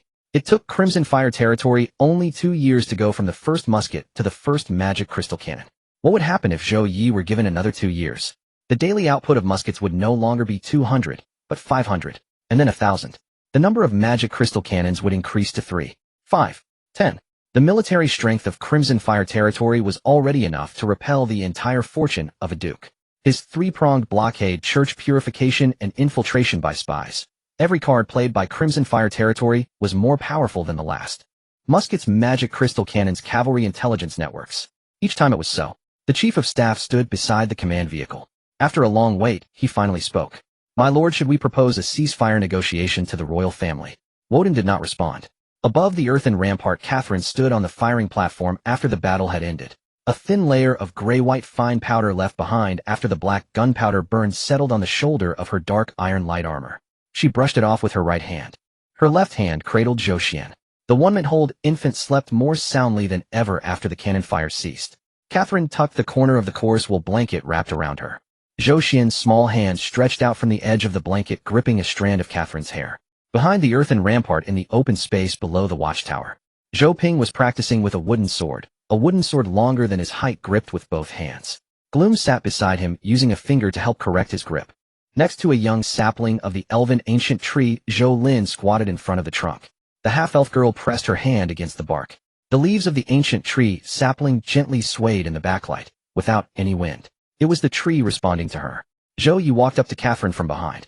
She did not turn around. She shifted Zhou Xian to her right arm. Her left hand, now free, rested on his hand. My lord, she began, but then paused midway and changed her words. Zhou Ye, this position will still be seen by Zhou Xian in the future. Her fingers slipped through the gaps between his fingers. The backs of their hands pressed together, palms facing down, resting above her dark iron shoulder guard.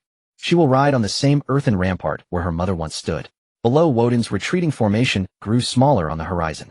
The black eagle banner gradually transformed into several black dots in the distance. The muzzle of the magic crystal cannon above the rampart of the Crimson Fire territory still had not lost its warmth. The air ripples at the cannon's mouth continued to shimmer in the morning sunlight for a long time. 2 battle reports arrived simultaneously at Baicheng City. The first was a military movement report from the Duke of Woden's territory. As a matter of routine, the military department of the Privy Council compiled daily military reports from various regions and delivered them to the king's study every morning. Today's military report is thinner than usual, consisting of only one page. It states a single incident: Duke Woden personally led 10,000 regular troops to attack Zhou Ye territory, but encountered unidentified artillery fire and retreated without engaging in battle. 10,000 men arranged in formation 3 miles from the borders of Zhou Ye territory advanced 3 miles, and then retreated 3 miles. Casualties are unknown. Woden's main force has already retreated to their old camp. The chief of staff discreetly inquired about the conditions for a ceasefire. The handwriting of the military department appears more hasty than usual. The secretary who penned this report was evidently unsteady while writing. A duke was forced back by a viscount. Such occurrences cannot be found in the military archives of the kingdom. The second report is an internal document from the northeastern diocese of the Church of the Holy Light. A copy was intercepted by Sophia's people and forwarded to the intelligence department of the Privy Council. The document contained a statement regarding the southern squad of the Holy Light Knight Order encountering an attack from unidentified remnants of the Demon Clan in the Eagle Beak Valley. 200 Holy Light Knights engaged in battle with 63 casualties and 41 injuries. However, the intelligence department attached a note stating that according to testimonies from the Rhine Merchant Association, the attackers were remnants of orcs driven out of the northern borders by Woden. Approximately 120 individuals. King Roselle versus Study. The fire in the fireplace crackled. Outside, the sky over Baiching City was dim and gray. The chill of late autumn seeped through the cracks in the stone walls, and the warmth from the fireplace could only reach 3 steps around the desk. He sat in an old leather chair. The cuffs of his dark gray woolen robe had already frayed. Having been in power for 35 years, this robe had accompanied him for 20 years. Its cuffs had been mended 3 times. Each time the attendants had repaired it for him to continue wearing. 2 battle reports lay open before him. Beside them was a cup of warm wheat wine. He picked up the wine. He did not drink. He placed it back down. In his 35 years of reign, he had witnessed 32 border rebellions, 8 military confrontations involving counts or higher, and 2 duke-level civil wars. Every time a battle report arrived on his desk, the judgment he needed to make was always the same: suppress or mediate. How many troops were involved? How long would it take? What would be the cost? But these 2 battle reports did not require such judgments. The first report stated that a viscount had forced back an army of 10,000 from a duke. Woden had been the unshakable overlord of the Northeast for 20 years, and for the first time after forming his troops, he retreated without engaging in battle. The reason for the retreat was unidentified artillery fire. An artillery piece capable of smashing a command vehicle into pieces from 3 miles away. The second report stated that a bishop had lost 63 knights in the same season. After the church's purification order was suppressed by his own royal decree, the bishop issued it again under a different name. The result was that the purification knights had not even reached their destination before being severely damaged by a group of orc remnants. The 200-year-old Holy Light Knight Order was crippled in a narrow valley by 120 unfounded orcs using stones and logs. Roselle V lifted his gaze from the battle reports. The air in the study became tense for a moment. The fire in the fireplace crackled again. He summoned an attendant. "Bring Evan to me." Count Evan took only 3 minutes to walk from the archives of the Privy Council to the king's study. His pace was unhurried. There was no need to rush when the king called for him. He simply walked over normally. The guards in the corridor lowered their heads as he passed. Evan had worked in the Privy Council for 30 years. His walking speed had never changed due to anyone's urging. Roselle V motioned for Evan to sit down. "The last time you visited Zhou Ye territory for inspection, you wrote, 'This person has great talent and should not be left to roam freely.'" Evan nodded. "You previously suggested that I confer upon him the title of Viscount." Now, less than half a year later, the king tapped the 2 battle reports on the table with his finger. He forced back a duke and severely injured a bishop. Using magic, crystal artillery, and intelligence warfare. Evan finished reading the 2 battle reports, maintaining a neutral expression throughout. However, when he saw the small note from the intelligence department, his eyelids twitched slightly. Very slightly. For less than a breath. The information deployment speed on the note was twice as fast as he had anticipated. He had not seen the name Sophia on any battle reports, but he could already outline the radius of her intelligence network. After finishing, he placed the reports back on the table as they were. "Your Majesty, my inspection report contains another statement. In this person's territory, humans, elves, orcs, and dwarves sit at the same table and share a meal. In over 30 years of inspections for Your Majesty, I have never seen 4 different races displaying the expression of this is my home on their faces simultaneously in any lord's domain." The king raised the cup of wine. This time he drank. The wheat wine had cooled. Cool wheat wine reveals bitterness more easily than hot. A viscount is no longer sufficient. Evan did not respond to this statement. He understood that the king was weighing his options. Like when he was conferred the title of Viscount, Zhou Ye was not a king who required his advisors to make decisions for him. What he needed was accurate information. Is the information in your possession regarding Chihua territory's military preparedness up to date? Evan shook his head. The latest information is not in my hands. It is on that note from your Majesty's intelligence department. It can disseminate the true extent of the Chuch's battle losses and the information on the orc remnants within 3 days to the capital of the Rhine, the Iron Blood border market, and 12 coastal ports. This information deployment speed has already surpassed that of the Privy Council by a factor of 2.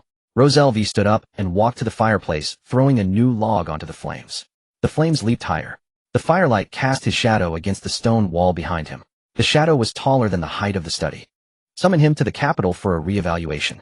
The last time you assessed him it was for the Viscount level. This time the assessment is. He paused for a moment, leaving the sentence unfinished.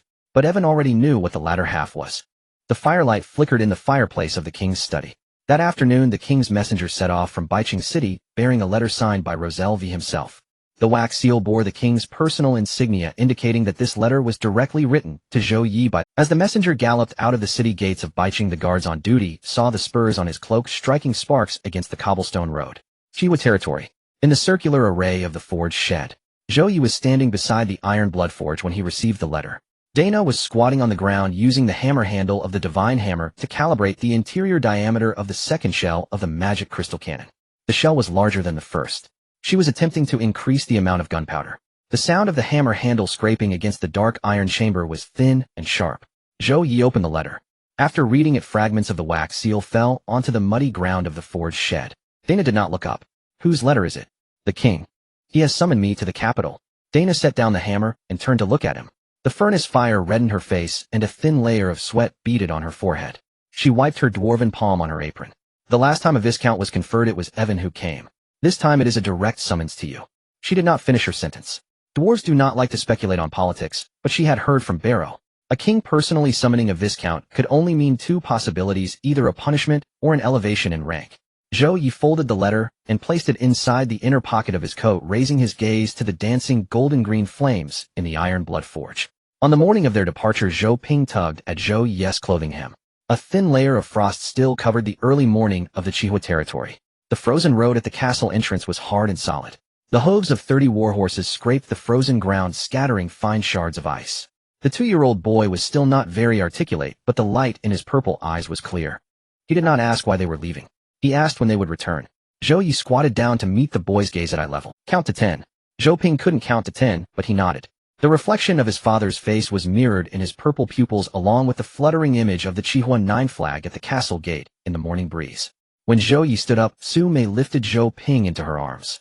Her fingers gently patted his back twice. The deep purple eyes showed little concern.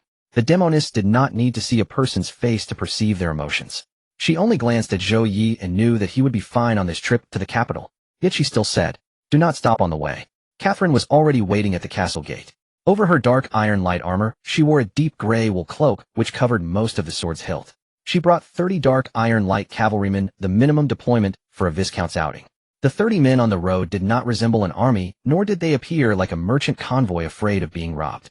Each person was equipped with a short-barreled firearm. Spare ammunition bags hung from the sides of the saddles. Zhou Ye only carried 1 short-barreled gun, the one made for him by Dana. The green flame patterns of the Iron Blood forge on the gun barrel were nearly invisible in the morning light, but they could be felt. It would take 5 days to ride quickly from Chihua territory to the White Chalk City, passing through 3 territories. The first was the Woden subjugation area. The former blockade line was now left unguarded. Traces of Woden soldiers camping still lingered on the frozen ground. Flattened tent fabric, burned wood piles, and half-buried horseshoes. When the wind blew, the tent fabric still fluttered slightly, but the tents were already empty. Passing serfs merely raised their eyelids as they saw the cavalry passing by. Whether it was the Chihua flag or the Woden flag, there was no difference for them. The land was the same frozen ground. Spring was the same late. The second was a neutral commercial town, Copperbell Town. The town was not large and had a copper bell hanging at its entrance. It rang when the wind blew. The firearms from Chihua territory were legends here. The wall of the blacksmith shop featured the shape of a firearm, next to which was written "dark iron" in charcoal. Zhou Ye did not stop as he passed. The blacksmith shop owner stretched his neck from beside the bellows and saw the Chihua flag at the head of the cavalry. "It's him." When the owner chased out, the cavalry had already exited the town. He brushed off the iron dust from his apron, and the forge behind him burned brightly. A new line of text had been added below the charcoal gun on the wall. The barrel is 3 feet and 2 inches long. It was unclear who had added it. That Viscount in his 20s is the owner of the gun carved on the wall. The third was the outskirts of the capital. After entering here, the road surface changed from frozen ground to cobblestones. The fields on either side began to show the freshly turned soil of spring planting. The air changed from the scent of frozen earth and pine needles to a mixed aroma of burning coal and baked bread. Along the cobblestone road, crystal streetlights were placed at intervals. The lampposts were made of iron, and the lampshades were frosted glass. The wealth of White Chalk City could be sensed 3 miles outside the city. On the evening of the 5th day, the walls of White Chalk City appeared on the horizon. The walls were carved directly from the White Chalk rock mountain after it was split open. The setting sun dyed the entire city in a color between ivory white and bone white. 300 years ago, when Louis I chose this site to build the capital, he selected this White Chalk rock mountain. The city was the mountain, and the mountain was the city. The walls were densely packed with arrow towers and crystal projection lamps. After dark, the city walls would glow by themselves. The White Chalk rock absorbed sunlight throughout the day, then slowly released it at night. The notice board at the city gate had no less than 20 sheets of parchment. Various colored wax seals adorned them. The copper seal of the Privy Council, the white seal of the church, and the yellow brass wax seal of the Merchant Guild. There was also a new one. As Zhou Ye passed, he glanced at the notice board. The topmost new notice bore the silhouette of a tree with just a single leaf etched. Aaron had described that the ancient tree pattern of the Silver Moon Elf Royal Court, the highest level of Mother Tree pattern. Catherine reined in her horse. The notice from the Silver Moon Elves is posted at the gate of White Chalk City. I have never seen it before. The content of the notice was brief and used the common tongue. The Silver Moon Elf delegation would arrive at White Chalk City in 3 days. Purpose: a formal visit to the Kingdom of Louis to resume the negotiations of the Elf-Human alliance that had been interrupted 3,000 years ago. It had been interrupted 3,000 years ago and was being restored for the first time in 300 years. Zhou Ye read every word on the notice, then shifted his gaze away from the tree pattern. The elf delegation would arrive in 3 days. The king would meet him tomorrow morning. Time was suspended between these 2 days. He looked back at the official road outside the city gate from his horse. The Silver Moon Elf delegation would approach from the ancient forest to the west. He came from the northeast. The 2 routes converged at White Chalk City. Evan emerged from inside the city gate. He wore a gray-blue Privy Council robe with more frayed edges than during their last meeting in Chihua territory. But his expression was the same as before. That tone which made it hard to discern between praise and sarcasm still lingered at the corners of his mouth. 2 clerks from the Privy Council followed behind him. Each held a stack of documents. Last time I was your examiner. He nodded at Zhou Ye. This time I am your guide. The king is waiting for you in his private study. He specifically arranged the audience for tomorrow morning because there will be a banquet in the capital tonight, and he does not want you to be interrogated by a dozen people at the banquet before seeing him. He wants to be the first to speak with you. Zhou Ye dismounted. His riding boots hit the cobblestone road of White Chalk City, which felt different from the frozen ground of Chihua territory. The cobblestone road was hard, and there was no echo when stepping on it. Those people can wait in line after the banquet. Evan's earlier smile curled upward by half an inch. One of the clerks behind him could not hold back his smile, nearly dropping a page from the documents in his hands. Zhou Ye walked through the city gate into White Chalk City. Behind him, 30 dark iron light cavalrymen dismounted in turn. The sound of horseshoes clattering on the cobblestone road echoed 3 times against the white chalk stone walls on either side of the city gate. 30 horses, 90 echoes. The notice from the Silver Moon Elf Royal Court at the city gate was lifted slightly by the evening breeze. The mother tree pattern shimmered in the last rays of the setting sun, revealing a faint golden-green hue reminiscent of the tender branch at the bottom of the Iron Blood Forge. The elf delegation would arrive in 3 days. The king would meet him tomorrow morning. Tonight was the banquet of White Chalk City. Zhou Ye withdrew his gaze and followed Evan into the city gate. The noble banquet of the White Chalk City was held in a 3-story stone building in the eastern district of the royal capital. The exterior walls of the stone building were carved from chalk rock, the same stone as the city walls of White Chalk City. However, the chalk rock of the building was polished, its surface smooth, like porcelain. The chisel marks on the city wall had been smoothed away here. The floor beneath the noble's feet and the stone upon which the guards stood were made of the same material. The only difference lay in the polishing. 40 candles were lit on the chandelier, casting light that clearly illuminated the expressions on everyone's faces. There was an unwritten rule at the noble banquet of White Chalk City: there must be at least 40 candles lit. 1 less would be considered shabby, while 1 more would be deemed ostentatious. 40 candles were just enough to reveal who each person was speaking to, smiling at, or turning their back on. When Zhou Ye entered the hall, at least 20 people's gazes lingered on him for more than 3 seconds. 3 seconds was the shortest gaze time in the noble circle that signified, "I know who you are." Less than 3 seconds was merely a glance, while exactly 3 seconds indicated confirmation. More than 5 seconds indicated interest. Zhou Ye counted. Among the 20 people he noticed, 7 had their gazes linger for more than 5 seconds. The nobles in the hall were divided into 3 factions. The curious faction stood closer to Zhou Ye's path, eager to find an opportunity to bring him a cup of wine. The cautious faction remained by a distant pillar, their wine glasses held for too long, without a sip. The rim of their glasses rested against their lips, yet the liquid level did not drop. They were waiting for someone else to speak first. The onlookers stood in the middle, anticipating mistakes from both the curious and cautious factions. Marquis Fernand was the first to approach. He held a glass of red wine. His face in his 50s bore the same impeccably trimmed diamond-shaped beard as at the last conferment banquet. His pace was neither fast nor slow, just half a beat slower than normal walking. This half-beat meant he was the master here, at least in this banquet. His smile retained that ambiguous arc that left one unsure whether it was friendly or inquisitive. "Lord Zhou, it's good to see you again." His glass tilted slightly. The angle was identical to the last time. The Marquis had a remarkable memory, able to control the tilt of his glass during toasts to the same degree. "It's been less than half a year since your conferment as a Viscount, and now the king has summoned you personally. People in the capital are saying you are the first Viscount personally summoned by the king in the past decade." This was a message to Zhou Ye. Every move you make is being watched by everyone in the capital, with each word carrying weight. Not just one person, a group. The first in 10 years, indicating he had already checked the archives of the Privy Council regarding personal summons. Zhou Ye picked up a glass of wheat beer, the only one he found at the banquet table. There was a shallow scratch on the glass left from cleaning. At a banquet with 40 candles, no one prepared a special crystal glass for wheat beer. "It is an honor for me that the king wishes to meet." Fernand's smile lingered for a breath. Then he changed the topic. "About that cannon in your territory, some say it has a range of 3 miles, while others say 5. Which claim is closer to the truth?" The nearby groups of voices in the hall simultaneously lowered their volume. The 40 candles on the chandelier continued to burn, but the air seemed to freeze for a moment. Several wrists holding wine glasses stiffened at the same instant. The number of the cannon's range meant something in the northern territories. Every noble present understood. A range of 3 miles could cover an earldom. 5 miles could cover a national border. Zhou Ye set down the wheat beer. 3 miles. We tried it once. Haven't tried it a second time." Fernand nodded. His smile did not fade, but a middle-aged earl in a blue robe not far behind him placed his wine glass back on the table, forgetting to lift it. The glass tilted on the tablecloth, the liquid nearly reaching the rim. It did not spill, but it was close. 3 miles. Tried it once. This statement equated to saying we hit our target on the first try. One hit. Not a probability. It was calibrated perfectly. After Zhou Ye walked away from Fernand, a noble lady adjusted her pace to walk alongside him. With light golden hair and a silver-gray satin gown. The hem of her dress just brushed the stone floor, not trailing.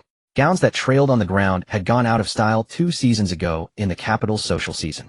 She clearly knew. When she smiled, only the right corner of her lips curled up, similar to Sophia, but she used an opening line that Sophia would never employ. "Lord Zhou, I am the daughter of Viscount Lester. I heard that winter in the Red Fire territory is colder than in White Chalk City. A man capable of forcing an entire duke's army to retreat must also need someone to warm his hands in winter, right?" She spoke the words "warm hands" lightly, just enough for them to be clearly heard. Zhou Ye glanced at her, noticing her gown, its length just brushing the floor. She noticed where his gaze had landed. Her smile faltered for a moment. "You grew up in White Chalk City. Have you been to the areas north of the Red Fire territory?" Miss Lester's smile paused. She had never been there. North of the Red Fire territory lay frozen earth and glaciers. In winter, the temperature dropped to 30 degrees below zero. The north wind seeped through any crack, including the collar of a silk gown. A noble lady who had ranked among the top 10 for 3 consecutive seasons in the capital's social scene had never experienced a winter where the north wind could seep through the walls. Her warm hands were learned from sitting by the fireplace, not from the frozen earth. Zhou Ye did not wait for her reply. He continued forward, passing through the circle of light beneath the chandelier, towards the small round table in the corner where Evan stood. The circle of light directly beneath the chandelier was the brightest. The light spots from the burning wicks of 40 candles cast an oval-shaped illuminated area on the floor. There was only a step between entering and exiting the illuminated area. Yet this step divided the hall into 2 worlds. The people in the light were performing. Those outside the light were observing. Evan stood in the corner, positioned exactly the same as where Sophia chose, every time leaning against the wall facing the entire hall. The difference was that he held a cup of tea that he had not sipped from since the banquet began. The tea had gone cold, and there was a half fingerprint on the rim. The warmth on the face of that lady from the Lester family probably dropped by 50% after you asked her if she had ever been to the north. Evan switched the teacup from one hand to the other. Zhou Ye did not respond to this. What time will the king meet tomorrow? After sunrise. He has a habit of scheduling all-important private talks after sunrise. New wood has just been added to the fireplace. The wheat beer is warm, just like the conversation you had with him before he conferred you as a viscount. Evan placed the teacup on the empty table beside him. The bottom of the cup made no sound as it touched the wooden table as his fingers had been resting beneath the cup. But the tea was already ice cold. However, I suggest you pay attention to tonight. The Iron Blood Empire's envoy had already entered the city. Before I came in, I saw them dismounting at the station in the western district of the royal capital. The captain was a northern soldier whose shoulders were broader than Miss Catherine's. The first thing he did upon entering the city was to inquire about the firearms of the Red Fire territory. Zhou Ye scanned the banquet hall, taking in all the smiling faces with eyes that darted around. He scanned slowly enough for those being looked at to realize he was observing them. He is already here. Evan followed Zhou Ye's gaze. By the pillar on the eastern side of the hall stood a figure not wearing formal attire. The width of his shoulders made the surrounding nobles seem like a row of slender rods. He did not hold a wine glass, his hands crossed over his chest. He was gazing at the map of the Kingdom of Roselle hanging on the wall. The northernmost edge of the map was just drawn to the location of the Red Fire territory. His position was the only one in the hall facing away from the 40 candles. Those turned away from the light either did not need it or did not wish to be seen. When the leader of the Iron Blood Empire's delegation turned around, Zhou Ye saw his face. He was just over 40 years old with an old scar running from the brow bone to above the cheekbone. The scar was narrow, indicating that the blade that cut his brow bone was very thin. The most common thin-bladed weapon on the northern plains is the ice wolf's fong, a short knife honed from wolf teeth by the York tribes. The cut was less than half a grain of rice wide. Beneath the chandelier with 40 candles, his expression was quieter than all the nobles present, holding wine glasses. After many years of fighting, the muscles beneath his skin no longer required unnecessary movements. Those who do not fight constantly exhibit microexpressions. A person who has fought for 20 years has only 3 expressions: listening, speaking, and waiting. He approached Zhou Ye, his strides half a foot wider than an ordinary person. The pace of northern soldiers is born from the icy plains where small steps sink quickly into the snow. Only with long strides can one tread firmly. In a distance of 3 sentences, he covered 1.5 steps. You are the one who made Wotan retreat. His tone was not high, but filled with authority. Those who have led troops on the northern plains speak with resonance in their throats. Due to the strong winds, without resonance their subordinates cannot hear. This resonance is not something that can be practiced. It is developed after shouting form up, charge, and withdraw for 20 years on the plains. You are the leader of the Iron Blood Empire's delegation. Zhou Ye did not phrase it as a question. Tai Hel, commander of the 3rd Regiment of the Iron Blood Empire's Northern Defense Army, the envoy of this delegation. His way of stating his military rank was exactly the same as Catherine's, with the regiment name first followed by the number, and then his status as an envoy. A soldier will always place their military rank before their diplomatic title. Military rank signifies the identity of one who leads troops into battle. The title of delegation leader is merely a temporary title. A soldier does not place a temporary identity before a permanent one. The northern region is short on food.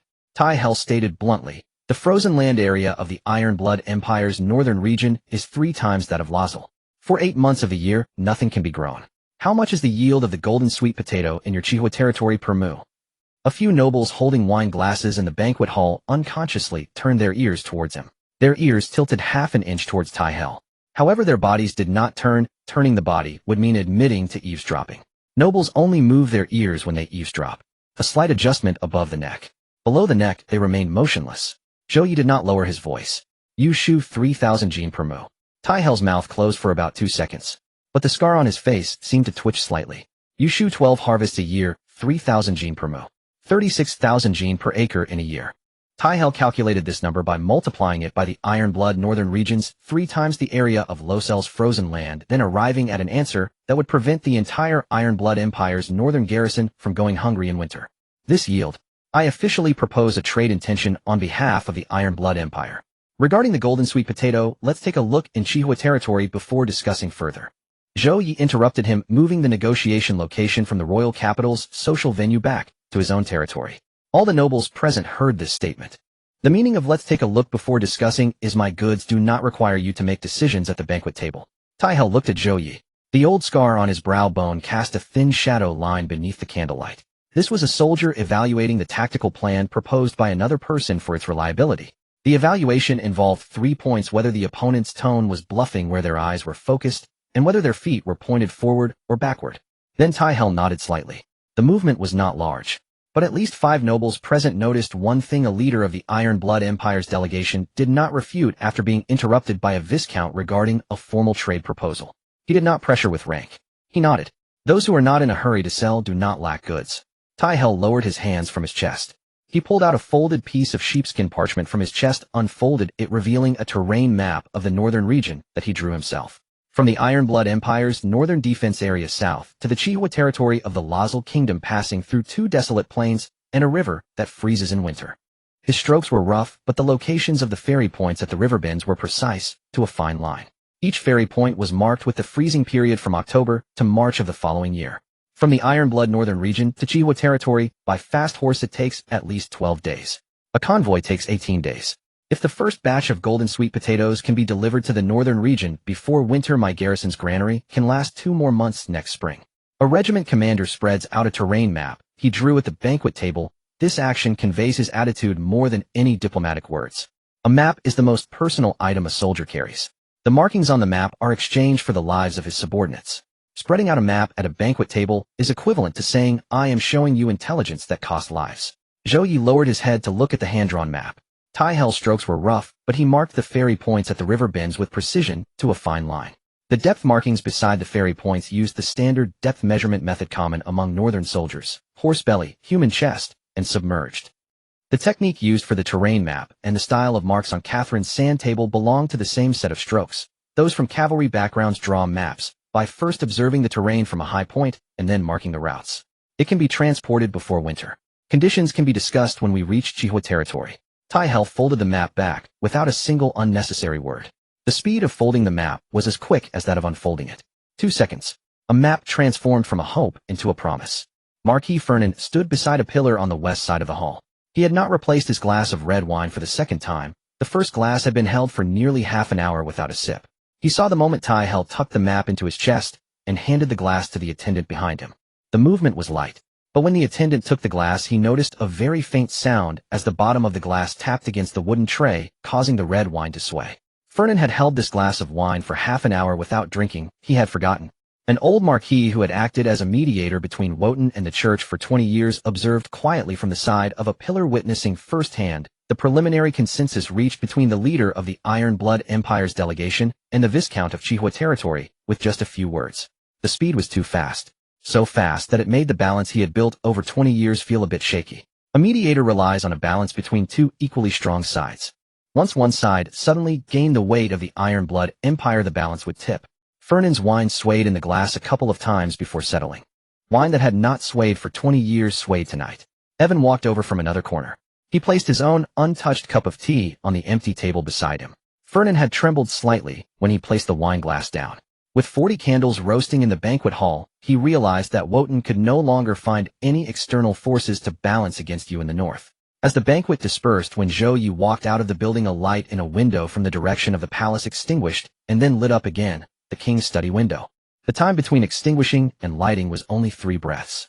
It was not that the candle was extinguished and then lit, it was that the candle inside was moved from the west side of the study to the east side, blocking the light as one walked past the window. The king's captain of the guard was waiting in the shadows outside the main gate, fully armored with a hand resting on the hilt of his sword. His face was mostly obscured by his helmet. He had chosen his position carefully, in the shadows outside the main gate. Those outside could see the reflection of his armor, but they could not see his face. A messenger whose face is obscured carries more authority than one whose face is visible. Lord Zhou, His Majesty wishes to see you alone tomorrow morning after sunrise in his private study. 2 cups of wheat wine as last time. After the captain of the guard delivered his message, he took a step back, illuminating the path to the palace. As he stepped back, the shoulder plates of his armor scraped together, producing a faint metallic sound. After the sunrise, in the private study of the palace, the fire in the fireplace has just been stoked with new wood. The rings of the pine wood crackle softly in the flames. On the low table in front of the stove sit 2 cups of wheat beer. Louis V sits in an old leather chair, the cuffs of his dark gray woolen attire frayed with new edges. It is less than half an inch longer than last time. But indeed it is longer. An outfit worn for 20 years bears the weight of every inch of wear. He spread 2 battle reports on the low table. One is the report of Wotan's retreat. The other the losses of the Chuch's night order. You managed to have both a duke and a bishop suffer defeat in the same season. The king's tone was identical to when he last said, "You took less than 2 years." Confirming a fact that had already occurred. Wotan has struck you twice. In the first round, 3,000 vanguards. You caused his advance guard to lose 2,500 men in the pitfall and musket formation. In the second round, he committed his entire 10,000 men. Before your cannons could fire a second shot, he retreated. A duke who had been unchallenged in the northeast for 20 years retreated twice in 2 encounters with you. He flipped to the second page of Wotan's report and tapped his finger on the paper. Wotan's chief of staff has inquired discreetly with the royal family about the conditions for a ceasefire. The duke himself did not sign.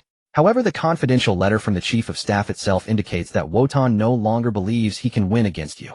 The king also flipped over the Chuch's battle report. He tapped the same spot on the paper again, the strength of both taps identical. Bishop Carlos bypassed the Privy Council to launch a local purification operation. His night order was decimated by a group of remnants from the Orc horde before they even reached your borders. The 63 lost Holy Light Knights are the most precious heavy cavalry throughout the continent. You didn't send a single soldier. Carlos' operation files have already been sealed by the church headquarters. All actions concerning the Crimson Fire territory in the northeastern diocese have been indefinitely suspended. Louis V neatly stacked the 2 battle reports beside him. Wotan's report was on the bottom, the Chuch's on. One has been repelled, the other has been halted. Retreat and halt are not the same. 2 forces are opposing you. One is negotiating a retreat, and the other has been silenced. The Viscount is no longer enough. Zhou Ye picked up the wheat beer and took a sip. The bottom of the cup made a soft sound against the wooden table as he set it back down. Just like last time.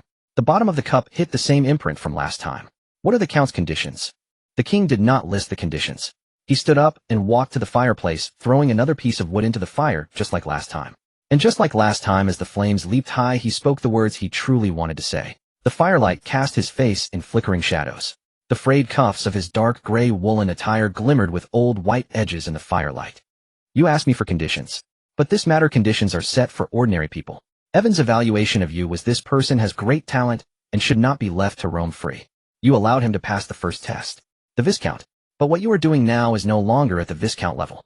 According to the rules, forcing back a duke qualifies one for the Count. The king pinched the frayed thread on the cuff of his royal robe.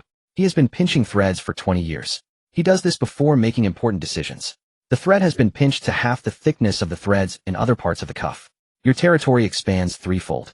The entirety of the original Crimson Fire territory, plus the 3 duchies subdued by Wotan, the entire Blackpine Forest, and the southern foothills of the Dwarven Mountains. From a map's perspective, this area stretches from the Northlands to the southern Chalk City. In between, it is all yours. Louis V did not need to articulate what the size of this fief meant. Whoever controls the entire corridor from the Northlands to the royal capital is the de facto controller of the Northlands. The king has granted Zhou Ye the corridor. He needs someone capable of holding the corridor. The Crimson Fire Count. He raised the cup of wheat beer. This time he did not set it down. He drank. The bitterness of the cool wheat beer lingered longer in his throat than that of the warm wheat beer. He was used to it. That morning, in the side hall of Chalk City Palace, the conferral ceremony did not take place in the main hall. The king's intention was clear, a private discussion. No ceremonial entourage was set. Not all members of the Privy Council were present. Only Evan and 2 secretaries from the Privy Council were in attendance. The side hall's windows faced east, and the morning light slanted through the windows, casting golden lines across the seams of the stone floor. Louis V stood there in a full royal robe. His right hand grasped the silver-handled sword of Louis I. The silver filigree on the hilt shimmered faintly in the morning light.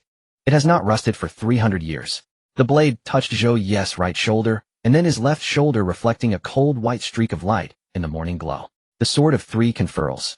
Louis I had conferred it to the founding Marquis. Louis III had conferred it to the National Defense General. Louis V conferred it to a man who started as a Viscount. In the name of the Kingdom of Louis and all members of the Privy Council, I hereby confer Zhou Ye as the Crimson Fire Count. The territory expands to include the original Crimson Fire territory, the 3 duchies of Wotan, the entire Blackpine Forest, and the southern foothills of the Dwarven Mountains. The Count enjoys all the rights of a rightful noble. The legal conscription quota is raised to 10,000 men, complete autonomy in internal affairs of the territory, and the right to engage in treaties with other powers. The sword was put away. The silver blade cut through the air, producing a fine whisper. It was different from the sound made when drawing the sword. The sound of retracting was half a pitch lower than that of drawing it out. May you not fail this sword. Do not fail the Northlands. When Zhou Ye stood up, the system's light screen exploded before his eyes. The golden and silver intertwined light curtain was twice the size of that during his promotion to Viscount. Words refreshed in full pages simultaneously. The entire field of vision was covered. Ding. Territory upgrade task completed. Host rank promotion Crimson Fire count noble title system level increased LV. 2 LV. 3 new feature unlocked in Tur-Race defense protocol. The host can simultaneously sign formal military alliances with multiple races with no conflicts between treaties. Territory skill unlocked Northland Corridor. All trade routes within the territory's area increase efficiency by 30, and enemy forces crossing the territory's borders experience a 20 reduction in marching speed. Steer territory treasure heart of the Iron Blood Forge. The temperature limit of the Iron Blood Forge increases by 50, and the level of forgeable materials is raised by 2 additional reward inheritance of the Master Blacksmith.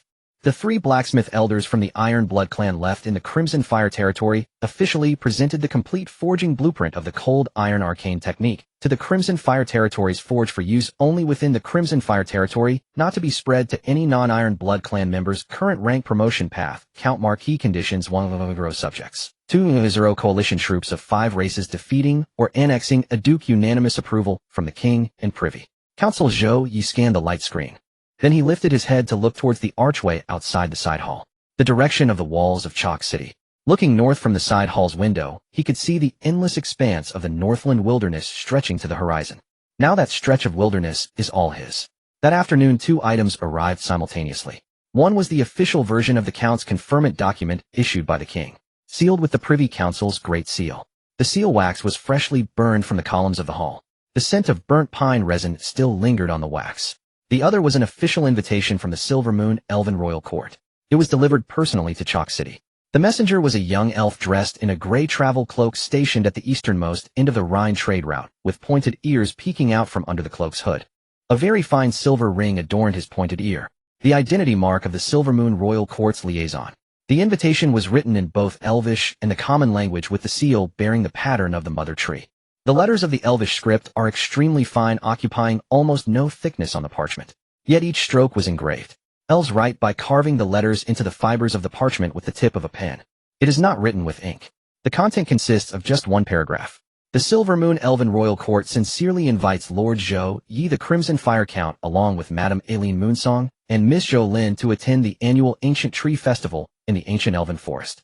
This is the highest level invitation since the elves and humans joined forces to fight together 3,000 years ago. A reply is requested within 3 days. Zhou Ye placed the invitation on the low table. Beside it lay the unfinished cup of wheat beer from the king. When Zhou Ye returned to the Chihua territory, the number of people standing at the castle gate had increased by 2 rows. The serfs and craftsmen living within 3 miles of the castle heard that the lord had returned and hurried over from the forge mill and sweet potato fields. They still had the thawed mud stuck to their feet. The ground had thawed 2 inches in early spring. When stepped on, the soles of their shoes would sink in by a finger's width. Every person's shoe sole was wet. Sume stood at the front. She hadn't changed her clothes, still wearing the gray-blue cotton robe she had on while processing the population statistics of the newly granted lands in the morning. The sleeves were rolled up to her elbows. Her fingers were still smudged with charcoal dust. She had been handling parchment all day and hadn't had time to wash. Zhou Ping was held in her arms. The 2-year-old boy stretched out a hand when he saw Zhou Ye dismount from his horse. He was counting. He held up all 5 fingers. He remembered what his father said about counting to 10. He only counted to 5. He couldn't yet count the rest. The 5 fingers were raised in the morning breeze, his purple pupils focused on his father dismounting. Zhou Ye dismounted and reached out to pat the top of Zhou Ping's head. His palm covered the entire small head. The 2-year-old boy had very soft hair, as fine as Su mice, but black like Zhou Ye's. Su Mei whispered 2 words in his ear. "It's done." Su Mei never congratulated. She merely stated facts. The Countess. For words. But she only spoke the first 2, keeping the last 2 in her heart. A succubus doesn't need to say. The sand table in the castle hall had been updated. Catherine had redrawn the new defensive area map. The defense range of the Count's territory was 3 times that of the Viscounts, stretching from the northern wilderness to the southern foothills of the Dwarf Mountains, from the entirety of the Black Pine Forest to the 3 principalities conquered by Woden. The sand on the table was new, freshly dug fine sand from the riverbank, lighter in color than the old sand. The old sand had been refined over 2 years by repeated pinning and drawing. The new sand still shimmered. She marked 8 defensive lines on the new sand table, 5 more than before. Each line's firepower deployment, cavalry support routes, and reserve forces gathering positions were marked with different colored pins. Red was for the musket battalion's defense area. Blue was for the cavalry support line. Green was for the reserves. Black was for the undefined area left for Sophia. The biggest problem with the new defense area is its depth. Catherine's finger traced a diagonal line from Chihua territory to the north, plowing a shallow groove in the sand table. The new sand thawed was stickier, creating steeper walls than the old sand. The northern wilderness stretches 100 miles deep. It was once Woden's territory, now ours. 100 miles of depth requires at least 3 rotating patrol teams to cover. The musket battalion would have 100 men plus 2 light cavalry scouts. The numbers are sufficient, but the command chain needs to be retested in the new depth. Her finger paused on the sand table. It stopped in the very middle of the northern wilderness. The sand there had not been marked. It was a blank space. Within the 100-mile depth, there was only sand. Zhou Ye looked down at the sand table. After a moment of silence, old nobles in the newly granted lands. A few. Catherine held up 3 fingers. 3. All left over from the Woden era. The troops in hand total less than 500. But they control the core granaries and tax systems of each principality. Sophia walked over from the intelligence wall. She added 3 black pins to the newly granted land area on the sand table. Black was her color for undefined. The 3 pins were inserted at the locations of the granaries and tax offices of the 3 principalities. The pinning motion was clean and swift. Each one was inserted vertically into the sand table's base. The statements from the 3 old nobles. One actively sent a messenger to deliver food. He wants the defect. One has closed the granary and locked the tax office's accounts, waiting for Woden's next move. The third is the quietest. He neither sends a messenger, locks the granary, nor submits the accounts. But 3 days ago his steward sent a homing pigeon towards Woden's old camp. Sophia pushed a charcoal sketch the size of a palm to the edge of the sand table. The paper depicted the direction of the pigeon's flight towards the old camp. The charcoal strokes were very light, but the curve of the pigeon's wings was drawn accurately. Sophia's method of drawing birds was the same as mapping. First she drew the target direction, then the angle of the wings. The third old noble is contacting the chief of staff from Woden. He is simultaneously probing prices on both sides, what conditions Woden offers him to remain loyal, and what conditions we offer him to defect. He is a gambler hedging his bets. Such people are the least loyal, but also the most useful. He offends no one, indicating that he will choose the winning side. Zhou Ye glanced at the charcoal sketch. Let him choose. No need to push. Sophia nodded. She did not take notes, she had already stored it in her mind. Her mind held the intelligence network of every enemy in Xihua territory. Each name corresponded to 3 to 5 associated nodes. All memorized. Her intelligence paper only wrote down the conclusions she derived, not the raw data. Su Mei had completed the initial population statistics of the newly granted land during Zhou Ye's absence. The parchment was clipped to the filing rack with dark iron clips. The newly added population was around 40,000. 3 principalities plus the scattered elven hunters around the Black Pine Forest, totaling nearly 55,000 with the original residents. She marked beside each number the granary capacity and spring sowing seed requirements. The population number was a basis for her allocation, not a simple statistic. It was still half of the 100,000 needed to promote to Marquis. But according to the growth curve, it took 2 years to grow from 30 households to 55,000, and to double again would take less than a year. That night on the castle's watchtower, Zhou Ye stood high, looking north. The night breeze of early spring carried the scent of thawed earth. The frozen earth that had been solid for half a year began to thaw as bacteria came back to life in the wet soil. The smell of thawed earth was twice as strong as in autumn. There was nothing on the northern horizon. The patrol team's change of guard in the 100-mile depth hadn't yet occurred. But the hoofprints of the changing guards had already left new trails in the frozen soil. The thawed mud from the day hardened again at night, forming a thin layer of ice around the edges of the hoofprints. Su Mei walked over from behind. She stood beside him without needing to speak. Her perception could sense the frequency of his heartbeat, knowing whether he was calculating the rotation route for cavalry in the depth or thinking about the Silver Moon Elven delegation. She did not ask about the Silver Moon court. Instead, she draped the cashmere blanket she held over his shoulders. The wind on the watchtower in the deep night of early spring was still biting. The edge of the cashmere blanket brushed against her fingers as the wind blew. Ego. 55,000 people. That's a significant increase from the initial 200. But the foundation of the territory hasn't changed. One more person means one more mouth to feed one more life. Oh, everyone still doesn't feel this is a foreign land. Zhou Ye turned his head to look at her. She had already shifted her gaze towards the northern horizon. She didn't need a telescope. Her perception could sense the emotional state of all the patrol teams in that direction. The sound of hoofbeats from the patrol team below the watchtower came from the north. A group every 15 minutes, the rhythm even. The changing cavalry left new hoof sounds in the frozen soil. The new sounds were heavier than before. The ground had thawed. The hooves sank in half an inch. The next morning towards the Black Pine Forest, the Silver Moon Elven delegation had arrived. A formal delegation of 6 members led by an elven prince from the Silver Moon court. 6 people, 6 horses with silver threads woven into the reins. The insignia of the Silver Moon court was on the horse gear. The delegation had waited in front of the ancient trees of the Black Pine Elven tribe for a whole day and night since the day Zhou Ye left the White Chalk City. For a full day and night without changing places. A layer of needles from the black pine ancient tree had fallen on the elven prince's travel robe. He did not brush them off as it was against elven customs. The leader of the Silver Moon elven envoy knelt before the sapling of the ancient elven tree. His travel robe was silver gray, woven from the silk of the silver-leaved trees in the ancient elven forest. The silver-leaved trees produce silk cocoons only once every 300 years. A single travel robe requires 3 cocoons. A robe that has been worn for 1,000 years is softer than a newly woven one, yet the silk threads remain unbroken. The older the ancient elven silk, the more resilient it becomes. The corners of his robe were dampened by dew for an entire day and night. The morning dew in the black pine forest is heavier than that in the ancient elven forest.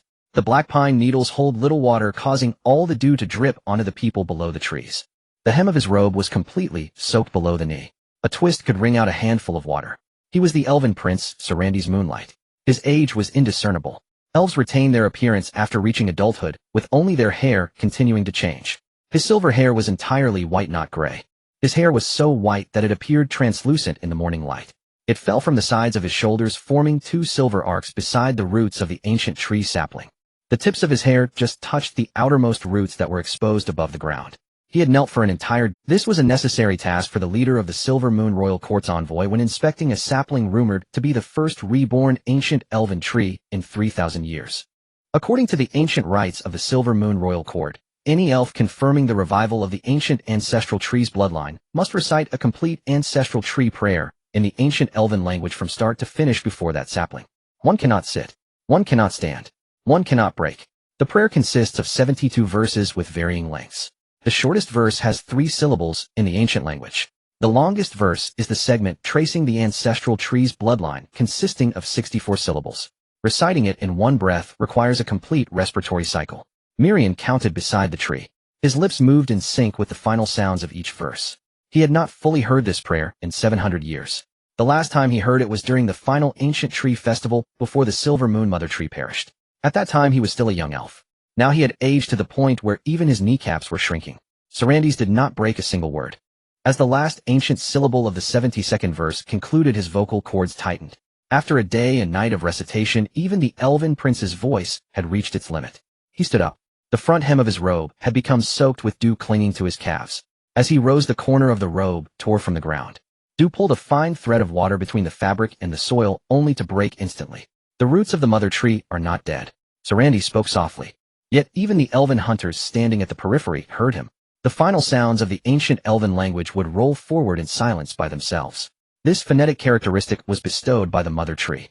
Every vowel in the ancient elven language is designed to roll forward in the air, allowing communication deep within the ancient forest without the need to shout.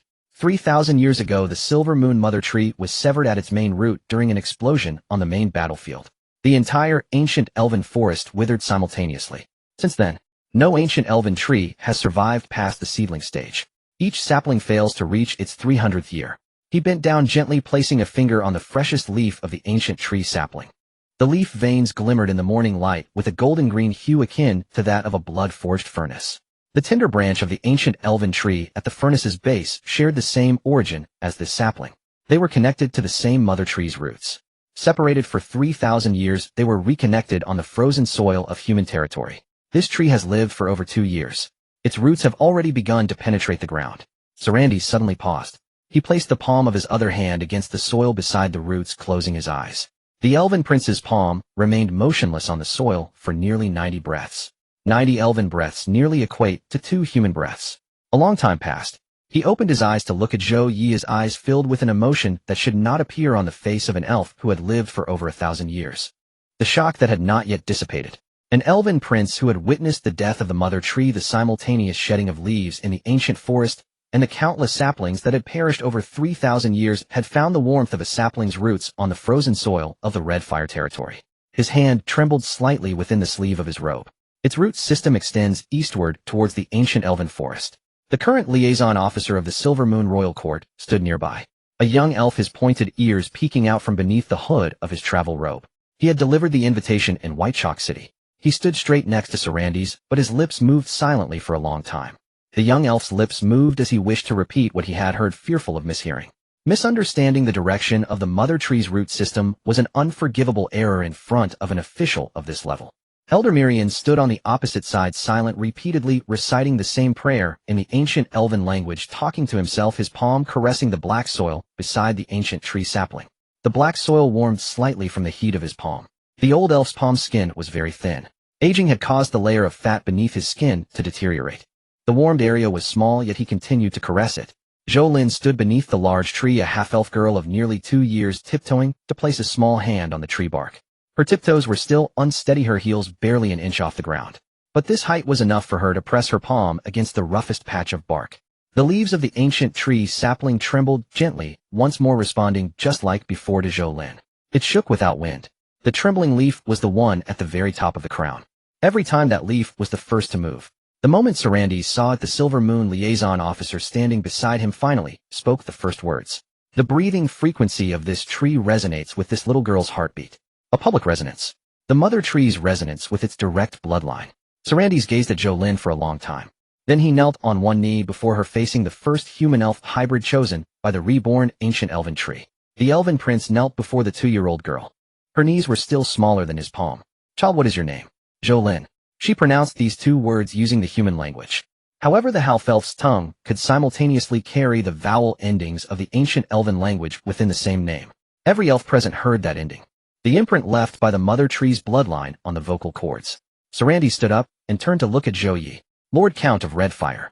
"The Silver Moon Elven Royal Court officially invites you, along with Lady Eileen Moonsong and Miss Zhou Lin, to attend the annual Ancient Tree Festival in the ancient elven forest. Since the joint battle between elves and humans 3,000 years ago, humans have never been invited to the Ancient Tree Festival." He spoke in the common tongue. Yet the last sentence concluded with a final sound from the ancient elven blessing, a term specifically used in the ancient elven language for witnessing. This word is not translated. Every elf present silently recited it in their hearts after hearing it. Mirian's lips followed, repeating it. Eileen stood in the shade beside the ancient tree. She watched this scene. The Silver Moon Royal Court, which she could only hear about in the stories told by her mother 3,000 years ago, was now kneeling before her husband and daughter. The shade of the ancient tree perfectly fell upon her shoulder, mirroring the angle from 11 years ago when she stood beneath the same tree holding the newborn Zhou Lin. She did not step forward. Her hand rested against the bark of the ancient tree, half a step away from her daughter's. The Silver Moon envoy left behind a liaison officer. Sarandis returned to the ancient elven forest with the remaining 4 to prepare for the ancient tree festival. The liaison officer remained in the Crimson Fire territory, responsible for coordinating the departure time and route for Zhou Ye and his party. Before leaving, Sarandis gave her a message in the ancient elvish language. Zhou Ye did not understand. However, Anya, after hearing it, pulled her hood down an inch. Pulling down the hood is a habitual gesture of elves from the Royal Archery Academy when accepting important tasks. The liaison officer's name is Anya Moonshadow, a female elf. She seemed to be around the same age as Eileen. After removing her travel robe's hood, her long, deep brown hair was revealed. Such hair color is rarely seen in the Black Pine Elven tribe. The elves of the Black Pine tribe have lighter hair due to the long-term lack of sunlight from the mother tree. Deep brown is a mark of having graduated from the Royal Archery Academy of the Silver Moon Court. The academy only accepts the most outstanding young elves from various tribes, with deeper hair color indicating a longer time spent in training. The spiritual light of the mother tree affects hair color. The longer elves stay near the mother tree, the deeper their hair color becomes. Anya had been at the Royal Archery Academy for at least 30 years. After removing her hood, Anya glanced at Eileen. It was a look shared by 2 individuals who had drawn bows at the same target for many years, now separated by many years. The corners of Anya's mouth slightly pressed together when she took off her hood. 4 elves pressing the mouth corners when seeing a classmate is akin to a human friend greeting each other with a punch. Elves do not punch shoulders. They press their mouth corners. Eileen spoke first. "Your hair color is deeper than before." Anya remained silent for a moment. She was not organizing her words. Elves do not need to organize their words. She was distinguishing between her identities as the envoy liaison officer and Aylin's classmate. "Your hair color has become lighter than before. Human sunlight causes elves' hair to fade." This was mentioned in the doctrine class of the Silver Moon Court. Anya's tone remained within the formal boundary of her role as the envoy liaison officer, but her choice of words betrayed her. The last syllable of was mentioned in the doctrine class was cut short by half a beat. Such subtle breaks occur when one speaks of something they do not completely agree with. She had memorized the doctrine class for 30 years, but she had never seen an elf who had left the light of the mother tree. Today was her first time. That afternoon, Eileen took Anya for a stroll around the elven tribe. The fields of golden potatoes, the saplings of ancient elven trees, and the workshops of dwarven smiths were in close proximity. The sunlight in the Crimson Fire territory during March was thinner than that in the ancient elven forest. The black pine needles cast shadows, and the frost-covered ground reflected light. The combination of the two types of light created a hue that was between warm and cool tones. Anya stopped once while passing the golden potato field. No grains are cultivated in the ancient elven forest.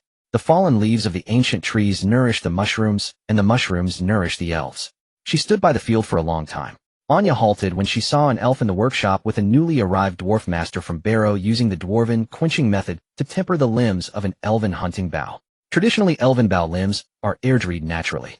It takes 5 years to make a bow. They are hung in the shade of ancient trees to allow the forest wind to slowly dehydrate them. The dwarven quenching method can reduce this time to 3 days. However, it sacrifices a bit of elasticity.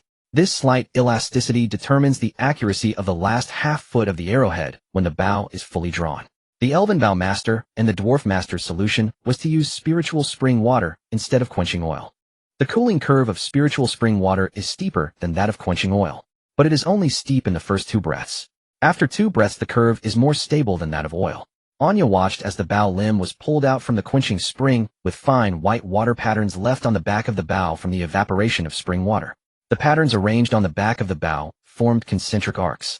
The moisture naturally left behind when the water retreated from the wood fibers. It was not painted. This craftsmanship. The Royal Forging Academy of the court studied it for 30 years, but could not produce it. Because dwarves do not cooperate with elves. Eileen stood beside her. Before the Black Pine was incorporated into the Crimson Fire territory, elves did not cooperate with dwarves either. Anya did not respond. She quickly walked outside the workshop, standing with her back to Eileen for a long time. Her deep brown hair fluttered southward in the northern wind of the Crimson Fire territory. The wind blew from the frozen earth in the north harder than the wind in the ancient elven forest. Then she whispered. Her true task before the ancient tree festival began was to assess the actual situation of the Black Pine tribe being incorporated into human territory from the inside, and then report back to the Elder Council of the court. Within the court, there is a force that believes the incorporation of the Black Pine tribe into human territory is a shame for elves. Not all elders agreed to this invitation for the ancient tree festival. The elder who opposed the most vehemently once said the ancient trees of the elves have revived, but the elves of the Black Pine tribe no longer belong to the elven world. When Anya recited this sentence, her voice was kept very low. She had grown up in the archery academy of this elder, and when quoting her teacher's original words, she instinctively lowered her voice. Lowering her voice was necessary when saying things she did not agree with to keep her vocal cords tense. It was not out of fear of being overheard. Keeping her voice tense prevented it from trembling. Eileen did not reply after hearing this. She turned and walked alone toward the ancient elven tree. Her pace was not fast, but every step did not stop. The thawing spring mud on the frozen road of the Crimson Fire territory left a trail of impressions under her shoes. Anya reached out her hand behind her, but did not chase after her. The gesture of reaching out was only halfway. Her palm peeked out from her robe sleeve for a moment, then withdrew. A classmate from the archery academy watched another classmate walk away from the mother tree, unsure whether to chase after her or not. Eileen stood alone. She placed her right hand on the tree bark.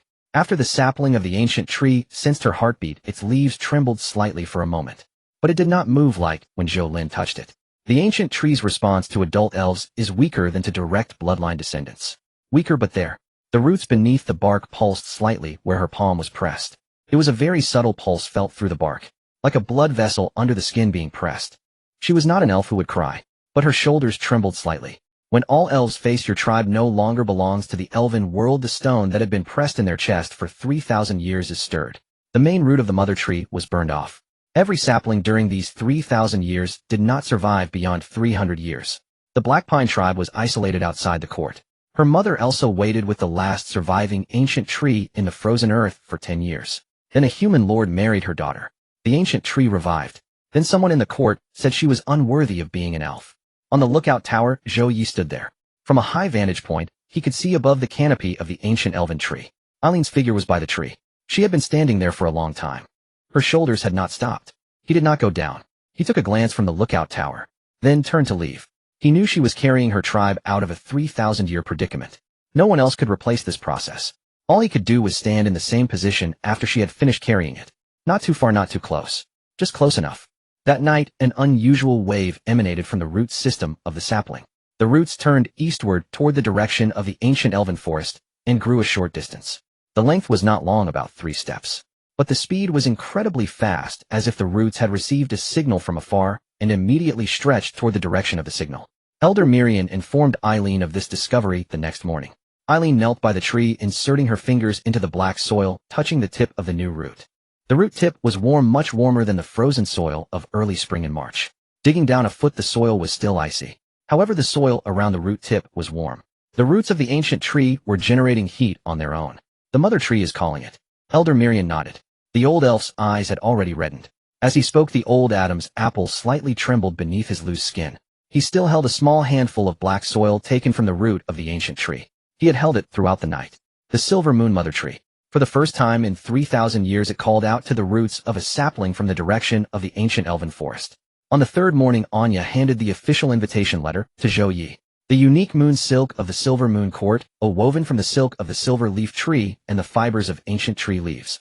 The silk of the silver leaf tree provided luster, while the ancient leaf fibers ensured toughness. It was thin enough to let light pass through. Holding the moon silk up to the window, one could see the frost melting on the frozen ground outside. The white of the frost and the silver white of the silk overlapped, differing by half a hue. The text above was handwritten in ink extracted from tree bark. The ancient Elvish script was at the top, with the common language below. The letters of the ancient Elvish script were engraved into the fibers of the silk, not merely floating on the surface. Each stroke was etched into the second layer of the fiber. The common language below was written in ink that was a shade lighter than the ancient Elvish script. Elves traditionally placed the common language below, with the ink always lighter than the ancient script. Lord Zhou Ye, the Earl of Red Fire. In the name of the Mother Tree, the Silver Moon Elven Court invites you, along with your wife Erin Moonsong and daughter Zhou Lin, to the ancient forest of the elves before the summer solstice this year, to attend the first annual Ancient Tree Festival in 3,000 years with human participation. After reading it aloud, Anya rolled up the moon silk and placed it into a hollow silver leaf tree bark tube she carried with her.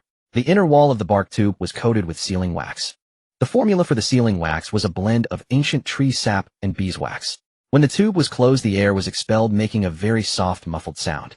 The Ancient Tree Festival is the highest specification ceremony in the elven world. It is held every summer solstice beneath the crown of the Silver Moon Mother Tree. Though the Mother Tree is dead, its crown has not decayed. For 3,000 years it has been withered, yet not rotten. The crown of the dead Mother Tree is harder than when it was alive. The bark fibers after withering transform into a layer harder than dark iron, making it difficult to saw through. Zhou Ye looked at the sand table. The location of the ancient elven forest was at the northernmost tip of the Kanglan continent. On the sand table, Sophia had marked a rough route from the Red Fire territory to the Silver Moon Court with a white pin. The white color represents distances calculated based on indirect intelligence, not from personal surveys. Beside the white pin, topographical markers were noted with charcoal pencil. The snow line on the northern foothills of two dwarf mountains, a glacial river, and a no man's land referred to by elves as the Silent Forest. After Anya secured the bark tube, she took a step back. Her task should have ended there. Yet she did not leave immediately. She stood there, her fingers gently pressing on the clasp of the bark tube. She applied pressure, but did not open it. When someone hesitates to provide a bit more information, their fingers repeatedly tighten around the already closed item. Lord Zhou, there is a current princess in the inner court of the Silver Moon Court. As Anya spoke these words, her gaze shifted towards Erin, as if one classmate was mentioning another. There was no hint of testing in her gaze. It was a decision made. Fiona Moonlight, the daughter of Prince Salandis. When Erin was sent from the Black Pine tribe to study archery at the royal court, she shared a dormitory with Fiona for 3 years. Fiona is now the only elder in the Silver Moon Court's council who publicly supports the merging of the Black Pine tribe into human territory without it being regarded as the disgrace of the elves. She is guaranteeing it with her family's inheritance rights. Her vote in the 11-member council is the sole reason the proposal from the Black Pine tribe could enter the agenda of the Ancient Tree Festival. Erin remained silent. She stood on the other side of the sand table, separated from Anya by the entire table. The sand table displayed the complete route from the northern wasteland to the ancient elven forest. The white marking pin glimmered coldly in the morning light. When she heard the name Fiona, her fingers on her right hand gently twitched at the edge of the sand table. The relaxed fingers suddenly tightened. All 5 fingertips simultaneously gripped the wooden frame. It was not heavy but synchronized. Zhou Ye glanced at Erin. The extent of this action mirrored that of when he observed the figure below the crown of the ancient tree from the lookout. She saw it. There were no questions. After Anya left, only the marking pins on the sand table and Erin remained. Fiona Moonlight. Her mother is the eldest daughter of the Moonlight family, and her father is Prince Salandis. Within the political structure of the Silver Moon Court, the Moonlight family controls the rights to the Mother Tree's rituals. The most critical vote in the council. Her graduation results from the Royal Archery Academy were exceptional. She graduated the same year as I did. Erin's voice was calm with no difference from her usual speech. However, she did not use the tone Zhou Ye had become accustomed to, where a princess would deliberately address her husband with you. This passage contained not a single you. She was reciting a document. Only when reciting a document does one's emotions remain concealed. Her bow was faster than mine. The night before the graduation assessment, she dismantled the bowstring of her bow and installed it on mine, claiming that her bowstring had a draw weight half a notch higher than mine. The assessment was a moving target at 50 steps. She said half a notch was enough for me to shoot the first 3. Erin removed her right hand from the edge of the sand table. A small smudge of charcoal dust from Sophia's marking remained on her finger. The charcoal dust was black. She pinched it. The dust transformed into a fine gray line on her fingertip. Later, the Black Pine tribe was isolated. I could not reply to her. It was 3 years later that I learned she publicly opposed her own teacher at the council for a tribe no longer belonging to the elven world. The gray line on her fingertip had been pinched away. There was no trace left on her fingertip, but her fingers continued. That night, Sophia added another marking pin on the sand table. A scrap of moon silk from the Silver Moon Court was tied to the end of the pin. That silver-white silk thread emitted a cold light between moonlight and the edge of a blade under the candlelight. Moonlight is warm. The blade is cold. The cold light of moon silk perfectly fits between the two. The position of the marking pin was at the northernmost tip of the Kanglan continent, the ancient elven forest. From the Red Fire territory, on the sand table to that pin. In between lay the snow line on the northern foothills of the Dwarf Mountains, a glacial river that would only fully thaw in June, and a silent forest that even the elves do not easily enter. From the Red Fire territory to there, it would take half a month on a fast horse. To cross the snow line of 2 dwarf mountains and pass over a glacial river that would only completely thaw by the summer solstice. Sophia placed a note beside the marking pin. The note simply read a number 15 days. The shortest route. Departure must be before the summer solstice. She added a line in small print beneath 15 days, 30 days round trip. The ancient tree festival occurs on the day of the summer solstice, counting back 15 days from the solstice. There is only a 7-day departure window. Missing a single day means missing it. In the castle hall, the candlelight flickered. The white marking line from the Red Fire territory to the ancient elven forest appeared like a taut bowstring under the candlelight. Before departing from the Crimson Flame territory, Sarandes performed one final act. He led the entire Silver Moon delegation before the sapling of the elven ancient tree, where the 5 envoys stood in a single line. He stood at the forefront while Miriam murmured the ancient elven rites beside him. Her voice hushed, her words precise, as though fearing even a single syllable might break the sanctity of the moment. Grafting. According to the Silver Moon Court's ancestral rites, any tribe severed from the mother tree must undergo a sacred root grafting ceremony to rejoin the lineage, taking the tenderest branch from the fledgling tree of the sea-seeded tribe. A living segment of root is taken from the mother tree itself, then branch and root are placed together and immersed in spirit spring water until their cut surfaces begin to fuse organically. Before departing the Silver Moon Court, the delegation had carried with them a segment of the Silver Moon mother tree's living root, sealed within a silver leaf bark cylinder and steeped for half a moon cycle in spirit spring water. When the cylinder's lid was lifted, a faint wisp of white mist rose from its mouth. A vapor exhaled by the spirit spring water after prolonged immersion, with the ancient root carrying the subtle earthy scent of mycelial life. These were not mere vapors. They were active bubbles exhaled by the root's dormant tissues, now reawakened by the spirit spring water. Miriam's lips trembled. Having studied elven annals for 3 millennia, he had never witnessed this rite enacted in reality. The tenderest branch from the sea-seeded tribe's sapling.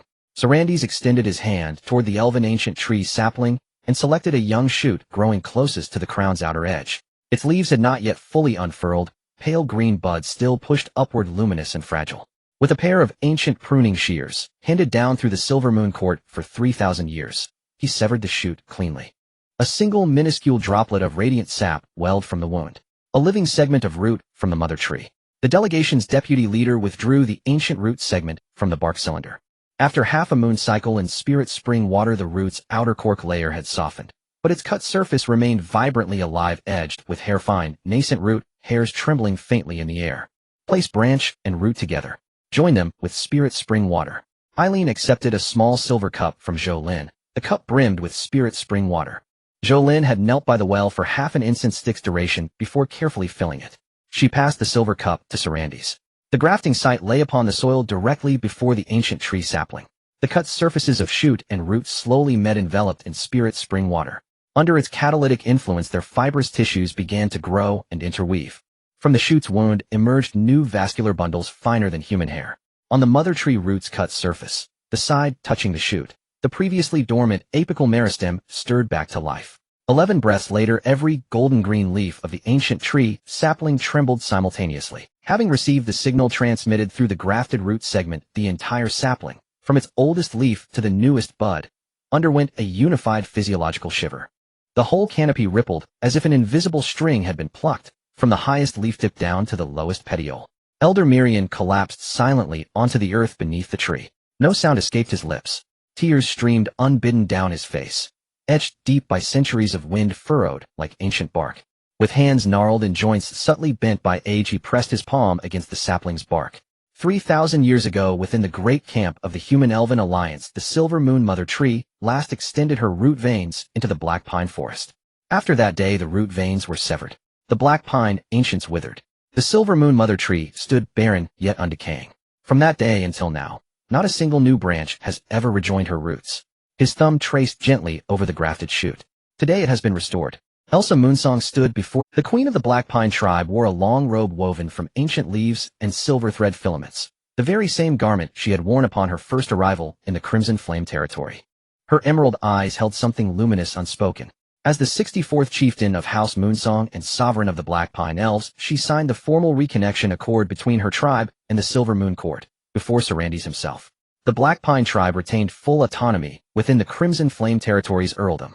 The Silver Moon Court formally recognized the Black Pine tribe as a direct offshoot of the Mother Tree, and acknowledged Zhou Lin as the rightful inheritor of the Mother Tree's reborn bloodline. It also recognized Zhou Ye as Friend of the Elves, a title last bestowed upon a human following the conclusion of the Human-Elven Alliance's joint campaign 3 millennia ago. Sarandes sealed the reconnection accord inside the silverleaf bark cylinder, then turned toward Zhou Ye. At the ancient tree, right, the court will deliver its formal declaration. He uttered no further word. A Silver Moon Elven prince never makes promises ungrounded in action.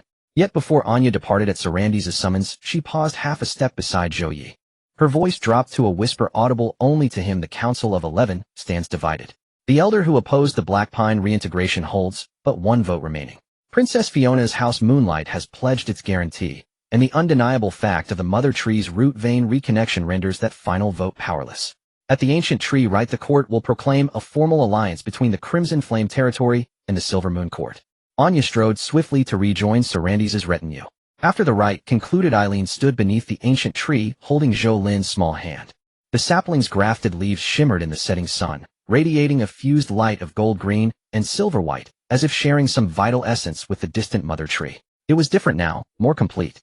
Zhou Ye stood at the crown's outer edge, precisely where the ancient tree's long slanting shadow ended. One step forward would place him beneath the shade. He stood just outside it. Eileen did not draw him into the center of the canopy, nor did he step away. Their distance was exact, just enough for a half-elf's hand lifted from the trunk to brush the tip of his fingers resting at his side. Zhou Lin could not reach him. She was not yet 2 winters old, but her fingers stirred lightly against the bark.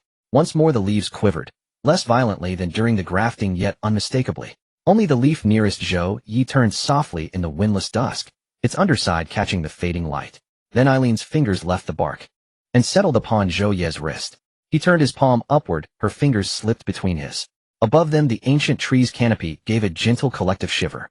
Every leaf flipped as one, their silvery undersides blazing in unison under the sunset. That night no lamp was lit within the treehouse. The ancient tree's own soft, verdant luminescence seeped inward through the inner bark. She loosened the sash of her robe, silver-white hair spilled from her shoulders, cascading across the wooden floor. She lay beside him, tracing a slow circle over his heart with her fingertips. He lowered his head, his lips met hers. Above them, the ancient tree's canopy unfolded in serene silence beneath the moonlight. In the latter hours of night, the treehouse's verdant glow dimmed gradually. She rested in his arms, her silver hair spread across his chest. The silver sigils upon her lower abdomen were fading. She guided his hand to rest upon them. The ancient tree stilled.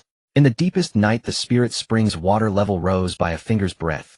That very evening, 2 messages arrived simultaneously at Crimson Flame Castle. Sophia pinned 2 fresh needles onto the intelligence wall. The first, from the southern old encampment, Wharton's chief strategist contacted Sophia through a clandestine channel formally, requesting negotiations toward a ceasefire. His message included one phrase explicitly authorized by the Duke Wharton's consent to sign the armistice agreement, provided that his ducal title and family crest remain intact. The second needle, Iron Blood Empire Direct Tyel Northwind, confirmed the official date for trade negotiations. He would arrive in the Crimson Flame territory next month accompanied by a full delegation of trade assessors. They would inspect the golden potato fields, the dark iron forges, and the circular production lines. Teal's sole statement, "I shall come in person." Zhou Ye paused with her feather quill by the window on the third floor of the castle. The window faced south, overlooking the earthen barricades on the southern side of the Crimson Fire territory. 3 earthen barricades designed by dwarves. The patrolling soldiers atop the barricades changed shifts every 15 minutes, ensuring no blind spots in their line of sight. Suddenly, the magical circuit within her body tightened. A kin approached. The last time she felt this way was 2 years ago. Her succubus sensitivity covered a radius of 10 miles around the Crimson Fire territory. The territory's inhabitants were a warm yellow. The patrol team wore gray-blue. The maids in the castle were in light orange. Now there was an additional color, a deep purple. It was as thick as ink dropped into water, yet to be stirred. The warm yellow glow around it dimmed slightly. The inhabitants could not perceive it, but the tension was tightening. The instinctive reaction when being targeted by a predator. The presence was at the southern boundary of the territory, moving towards the castle at a slow pace. Yet there was no hesitation in its direction. This person knew where the castle was without needing to look at road signs or ask passersby. Zhou Ye stood up from her chair. The stack of refugee registration books on the table had been knocked askew. She did not adjust it. Her fingers pressed against the magical circuit on the inside of her left wrist. Under her fingertips, she could feel her pulse quickening. Each beat of the magical circuit was clearer than the last. The purple-black emotional mass emitted a frequency of magical energy belonging to her kin. This frequency was beyond human perception. Old Tom could not smell it. The patrol team's hounds would not bark. Even the roots of the ancient elven trees would not give a warning. Because the ancient elven trees were designed to detect magical invasions.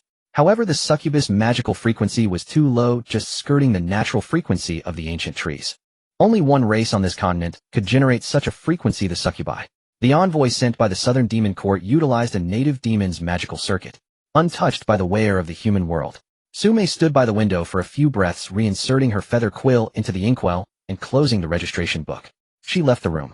As she passed through the corridor, Old Tom leaned out from the staircase and called, "Madam, the ingredients for dinner have arrived," to which she responded, "All right."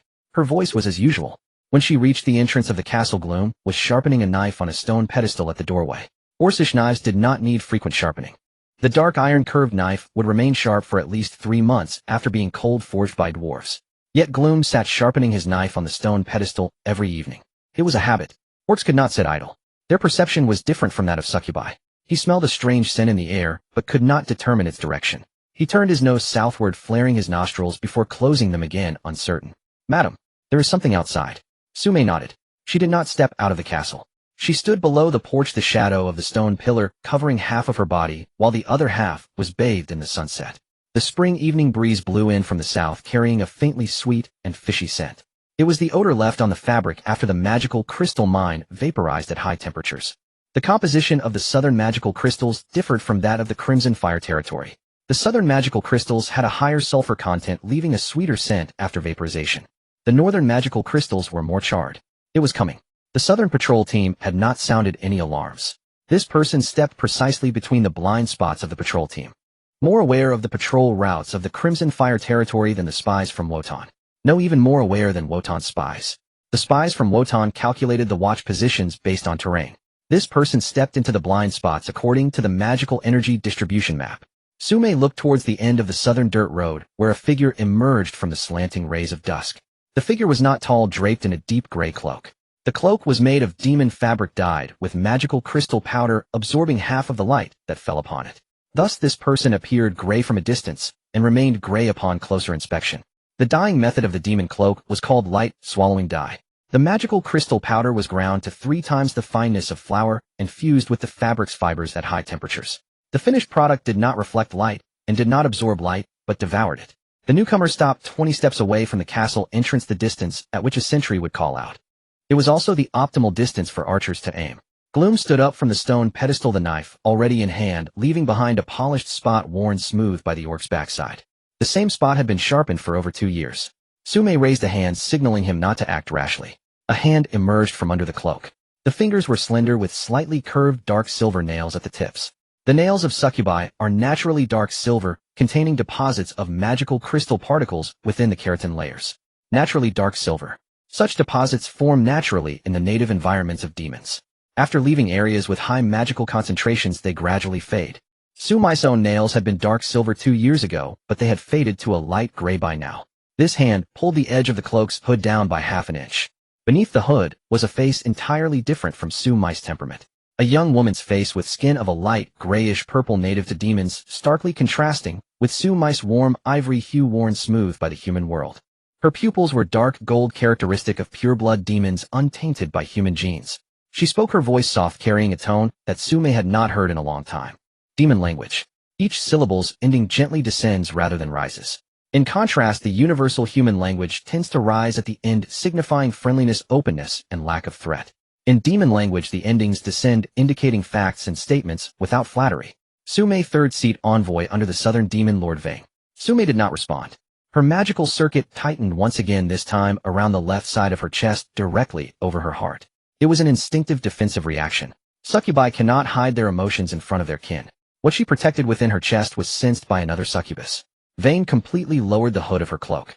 She remained standing in place, not taking a step forward. From within her cloak, she withdrew and objected a black waist token. The token bore the insignia of the Southern Demon Court. The token's edge had a very small, worn-down notch. Su Mei recognized the notch. That token had once been passed from her hands to another. On the night she left the Southern Demon Court. It had rained that night, the rain in the abyssal chasm being acidic. The notch was caused by the acid rain of that night. The erosion was not deep, but it had worn away one letter at the edge of the insignia. The demon lord asked me to convey a message. Vane tucked the token back inside her cloak. The ancient elven tree of the Black Pine tribe has revived. The south has sensed it. The aura of the spiritual spring water has spread through the underground root system for 3,000 miles. Half the demon forces on the continent are discussing the same name.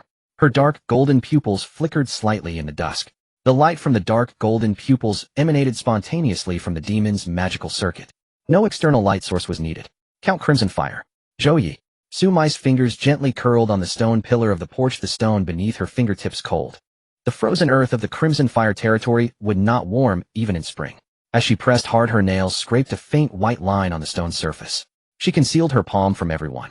The demon lord wishes to have an audience with Lord Zhou Ye. It is a collaboration. Vane said this with a tone that did not rise exactly like the way she spoke to Su Mei. Questions were posed flatly. Two succubi trained within the same demon court system would subconsciously overlap in their manner of speaking. Su Mei looked at her kin 20 steps away. The magical circuit within her had quieted, no longer resonating. Instead, she felt something for the first time since spending over 2 peaceful years in the Crimson Fire territory. Fear. Fear for ye go for these children, for this hard-earned home. I will tell him. Su Mei's voice remained. It was the same as how she usually spoke. But Vane picked up on it. This tone was different from the vocal characteristics marked in the assessment report titled Su Mei's Succubus Fugitive that she had read in the Demon Court archives. When Su Mei walked into the study, Zhou Ye was examining the defense map drawn by Catherine. The night wind of March swept in through the window cracks, causing the corners of the map to flutter slightly. He used a dark iron paperweight to hold down 2 corners, while the other 2 corners were pressed by an ink bottle and a teacup. The only sound in the study was the crackling of the fire in the fireplace and the faint rustling of the paper disturbed by the wind. He did not look up, but he pushed the defense map aside by half an inch, making room for her at the corner of the table where she was most accustomed to standing. This action occurred a breath after Su Mei entered. There was a kind of resonance between his magical perception and Su Mei's succubus circuit that even the system could not quantify. He could sense any unusual fluctuations in her emotions within the magical circuit. More than 2 years of marriage had synced their magical circuits to the same frequency. Brother Ye. Su Mei firmly closed the door. The study was left with only the crackling of the fire in the fireplace and the suppressed pulsation of her magical circuit, which was beating at twice its normal frequency. The pulsation of the succubus circuit accelerated under tension, and each acceleration sent a jolt through Zhou Ye's perception. Zhou Ye raised his head. She stood at the door, her expression identical to when she usually handed over the statistics report to the commoners. However, her hands were empty, clasped together in front of her. The way her fingers were intertwined was exactly the same as when she first came to the Red Fire territory, standing at the broken castle's gate, asking if she could stay. The castle was still broken. The frozen ground was still hard. She stood at the door with her fingers clasped together. Now the castle had been repaired to 3 stories, and the frozen ground was filled with golden sweet potatoes. She still stood at the door with her fingers clasped. A person from the Southern Demon Clan has come. A succubus officer named Vane, she stated in a flat tone. Every word was carefully chosen, just as she was patient when teaching Zhou Ping numbers, expressing each word deliberately. Zhou Ye did not ask, "How do you know?" or "Did you get it wrong?" He stood up from his chair and walked to the sand table. The markers for the ceasefire negotiations labeled by Sophia and the trade evaluation marker for the Iron Blood Empire remained in place. He circled a blank area on the southern side of the sand table with his finger. The markers on the southern side were the fewest.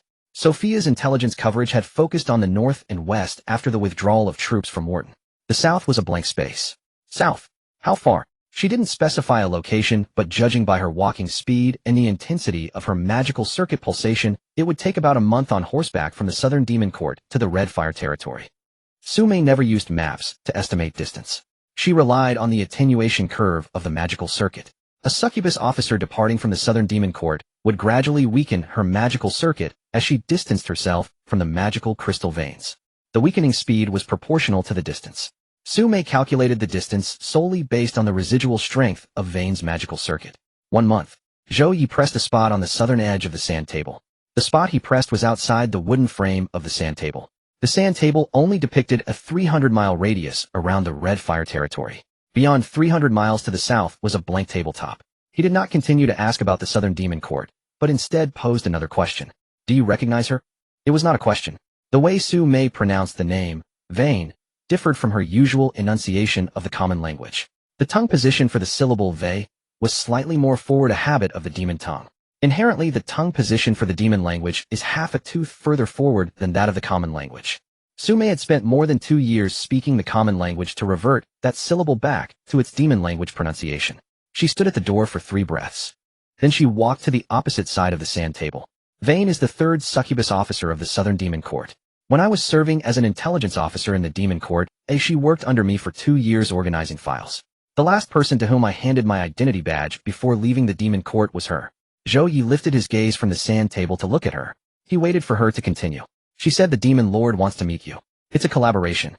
Collaboration on what? She didn't specify the details. She said to discuss it after meeting you. A crackling sound emerged from the fireplace as a pine resin exploded under high temperature, echoing the sound of the new firewood in the king's study during the day.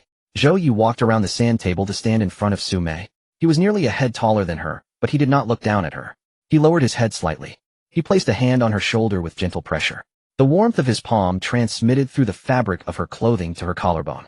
The pulsation of her magical circuit slowed slightly under his palm. What are you afraid of? Zhou Ye's lips moved slightly, but the word afraid did not leave her mouth. Yet it was visible in her eyes. She was not afraid of the demon clan, or what she feared was that Brother Yi had worked hard to transform from a side family waste cast aside by his family to the Red Fire Count, who made the Duke withdraw his troops and earned a title from the Elf Court. And if the demon clan came to seek him once it was discovered by the church, all of this would be labeled with a single term. Heresy. More than half of the heretics burned on the church's pyres were accused of having dealings with the demon clan. No evidence was needed, just a witness report of a demon officer appearing in the territory. Zhou Ye's hand remained on her shoulder, the pressure unchanged. Where is that officer now? Outside the 3rd earthen rampart on the southern side of the castle. Gloom is guarding her. I told her to wait. Did you tell her I would meet her? I told her I would inform you. I didn't say you would definitely meet her. Zhou Ye removed his hand from her shoulder and walked to the sand table. He traced a line with his finger along the position of the 3rd earthen rampart on the southern side of the sand table, then tapped a marked point west of the rampart. That location was within the canopy coverage area of the ancient elven tree. After grafting, the root system's perception range had tripled. Any magical energy from the demon clan entering the coverage area would be detected. The ancient tree recognized the magical energy of the demon clan and would shed leaves upon detection. Tomorrow let Gloom bring her to the lookout point west of the ancient tree. I will speak to her from the lookout point. Zhou Ye raised her eyes to look at him. Brother Yi, you will speak with her. I will not collaborate with her. Zhou Ye interrupted her, but his voice softened slightly. I will listen to what she has to say and decide afterward. Zhou Ye did not say another word. She walked to the opposite side of the sand table, loosening her previously clenched fingers at the door. 5 crescent-shaped imprints were left by her fingernails on her fingertips. She picked up the stack of refugee registration forms and flipped to the latest page. Today, 43 new registrations. 4 of them are with children. She did not mention the demons again. The paper of the registration form glimmered faintly under the candlelight. The charcoal ink was written by her over an entire afternoon, with each name annotated with origin, population, and food shortage. That night, after Zhou Ping fell asleep, Zhou Ye returned to the bedroom. Only the last remnants of dark red embers remained in the fireplace. Zhou Ye sat on the edge of the bed. He had left the defense map in the study, and a cup of cold barley tea sat on the bedside. He gestured for her to come. She lay on her side in his embrace, her head resting against his heart. Her fingertips traced the old scar along his collarbone and stopped directly above his heart. The frequency of his heartbeat resonated through the magical pattern in her palm. With each heartbeat it pulsed against her palm. She lifted her head, and her lips brushed against his. His hand slid inside her waist. His fingertip touched the magical pattern on her lower back, which warmed slightly beneath his touch. The last remnants of the embers in the fireplace extinguished, and the night wind outside ceased just before midnight. In the later part of the night, she lay in his arms, her forehead resting against his neck, breathing steadily. His palm remained pressed against the magical pattern on her lower back. The temperature of the magical pattern had returned to the normal body temperature of a succubus, 1 degree lower than that of a human. She gently traced circles on the old scar on his collarbone with her fingertip. Sophia placed an analysis report on Zhou Ye's desk before dawn. In the castle hall, only one crystal lamp was lit. The lampshade was made of frosted glass. The light scattered after being diffused through the frosted glass, reflecting onto the paper without any glare. Sophia chose this moment to deliver the report for a reason. Before dawn, the only sound in the castle was the footsteps of the patrol. No one would pass by the study door. There were no subjects' eyes to catch a glimpse of the few sheets of paper in her hands. 3 folded intelligence papers. Each unfolded sheet contained only 3 or 4 lines of text. Sophia did not stay up late writing long reports. She believed that organizing words was a waste of time. Conclusions and analytical bases were written separately, with no more than 2 supporting data points following each conclusion. However, each piece of supporting data was cross-verified. She never wrote unverified conclusions. The first sheet detailed the basic situation of the Southern Demon Court. Southern Demon Court. Located south of the Abyssal Gorge in the southern region of the Kanglan continent, its sphere of influence covers 7 city-states of the demon race. The current Demon Lord is the 4th-generation Abyssal Lord, universally referred to as Demon Lord in the intelligence circles across the continent, with no record of their real name. Within the Demon Court, there are 3 appointed officials responsible for intelligence, diplomacy, and military affairs. Vane is the 3rd appointed official under the diplomatic section. Though her rank is not high, the mention of the Demon Lord asked me to convey does not align with the authority of a 3rd appointed official. Either she relayed a message beyond her rank, or the Demon Lord deliberately sent someone of insufficient rank. Sending a lower-ranking person signifies a test, not a formal negotiation. The second sheet. Calculating the timeline. According to the fluctuations in the magical circuit, Vane departed from the Southern Demon Court approximately a month ago. The only significant event that occurred in the Chihua territory a month ago, which could be transmitted 3,000 miles, was the successful grafting of the ancient tree. According to Miriam, the aura of the spiritual spring traveled through the underground root system for 3,000 miles. The Southern Demon Court is located south of the Abyssal Gorge, and for the aura of the spiritual spring to reach there, it must pass through Duke Woden's territory. There are remnants of past demon activities beneath Woden's territory. If the spiritual spring and the old ruins generated some kind of energy resonance, the Southern Demon Court would perceive it more quickly. The third sheet. Risk assessment. The demons seeking the Chihua territory is not coincidental. Currently, the Chihua territory possesses a magical crystal mine producing 200,000 pounds annually, dark iron rifles producing 200 daily, a magical crystal cannon, the Silver Moon Elven Court re-establishing an alliance, the Iron Blood Empire's trade assessment team arriving next month. Putting this information together, it indicates that the demons are here to place a bet. Zhou Ye finished reading the 3 sheets of paper. Sophia stood on the southern side of the sand table. Her finger pressed down on the marked area in the south. That area had the fewest markers, with the intelligence coverage rate less than 20%. The south was a blind spot in Sophia's intelligence network. Her information channels extended only to the old barracks of Woden and the northeastern district of the church. Further south, beyond the Abyssal Gorge, lay a blank space. Why did the demons choose this time? Because the successful grafting of the ancient tree and the magical crystal cannon repelling Woden happened almost simultaneously. Sophia turned over the 3rd sheet, finding a line of text on the back. Her charcoal pencil writing was lighter on the back. The notes written there were conclusions she felt were still uncertain. Though uncertain, she still wrote it down. The speed at which the continental powers reassess a territory is quicker than one might think. The Iron Blood Empire is the first to come. The Rhine Kingdom is second. The Elven World is third. The Southern Demon Race is the fourth. Zhou Ye stacked the 3 sheets together without tearing them. He placed them beside the sand table. Who else is on the way? At least one more. The headquarters of the Holy Light Church. Not the northeastern district of Carlos. The headquarters has a large district on the border of the Iron Blood Empire. If they receive news of the Elven Court bestowing the title of Friend of Elves to humans, the Cardinal will send someone to confirm whether the Chihua territory is breaking away from the Church's control. Zhou Ye looked at the sand table.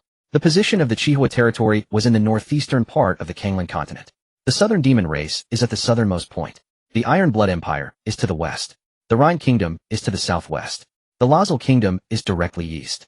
The ancient elven forest is to the north. His territory happened to be at the intersection of all these powers. The point where 5 lines intersect. Once Zhou Ye's identity as a demon is confirmed, what will the church use as an excuse to act? Sophia paused for a moment. Her finger moved from the southern marked area to the position of Chalk City. Chalk City was located towards the eastern center of the sand table. The king resides there. However, the king's decree does not extend to the cardinal's purification order. If Carlos is still in power, the purification order will bypass the king and be issued directly. Signed personally by the cardinal. Not just the northeastern district. The Holy Light Knights from across the continent will treat the Zhou Ye territory as a den of heretics. But if Carlos has lost the trust of the headquarters, the letter from Woden in his hands would make him hesitant to act recklessly. Sophia looked at Zhou Ye. She rarely asked questions without data support. But this time she asked, "Are you planning to meet that appointed official?" Zhou Ye did not deny it. He pulled out a southern marker from the sand table. A small piece of sand stained black by charcoal dust was pressed under the tip of the needle. It was impossible to tell how long the charcoal had mixed with the sand.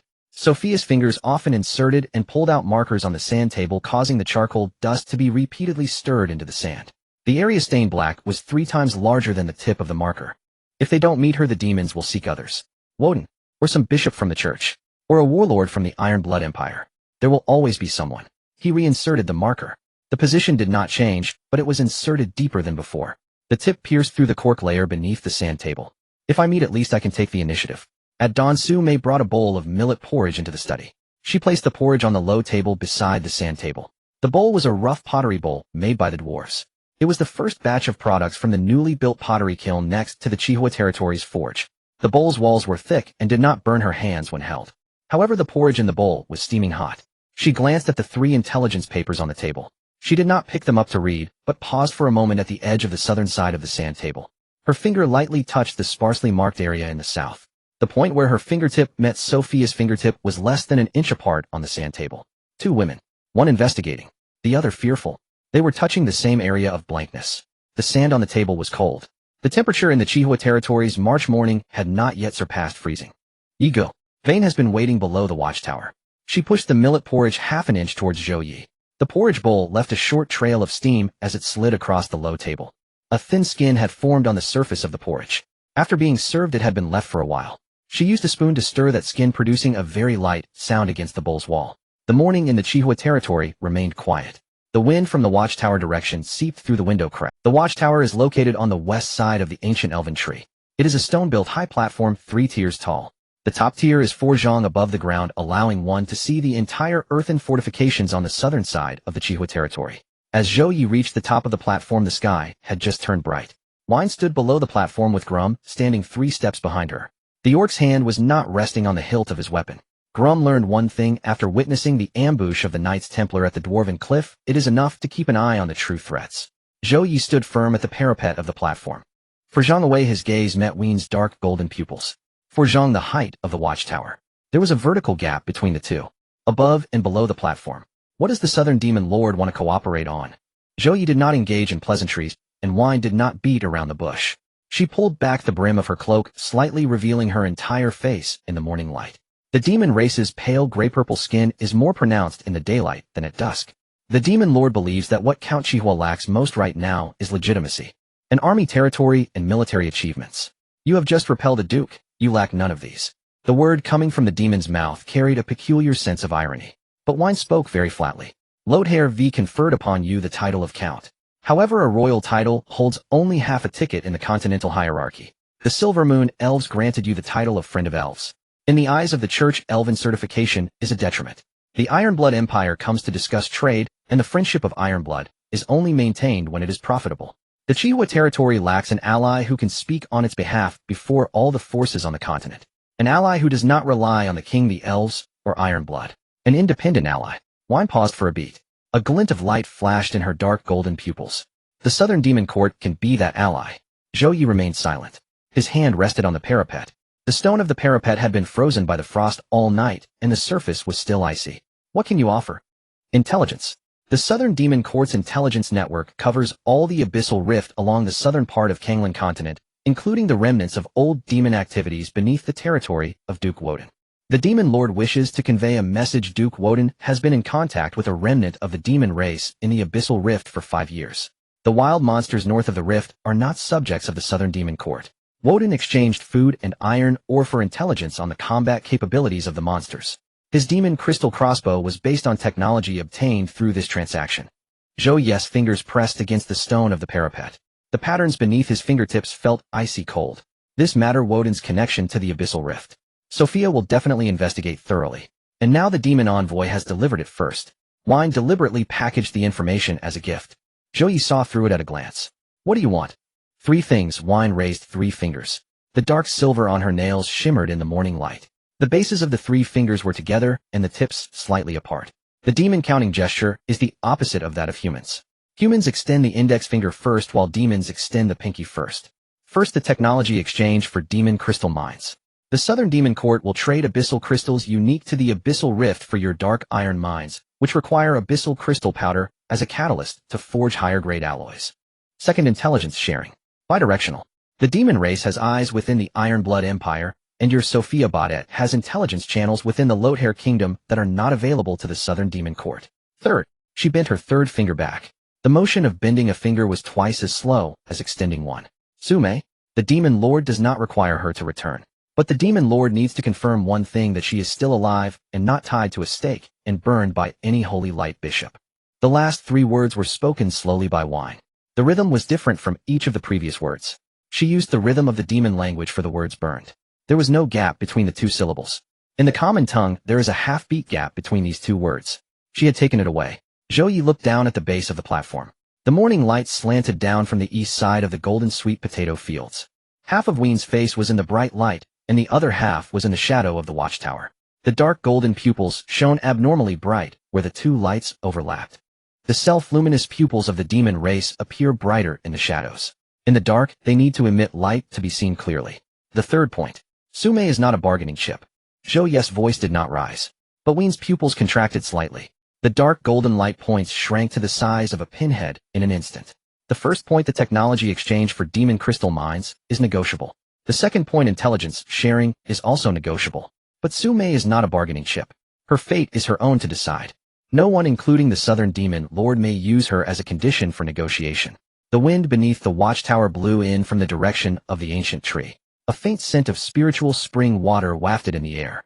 After the ancient tree was grafted, the concentration of natural energy in this area was more than 3 times higher than in other parts of the Qihua territory. Wien's pale, gray-purple skin glistened with a layer of fine beads of sweat in the presence of the spiritual spring water. The demon race is not completely immune to the natural energy of the spiritual spring. The spiritual spring water is secreted by the roots of the ancient tree, which have a natural repulsion reaction to the demon race's magic. Wien's mouth twitched slightly. It was more like she was confirming something she had read in the files. Before coming here, I reviewed Zhou Ye's behavioral records during her 2 years in the Qihua territory. The things she did in the Qihua territory, registering refugees, distributing food, teaching, Zhou ping numbers. These do not match her level of ability when she was conducting intelligence analysis in the Southern Demon Court. At that time I thought she was wasting her talent. She pulled the brim of her cloak down half an inch. The shadow of the brim covered the corner of her mouth. Now I understand. She chose a place where she wanted to stay. Wine took a step back. This retreat indicated that her first round of probing had come to an end. She stood at the edge of the first layer of stone slabs of the platform, and after stepping back, her heels just touched the edge of the stone slab. The Demon Lord knows you won't give an answer now. I brought samples of abyssal crystal powder and 3 directories for intelligence sharing. You can have the dwarves verify the samples first. As for the intelligence, decide after reviewing the directories. She pulled out a palm-sized dark iron box from the inside of her cloak. The surface was engraved with demon patterns, and the patterns emitted a dark purple fluorescence in the morning light. The abyssal crystal powder was embedded in the engravings. Her actions were slow, each movement clear to ground below. She placed it on the first layer of stone slabs of the platform. Then she turned and walked along the small path on the west side of the ancient tree toward the border of the territory. Grum followed her closely, taking a dozen steps. She paused for a moment without looking back. The leaves of the ancient tree rustled in the morning breeze. When Zhou Ye handed me her identity badge all those years ago, she said one thing.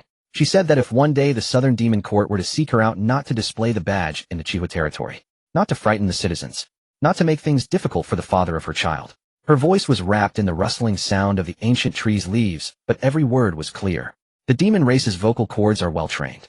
They can articulate words on the same frequency amidst the wind. 4 years ago, when she left the Demon Court, the Demon Lord said that this intelligence envoy wouldn't survive the winter at the border. Now the entire Southern Demon Court is discussing the same name, Count Chihua, the man she chose. Wine continued to walk forward. She did not stop again. The morning light dyed the edges of her dark gray cloak a light purple resembling the faint glow that emerges from the underside of the ancient tree's leaves after being bathed in the spiritual spring water. The cloak dyed by the swallowing light reflected light for the first time. Zhou Ye stood on the watchtower for a long incense stick's worth of time. Then he opened a wooden box next to the parapet. Inside was a small jar of dark iron powder samples that Dana had sent over a couple of days ago. He closed the box and walked down the watchtower, bending down. He picked up the dark iron box on the platform base. The box had some weight to it, heavier than he had expected. The density of abyssal crystals is nearly double that of dark iron. He rubbed his thumb across the demon patterns on the box lid. The fluorescence beneath the patterns was rubbed off a layer filled with powder. Such fluorescence could not be carved by knife work. Dana spread the abyssal magic crystal powder which she had poured from the dark iron box onto the forging table. The powder was a deep purple, 2 shades darker than that ground from the Crimson Fire Realm's magic crystal mine. The magic crystal stone ground from the Crimson Fire Realm was a light purple with a gray tint. The ore veins under the northern frozen soil had a short mining time. The deep purple color of the abyssal magic crystal indicated that its mining time was at least 10 times that of the Crimson Fire Realms or veins. The deeper the purple, the higher the magical power concentration. Under normal light, it appeared as a near black, deep blue purple. However, once brought close to the forging table, with a temperature exceeding 300 degrees, a faint blue-white fluorescence would emerge on the surface of the powder. The brightness of the fluorescence increased with the temperature of the forging table. 300 degrees was the critical point. Only beyond this temperature would the fluorescence illuminate. This substance is not ore. Dana prodded the powder with the hammer handle. The handle was a dark iron one forged in the Iron Blood Forge, having come into contact with red-hot dark iron blanks thousands of times. The oxidation layer on the surface of the handle had turned deep blue. This is the magical residue from the crystallized magma that cooled after being decomposed by magical microorganisms at the bottom of the abyssal rift. The magical power concentration inside is higher than that of magic crystal stones, but it also contains many impurities. Directly using it for forging dark iron would make it brittle. She took a small pinch of the powder and placed it in her palm. The light from the forge reflected on the lines of her palm. The lines on a dwarf's palm are deeper than those of a human. Years of wielding a hammer had worn vertical grooves into her skin. The grooves embedded a lifetime's worth of dark iron powder that would never wash away. The powder lingered on the dwarf's thick skin for a moment before it began to warm slightly. The warming speed was 3 times faster than that of the Crimson Fire Realm's magic crystal powder. Substances with a high magical power concentration reacted more quickly on dwarf skin. Dwarves do not store magical power internally, but their skin is 6 times more sensitive to magical power concentration than that of humans. It needs to be purified. Rinse it with spirit spring water, and then filter it to reduce impurities to below 10%. The purified powder, when combined with dark iron or in the furnace, would yield an alloy with double the hardness. What to forge? Gun barrels for firearms. Currently, the factory produces 200 barrels daily, which begin to wear out after 70 uses. With this substance, they can withstand 200 uses without wear. Zhou Ye stood beside the forging table. Dana shook the powder clean from her palm. Dwarves have a very efficient way of shaking their hands. She rubbed her apron vigorously a couple of times. A layer of mixed powder had already accumulated on the apron, the black of dark iron, the purple of magic crystals, and the brown of quenching oil. The 3 colors overlapped together, impossible to wash away. A smudge of charcoal dust was on the face of the dwarf female smith as she looked up at him. Barrow said this substance can only be found at the very bottom of the abyssal rift. 100 years ago, Steel City sent a mining expedition down into the rift. 12 went down, and only 2 returned, bringing back a small bag of powder. They forged a knife from it. The current owner of that knife is the commander of the 1st Legion of the Iron Blood Empire. 100-year-old powder. It has been a century, and no one has been able to bring back a second bag. She closed the dark iron box. When the lid and the box body clicked shut, it emitted a crisp metallic sound. The Southern Demon race can use this to negotiate. They have invested resources. Sophia finished translating the directory of 3 shared intelligence reports in the afternoon. The demon script and the common tongue belong to different language families. The letters of the demon script are arranged vertically, written from top to bottom, and read from right to left, just like the ancient Elvish language. This is completely opposite to the common tongue of humans. Sophia spent 2 hours cross-referencing Su Mai's oral account with a demon common tongue reference chart left by Wang. The first directory. The old demon activity sites beneath the Duke of Wadtan's territory. 5 site locations were marked, 3 coordinates of sites that had been reactivated by Wadtan, and a record of the time of Wadtan's first contact with abyssal demons 5 years ago, accurate to the month. The second directory. The power maps and internal conflicts of the three cardinal archbishops of the Holy Light Church headquarters. The Southern Demon Court has planted spies at the high levels of the church. The archives are at the deacon level. The spies will not provide real-time military intelligence, but they will provide copies of the meeting records archived after high-level decision-making meetings, with a delay of 3 to 4 weeks. The third directory. The distribution map of warlords along the borders of the Iron Blood Empire. It marked the garrison locations of the 12 legions in the northern region, the names of their commanders, and their loyalty assessments towards the Iron Blood royal family. Among them, the 6th Legion and the 9th Legion are marked as open to negotiation for independence. This means that the commanders of these two legions have a loyalty level to the Iron Blood royal family below 40%. Sophia wrote the same sentence in the margin of each page of the three directories. If this information is true, the demon race's intelligence network is 3 times larger than that of the Rhine trading fleet. Her handwriting was slightly heavier than usual. The charcoal pencil left indents on the paper. Zhou Ye spread the 3 directories on the edge of the sand table.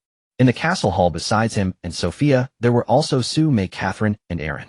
He had called them over. The map of the Crimson Fire realm was surrounded by various colored marking pins. Black represents the church. Blue represents Iron Blood. White represents the elves. Purple, just inserted, represents the demon race. The proposal from the demon race: information sharing, exchange of magic crystal technology, and no troop deployment. The terms of exchange. All the contents listed in the 3 intelligence directories continually updated. The cost is that we share the basic forging techniques of dark iron firearms with them. Catherine spoke first. Her finger traced the position of the Crimson Fire realm's defense line on the sand table. The sound made by her fingertip on the sand resonated with the sound of sharpening knives. The basic forging techniques of dark iron firearms do not include alloy formulas and rifling techniques. Only the outer layer of forged iron is provided. The demons can only produce basic firearms. The firing rate is 1/3 of ours. The effective range is less than half. Give it to them, Zhou Ye said. Aaron was on the northern side of the sand table. Her hand rested beside the pin marking the ancient elven forest. Her emerald green eyes darkened in the candlelight. The color of an elf's eyes changes with their emotions. The patterns around the pupils change color in response to emotional fluctuations, making their color appear deeper or lighter. There have been no direct conflicts between the Southern Demon race and the Silver Moon Elven Court, at least not in the past 3,000 years. The ancient elven forest is in the extreme north while the Abyssal Rift is in the far south. However, the roots of the mother tree cover the entire continent underground. If the royal court learns that the Crimson Fire realm is simultaneously cooperating with the demon race. It is an exchange, Zhou Ye interrupted her. Only until the issue with Watan is resolved. Zhou Ye had not spoken. She sat across from the sand table, a new refugee registration book piled in front of her. But she did not open it. Her hand rested on the cover of the registration book, her finger joints turning pale. The color of a succubus joints is light gray purple. When they turn pale, the gray recedes, receding to a color similar to that of human skin. Yiga, the third proposal mentioned by Wayne, confirming that I am still alive. The Southern Demon Court values this matter as much as the other 2 she mentioned. She raised her eyes. The Demon Lord has not forgotten about my departure. He is assessing whether I have leaked any information about the Demon Court. During the past 2 years, he must know whether every word I told you about the Southern Demon Court has been used in the intelligence wall of the Crimson Fire realm. Zhou Ye walked over from the sand table and squatted down beside Zhou Ye, bringing his gaze level with hers. What have you told me? The Demon Court has 3 appointed officials. Wayne is the 3rd official. The Demon Court has approximately 8,000 troops stationed in the 7 southern city-states. I didn't mention anything else. Zhou Ye stood upright and turned towards Sophia. Reply to Wayne. The intelligence exchange begins with the demon ruins beneath the Duke of Watan's territory. The exchange of magic crystal technology in exchange for dark iron basic forging technique manuals, excluding alloy formulas and rifling techniques. The 3rd item is about Zhou Ye. Tell her to ask anyone in the territory what days Zhou Ye spent in the Crimson Fire realm. He paused for a moment. If the Southern Demon Court wants more, have the Demon Lord come personally. Do not send a 3rd appointed official. Vane received Sophia's reply before sunset the following day. A formal response written on parchment consisting of 4 points. Each point marked the negotiable boundaries and the non-negotiable bottom lines. Sophia's writing was as precise as her speech. Every line was packed with information, and each attribute was confined within exact limits. There were no adjectives, only conditions and boundaries. Vane finished reading the response while sitting in a temporary tent outside the 3rd earthen rampart on the southern side of the castle. The tent was set up by Gloom. The orcs' method of pitching tents was rough but sturdy, using stunted pines cut from the frozen soil of the north. The pine branches created a low arc beneath the fabric. The wind outside swept over the rampart, causing the tent cloth to billow rhythmically. At the very bottom of the parchment was a line of solitary characters. The font was bolder than the preceding clauses, with ink seeping through the back of the parchment. The ink was charcoal ink brewed in the forge of the Scarlet Fire territory, dried with the residual heat of a dark iron furnace. It was blacker than the ink sold in the market. Its penetrating power was stronger. All cooperation is contingent upon not touching the elves, not disturbing the dwarves, and not harming any citizen of the Scarlet Fire territory. If any clause is violated, cooperation will be immediately terminated. Zhou Ye. Vane flipped the parchment over. The back was blank, but she stared at the empty side for a long time. She was assessing the gap between the person who wrote this line and the useless side branch exiled to the border by the Horn family in her file. The file was 4 years old. 4 years ago, the Southern Demon Court's intelligence department received the last report on the northeastern border of the Roselle Kingdom, where Zhou Ye's name was marked as no threat.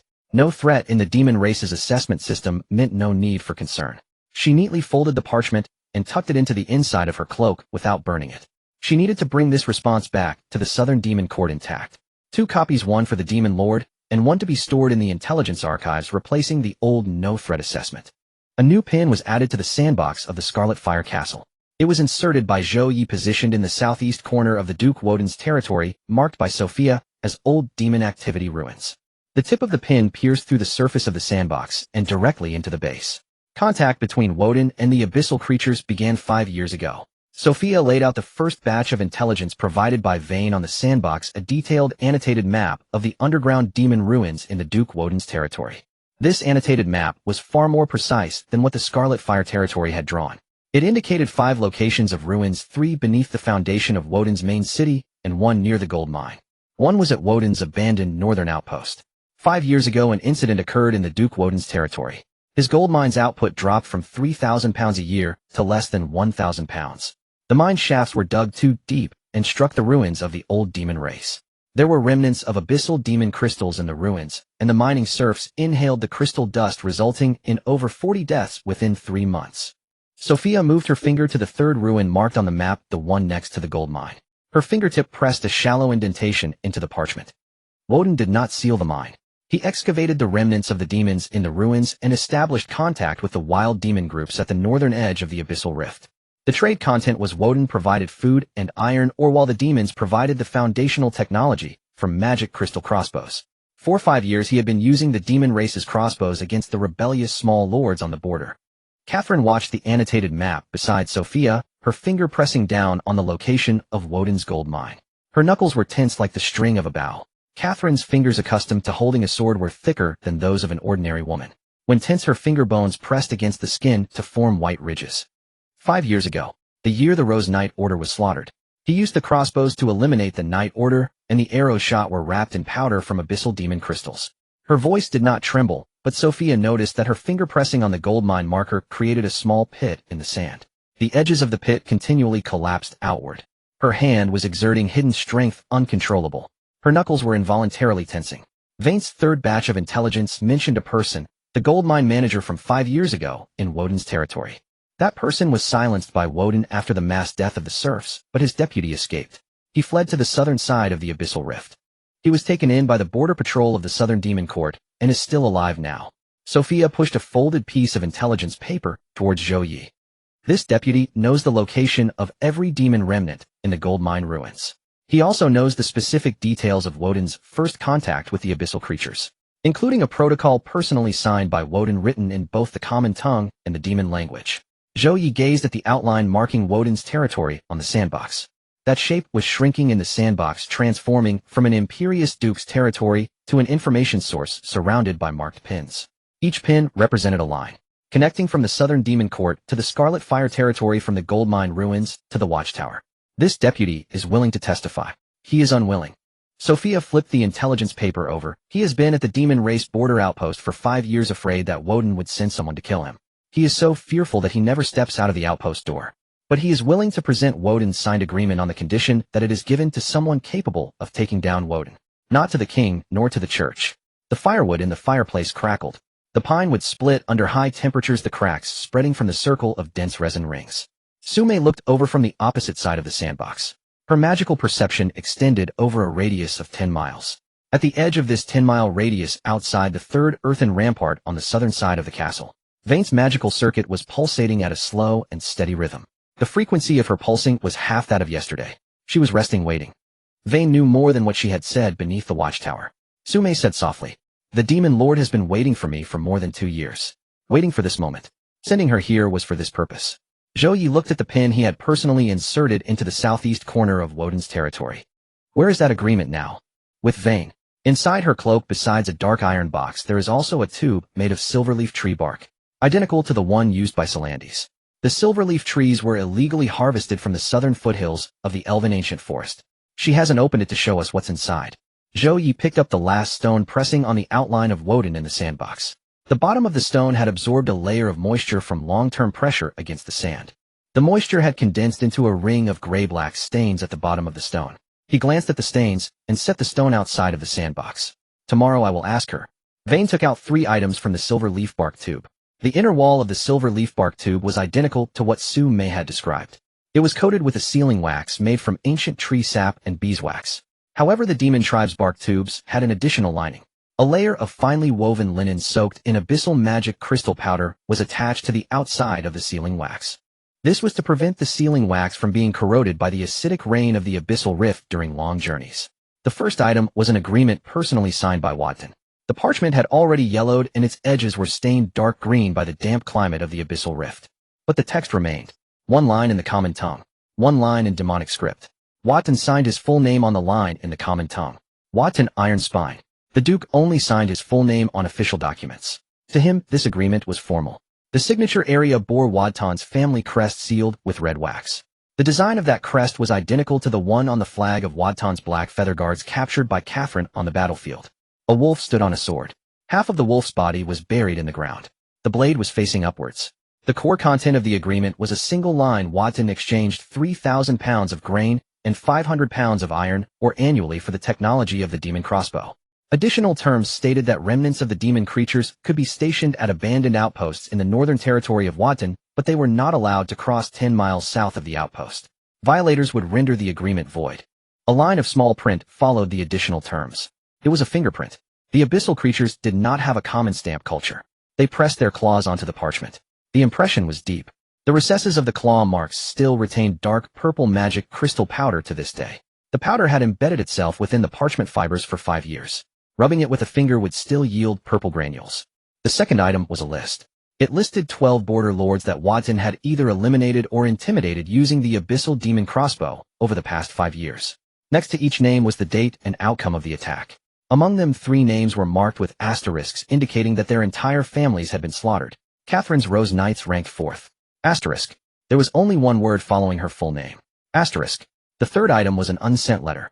The letter was written by Wadton's mining assistant. It was written in the common tongue after he fled to the southern demon court border outpost.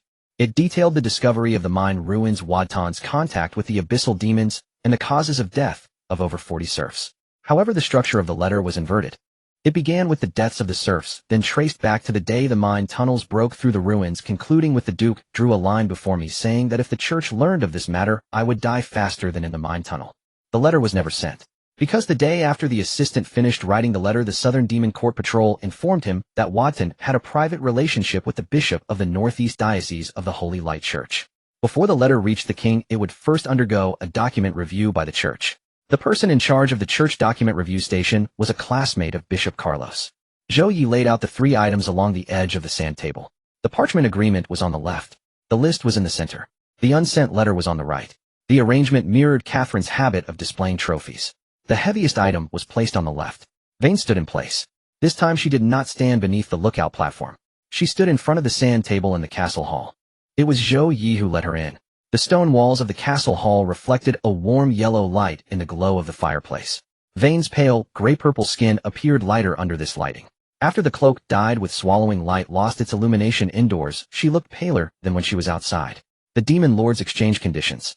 A manual for the basic forging of dark iron firearms. It does not include alloy formulas or rifling techniques. It is the same as the conditions you provided to the Iron Blood Empire. Additionally, Vayne's dark golden pupils flashed in the glow of the fireplace, a sample of spiritual spring water. A small vial. Enough for the Southern Demon Court to analyze the suppression effect of natural energy on the demon's magic circuit. Zhou Ye looked at her. The fire in the fireplace flickered, casting his shadow onto the sand table. The trading negotiation conditions of the Iron Blood Empire, are to take a look at the red fire territory before discussing further. Your master dares to make an offer without even looking. The Southern Demon Court is not within the borders of the Lazal Kingdom. It is not subject to the jurisdiction of the Holy Light Church. No need to wait for the king's conferral. The Demon Lord does not need to look. He only needs to confirm one thing. Vayne paused. An intelligence servant regarded as a half-abandoned piece by the Southern Demon Court has become a person who silences even the headquarters of the church in your presence. Zhou Ye's magic circuit recovery record. In the medical archives of the Southern Demon Court, a succubus magic circuit becomes irreversible if exposed to the low natural energy of the human world for over 3 years. Spiritual spring water can reverse this process. Zhou Ye did not answer her, but he picked up a small vial from beside the sand table. It was a sample taken by Dana from the spiritual spring water well originally intended for testing its effect on dark iron alloy quenching. The vial was made of opaque glass crafted by dwarves. The bottle walls had bubbles. The spiritual spring water shimmered with a light green fluorescence beside the bubbles. He placed the vial on the edge of the sand table, pushing it in front of Vayne. The vial rolled half a circle on the wooden frame of the sand table. The frame had a dent scraped out by the sand table tools. The vial stopped perfectly in the dent. The forging manual will be given to you in 3 days. The spiritual spring water sample is sufficient now. Wadtan's personal agreement. Make a copy to keep in the red fire territory. You can take the original back to report. The exchange conditions are not finished yet. Vayne did not reach for the vial. She pulled out a fourth item from the inside of her cloak. A black envelope sealed with abyssal magic crystal powder. The sealing powder glowed with an unnatural blue-white fluorescence in the air. The paper of the envelope was made from fibers produced by the demon tribe pressed from lichen fibers found beneath the abyssal rift. The texture of the lichen fibers could be seen on the paper's surface. The secret intelligence channel from the Southern Demon Court to the red fire territory relies on the resonance frequency of the magic crystal powder. She looked at Sophia, 2 resonance stones forged from the same magic crystal mine in the abyssal rift. One stays in my hand. One goes to you. The intelligence is engraved in demonic script on the surface of the resonance stone. After engraving it is activated with the magic circuit. The other stone's surface will display the same text simultaneously. Sophia reached out to take the black envelope. She showed no hesitation. She opened the seal and poured out the resonance stone inside. The stone was the size of a fingernail and deep purple. Its surface bore intricate demonic patterns carved with extremely fine tools. She placed it next to a marking needle in front of the intelligence wall. The resonance stone glowed under the candlelight. The deep purple light fell on the white marking needle. How long does the synchronization last? From engraving to manifestation. 30 breaths. There is no distance limit. The only restriction is that the 2 resonance stones must be forged from the same magic crystal mine. If one breaks, the other becomes an ordinary stone. Sophia flipped the resonance stone over, examining it under the candlelight for a moment before placing it beneath the marking needle for the demons on the intelligence wall. That needle was just inserted today. The thread at the end was freshly replaced. Dark purple, consistent with the color of the demon's magic circuit. From now on, all intelligence exchanges will go through resonance stones. You will no longer need to come to the red fire territory. Vayne's lips moved again. This motion was almost identical to the slight movement of Zhou Ye's lips just behind the sand table. Different people exhibit the same preparatory microexpression before discussing the same important matter. The structure of the succubus facial muscles determines that their lips will move slightly before conveying important information. Moreover, there is one more thing. Your Sophia Buster, while investigating Wadtan's connections to the abyssal rift, may not have discovered what he has been doing recently. While Wadtan's chief of staff proposed a ceasefire negotiation, Wadtan was reopening a demon ruin that had been sealed 5 years ago in a canyon 30 miles east of the old camp. Vayne's dark golden pupils constricted in the candlelight. The number of abyssal demon remains in that ruin is 10 times more than that of the mine ruins. He is excavating an unactivated army of demon creatures. Sophia spent 3 days cross-referencing the information left by Vayne with the intelligence she gathered from the Crimson Fire territory. During these 3 days, she only slept for less than 4 hours in the chair in front of the intelligence wall. Each time she closed her eyes, she was startled awake by the sound of charcoal pencils slipping from her fingers. When the pencil fell onto the stone slab, she picked it up and continued writing. Scattered on the ground beside the chair were a dozen sharpened pencil stubs. Each was sharpened to the shortest usable length. She sat in front of the intelligence wall with 3 piles of documents scattered around her. To her left was Vayne's annotated map and list. In the middle was the encrypted message from the Warden couriers intercepted over the past 2 months by the Crimson Fire territory. To her right were the commercial intelligence reports returned by Margaret's trading company from the Rhine Kingdom. Records of the food and iron ore production in the Warden territory over the past 5 years. The 3 piles of data should not intersect. The food production of a duke has no relation to the abyssal monsters. Food is grown in the soil. Monsters hide in the chasms. In any intelligence analysis manual on the continent, these two types of information would never be placed on the same table. However, Sophia discovered two numbers in Margaret's commercial intelligence. These two numbers kept her seated in front of the intelligence wall all night long. The crystal lamp in the castle hall burned all night. The lampshade became hot to the touch. She pushed the lamp half a foot away. The first number was the total food production of the Warden territory from 5 years ago, 173000 stones. The second number was the record of food sold by the Warden territory. 3100 stones were sold. Subtracting the two left a remainder of 142000 stones. The food consumption of the Duke's territory included 1800 troops, 400 households, and reserve grain. Together these three items required about 15000 stones. The shortfall was 8000 stones. 5 years ago the Warden territory had an 800 stone discrepancy between food production and consumption. According to normal agricultural logic, an 800 stone shortfall would either need to be compensated for by exchanging gold for external food, or people would starve. Yet that year the Warden territory did not report any famine. No food was imported from any neighboring country. Where did the 800 stones disappear to? Sophia compared this number with the terms of the Warden agreement that Vane had. The amount of food that Warden provided to the abyssal monsters each year was 3000 gene. 3000 gene. 800 stones. The difference between stones and gene in the Roselle Kingdom's measurement is nearly 30 times. The number on the agreement and the actual transaction amounts are two different matters. The agreement states 30 because Warden knew that once this agreement was intercepted by anyone, he could claim that the 30 gene of food was merely smuggling, not aiding the enemy. 30 gene would at most be considered illegal trade under the kingdom's laws. 800 stones would be treason. The sentencing for both is vastly different. The real number is not just 3000. At least 800 stones. 800 stones of food would be sufficient for an army of 300 men to sustain for an entire year. Warden used this food to support an army of monsters. 800 stones. Not just scattered remnants. The second clue lay in the iron or data from Margaret. 5 years ago the iron ore production in the Warden territory suddenly dropped significantly.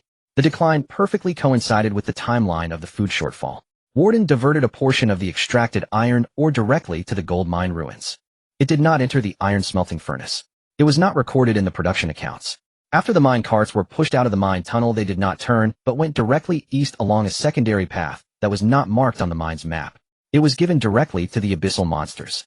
Sophia wrote the results of these cross-references into an analysis report that was less than a page long.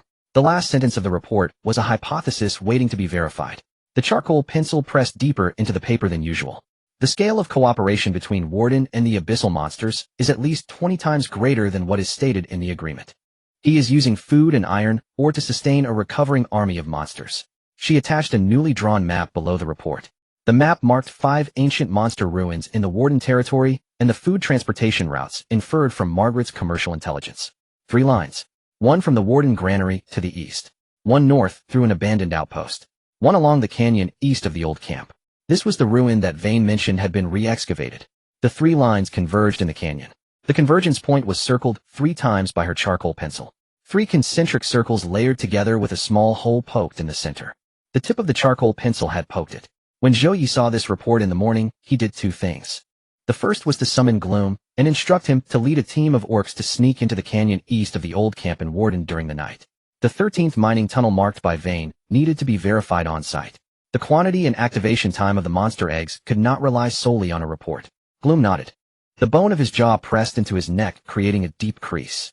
The second thing he did was insert a dark purple marking pin at the position of the Warden territory on the sand table. There were only 3 pins of this color on Sophia's intelligence wall. 1 was given to the church. 1 was given to the monsters. The third was, Warden is not our opponent. Zhou Ye looked at that dark purple pin. He is just waiting for the things he is allied with to reveal themselves. Vane left the Crimson Fire territory on the 4th morning. Before leaving, she performed the final test of the resonance stone.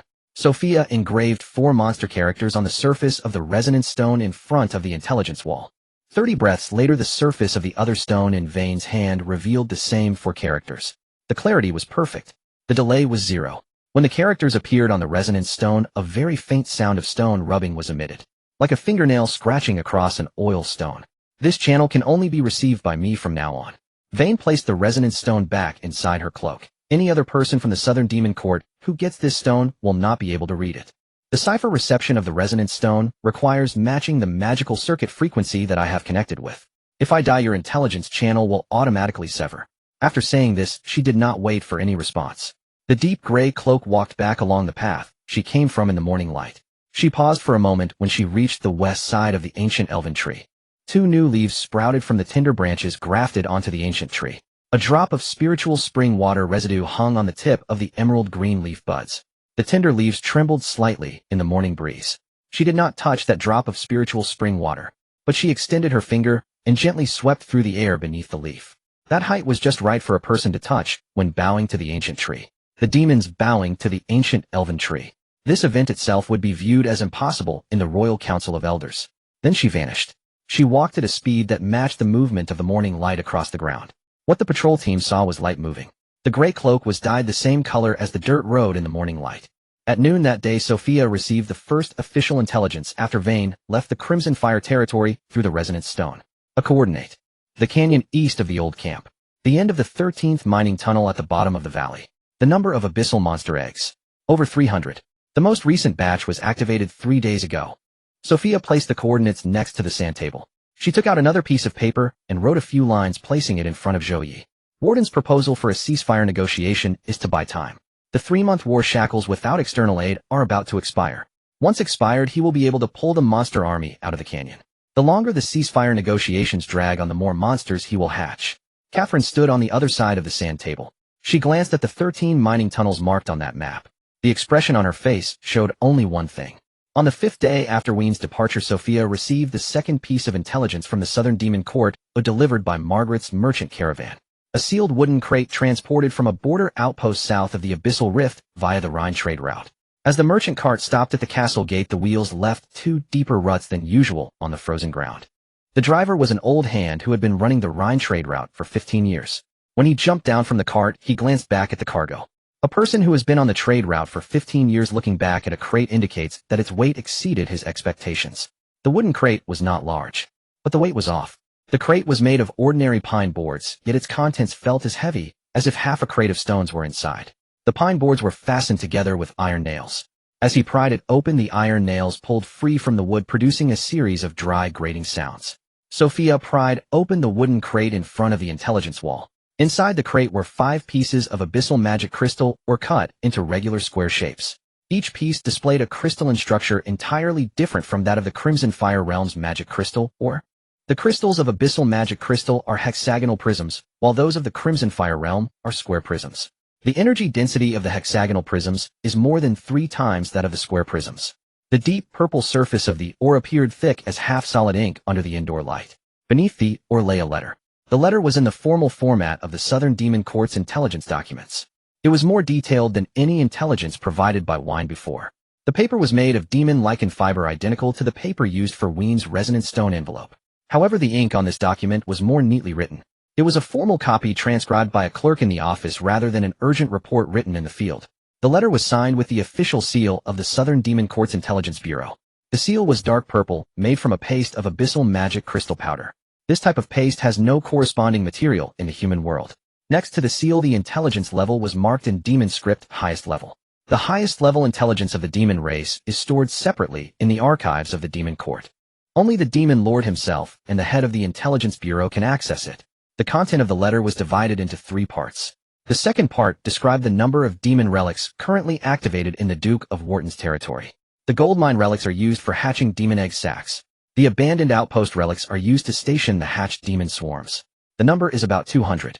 The number of egg sacs in the old camp's Eastern Canyon relics has been updated. The original 300 have increased to nearly 500 within 5 days. The newly added egg sacs each day were marked with numbers in red ink on the letter. The numbers are rising daily. On the first day, 20 were added. On the second day, 30 were added. On the third day, nearly 60 were added. The activation speed is accelerating. The third part. At the end of the letter, the Southern Demon Court's Intelligence Bureau added a separate judgment. The ink was different from the previous transcription. It was written directly by another person in a more forceful hand than that of the clerk. Each character had a hook at the end of its stroke. Based on the above data, Duke Wharton is executing a complete reconstruction plan for the demon swarms in the northern abyssal rift. The goal is to establish a legion of demons controlled by a human duke. According to the current hatching speed, the demon swarm in the canyon relics will reach the minimum combat scale within 20 days. By then, Wharton will possess the first non-human combat cluster commanded by a human within the borders of the Roselle Kingdom. Sophia read the letter from beginning to end 3 times. On the third reading, she traced her finger over a few lines in the second subsection of the second part. Her fingertip left an extremely faint trace on the parchment. That gesture was exactly the same as her confirmation gesture before placing markers on the sand table. Before marking the most critical data points, she would first use her finger for positioning. The Southern Demon Court is cleaning up its house. She placed the letter in front of Zhou Ye. Her finger pressed against the final official seal. The dark purple seal shimmered with a thin metallic luster under the candlelight. The wild demon swarms in the northern abyssal rift are not under the jurisdiction of the Demon Court. These demons are remnants of the fleeing soldiers from the Demon Civil War 3,000 years ago. The Southern Demon Court cannot manage them, but it does not wish to see them rearmed by a human duke.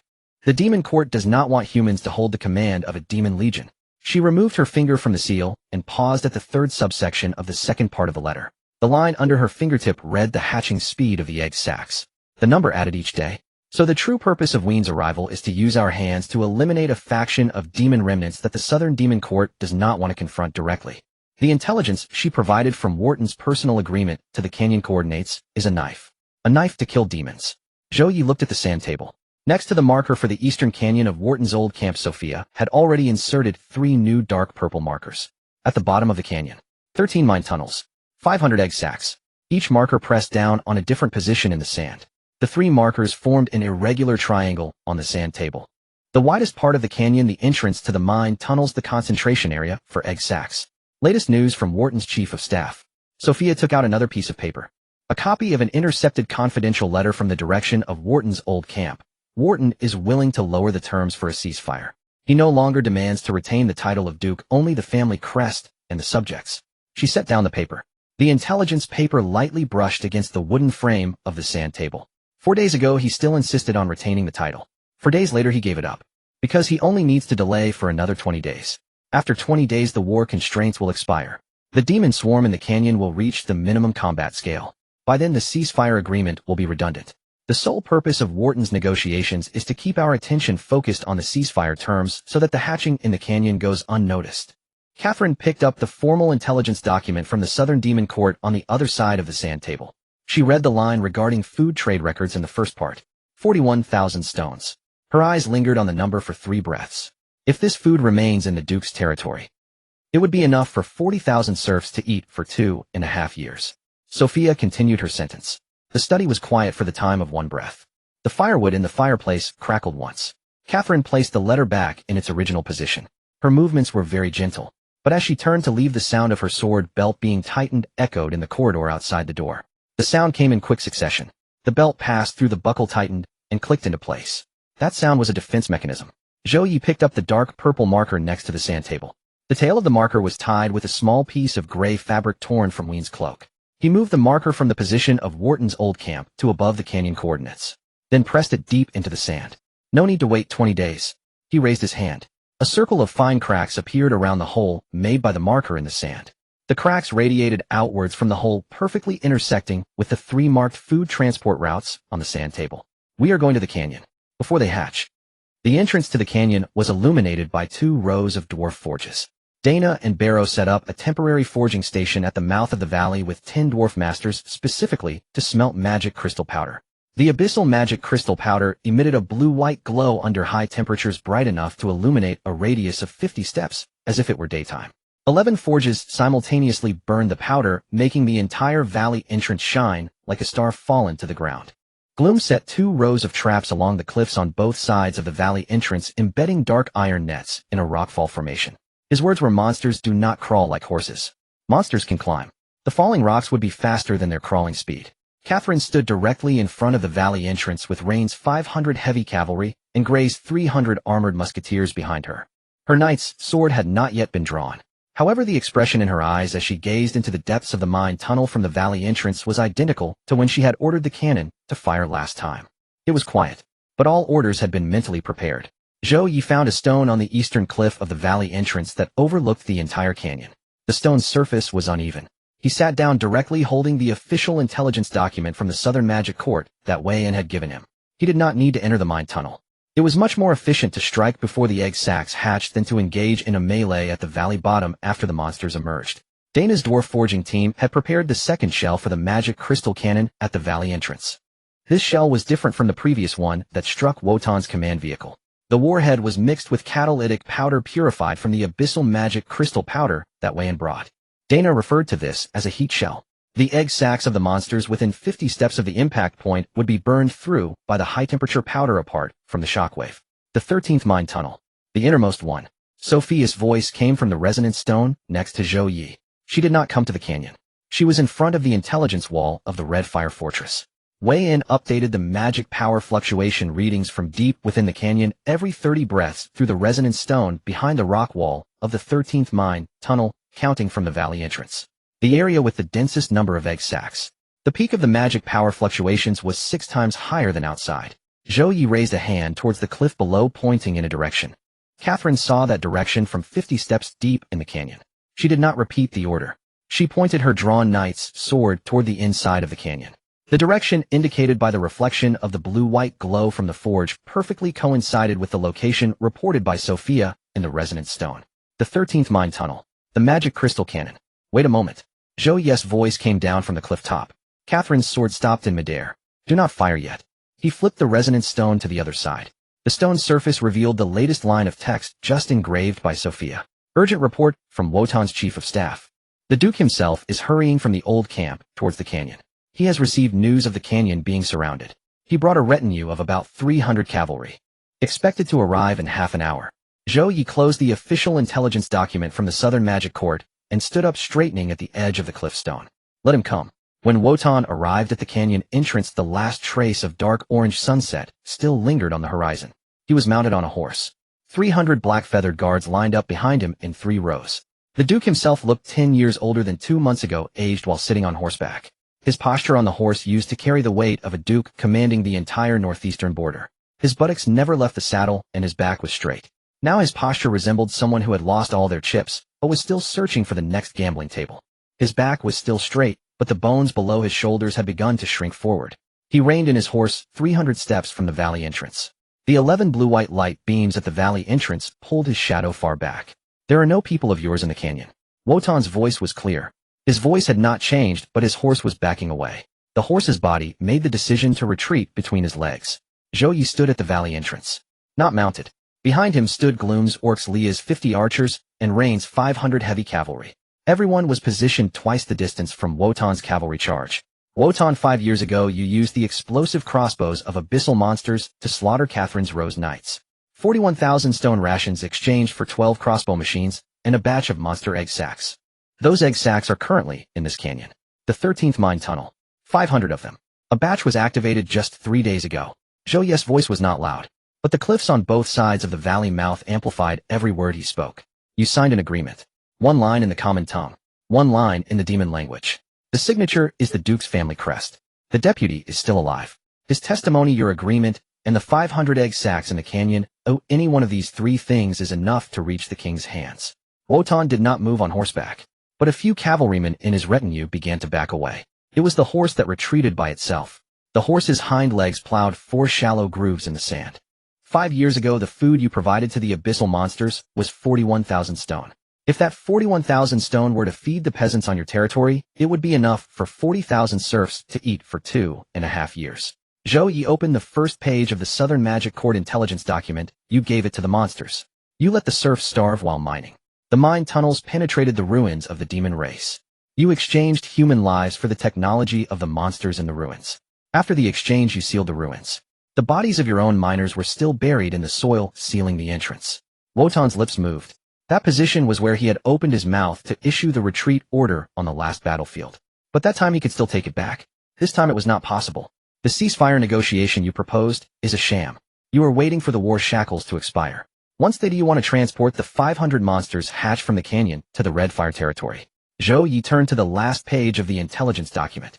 That page bore the official seal of the Southern Magic Court Intelligence Bureau. The Southern Magic Court does not intend to see you rebuild the Monster Legion. So they gave me the coordinates. Wotan placed his hand on the saddle. He needed to grasp a fixed point to steady him. You think your biggest secret is the agreement you signed with the demon race 5 years ago.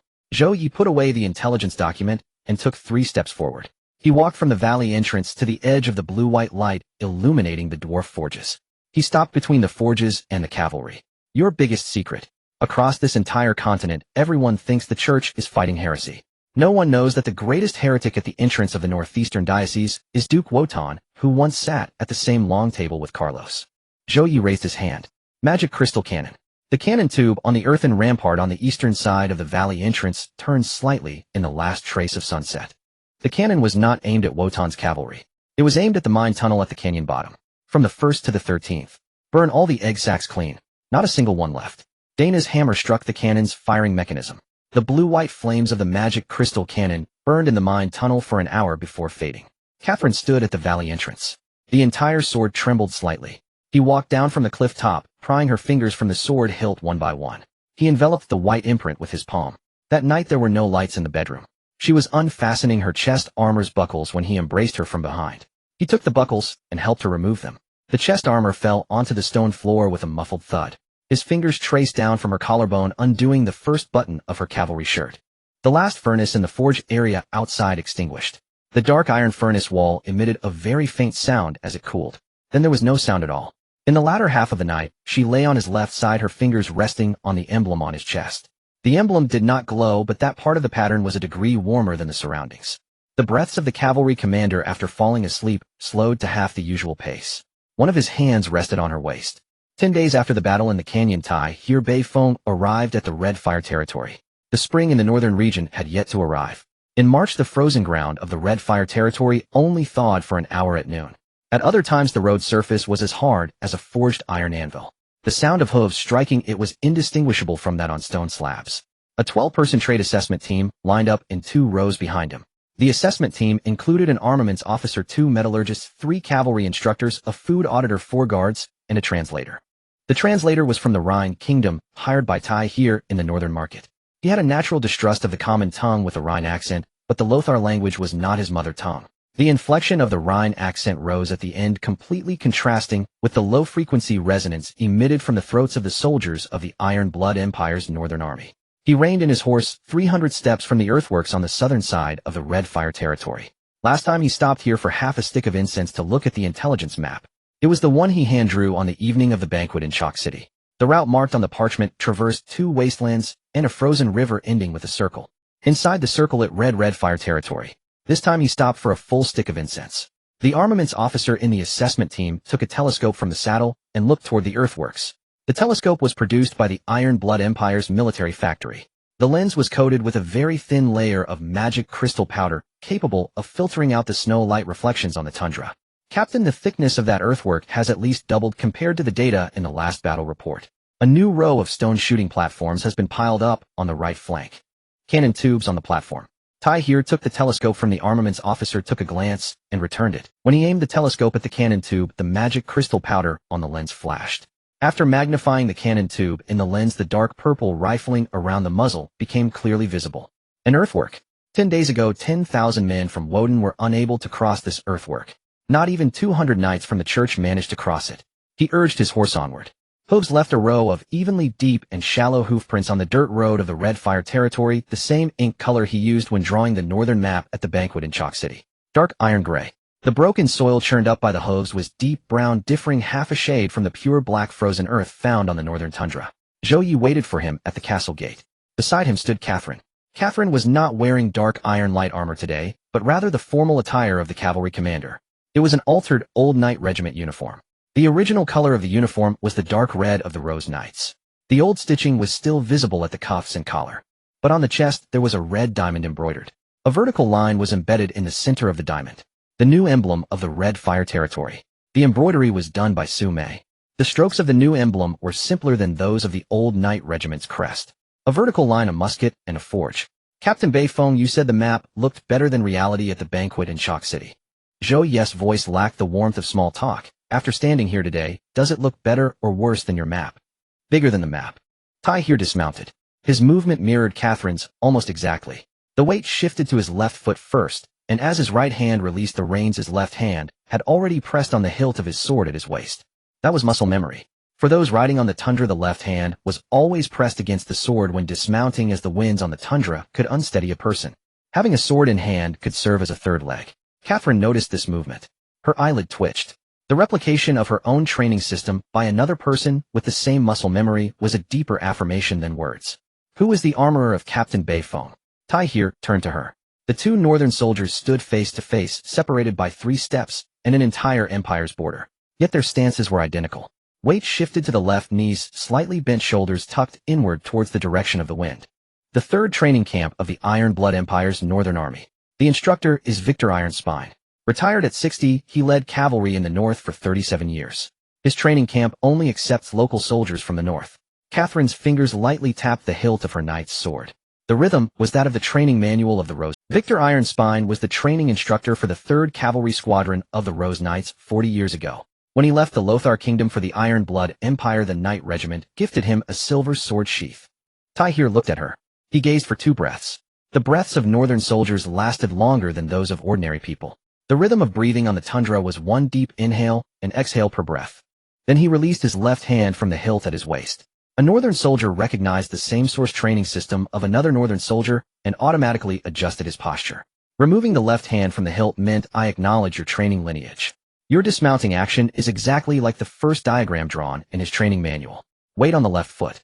Right hand off the reins. You too. Tai here's lips twitched slightly.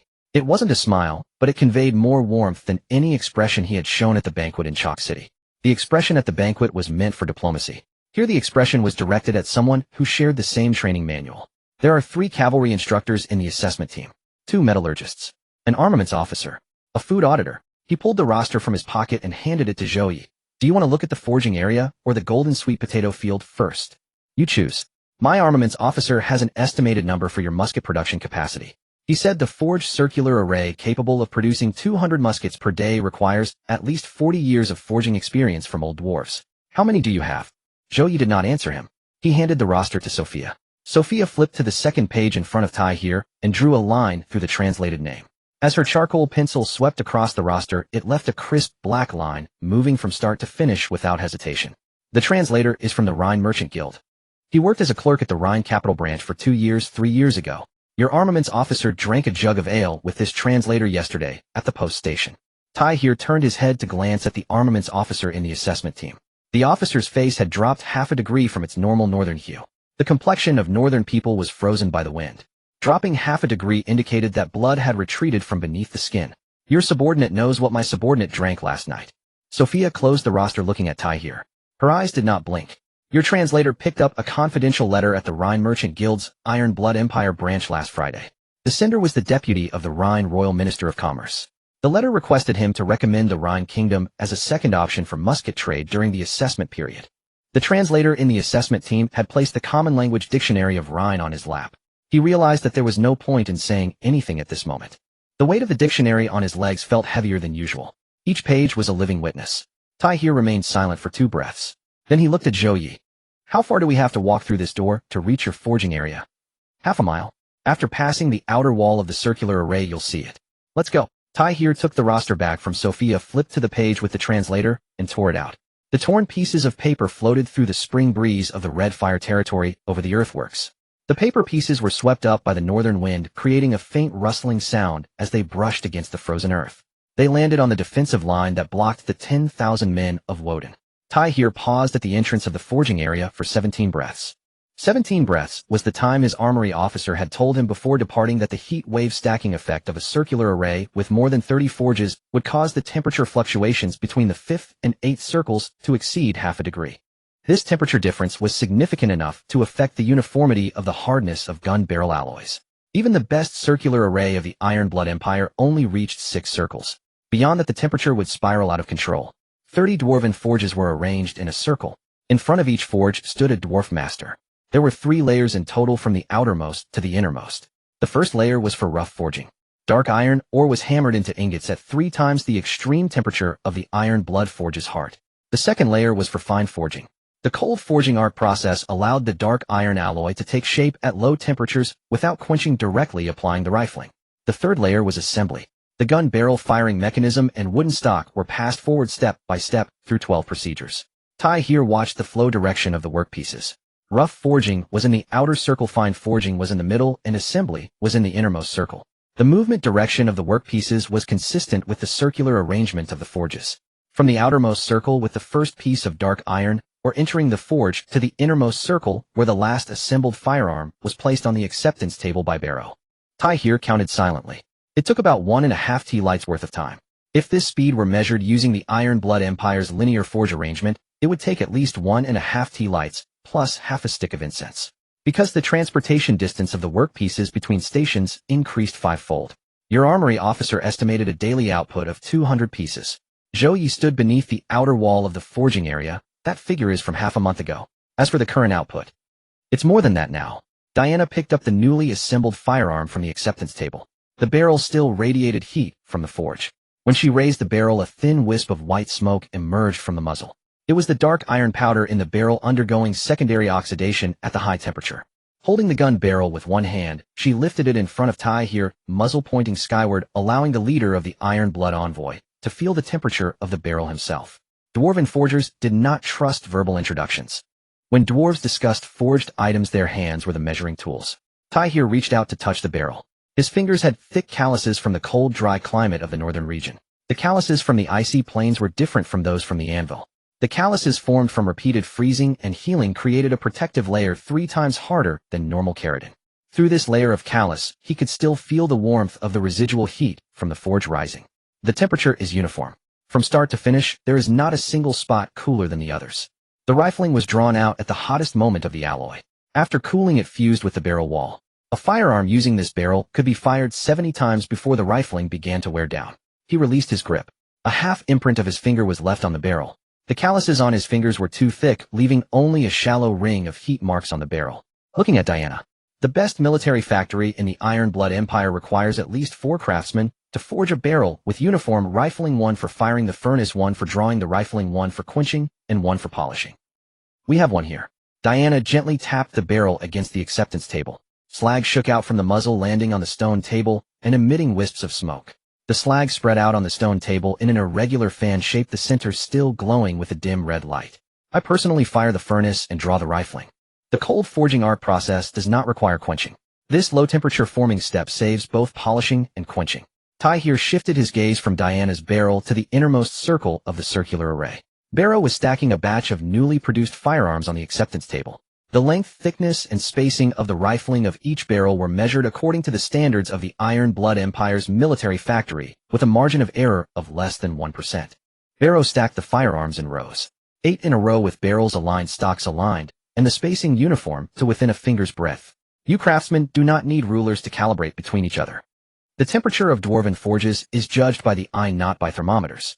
My uncle can accurately gauge the color of the furnace fire to within 10 degrees. The margin of error is no more than 1 barrel.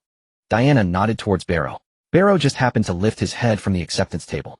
The soot on her uncle's face was so thick that his original complexion could not be discerned. Yet his actions of stacking firearms on the acceptance table were as deft as stacking plates and bowls in his own kitchen. The precision with which dwarves stack forged items is on par with that of humans measuring with rulers. The difference is that dwarves do not use rulers. After 200 years of wielding hammers, their hands themselves become the measuring tools. Taihe's armory officer stood at the entrance of the forging area without stepping inside. Armory officers of the Iron Blood Empire have the right to enter any military factory within the empire. Yet he stood at the entrance for half a minute without taking a step. His military boots pressed against the stone floor of the red fireforge area. The stone was engraved with dwarven runes, each groove reflecting the dark red glow of the forge's fire. The runes were in ancient dwarven forging language. The armory officer of the Iron Blood Empire did not recognize them, but he was familiar with the arrangement of these runes. It was of the same origin as the arrangement on the rune-quenching trays imported from the dwarven steel city by the Iron Blood Empire. Commander, the annual output of this forging area based on a daily output of 200 is approximately 70,000 pieces. The combined annual output of the 13 military factories across the Iron Blood Empire is 250,000 pieces. They are 1/30th. Yet they only have 30 forges. Our military factory has at least 60 forges in each. When the armory officer mentioned 30 forges, the tone carried a sense of professional dissatisfaction. A person who has managed military assessments for 20 years found that he was matched in output by a forging area with only half the number of forges. Tai here did not respond. He picked up another firearm from the acceptance table. This one was numbered CDSHQ00142. The delivery date was engraved on the stock. That day, A small piece of dark iron on the barrel and bore an inscription from the forging process Dark Iron Craft of the Red Fire region. Batch 3. The inscription was forged into the metal, not carved. The forged lettering protruded while carved lettering was recessed. The forged inscription indicated that the barrel had been marked before quenching. The marking and the barrel were at the same forging temperature. What does HQ mean in the number? Firearm. Diana pushed over another firearm with a different number nearby. CDSWD00089. WD stands for saber. A dark iron saber forged jointly by the Dwarven Steel City and the Red Fire region. Tai here placed the two barrels side by side back on the acceptance table. The space between the barrels was just enough to fit a northern soldier's palm. His palm rested between the two numbers for a breath. The dark iron barrel beneath his hand was still radiating heat from the forge. Do you have an export version in your numbering system? Diana did not answer him. She looked towards Zhou Ye beneath the outer wall of the forging area. Zhou Ye remained silent in his position, but he slightly raised his right hand half an inch. With his palm facing down and fingers together, this gesture represented weight in the forging agreement of the Red Fire region. Tai here did not wait for a response. He withdrew his hand from the acceptance table. A thin layer of northern sweat was left on the surface. The sweat from the icy plains. Entering a 400 degrees Celsius forging area from the sub-zero winds, the frost on his palm melted into water within 2 breaths and evaporated within 3 breaths. Only a layer of salt from the sweat remained on the table. Let's go. Look at the golden sweet potato field. As he turned to leave the forging area, his footsteps were slower than when he entered. The most crucial number on his military assessment form, the annual output of firearms. The original estimate was overturned by that numbering system. The batch markings in the number suggested that there was more than one product on the production line. The saber production line did not occupy the working hours of the firearm production line. Both production lines operated simultaneously within the same circular array. The Iron Blood Empire could not achieve this. In the Iron Blood military factories, each production line is independent. The furnace for forging firearms cannot forge sabers, and the furnace for forging sabers cannot forge firearms. The furnace temperatures are different. The process chains are different. The Red Fire region has integrated 2 chains into one ring. The night in the Chihua territory already carried the chill of late autumn. The fireplace in the castle's hall was stuffed with 4 thick logs, and the flames warmed the sand on the sand table, making it slightly hot. After inspecting the golden sweet potato fields, Tai here advanced the formal negotiations originally scheduled for 3 days later to that very evening. After viewing the forging area, his armory officer did something. He pulled out the production capacity comparison chart of the Iron Blood Empire's military factories that he carried, folded it twice, and stuffed it into the bottom of the saddlebag. Half of the sand table in the castle hall had been cleared. The dark purple marking pins that originally labeled the Woden Canyon had been removed by Sophia, and all the egg sacs in the canyon had been burned to ashes 11 days prior. Now only 3 markings remained on the sand table: the northern corridor, the dashed line drawn by Tai here, last time the circular array of the Chihua forging area, marked by a dark iron gray pin, and the Rhine trade route Margaret's yellow marking line. The sand on the sand table was coarse river sand excavated from outside the Chihua territory. As Tai here's fingers traced across the sandy surface, the soft sound of sand rubbing against the edge of the parchment was particularly clear in the quiet hall. Tai here stood on the northern side of the sand table. He unfolded a folded piece of parchment. Written on the paper were the garrison positions of the 12 legions of the Iron Blood Empire in the northern region, the names of the commanders, and their relationships with the royal family, which overlapped 80% with the intelligence from Vane regarding the southern demon court. But he drew something that Vane had not: the 3 main routes of the northern barbarian tribe's winter descent. Zhou Ye's gaze paused for a moment at the intersection of the 3 routes. That area was in the middle of the frozen soil plain, densely packed with marked tribal camps of the barbarians. The northern region of the Iron Blood Empire is plundered by the barbarians every winter. The barbarians are composed of hundreds of scattered tribes without unified command. However, their plundering routes are the same every year: 3 routes. The northern coastal ice path, the central frozen soil plain, the southern dwarven mountain ranges, northern foothills. His finger traced down from the northernmost point of the 3 lines, stopping in the middle of the frozen soil plain. The parchment under his finger had been folded repeatedly at that spot, the creases being twice as deep as in other areas. This was the place Tai here had studied the most. The cavalry of the Iron Blood Empire could not intercept the barbarians on the frozen soil plain. The barbarians' mounts are a kind of long-haired beast infected by the corrupted air of the abyssal rift, twice as strong as horses. They can smell iron from 10 miles away in a blizzard at -40 degrees. The cavalry's horses will turn back when they catch the scent of the long-haired beasts in the storm. He pushed the parchment in front of Zhou Ye. Your firearms do not need to smell anything in the storm. The range of the firearms is 3 times that of the cavalry, allowing them to shoot down the first line before the barbarians' long-haired beasts reach charging distance. The long-haired beasts that fall in the first line will block the charging routes of all the following barbarians. You want to buy firearms for the Northern Legion's Zhou Ye said, looking at the barbarian route map. His finger gently pressed on the midpoint of the frozen soil plain. It is about sharing production capacity. Tai here took out another sheet of paper from his pocket. This sheet was 3 times thicker than the first draft of a technical exchange agreement.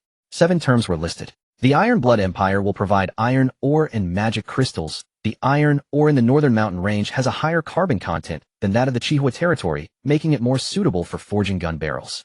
The Zhou Ye territory will provide forging techniques and a manual for basic dark iron forging, excluding alloy formulas and rifling processes. The Iron Blood Empire will provide a cavalry tactics manual summarizing 300 years of cavalry tactics against barbarians, demons, and elves. The Zhou Ye territory will provide Northern Joint Defense, sending a cavalry instructor team to the Iron Blood Northern region for exchange training. Tai here looked at Catherine when he read the 4th term. Originally, the military department of the Iron Blood Empire wrote that both sides will station a cavalry squad in each other's territory for defense, but my suggestion is different. Stationing means a division of command. The command chain of cavalry from 2 different nationalities on the same position will always be problematic. I changed it to exchange cavalry instructor teams, which do not bring troops, but only training outlines. Catherine remained silent. Her finger stopped at the location of the northern corridor on the sand table. She felt that the sand in that area was cooler than elsewhere. The location of the northern corridor is near the entrance of the hall, where the night wind blew in through the cracks of the door, lowering the temperature of the surface sand by a few degrees. How long is the exchange cycle? Every season it rotates once. 3 instructors each time. My Northern Legion will provide 3 sand tables for cavalry tactics, frozen soil, mountainous terrain, and snowfields. You will provide 3 maps for the firearms formation, ambush, frontal defense, and city defense firearms. Add 1 more. Catherine's finger pressed on the marking line of the northern corridor. Her finger pressed a very shallow indentation into the sand, the edges of the indentation being neat, a stability she developed from long practice with the sword. Cavalry charge tactics. Teach the cavalry how to cut in from the flanks immediately after a volley of firearms, leaving no time for the enemy to regroup. This set of tactics was used by my subordinate Rain in the canyon battle 11 days ago. The effect was that after the command vehicle of the enemy cavalry was blown up, their left flank was breached. Tai here mentally replayed the tactics Catherine described for about 3 breaths. His military training in the northern region allowed him to directly transform a piece of text into a battlefield sand table in his mind. His eyelids drooped slightly, a habitual motion when assessing the feasibility of tactics. His armory officer had noted this detail in the military training records. Deal. But I have an additional condition. The Commander-in-Chief Catherine must personally come to the Iron Blood Northern region to lead the first session of the Cavalry Charge Tactics course. In winter, during the coldest month, Catherine glanced at Zhou Ye, who did not answer for her. The corner of her mouth moved slightly. That arc was so shallow that only someone who had been watching her could perceive it. Then she turned back. She placed her finger in the empty space of the 4th clause of the Iron Blood Envoy Agreement draft, where the specific personnel list for the exchange instructor team was to be filled in. She picked up Sophia's marking pen and wrote her name in the first phase of the instructor team. As the pen tip glided across the parchment, it emitted a very faint scratching sound. Everyone in the hall heard it. After finishing, she set the pen down at the edge of the sand table. The 7th clause of the Knight's Code. For promised training, the instructor must stand on the training ground before the trainees. Tai here looked at that line of text. He reached out to fold the parchment neatly and put it back in his pocket. The speed of his movements was the same as when he counted the forges at the entrance of the forging area, neither fast nor slow. But every motion was being counted. The draft agreement I originally brought had 7 clauses. Now only 2 clauses remain to be discussed. What are the last 2 clauses? Zhou Ye asked. Magic crystal cannons. And the rite of passage through the elven ancient forest. The firewood in the fireplace crackled. Sophia pulled out a marking pin originally placed on the intelligence wall, marking the Silver Moon elven ancient forest. The silk attached to the pin glimmered coldly in the candlelight. That cold light traced a line across the sand table between the Iron Blood marking area and the Rhine marking area, like a new route not yet drawn on the map. Zhou Ye pulled up the last pin marking Woden Canyon from the sand table. The tip of the pin still carried the dark purple dust left over from the battle 11 days ago. He placed the pin aside. The dust fell from his fingers in the candlelight, landing in the blank area of the sand table. These 2 clauses. We will discuss them tomorrow. Outside the window, the night wind swept over the earth mound faintly, transmitting the sound of hammers from the forging area in the distance. The night in the Zhou Ye territory was never quiet. The next day's negotiations were held in the dwarven stone cottage beside the forging quarter, Daina's workshop. The walls had been built by Ba Luo from dark iron slag mixed with volcanic rock. Insulated against heat, sound, and magical detection, the cottage was secure. Mi Rian swept its exterior with an ancient elven sensing gift and delivered a single verdict: conversations within these walls are imperceptible to any sensing magic within 3 li. Tai here sat before a low table forged from dark iron ingots at the cottage's center. 3 items lay spread upon it. On the left were 7 draft clauses from the Tai Shui Empire. On the right were 5 amendment clauses from the Qihua territory. In the center lay a dark iron firearm just taken down from the inspection stand stamped CHQ00150. Zhou Ye sat opposite the low table, Kai Se Lin standing behind him. Suo Fei occupied a small stool in the corner, a resonant stone set before her. This was how she recorded the clauses, each line written twice, once in the common tongue and once in cipher, cross-checking the two. About the crystal cannon. No public inspection. No export.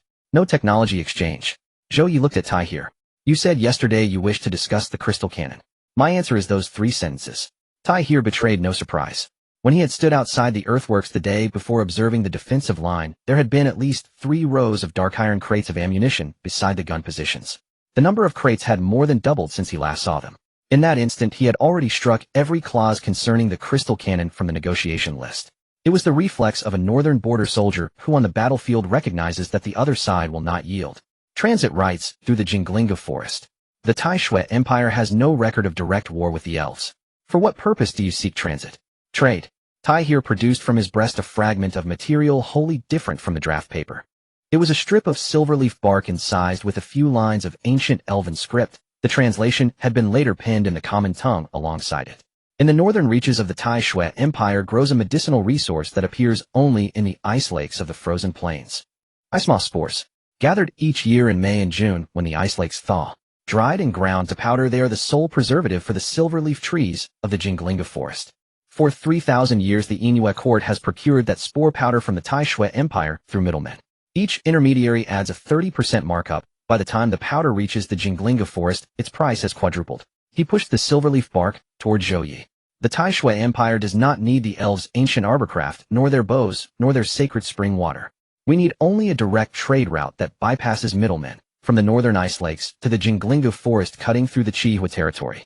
If the neutral commercial district of the Qihua territory can guarantee the route's security, the annual savings the Tai Shui Empire gains by avoiding middlemen can be converted into a firearms foreigner price differential to negotiate with you.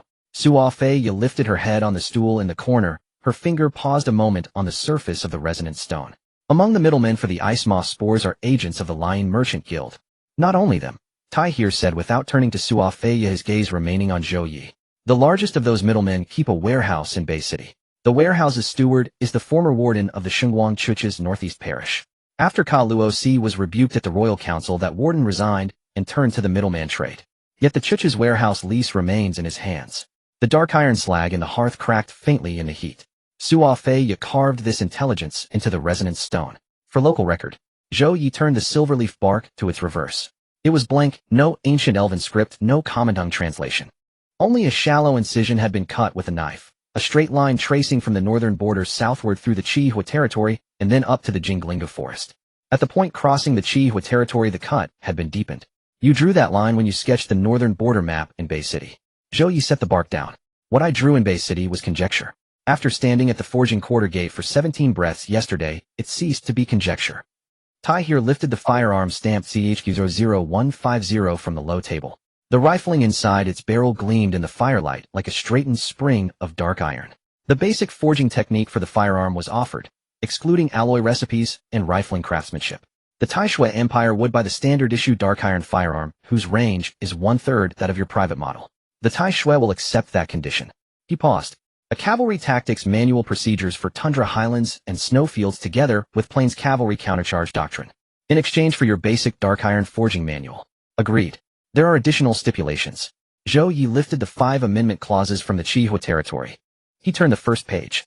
On the back was a line of dwarven runes Dai Na had added that morning. A translation lay beside them. Export pistols shall be assigned a separate serial sequence. Serial prefix CDSTX UTX denotes Tai Shui export. Export barrels will be formed from the standard or of the dwarven steel citadel and given a low-temperature cold forging arc. Their range will be 2/5 of the original service life and shots will be halved.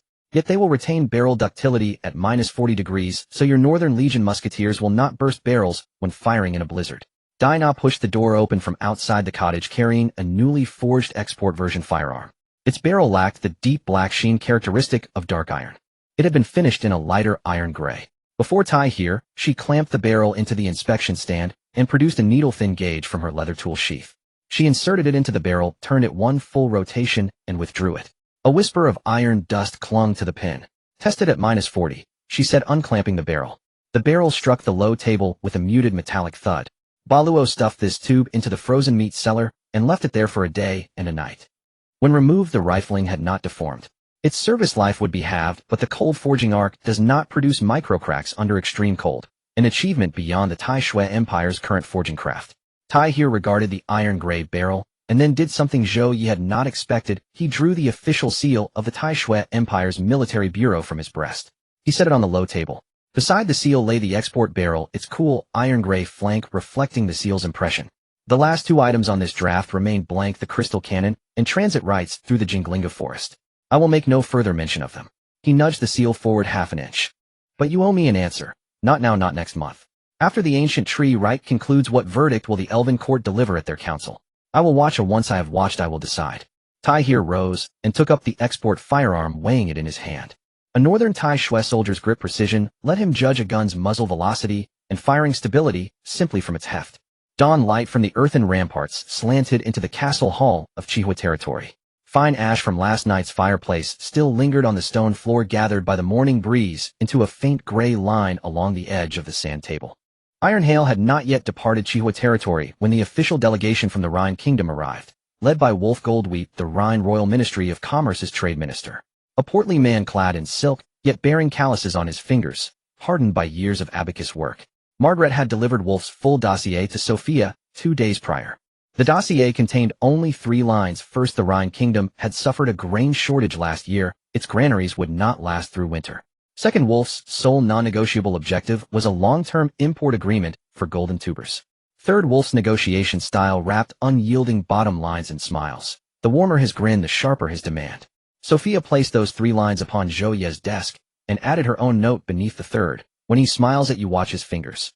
He relaxes them when he does not smile, but when he does, they dig deep into his palms. Zhou Ye read her. On the second reading, his thumb traced the edge of the slip once slowly. Wolf Goldwheat smiled the moment he laid eyes on Zhou Ye at the entrance of the castle hall. His smile was warm, just like the golden wheat embroidery adorning his silk robe. Morning light streamed diagonally through the eastern window, bathing the stone floor at the threshold in soft gold. Wolf stood bathed in that light. The embroidered wheat stalks shimmered with layered warmth, their hues shifting subtly in the sunlit glow. Baron of Chihua, I heard of your golden tubers in the Rhine capital, harvested monthly yielding 3,000 gene per mu. After last autumn's harvest, we have 4 months until the next grain yield. If our granary reserves were but a single cup of water, those 4 months would allow us only half a cup to drink, leaving the other half dry, our lips parched as we wait. His laughter echoed softly through the hall. Zhou Ye did not smile, but he ordered chairs brought for the Rhine delegation, low stools from the storeroom beside the kitchen, the very kind old Tom used while weighing grain. Wolf glanced at the stools, his smile unwavering. He sat first, lowering himself exactly as old Tom did, hips first, elbows braced firmly on knees. The hem of his silk robe trailed onto the floor, gathering a fine layer of Chihua's native dust, a delicate, tenacious powder utterly unlike the grit of Rhine's royal pavements. You two began by weighing grain, Zhou Ye said, seated across from him. Before becoming trade minister of the Rhine Kingdom, you served as grain auditor for the Rhine Merchant Guild. 12 years. Each autumn you sat at the granary gate, abacus clicking, until winter emptied the silos, and the beads fell silent. Wolf tapped the callus on his right thumb.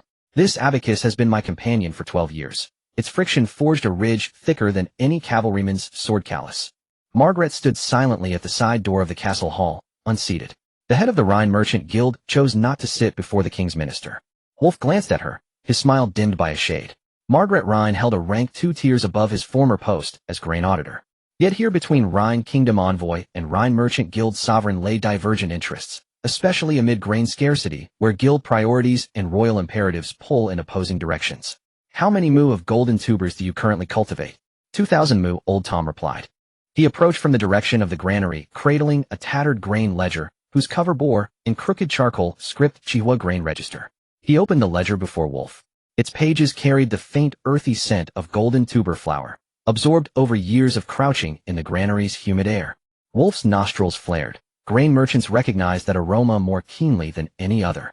He turned to page 400 and onward. Yield records for golden tuber fields. 2,000 mu. Harvested monthly. Each cycle yields approximately 6 million gene. After deducting consumption by Chihua territory, seed reserve shipments to the Dwarven Steel City and barter with the Elven tribes for medicinal herbs, monthly surplus stands at roughly 4 million gene. Of that 4 million gene, 2 long-term contracts are already secured. Exportable volume remaining approximately 1.5 million gene. Wolf studied the uneven charcoal numerals scrawled across the page. His finger traced lightly beneath the figure 1.5 million gene, a motion perfectly synchronized with his earlier claim 12 years of abacus discipline. His fingertip moved across the digits at the precise rhythm of bead calculation. His mind performed division, 3-digit operands instantaneous. 1.5 million gene sustains the Rhine Kingdom for roughly 10 days. 10 days. Old Tom flipped to the next page. But if you carry golden tuber seed stock back home, and your soil proves fertile, your own yields will begin after 1 harvest cycle. Wolf withdrew his finger from the ledger. His smile receded further. This was the condition he truly sought: seed stock and cultivation knowledge. Should the Rhine Kingdom succeed in cultivating golden tubers, monthly harvest 3,000 gene per mu, its entire grain architecture would be rewritten within half a year. At what price do you sell seed stock? We do not sell it. Zhou Ye rose, stepping beside Old Tom to close the ledger. A whisper of golden tuber flower lifted in the sunbeams streaming through the window as the cover snapped shut. Seed stock and cultivation techniques are reserved exclusively for signatories of Chihua Territory's Alliance Special Supply Agreement. Only formal allies receive them. You are trading partners, not allies. Wolf's smile vanished entirely. His fingers pressed sharply in. Sophia, observing from the far side of the sand table, noted the gesture precisely as foretold in her memorandum.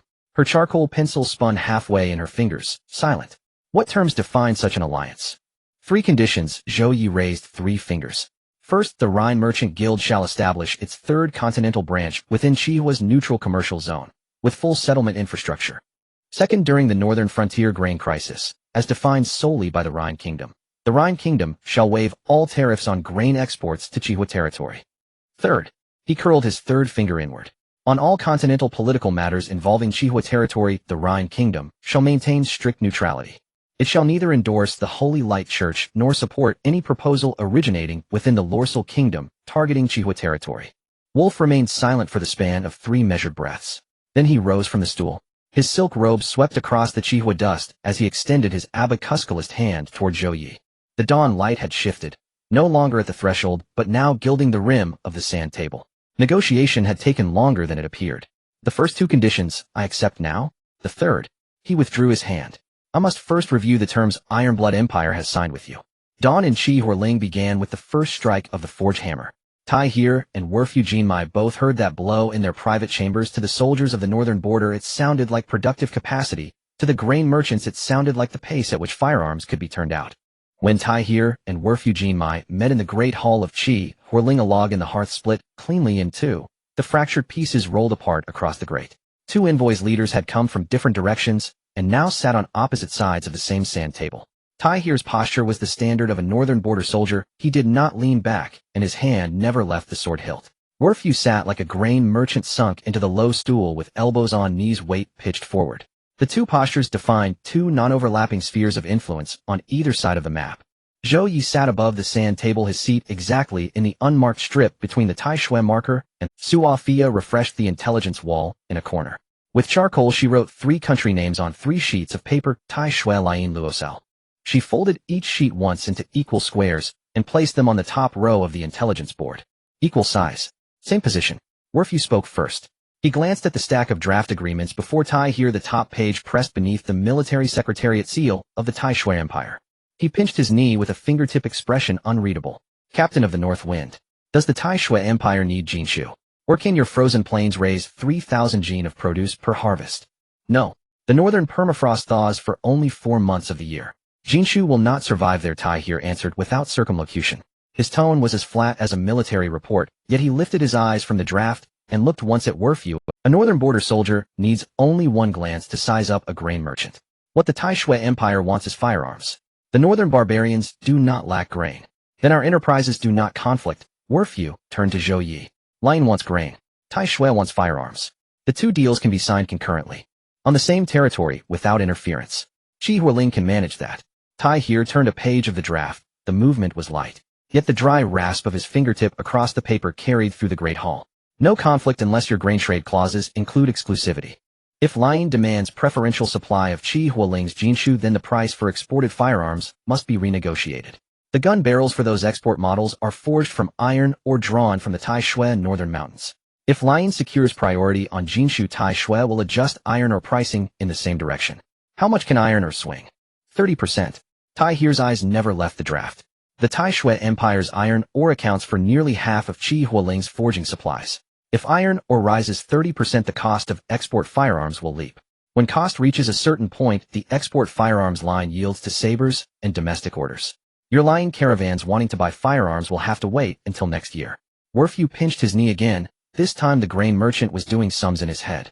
A 30% rise in ore implies at least a 20% rise in firearm export prices. If Lion wants grain and an accompanying allotment of firearms, the total trade cost would cross a threshold he could not justify to the royal court. A thin film of sweat purled on his brow in the hearth's heat. Lion does not need firearms. Werfu delivered the sentence plainly. But after he spoke, he glanced at Zhou Ye, the man seated at the head of the sand table. What I need are seed tubers and planting techniques.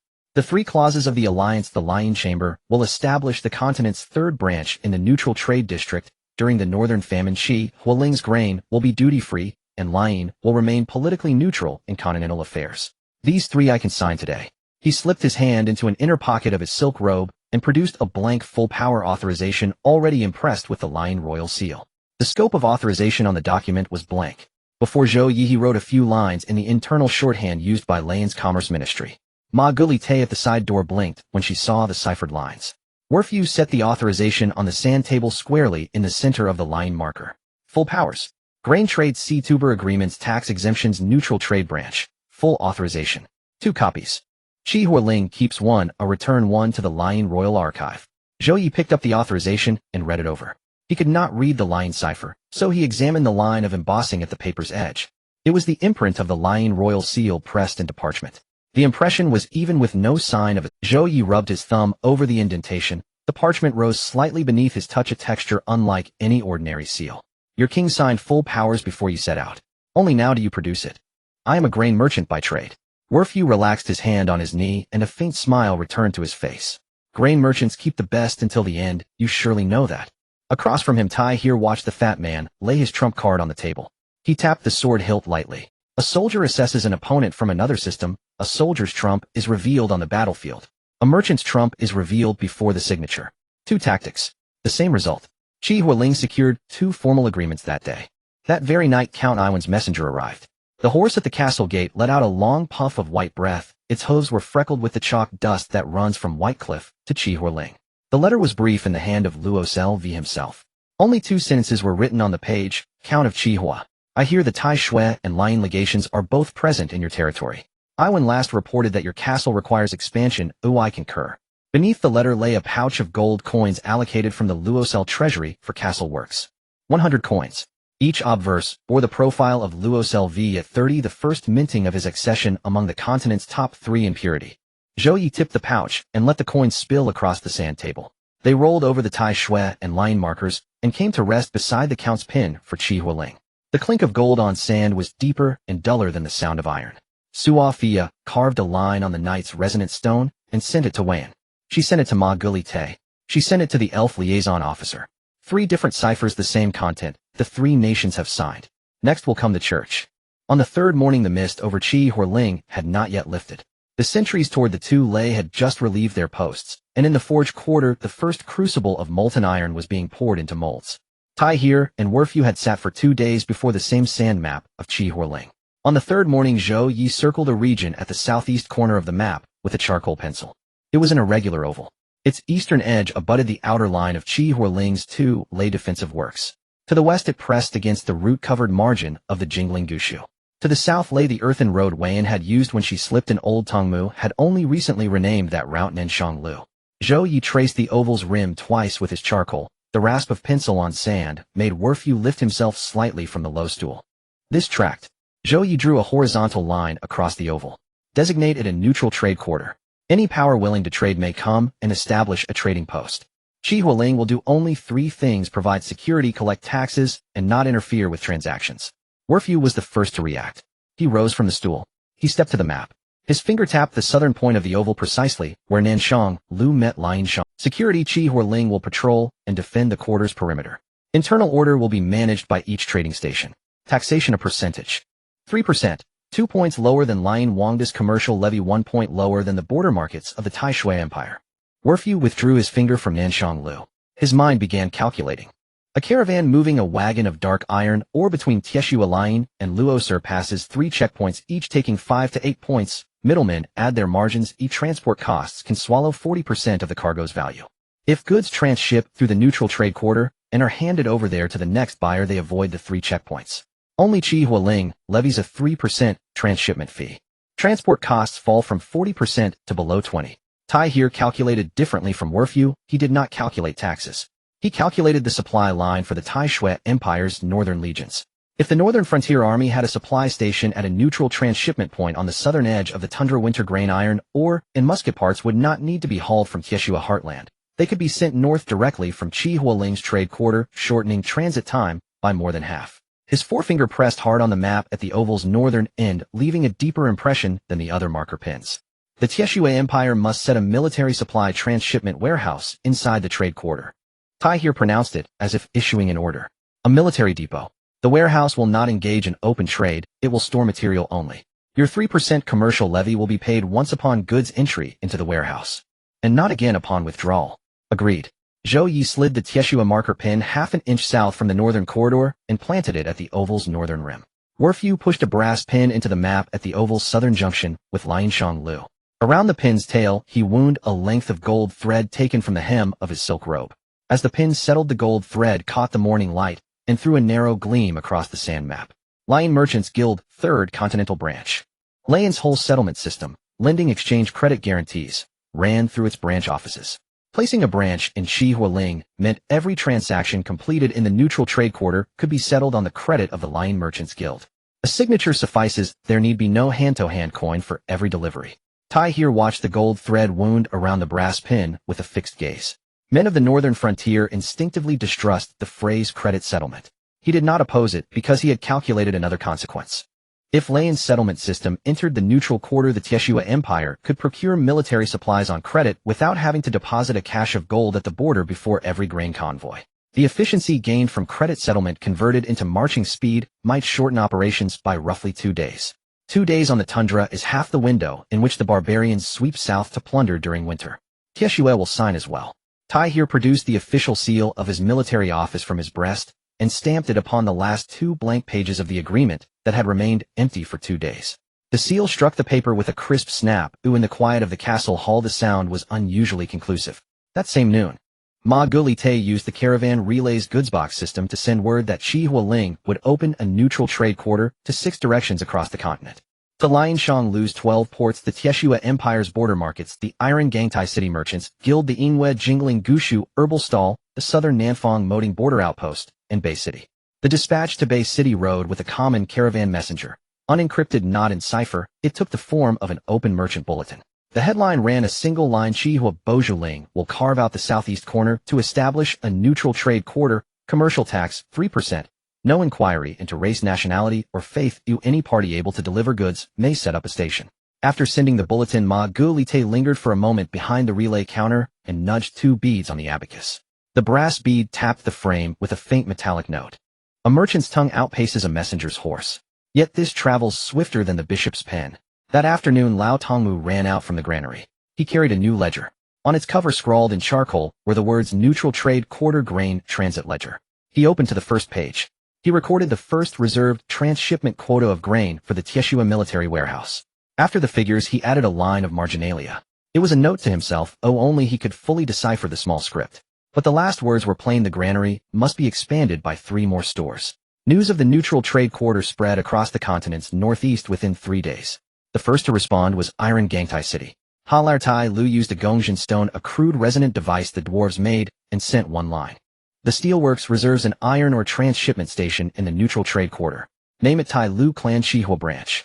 The second response came from the Inue elves. Mi Ruyan in the name of the jingling Gushu hung a wooden sign at the door of the Haesong Bulyuo herbal stall. The board was carved from a branch shed during a grafting rite. The same line was inscribed on the plank in both the ancient Elven script and the common tongue. The wood still held the damp of the ancient tree's roots. The edges of the Elven letters gleamed with a faint silver-green luster. Silverleaf bark, ancient tree herbs, spring water samples. Export to the trade quarter, no questions as to the buyer's race. The third reply arrived as a single message. Suafia received it upon her Gongjian stone. Wayan sent it from the southern Nanfang moating. After 30 pulses of magical crystal dust, a line of demonic script rose upon the stone's face. Suafia translated the message and copied the text onto a slip of paper barely half a sentence long. She placed it before Zhou Ye. The Demon Lord asks, is the neutral trade quarter open to the caravans of Nanfang moating? On the 7th dawn since the opening of the commercial district, the earthen road in the southeastern corner of Chihua territory bore wheel ruts twice as deep as those from a week prior. Caravans from all corners had pressed layer upon layer of intersecting grooves into the sandy soil, each groove still cradling the morning's dew. 7 days after the neutral commercial district opened, Sophia inserted her 27th marker pin onto the intelligence wall, designating commercial presence.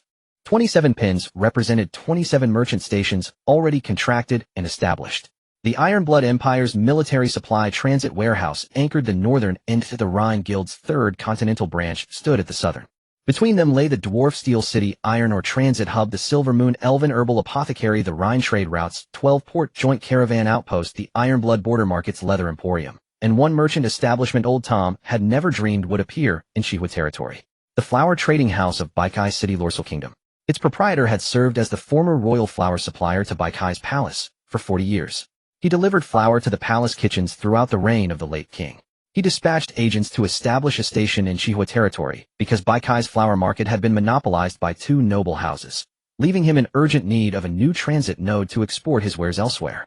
On his application form, he stated a disarmingly honest rationale: Chihua territory's mercantile tax is 5% lower than Baikai's. I've calculated it reselling each cartload of flour to the Ironblood Empire yields 3 additional silver coins. Old Tom cared little for those 3 silver coins, but he noticed the flour merchant's warehouse stored only refined white flour, the fine snow-white variety, reserved for Baikai's nobility, not the coarse golden sweet potato flour common in Chihua. He hefted the sack in his hands 3 times. Through the coarse burlap, the fine white flour exuded a crisp, dry aroma of wheat, utterly distinct from the faintly sweet, earthy scent of golden sweet potato flour that clung to the granaries. Old Tom's nostrils twitched.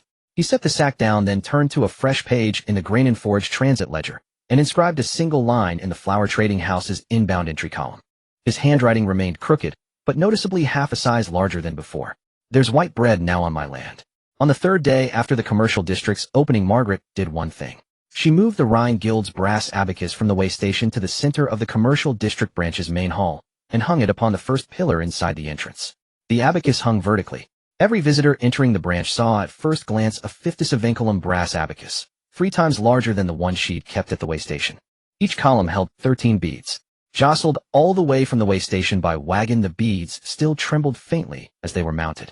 The delicate metallic chime of colliding beads reverberated across the hall for several long moments before fading into silence. This abacus has hung in the Rhine Guild for 4 generations. Margaret stood beneath it, her fingers brushing the lowest bead. The first generation hung in Rhine's cap. The second was relocated to the Ironblood Border Market. The third rotated among the 12 port caravans for 6 years. The fourth, the bead swayed twice then stilled, hangs now in Chihua territory. The Silver Moon Elven Herbal Apothecary occupied the western edge of the commercial district, modest in scale. Its doorframe was hewn directly from a single ancient trunk transported from the Blackpine forest. Only one object hung upon the door, a wooden plaque, carved by Miriam. Beside it sat a sapling of the elven elder tree, sprouted naturally from a seed that had drifted down during the grafting ceremony, not grafted from any Blackpine trunk. Miriam declared the sapling devoid of magic, rootless, unbound to arcane currents, merely an ordinary silverleaf sapling. Yet throughout its days standing at the shop's threshold, every passerby instinctively slowed their pace. The sapling's innate pale golden sheen under sunlight compelled glances, compelled pauses, and those who paused often stepped inside to browse. Ironblood and Rhine goods each claimed half a street within the commercial district. Ironblood leather, iron, ore, and spores harvested from the northern glacial lakes piled high on the eastern side. Rhine textiles, wines, spices, and codices filled the western. Between them rested dwarf-forged ingots and elven herbs. For origins, 4 commodities, aligned side by side upon the same row of shelves in Chihua Territory's commercial district. When Grum returned from his Earthenbank patrol, he passed through the commercial district. His Orcish nose twitched amid the mingled scents of iron blood leather and rind spices. The raw tang of cured hide clashed violently with the cloying sweetness of perfumed oils, a sensory duel unbearable to an orc's olfactory senses. Then he halted before the flour trading house, lowered his broad shoulder-widening head, and purchased a loaf of white bread from the low counter, specially designated for non-human patrons. Afterward, he tucked the loaf into his beast-hide armor. At the third defensive rampart's turning point, he split it in half and handed one portion to Ren, who was relieving guard duty. Human grain. White. Not golden sweet potato. Ren took a bite, the rhythm of his chewing far slower than when consuming standard-issue rations. The white bread yielded softly in his mouth, unlike the dense fibrous hardness of military rations that demanded tearing with teeth. That very night, Sophia aligned commercial and military markers on the intelligence wall, 27 merchant station pins alternating with 8 defensive line pins upon the sand table. Each gap between pins had been measured precisely by her fingertips, every inch calibrated to compute the shortest possible response time from commercial district to frontline defenses. Zhou Ye studied the row of pins. Minimum response time. From any merchant station in the commercial district to the nearest musket battery position, no more than 1.5 teacups duration. That was over half the time it had taken Wharton's last charge from camp to Earthenbank. Zhou Ye extended his hand and pressed down, firmly, upon the central pin Chihua Territory's own tax collection kiosk embedded deep into the sand. Tomorrow, post the conscription notice at the commercial district's entrance. Eligible recruits, those who purchase land and open shops here, those who complete 3 or more transactions within the district, or those who wed local women of Chihua Territory. Any single criterion qualifies one for enlistment, and quotas are unlimited. Catherine recorded this order beside her updated schematic of the 8 defensive lines. Beside the column labeled Total Defensive Personnel, she added a plus sign. Her charcoal pencil paused mid-stroke, the symbol denoting not merely numerical growth, but an entirely novel paradigm of military expansion. That evening, the commercial district's lanterns burned well into the night. Merchant banners fluttered softly in the nocturnal breeze, the rustle of cloth against flagpoles blended with tongues of countless races, woven together above Chihua Territory's southeastern quadrant into a soundscape never heard before. Sophia updated the commercial district map on her intelligence wall once more. The 27 merchant station pins distributed precisely across the elliptical boundary Zhou Ye had originally traced upon the sand table. The envoy from the church headquarters arrived at the Chihua Territory on the 10th day after the opening in the commercial district. He was directly dispatched from the College of Cardinals. He held the rank of chief steward dressed in a standard deep gray steward robe from headquarters. The fabric of his robe was thicker than that of Carlos. The white edges of the cuffs were embroidered with an additional line of silver thread. His level of dispatch did not require approval from the local diocese. He reined in his horse outside the earthen fortifications on the southern side of Chihua Territory, less than 20 paces from where Tai Hell had initially stopped. He looked at the flagpoles in the commercial district behind the defense line. There were 27 flagpoles. 27 flags from different businesses. Not a single one was the Church's cross-star flag. Sophia had already obtained his background information before the envoy's arrival through a copy of a file that had leaked from the Church's document review station in the Chalk City via Margaret. The file contained 3 pages of records about this envoy.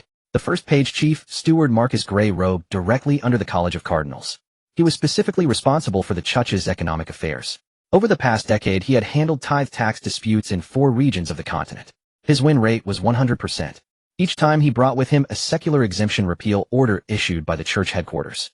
As long as he determined that a certain territory's commercial activities infringed upon the Church's religious tax rights, he had the authority to declare the secular exemption void on the spot, without needing the king's approval, without needing the Privy Council's consent. The second page, recent cases handled by Marcus. A year ago, a count's territory on the border of the Iron Blood Empire attempted to review the Church's commercial tax collection. Marcus completed the entire process from issuing a notice to revoking the exemption within 3 days. The count still held his title, but half of the commercial establishments in his territory had already been vacated. The third page, Marcus and Carlos entered the church seminary in the same year, sharing the same dormitory. Carlos' dormitory number was the 4th room on the 3rd floor of the northeast building. Marcus was next door in the 5th room. They were classmates, but from different factions. Carlos relied on the religious scrutiny powers that constrained the local nobility in the northeast diocese.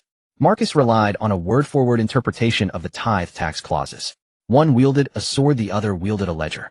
Zhou Ye met with Marcus in the castle hall. Catherine stood to his left. Sophia stood in front of the intelligence wall.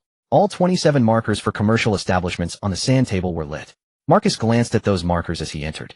His gaze lingered momentarily on the brass marker of the Rhine Chamber of Commerce. Count of Chihua. The Church's concern is not due to your contact with the demon race. Marcus placed this statement first. His voice was entirely different from Carlos.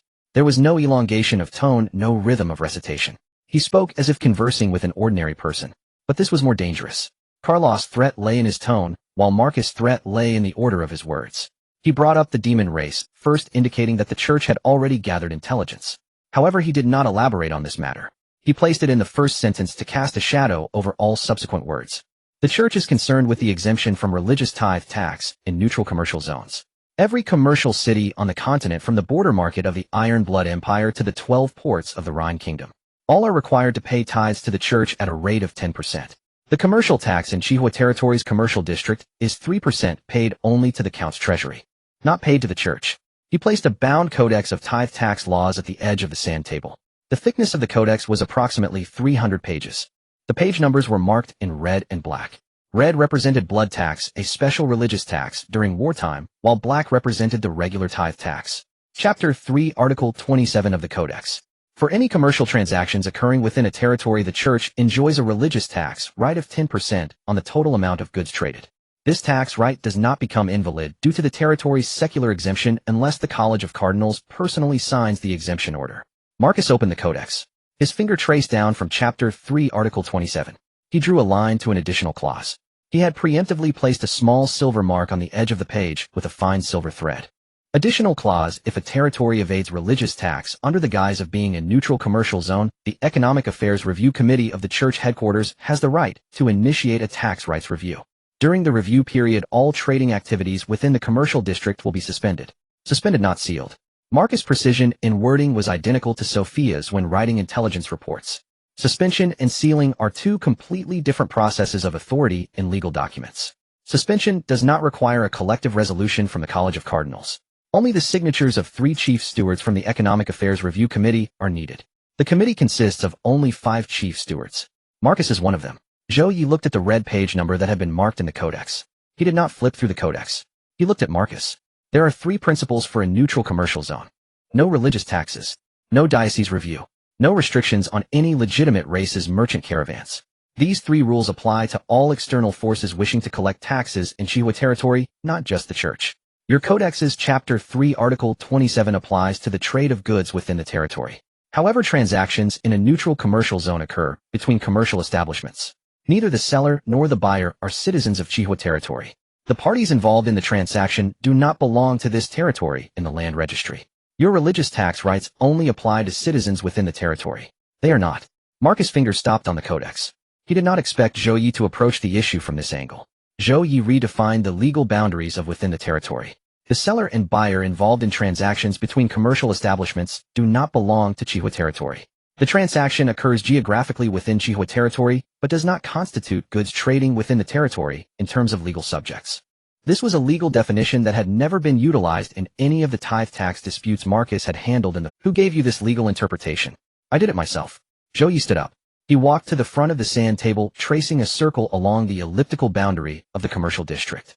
Each residency agreement for the commercial district contained a clause stating that resident merchants retain their legal identity from their original nationality and territory. They are not citizens of Chihua territory. They are foreign merchants leasing land in Chihua territory. You will not receive their tithe tax, because their people do not belong to me. They only do business on my land. Marcus remained silent for 5 breaths before closing the codex. The codex emitted a muffled sound of thick paper colliding as he closed it. He placed the codex back into his leather briefcase. The lining of the briefcase was made of the same soft armor fabric as that used by the Holy Light Knights, resistant to knife cuts and fire. Count of Chihua. The assessment report from headquarters about you was only 3 pages 3 months ago, consisting of Carlos appeal materials. Last month it increased to 17 pages. The content included the size of your army, forging capacity, relationship with the Elven Royal Court, trade agreements with the Iron Blood and Rhine, and your succubus wife.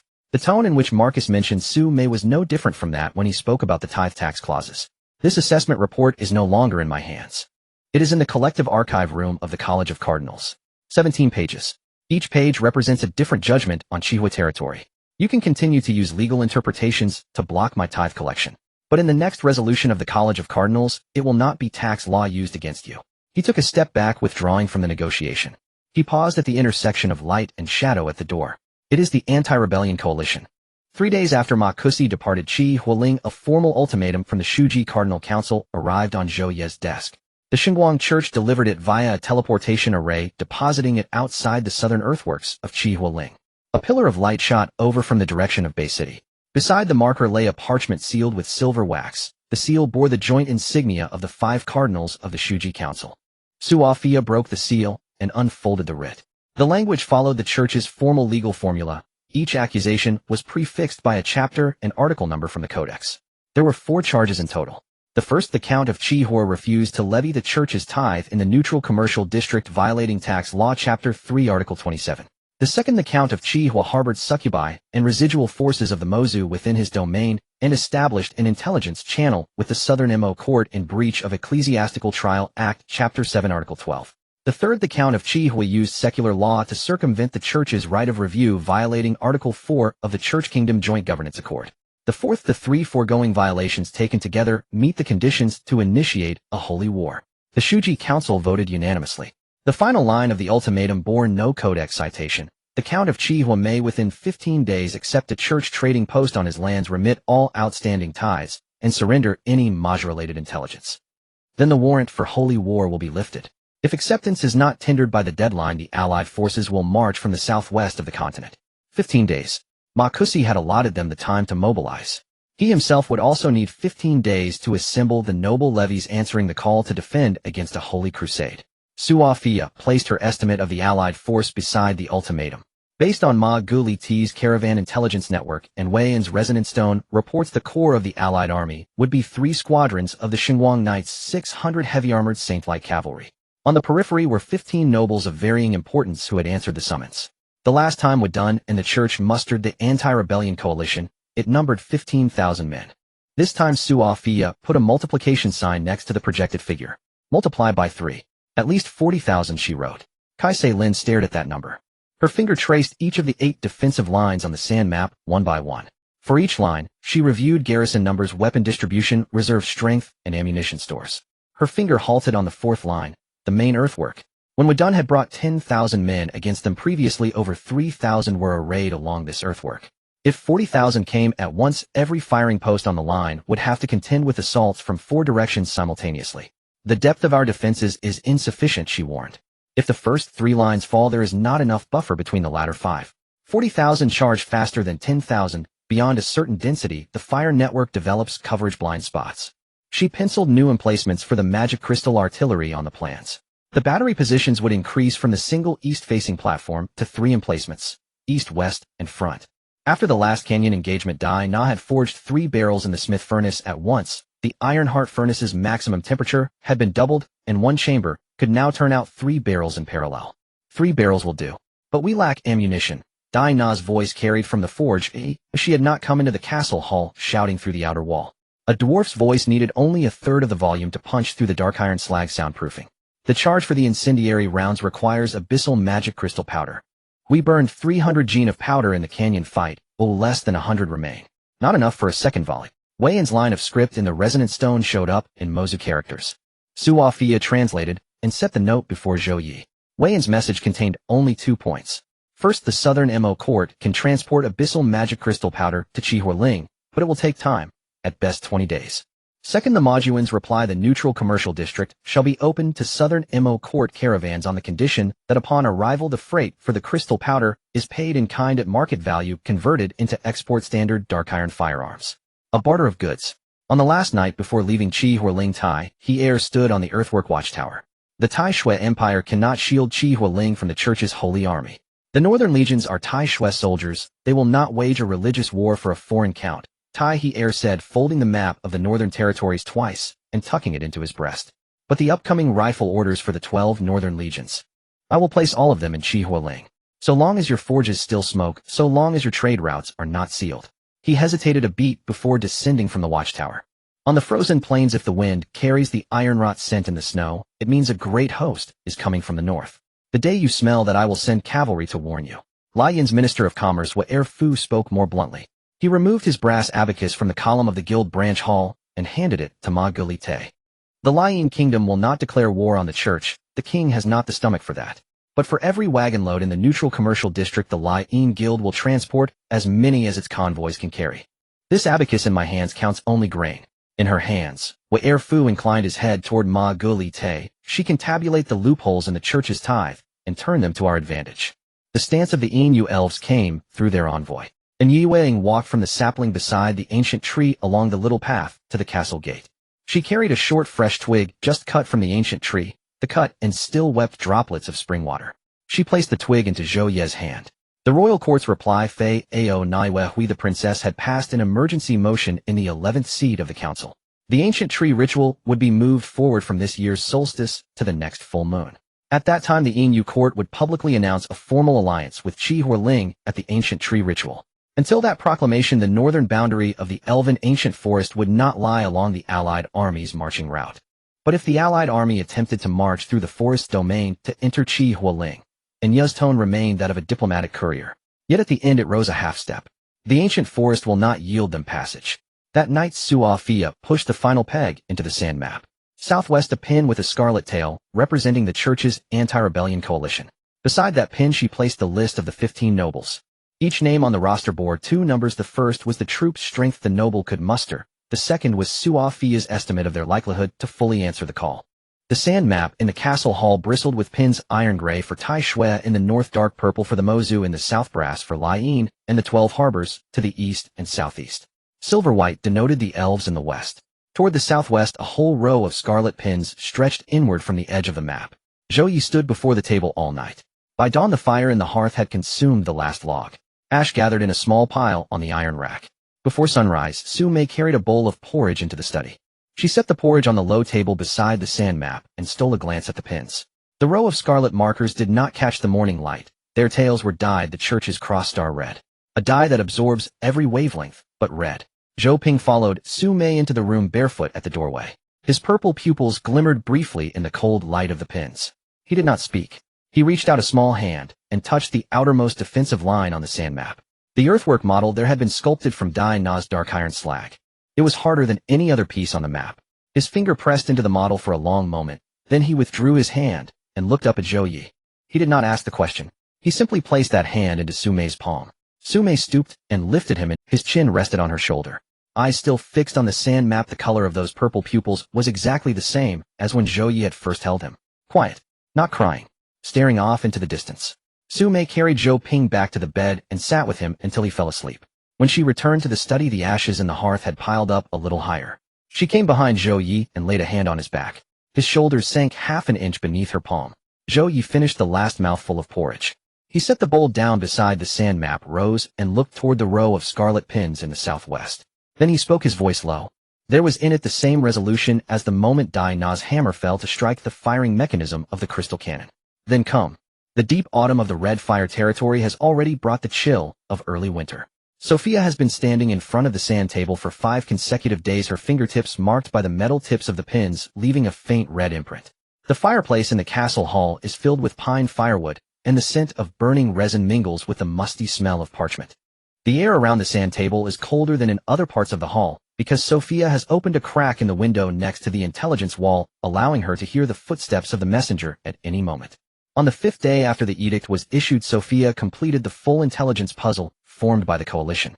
3 full rows of new pins mark the southwest direction of the sand table. Each pin is tied with a small piece of parchment on which are written the names of the nobles, the number of troops, their responsiveness, and Sophia's judgment of their true motivations in a single line. The first row consists of 3 squads from the Holy Light Knight Order. 600 heavy-armored Holy Light Knights. This is the core of the coalition and the strongest fighting force. The plate armor of a Holy Light Knight can withstand a direct shot from a standard iron arrow within 50 paces. Their charge formation has been honed by the Church over 3 centuries of battling heretics, tightly arranged with heavy armor in front and long spears behind. The last time faced with such a charge formation, Zhou Ye pierced through its command vehicle with a magic crystal cannon. The second row consists of 9 nobles who are genuinely devoted to responding to the call of the Holy War. Sophia annotated motivations next to each name. Earl Morton, an old ally of Walton, his territory bordering the newly sealed land of the Red Fire territory, worried that Zhou Ye's next target will be him. Earl Stewart, the Church's tithe accounts for 40% of the territory's annual income, and the Holy War is an opportunity to show loyalty to the Church. Earl Heinrich, the most radical among Walton's subordinate earls, he has been waiting for a counterattack opportunity since his entire force was pushed back last time. The remaining 6 are minor nobles, each owing a significant sum in religious taxes to the Church using the Holy War to offset their debts. When Sophia wrote the last name, the charcoal pencil broke a small piece. She placed the broken tip aside on the edge of the sand table, took a new one, and continued writing. The third row is Walton. Sophia did not annotate motivations next to Walton's name. She only wrote a single word: gamble. Walton is betting that Zhou Ye will not dare to publicly disclose the demonic agreement on the battlefield of the Holy War. Disclosing the agreement means Zhou Ye must explain to the entire continent where it came from the Southern Demon Court. If an earl possesses intelligence provided by the Southern Demon Court, that in itself admits to having an intelligence channel with the demons. The Church's justification for waging a holy war is to eradicate heresy. If Zhou Ye admits to having ties with the demons, whether to expose Walton or not, it would hand the Church a sharper knife. So Walton is betting that he will remain silent. Betting that he can only keep the evidence hidden in the castle drawer, solving the problem on the battlefield with his army rather than the truth. This is Walton's last chance to turn the tables. Zhou Ye looked at the pin marking Walton's name. He pulled the pin out of the sand table. He turned it halfway between his fingers and then inserted it back in. The position of the pin did not change, but the force he used to insert it was heavier than any pin before. As the pin tip pierced through the coarse sand surface of the sand table, it made a faint muffled sound.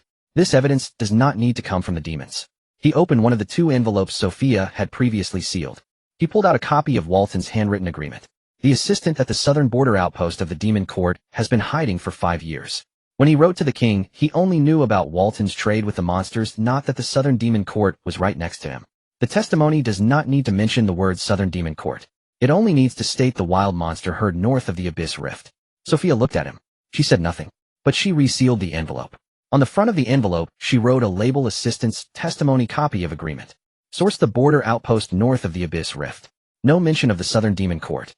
That night, the first batch of iron guns ordered by Tai Hell was transported to the Red Fire territory through the Rhine merchant convoy. The wooden planks of the cargo boxes were still damp with dew from the Rhine trade route, and when opened, a mixture of iron and gun oil scent wafted from the boxes. The handover was handled by the armament officer left in the Red Fire territory by Tai Hell, who, after being exposed as a spy, voluntarily applied to remain as the liaison for the Iron Blood Empire in the Red Fire territory. He inspected the guns one by one at the acceptance platform. Export version CDSDX. The barrel is iron gray. The groove spacing error is less than 1%. When he signed the acceptance form, he wrote a number 1000. The first batch of 1000 guns. At the same time, Halal Tai Furnace from the Dwarven Steel City sent 3 mobile gun carriages. The dual-wheel mobile gun carriage, forged from the enhanced iron ore of the Dwarven Steel City, can convert the magic crystal cannon from a fixed shooting platform to artillery that can maneuver laterally on the defense line. After Dina installed the 3 barrels, she pushed one along the east, west, and front defense lines. The iron wheels of the carriage produced a solid rumbling sound as they rolled over the stone slabs of the earthen ramparts. After pushing, her evaluation was succinct. Fast. It took a quarter of an incense stick to push from the east side to the west side. The Silver Moon Elf liaison Anya arrived at the castle gate in the dead of night. She held another freshly cut branch of ancient tree sapling in her hands. Just as fresh as the last one. The water droplets at the cut had not yet dried. The cut of the sapling was wrapped in a thin layer of spiritual spring water, shimmering with a faint silver hue in the moonlight. She placed the sapling on the northern side of the sand table in the direction of the elf ancient forest. The royal court has confirmed. The ancient tree festival will be advanced to the full moon night of next month. 15 days of travel from the Red Fire territory. She paused for a moment. When her fingers moved away from the sapling, they left a tiny water droplet mark on the northern side of the sand table. The time you fight is the same day we depart. Zhou Ye looked at the sand table at the coalition's assembly line in the southwest. The route to the elf ancient forest directly north. The 2 lines converge at the Red Fire territory. He must win this war simultaneously and then immediately set off for the ancient tree festival. Both tasks must be accomplished, there is no choice. The 2 lines on the sand table glimmered in different colors under the candlelight. The southwest coalition line is marked with dark red pin tips, while the route to the ancient forest to the north is marked with silver-green saplings. Zhou Ye's gaze moved back and forth between the 2 lines. He reached out and pressed down at their intersection. The sand at that position was pressed into a shallow fingerprint, perfectly landing in the center of the Red Fire territory. Catherine drew a thorough retreat route from the southwestern border to the main defensive line of the earthen rampart on the sand table to be used as a fallback. Her fingers tapped 3 times along that line. The interval between each tap was precisely the duration of a cavalry charge. Fight for 3 days. If we win, we depart that night, just in time for the full moon in 15 days. On the morning when the order to prepare for battle was issued, the air in the Red Fire territory was filled with the acrid scent of smelting coal and the dryness of autumn grass. The campfires of the 4 clans simultaneously lit up, signaling readiness for war. The mist above the earthen rampart had yet to dissipate, with a thin layer of frost forming on the stone walls of the defensive line. Gloom's footprints stretched from the orc camp to the main defense line of the earthen rampart, each step leaving distinct impressions on the frost-covered ground. Gloom pulled out 800 adult orcs from the orc tribe. He stood by the campfire in the tribe's encampment all night, and by the next morning the orcs had moved their weapons out of their tents themselves. The orcs moved their weapons quietly without a word spoken. The only sounds were the dull clinks of curved blades and leather armor scraping against each other in the morning mist. Last time when they fought against Warden, about 100 warriors under Gloom participated. This time the number had more than tripled. Gloom's son was only 6 years old, still too young to wield a blade. But he stood at the entrance of the camp sharpening the spare old curved blade left at home by his father with a piece of volcanic stone. His motions mirrored his father's exactly, with the spine of the blade facing him and the edge facing outward, pushing from the bottom up. The rough, scratching sound of the volcanic stone against the blade's edge was a familiar sound every child in the orc tribe grew up hearing. As Gloom passed by, he glanced at his son. He said nothing, merely kicked the can of sharpening oil half a foot closer to his son's feet. Lia set up 3 archer lines at the edge of the black pine forest. The elven archers were the least numerous troop type in the Red Fire territory, totaling only 50. However, Lia divided the 50 into 3 shooting groups. The first group was in the treetops. The second group was behind the tree trunks. The third group crouched on the ground at the forest's edge, positioned at the natural energy nodes marked by Aaron's elven senses. Arrows shot from the elven archers standing at the nodes would be slightly deflected by the residual natural energy of the spring water, allowing them to pass through dense branches without losing speed. It's to guard against anyone flanking from the forest direction, Lia said as she pulled the bowstring. A very faint vibration sound was produced by the bowstring. She had been with the elven archers for more than 2 years. Her voice was still as cold as ever, but her bow-drawing motion had slowed by half a beat as she calculated the deflection correction for each arrow's natural energy. The vibration of the bowstring echoed back and forth between the ancient tree trunks twice before dissipating. Aaron stood beneath the ancient black pine tree, pulling an arrow from Lia's quiver. The shaft of the arrow was wrapped in a piece of silver leaf from the ancient tree. She placed the leaf-wrapped arrow back into the quiver without uttering any incantations, simply resting her fingers on the quiver for a moment. The scent of the spring water surged up from the roots of the ancient tree, washing over the quiver. Each arrow's fletching was coated with a faint layer of silvery green from the natural energy. That color was almost imperceptible in the morning light, but each arrow in the quiver felt a few degrees cooler than before. 2,000 arrows. That should be enough for you to shoot for 3 days. During these 5 days, Dana's forging area had halted all production of curved blades, with 30 dwarf forges running day and night. Barrow had stood at the forge for 3 consecutive days. The soot on his uncle's face had thickened to the point where his features were indistinguishable save for his 2 eyes reflecting the red glow of the forge. The heat waves from the forging area surged outward, and even standing 30 paces away one could still feel the oppressive dry heat. The daily output of fire guns increased from 200 to 300. Each gun barrel descending from the inspection platform was engraved with wartime codes, replacing the previous numbering, a dwarf rune representing the production date, and an arrow symbol indicating quality inspection passed. Wartime simplification. Saves time on engraving, Dana said as she slammed a freshly produced gun on the inspection table, the barrel still hot to the touch. The numbering can wait until the battle is over. Old Tom posted a wartime food distribution notice at the grain warehouse entrance. He tore a page from the ledger and scrawled a few lines with a charcoal pencil. Zhou Ye hadn't instructed him to do so. Combat personnel would receive 3 gene daily with a mixture of golden potato flour and fine wheat flour at a 1:10 ratio. Non-combat personnel would receive 2 gene purely golden potato flour. Less than half a day after he posted the notice on the grain warehouse door, a small mountain of burlap bags piled up on the dirt road outside the warehouse, all carried in by the residents themselves. Some of the burlap bags were labeled with names, the handwriting varied, some in charcoal, others written with grass juice. Some bags had no names, but were marked with a circle. The circle was drawn by those who couldn't write during the registration of the Red Fire territory, signifying "I agree" in the signature section. The Lord has ensured we have had enough to eat for 2.5 years. Now someone wants to rob us. An old peasant woman set a bag of golden potato flour at the warehouse entrance. Next to her stood her granddaughter, who was holding another bag wrapped in an old headscarf.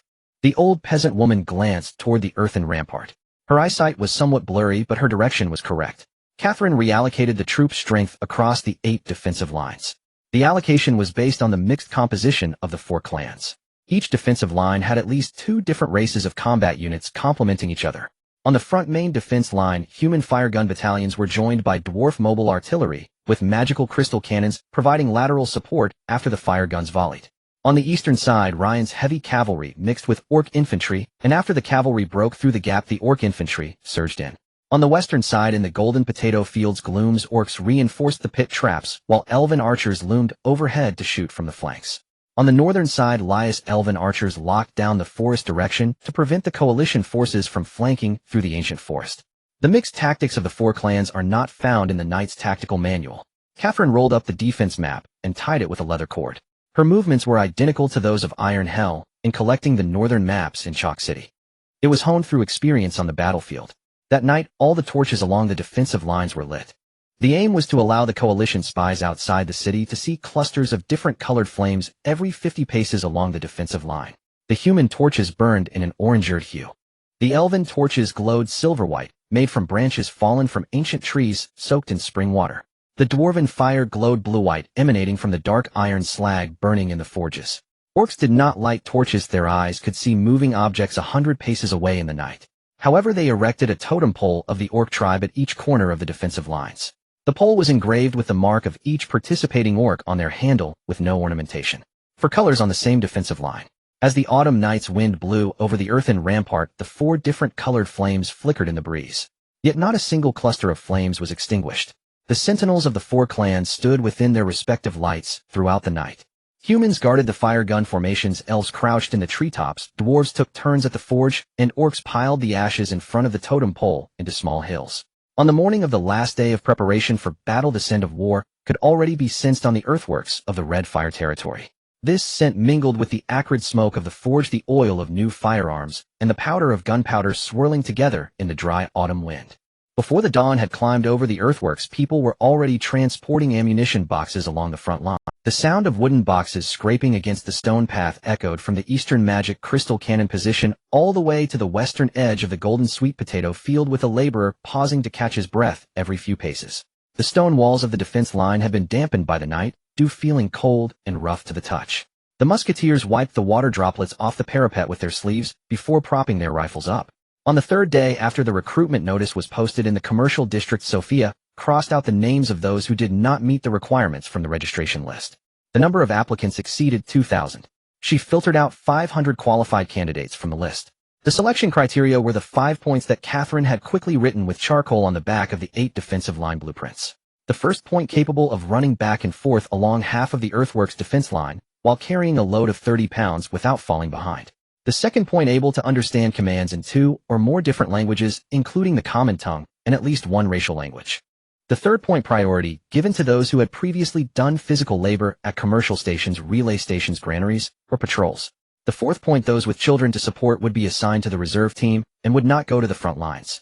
The fifth point, self-registered individuals would not be counted unless recommended by an employer from the commercial station or 3 or more residents from the same block. Catherine made a dent under the fifth point with her nail. Self-registration might be for an extra ration. Recommendations from neighbors and employer signatures held responsibility for the reliability of the individual. The credibility of the recommender was tied to the soldier. If any issues arose with the soldier, the recommender would also suffer deductions in their credit record within the commercial district. The 5 qualified individuals were assigned to various defensive formations. Some were loaders in the musketeer regiment who did not need to aim, but simply had to load a powder charge and a bullet into the rifle as quickly as possible after a volley. Some were ammunition porters at the magic crystal cannon positions, carrying wooden boxes filled with dark iron bullets between the defense line and the forging area. Others were tasked by Gloom to scatter iron caltrops in front of the horse traps, running away after laying them without engaging in combat. A young man named Carl, who had worked as a porter at the Rhine merchant station for 3 years, was assigned to the musketeer regiment at the front earthworks. He had never handled a musket before. However, he could run back and forth along the entire earthworks while carrying a 50-pound load of skill he had honed at the relay station. Gray shoved a musket marked CDSHQ00301 into his hands. The stock was made of dark ironwood, heavier and cooler than the handles of the crates Carl had carried at the relay station. The stock felt somewhat slippery in Carl's hands as he began to sweat.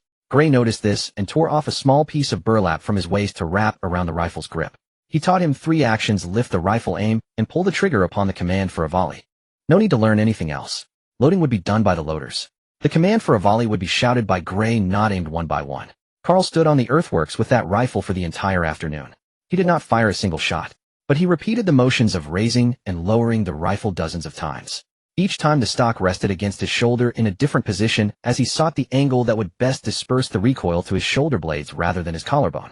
After each repetition, he glanced at the posture of the old musketeer beside him, silently adjusting the angle of his wrist. Gray watched for a moment.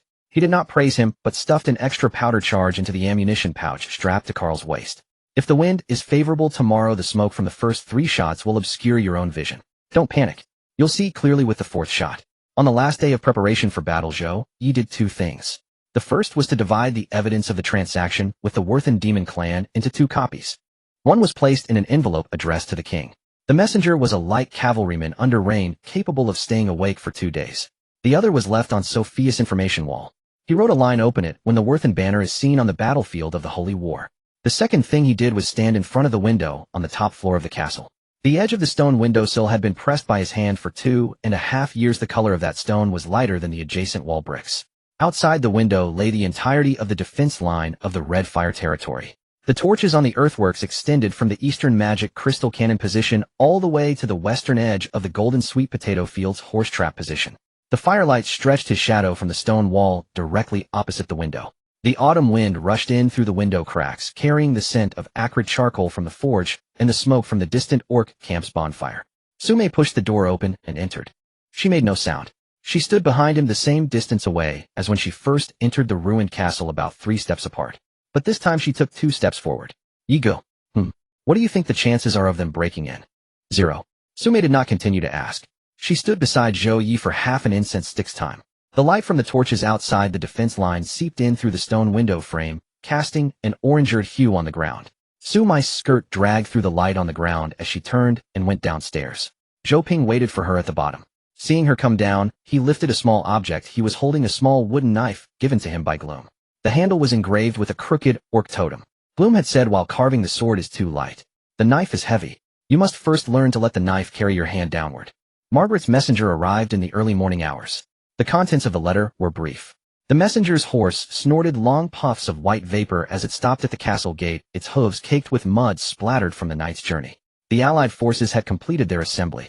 The vanguard, a squadron of Holy Light Knights, and over 8,000 nobles had departed 3 days prior. Calculating by the speed of the cavalry, they were expected to arrive at the southwestern border of the Red Fire territory by noon tomorrow.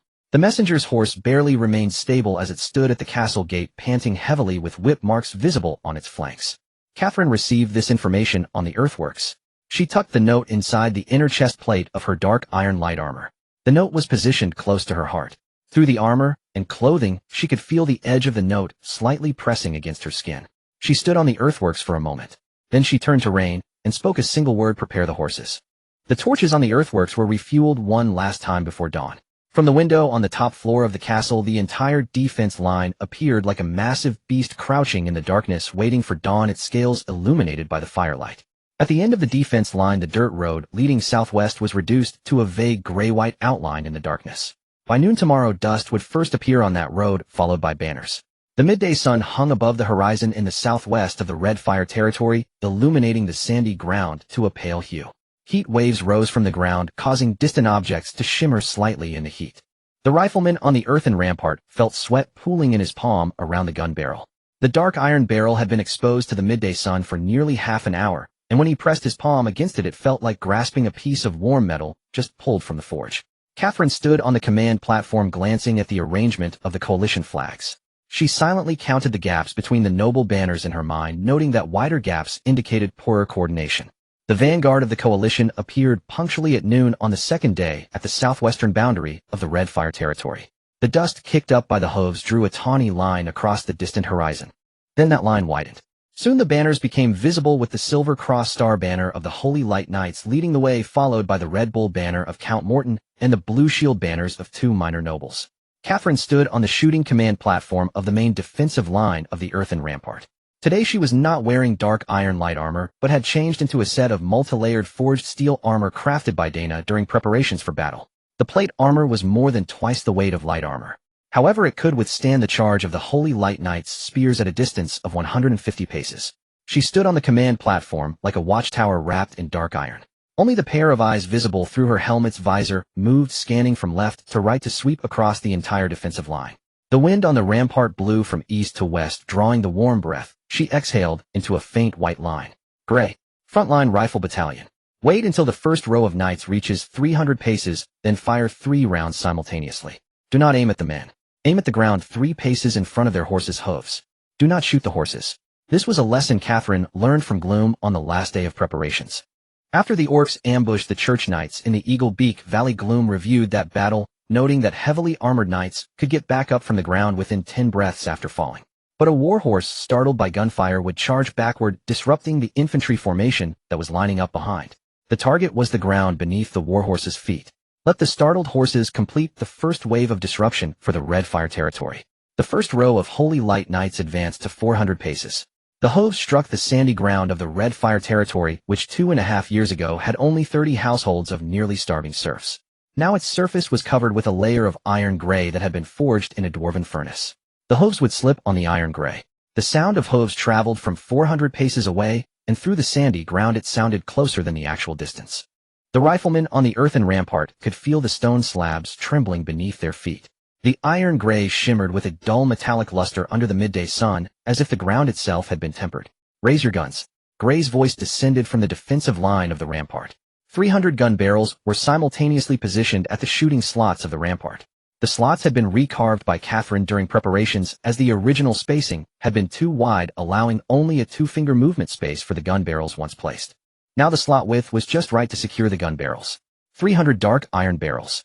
300 slots. Behind each slot crouched a rifleman and a loader. Fire. 300 shots ignited simultaneously. The flames from the gun muzzles erupted from the front of the rampart, creating a horizontal band of orangered light in the daylight. The warhorses of the front row of knights began to stagger forward as the guns fired. Lead bullets struck the sandy ground within 3 paces of their front hooves, sending flying stones and iron-gray shards into their legs and bellies. The warhorses' ears flattened against their heads at the moment of the gunfire. 7 horses fell from the first row. The fallen horses threw their riders off their backs. The heavy armor of the knights crashed to the ground with a sound like a sack of iron tools falling from 3 zhang high. The second and third rows of knights were blocked from charging by the fallen first row. The density of the charging formation was the greatest advantage of the Holy Light Knights, but it was also their Achilles heel in such specific terrain. Once the front fell, the rear could not stop. As the hooves of the second row crossed over the fallen horses of the first row, 3 of their own hooves slipped, stepping on the saddles of their comrades and losing their stirrup leathers. The knight's body tilted on the horse's back. Once a heavily armored knight loses balance on the horse, their weight will push the horse to one side. The skewed horse would not run forward, but would shift sideways. The side was the flanking position preset by Rain's heavy cavalry. Rain, go. Catherine's voice was as steady as when she pressed the markers on the sand table. The 500 heavy cavalry of Rain launched their attack from the eastern side of the rampart without sounding the horn. They chose to strike through the window created by the fallen warhorses, blocking the coalition's vanguard, cutting into the gap between the third and fourth rows. The dark iron curved blades struck against the plate armor of the Holy Light Knights, sending a shower of blue and white sparks. The curved blades could not cut through the plate armor, but a strike at the joint of the shoulder armor could numb the knight's arm. Numb enough to lose hold of the reins. The commander of the coalition's vanguard, the deputy commander of the southern squadron of the Holy Light Knights, made a choice after Rain's flank charge disrupted their formation not to continue charging. He turned his horse to look back at the direction of the rampart, though no one could see the expression on his face behind the visor. He gathered the knights and retreated 3 li. They camped on a low hill at the southwestern boundary of the Red Fire territory, waiting for the main force to arrive the next day. The casualty statistics for the first day. For the coalition, over 20 knights were casualties, about 40 warhorses were lost, and more than a dozen infantry were injured by the fallen warhorses. For the Red Fire territory, 0 casualties. The riflemen on the earthen rampart did not cheer after the coalition retreated. They crouched behind the slots, knocking out the remaining gunpowder residue from their barrels, their movements identical to those during pre-battle training. Catherine stood on the command platform with her helmet tucked under her arm, wiping the sweat from her forehead with her sleeve. She took off her helmet. Her hair bore a red mark from the collar of the forged steel armor. The evening breeze blew over the rampart, drying a few strands of her sweat-drenched hair. She recorded the battle achievements in the defensive log. After finishing, she drew a tiny circle in the upper right corner of the log with her nail, representing the counting symbol for day 1. Next to the circle was a larger empty circle waiting to be filled with the results of the second day. They are testing our firepower density today. Tomorrow they will come from 3 directions simultaneously. The torches on the rampart lit up after nightfall, casting the orangered glow onto the pages of the defensive log, turning the tiny circle she had just drawn into a warm golden color. The red fire territory was so cold before dawn that the breath of the sentinels was visible as white mist. The temperature dropped quickly in the early morning of late autumn, and a thin layer of water droplets formed on the barrels of the muskets along the defense line.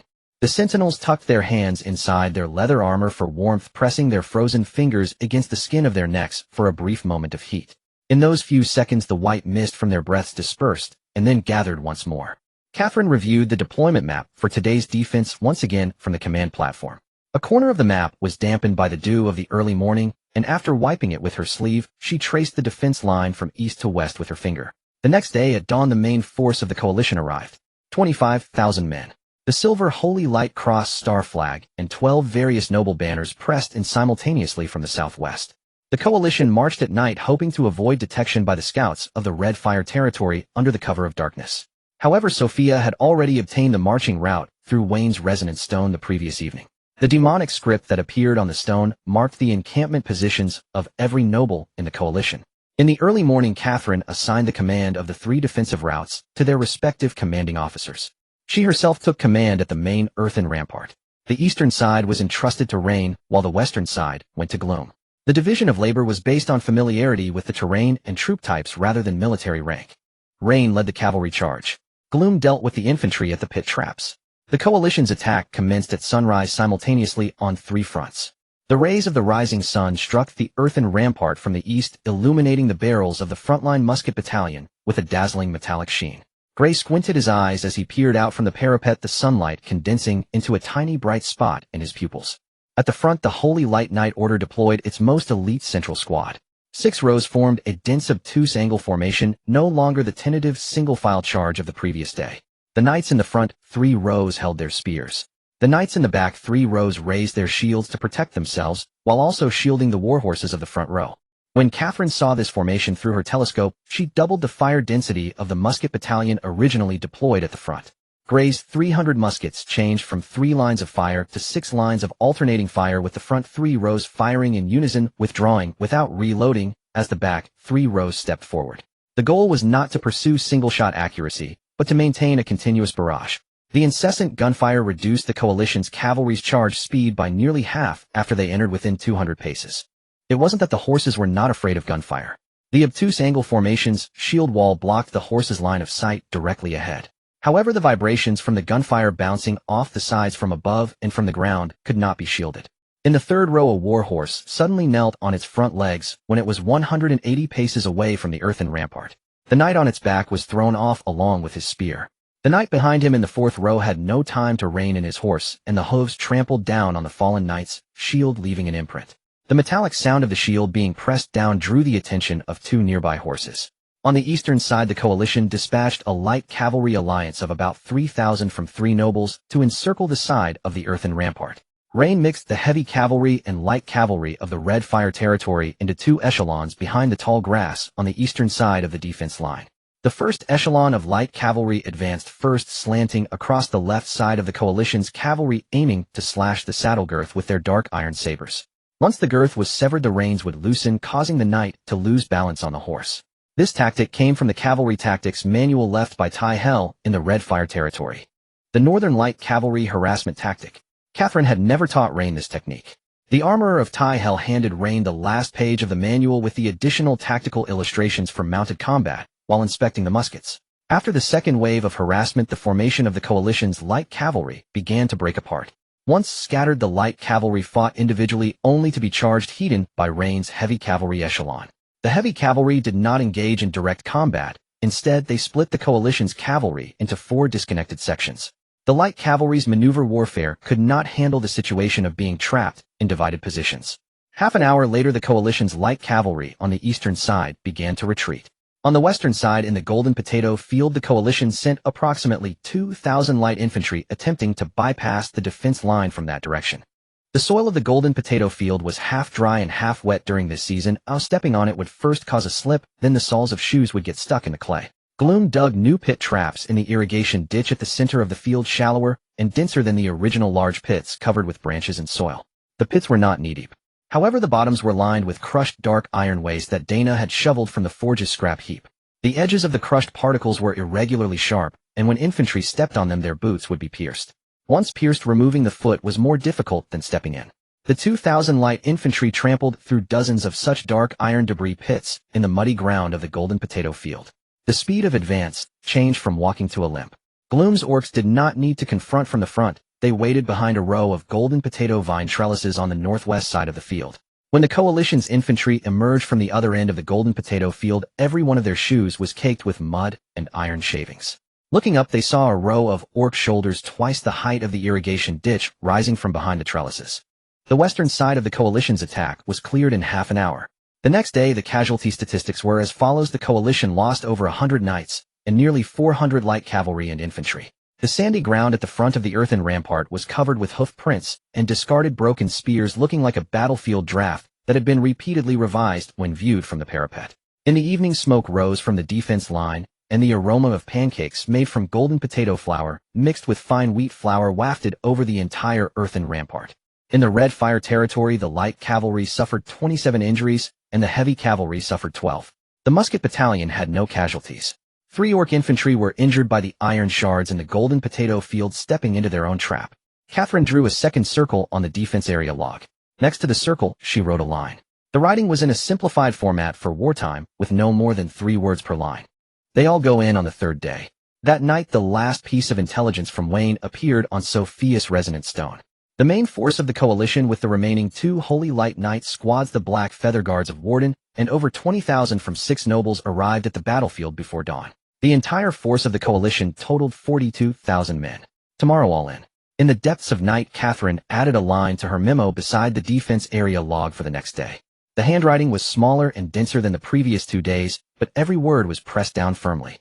The cold wind of the 3rd day, early morning, swept in from the northern border, blowing the torches on the earth rampart to lean southward. The sky remained a deep gray, with only a faint bluish-white hue visible on the eastern horizon. The small stones on the earth rampart were rolled along the ground by the cold wind. The delicate scratching sounds particularly clear in the stillness of the early morning. Dana crouched in front of the eastern cannon position, carefully picking up the gravel under the iron wheels of the cannon one by one, fearing that the wheels would skew the cannon's aim if they rolled over the stones. In the early morning of the 3rd day, the coalition's 42,000 troops were all in position. Catherine stood on the command platform of the earth rampart. The sky had yet to brighten, but the torches of the coalition camp illuminated the western hillside with a multitude of glowing points. From the base of the hillside to the top, there was a continuous spread. The silver star-shaped torches were mixed with the torches of several noble banners. In the darkness of early morning, it looked as if the entire horizon was ablaze at its base. 3 magic crystal cannons. Push them up, Dana instructed, having installed all 3 cannon barrels on the mobile gun carriages sent by Halal. 1 on the east side, 1 in the front, 1 on the west side. The rumbling sound of the iron wheels rolling over the stone slabs resonated far in the early morning stillness, heard by all the sentinels on the earth rampart.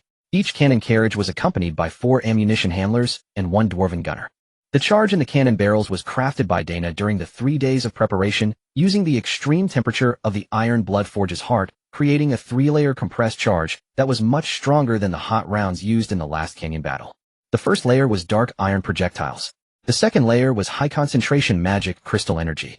The third layer was abyss magic crystal powder that Vayne had urgently transported through trade routes 5 days prior. When the 3 layers were compressed together after the firing pin struck, the projectile would not be immediately ejected. The energy of the second layer would expand further within the cannon barrel.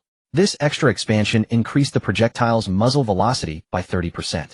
A 30% increase in muzzle velocity meant a range extension of 1 mile for ordinary cannons. For magic crystal cannons, it meant that the coalition's front line would only hear a sound compressed by time into a brief low wail before the projectile landed. Dana pressed the firing pin's spring to its limit at the eastern cannon position. Next to the compression rod of the spring, she drew a line with iron powder. The line represented the maximum charge from the last canyon battle. Today she compressed the spring to a position 2 fingers below the line. After compressing, she struck the cannon body twice with her hammer. The hammering sound echoed back and forth in the cannon barrel, producing a short, yet solid metallic resonance. 3 cannons. The frontal cannon targets the command tent at the center of the coalition camp. The eastern cannon targets the cavalry assembly. The western cannon targets Watan. The third cannon aimed at the ground in front of Watan's black feather guard. Zhou Ye's aim was to let him witness his last guard scattering before the impact point of the magic crystal cannon.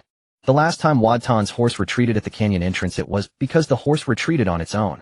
This time Watan must see his own troops flee with his own eyes. The coalition's assembly took nearly an hour in the early morning. It was not an easy task for 40,000 troops to line up on the hillside at dawn. Communication between the various noble factions relied on messenger cavalry. The time it took for the messenger cavalry to travel back and forth among the various noble camps delayed the assembly by more than half an hour. Zhou Ye was waiting for this half an hour. As the front line of the coalition was forming up and the rear was still descending from the hillside, the first cannonball was fired from the eastern cannon.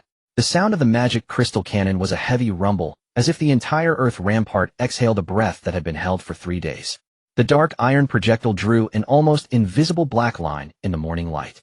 That black line flew out from the eastern side of the earth rampart, crossing the 3-mile-wide open ground, landing squarely in the center of the coalition's cavalry assembly.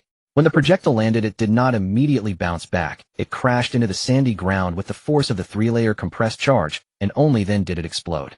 The explosion released pure energy after the magic crystal energy had been compressed to its limits. There were no shrapnel. The blue-white shockwave knocked down all the cavalry within 30 steps of the impact point, horses and riders alike. No one was hit by shrapnel. However, after the shockwave passed through their chests, everyone within 30 steps was rendered deaf to any sound for at least a dozen breaths. The second cannonball followed closely. The frontal cannon. The target was the command tent at the center of the command tent was where the 3 squads of Holy Light Knights held their joint operations meeting, constructed with silver star banners and 4 thickened tent stakes. The projectile landed 20 steps in front of the command tent.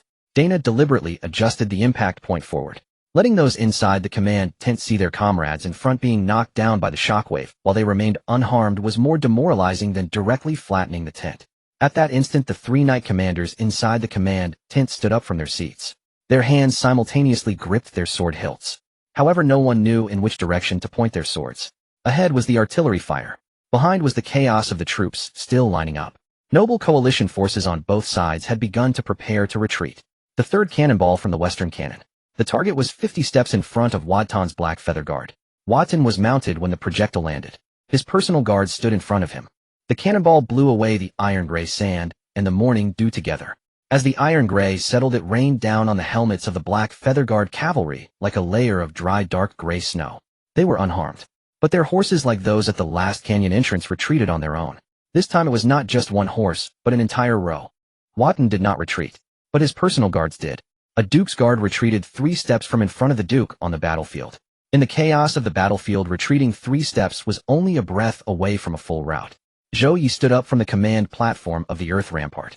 His hand did not rise, but the look in his eyes towards the coalition indicated that he was a man who no longer needed to fire a 4th cannon. Cavalry, move out. The 500 heavy cavalry of Ryan emerged from the smoke of the cannon fire on the eastern side, cutting diagonally into the gap in the coalition's left flank created by the cannon fire. They divided just like the previous day, but this time the coalition did not organize any resistance. For the 3 cannonballs shattered not only their formation, but also the thought of "we can win" that lay behind it. Once all 40,000 felt they could not win, the infantry ran faster than the cavalry. The coalition began to scatter, with each noble faction's troops fleeing southwest. No one gave orders. No one regrouped. The nobles themselves ran at the forefront. By the time the midday sun reached its zenith, the battlefield in front of the earth rampart had become empty. The coalition's camps, tent stakes, abandoned supply wagons, and trampled banners were all scattered across the slope of the hillside. The iron-gray dust kicked up by the wind across the battlefield shone briefly in the sunlight, resembling embers from a fire that had not completely extinguished. Woden did not run immediately after the 3rd cannonball landed. He was aware that 40,000 eyes were watching the back of a duke. Whoever ran first would bear the shame of defeat for everyone. He tightened the reins on his horse, adjusting the muscles on his face to maintain the last semblance of dignity as a duke. But his hands trembled just like last time at the canyon's mouth. He was calculating. The amount of powder in the 3 magic crystal shells did not match the figures estimated by Sophia 2 days ago. The amount had more than doubled. The abyssal magic crystal powder had arrived. The southern magic court had opened the passage. As he calculated this, the front row of the black feather guards retreated a step. This time it was not the horses that retreated. It was the people. Stand. His command was choked back by the 2nd cannon's roar. It was the echo after the 1st and 2nd shells exploded in different positions of the coalition. The echo was more terrifying than the cannon fire because the direction was indistinguishable. The coalition soldiers heard the cannon fire coming from all directions, thinking that the Chihua territory had more than 3 cannons. Woden gave up. He turned his horse's head around. The remnants of the Black Feather Guards followed him as they ran southwest. In the scattered formation of 40,000 people, a duke had a different escape route from ordinary collapsing soldiers. He took the small canyon on the side of the hill. That path was a retreat route Woden had preemptively scouted on the first day he arrived on the battlefield. From the beginning, he never intended to win. He was betting that the 40,000 coalition soldiers were numerous enough to hold back the Chihua territory for 3 days, allowing him to regain control of the dukedom. Now 3 shells had scattered the 40,000 troops. Catherine saw the direction the Black Feather Guards were moving from the earthen rampart. She did not wait for orders. She pushed up the visor of her helmet. Her finger traced an arc above the Eastern Cavalry rally point. Rain saw that gesture below. That was a signal between cavalry. The target's trajectory was deviating southwest. It could be intercepted. Rain. All light and heavy cavalry follow closely behind me. There is only one target. Her voice descended from the rampart as loud as when she first drafted 8 defense lines on the southern front of the Chihua territory. But the tone lacked the distance of a military report from that time. It carried a layer of something she had waited 5 years for. She mounted the black horse of a dark iron light cavalry that Rain had specially reserved. This horse had been standing at the front of the Eastern Cavalry rally point since dawn. Rain knew Catherine would need it today. The black horse surged forward amidst the sulphurous scent of cannon fire. Following behind were 500 heavy cavalry, led by Rain. Catherine intercepted the remnants of Woden's Black Feather Guards. The Black Feather Guards were blocked by a dark iron net set by Rain the night before as they passed through the canyon. The dark iron net was not high, reaching the level of a horse's chest. But every strand was drawn using the cold-forged arc technique by Dana. When horses collided with it, the net would not break, but entangle their legs. The front 3 horses of the Black Feather Guards were simultaneously tripped by the net.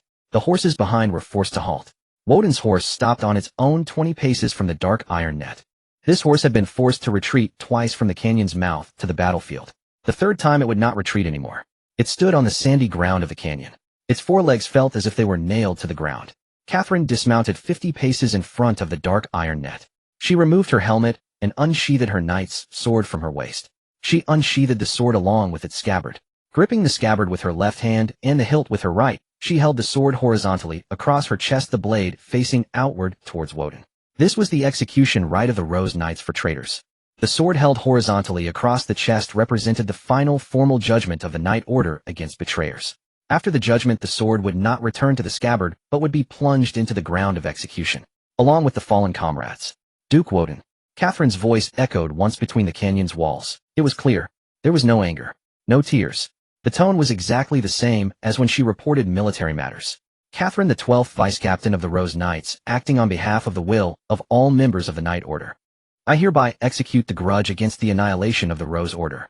5 years ago you used the crossbow of abyssal monsters to slaughter the entire order. 5 years later the last row of guards at your front saw your horse retreating before you.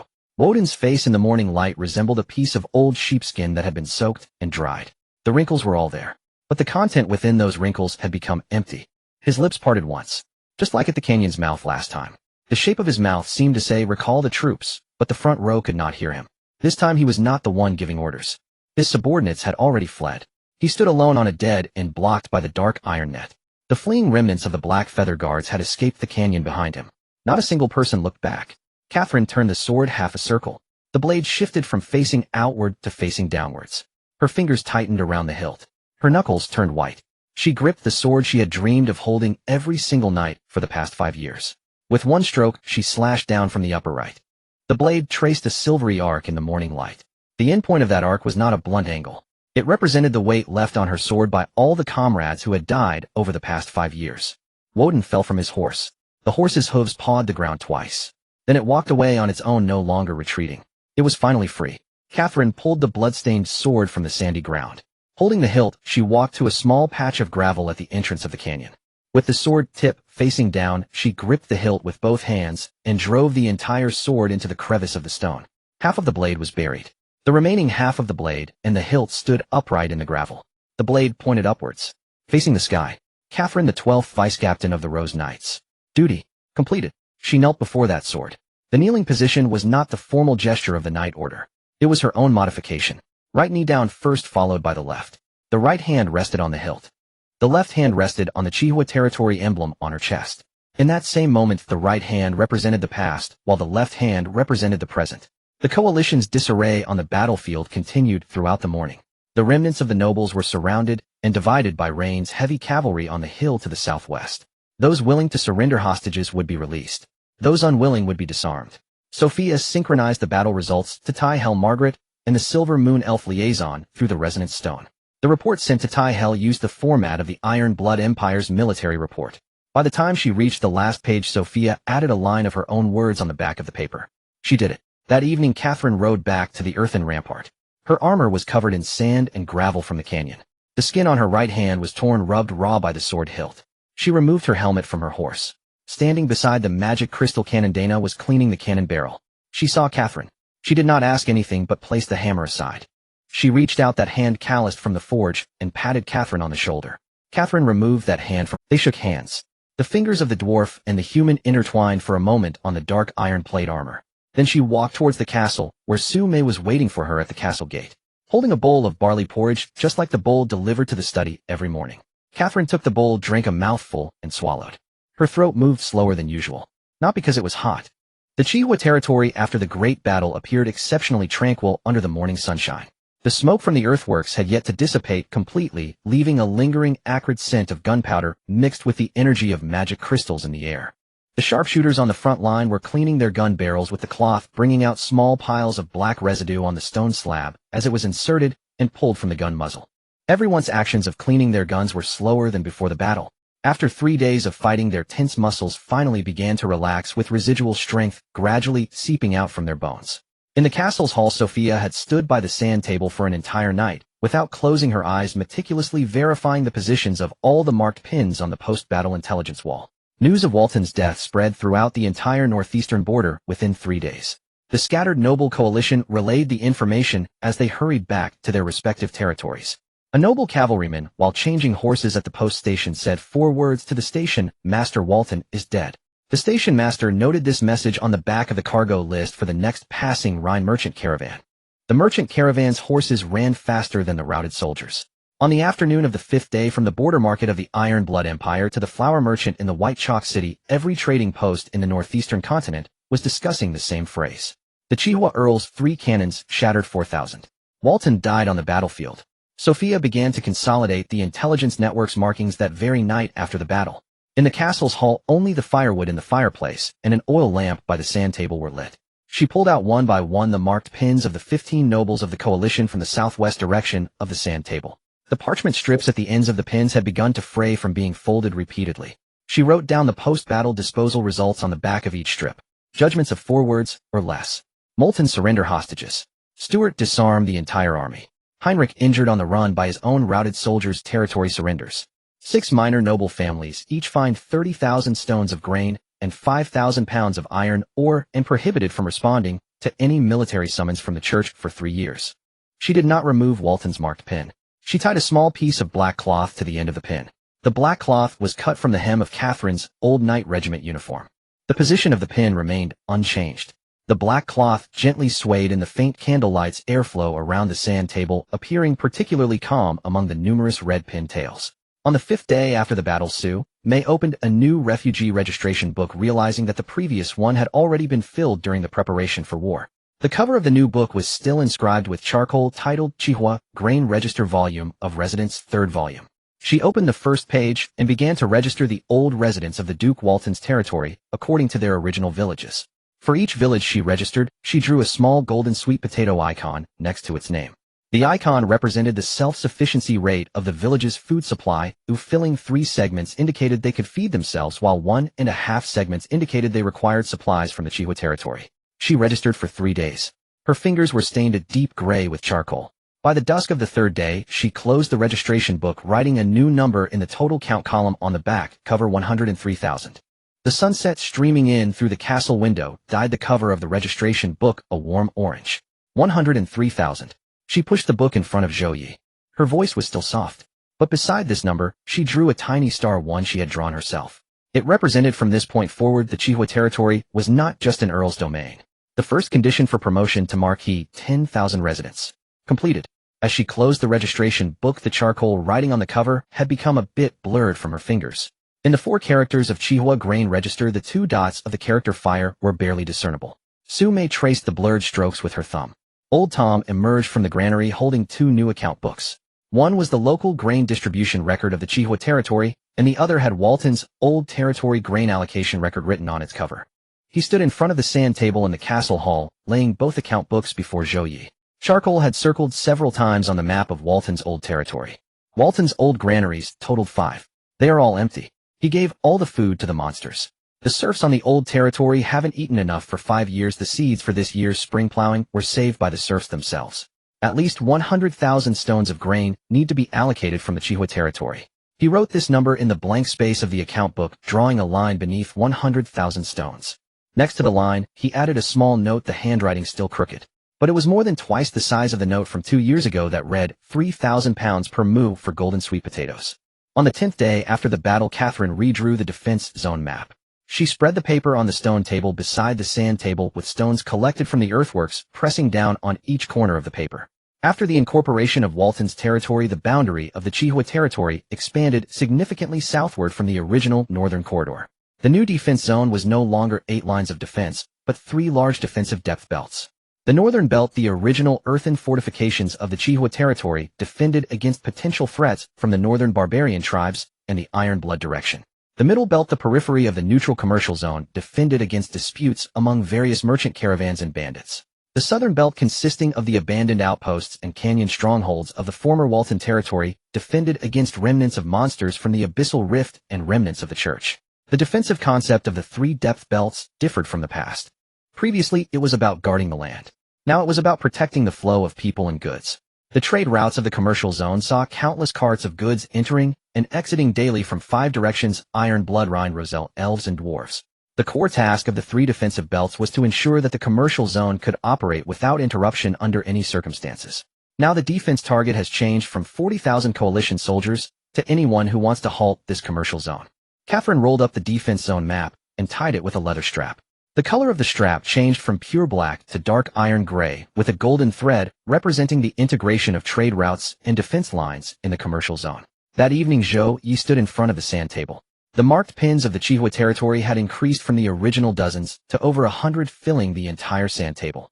The entire corridor from the northern border to Walton's old territory was lined with red pin tails. For the first time, this territory did not appear as a small border fief on the continental map. It resembled the embryonic form of a nation, quiet and complete. The night breeze from the northern border gently blew in.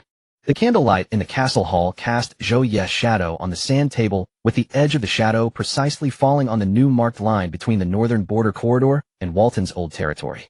The Chihua territory had come a long way from the initial 30 households of starving serfs and a dilapidated castle to today taking 2.5 years.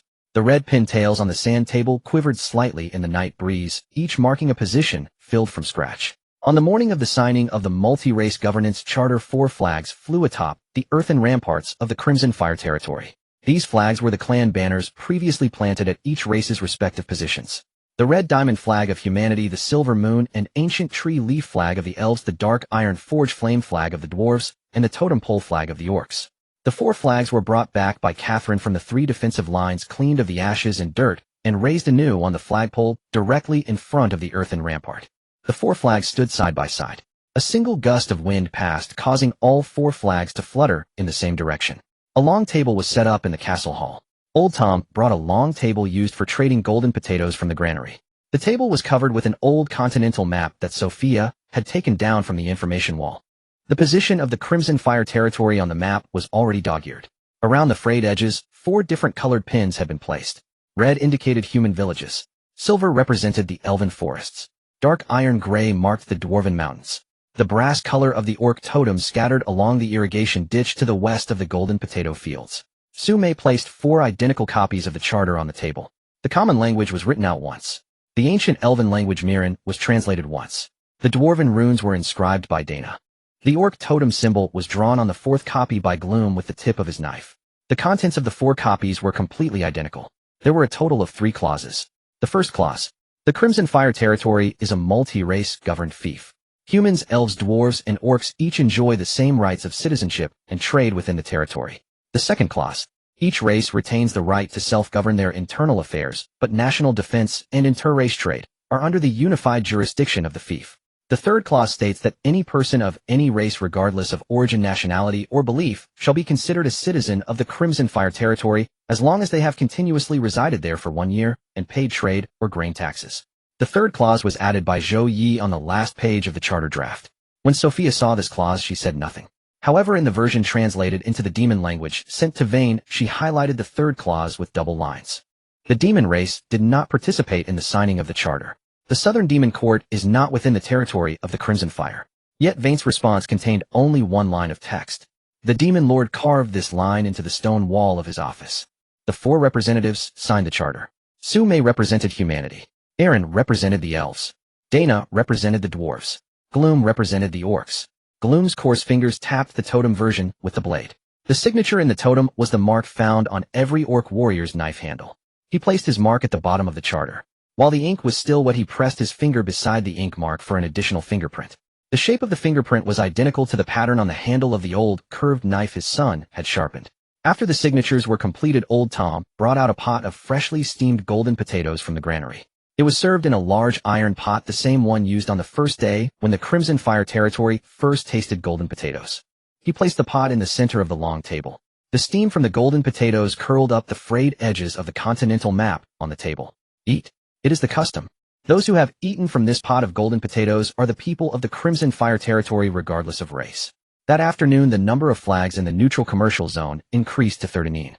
Among the 12 newly added flags, one was dark purple, the trade flag of the Southern Demon Court. Vane did not come in person, but she carved a sentence on the resonant stone. Sophia translated this sentence onto a note and handed it to Zhou Ye. The first stop of the Southern Demon Court trade caravan, the neutral commercial zone of the Crimson Fire territory. The Demon Lord said this flag is as tall as those 4 flags on your earthen ramparts. In the evening, Zhou Ye finished writing the last page of the 3rd volume of the refugee registration book. She closed the book. Her finger lingered for a moment on the inscription on the cover that read, Crimson Fire Grain Register Citizen Volume 3, before placing the book in the top slot of the castle's archive cabinet. Beside the cabinet were 3 already filled old volumes. The 4th volume was empty and had been placed on the table. The cover was labeled. The first page was blank. She turned away from the cabinet. Outside the window, the sound of Gloom's son practicing with that old curved knife against the training post could be heard. His strikes were off target. However, after each strike the boy would adjust the knife to the correct angle himself. Zhou Ping stood by the sand table, a small wooden sword given to him by Gloom tucked into his waistband. It was tied with a strip of cloth that Zhou Ye had taken from her old cloak. He stared at the sand table, his purple pupils unblinking. His hand moved from the outermost defensive line to the pin marking the cash register in the commercial zone. Zhou Lin stood beside Miran under the ancient tree. Miran placed a very small silver leaf tree seedling into her palm. A newly sprouted pure silver leaf tree. The roots had not yet fully emerged from the soil, but the leaves were already shimmering with a silvery light under the afternoon sun. Zhou Lin cradled the flower pot with both hands. She looked down at the little tree. The tenderest tip of the tree's leaves brushed against her chin. Zhou Kai stood beside Catherine's sword rack. The lowest shelf held the sword brought back from the canyon's mouth, its sheath still buried in the crevice. However, beside the sword rack was a new wooden training sword for knights. The wooden sword was sized to fit a child's hand. 2 characters were carved on the handle grip again. Zhou Kai reached for the sword's handle. He did not pick it up, but his palm wrapped around the circumference of the handle. Zhou Tai sat on the low wall of the forge while Barrow noted down the acceptance records for a new batch of firearms beside him. He did not deliberately teach him, but Zhou Tai's small hands instinctively found a piece of alloy scrap that had not fully cooled amidst the dark iron waste. His fingers traced along the texture of the scrap, slowly without looking. His touch guided his fingers. The passive perception of the SS-level forgemaster's hand could determine the optimal forging temperature of this iron at the molecular structure level. Zhou Xian was nestled in Aaron's arms. Aaron stood on the edge of the ancient tree's crown. The leaves of the ancient tree flipped over in the evening breeze. Last time the leaves of the ancient tree only turned towards Zhou Ye. This time they faced everyone. That night the system broadcast echoed in Zhou Ye's consciousness. The tone was heavier than ever, imbued with a sense of ritual. Achievement summary. Territory initial state, a ruined castle. 30 households of serfs. Food supplies for less than 3 months. Current state, Crimson Fire Earl territory. A population of 130,000. An army of over 8,000. 4 races governing together. 13 businesses in the neutral commercial area. Daily forging capacity of 300. Silver Moon Elven Covenant. Iron Blood Export Agreement. Rhine Allies Agreement. The Fall of Duke Wharton. Achievement Rating. Zhou Ye did not finish listening to the rating. He stood by the castle window.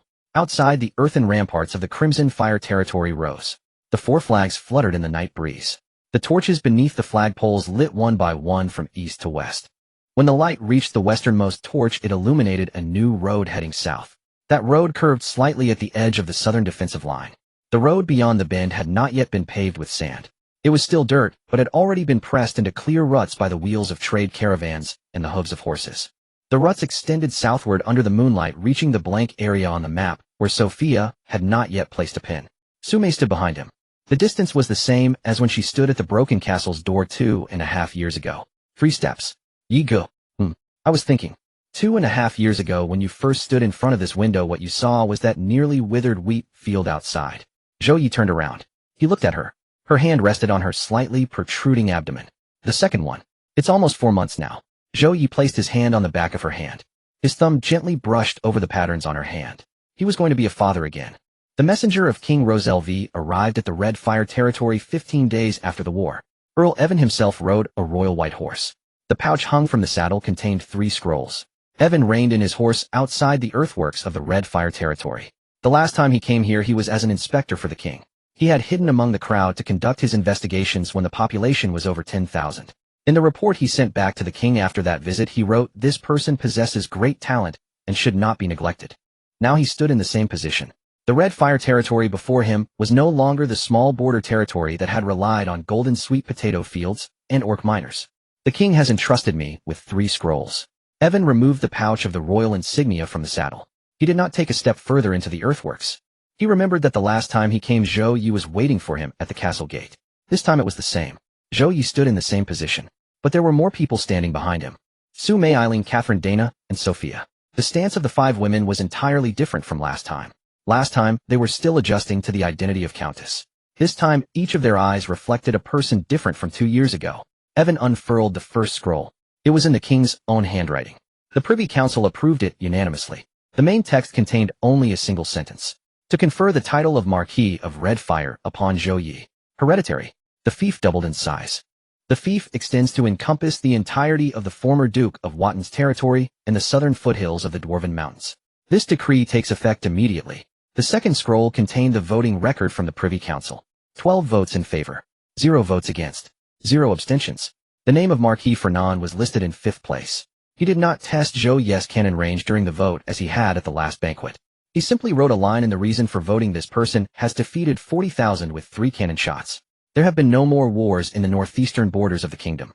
The third scroll was a private letter from King Roselvi. It continued the topic they had discussed years ago in front of the fireplace in White Chalk City. Zhou Ye, I remember you saying in White Chalk City, you do not guard the borders for any king. You guard a group of people who have escaped from the brink of starvation. Now you guard 130,000 people. My Privy Council unanimously agrees to confer upon you the title of Marquis.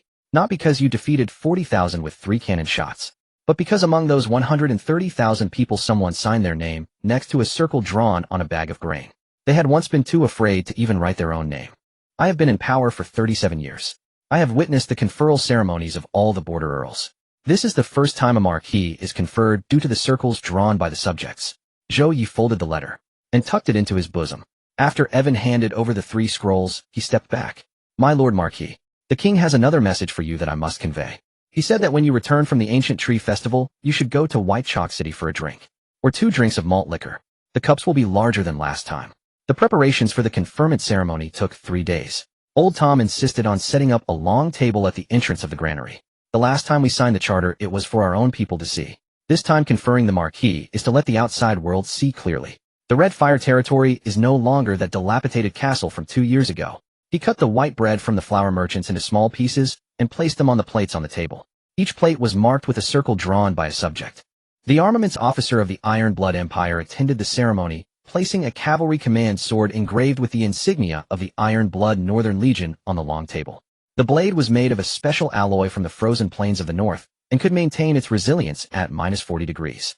This sword was only given to allies who earned titles through military merit in the Iron Blood Empire. The commander of the North Wind asked me to convey a message. The order for firearms from the 12 legions of the North will double next month. Margaret represented the Rhine Kingdom. She took down the brass abacus that was hanging on the column of the branch office and put it back up. She carved the character red next to the bead at the very bottom of this abacus. The Commerce Department of the Rhine sent an urgent letter today. The neutral commercial zone of the Rhine branch can now handle tax credit guarantees for all countries across the continent starting today. This includes the national debt of the Marquis-owned territory. Besides commercial debts, there is also national debt. Anya, the liaison officer of the Silver Moon Elven Court, collected an entire new branch from the ancient tree. The branch had 5 leaves and a newly bloomed silver-white flower. She placed the flower branch on the long table. The royal court is waiting for you. From today until the full moon, just 15 days. The Ancient Tree Festival will announce the formal alliance between the Silver Moon Royal Court and the Red Fire Marquis on the night of the full moon. Princess Fiona Moonlight will personally deliver the alliance document to you during the ceremony. The York tribe of Grum did not bring gifts. But Grum had his son place the old curved knife, which had been sharpened for half a month on the long table. The marks on the blade extended from the edge to the spine. Each mark was at the same angle. His 6-year-old son's hands were still unsteady, but he did not miss his angle. The York tribe never gives knives to outsiders.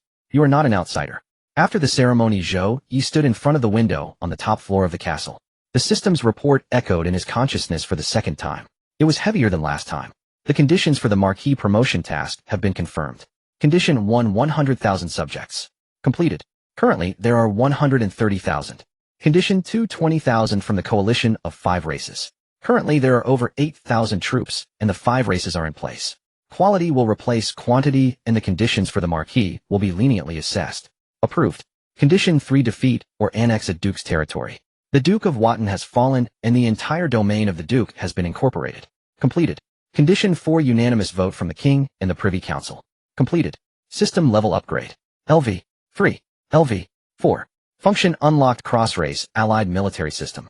Can establish mixed legions of various races sharing tactical synergy bonuses. Territory upgrade task Duke. Condition 1, 250,000 subjects. Condition 2, 50,000 from the coalition of 6 races. Condition 3, defeat or annex a Marquis or independent force. Condition 4, obtain formal alliances from at least 3 countries across the continent. Condition 5, complete the Duke trial instance from the system. The system report paused for a moment. Then a new task panel unfolded before Zhou Ye. The conditions for the promotion to Duke were written on it. Each line was annotated with the current progress and estimated completion time. Sume pushed open the door. She was not carrying malt porridge. She held a letter in her hand. The wax seal on the letter bore the insignia of the North, the old heraldry of the Horn family. When she placed the letter in Zhou Ye's hand, the touch of her fingers felt different from when she usually served breakfast. It was cautious. The messenger from the Horn family arrived today. They did not enter the castle. They left the letter outside the earthworks and left. Afraid you would not see it. Zhou Ye opened the letter. The paper was the official document of the family written in the hand of the head of the Horn family. Every word in the phrasing tried to place banished collateral waste and Marquis of Red Fire in the same sentence without contradicting each other. Nephew Zhou Ye, the family has learned that you have established a territory on the northeastern border and have been conferred the title of Marquis, and the entire clan feels deeply gratified. The Horn family will hold a family celebration next month. We sincerely invite you to return to the north to attend. Elders from various branches of the clan are eager to reminisce with you in person. Zhou Ye placed the letter on the sand table, marking the location of the north. The marking pin for the Horn family's territory was still the one Sophia had inserted 2 years ago when the intelligence network was first established. The pin had faded. He pulled it out and replaced it with a new one. A red-tip pin. Reminisce. He pressed the pin onto the marking point of the Horn family's territory. That evening, the construction project for the expansion of the Red Fire territory's walls officially commenced. Barrow mixed dark iron slag with volcanic rock to build the stone walls. The stone wall began to extend from the front of the earthworks. The segment extending southward had not yet been laid with sand, but the moonlight shone on that dirt road. The tracks on the road were gently lifted by the night wind. Zhou Ye stood at the beginning of the new city wall. As the wind blew, the torches on the wall lit up one by one from east to west. When the last torch in the far west lit up, the firelight illuminated a new road extending southward. That road stretched out from the edge of the new defense area on the southern side of the Red Fire territory. The road's surface had not yet been paved, but the direction of the road had already been determined. The southern side of the road was shadowed by the abyssal rift. The northern side was bathed in the moonlight of the Ancient Tree Festival.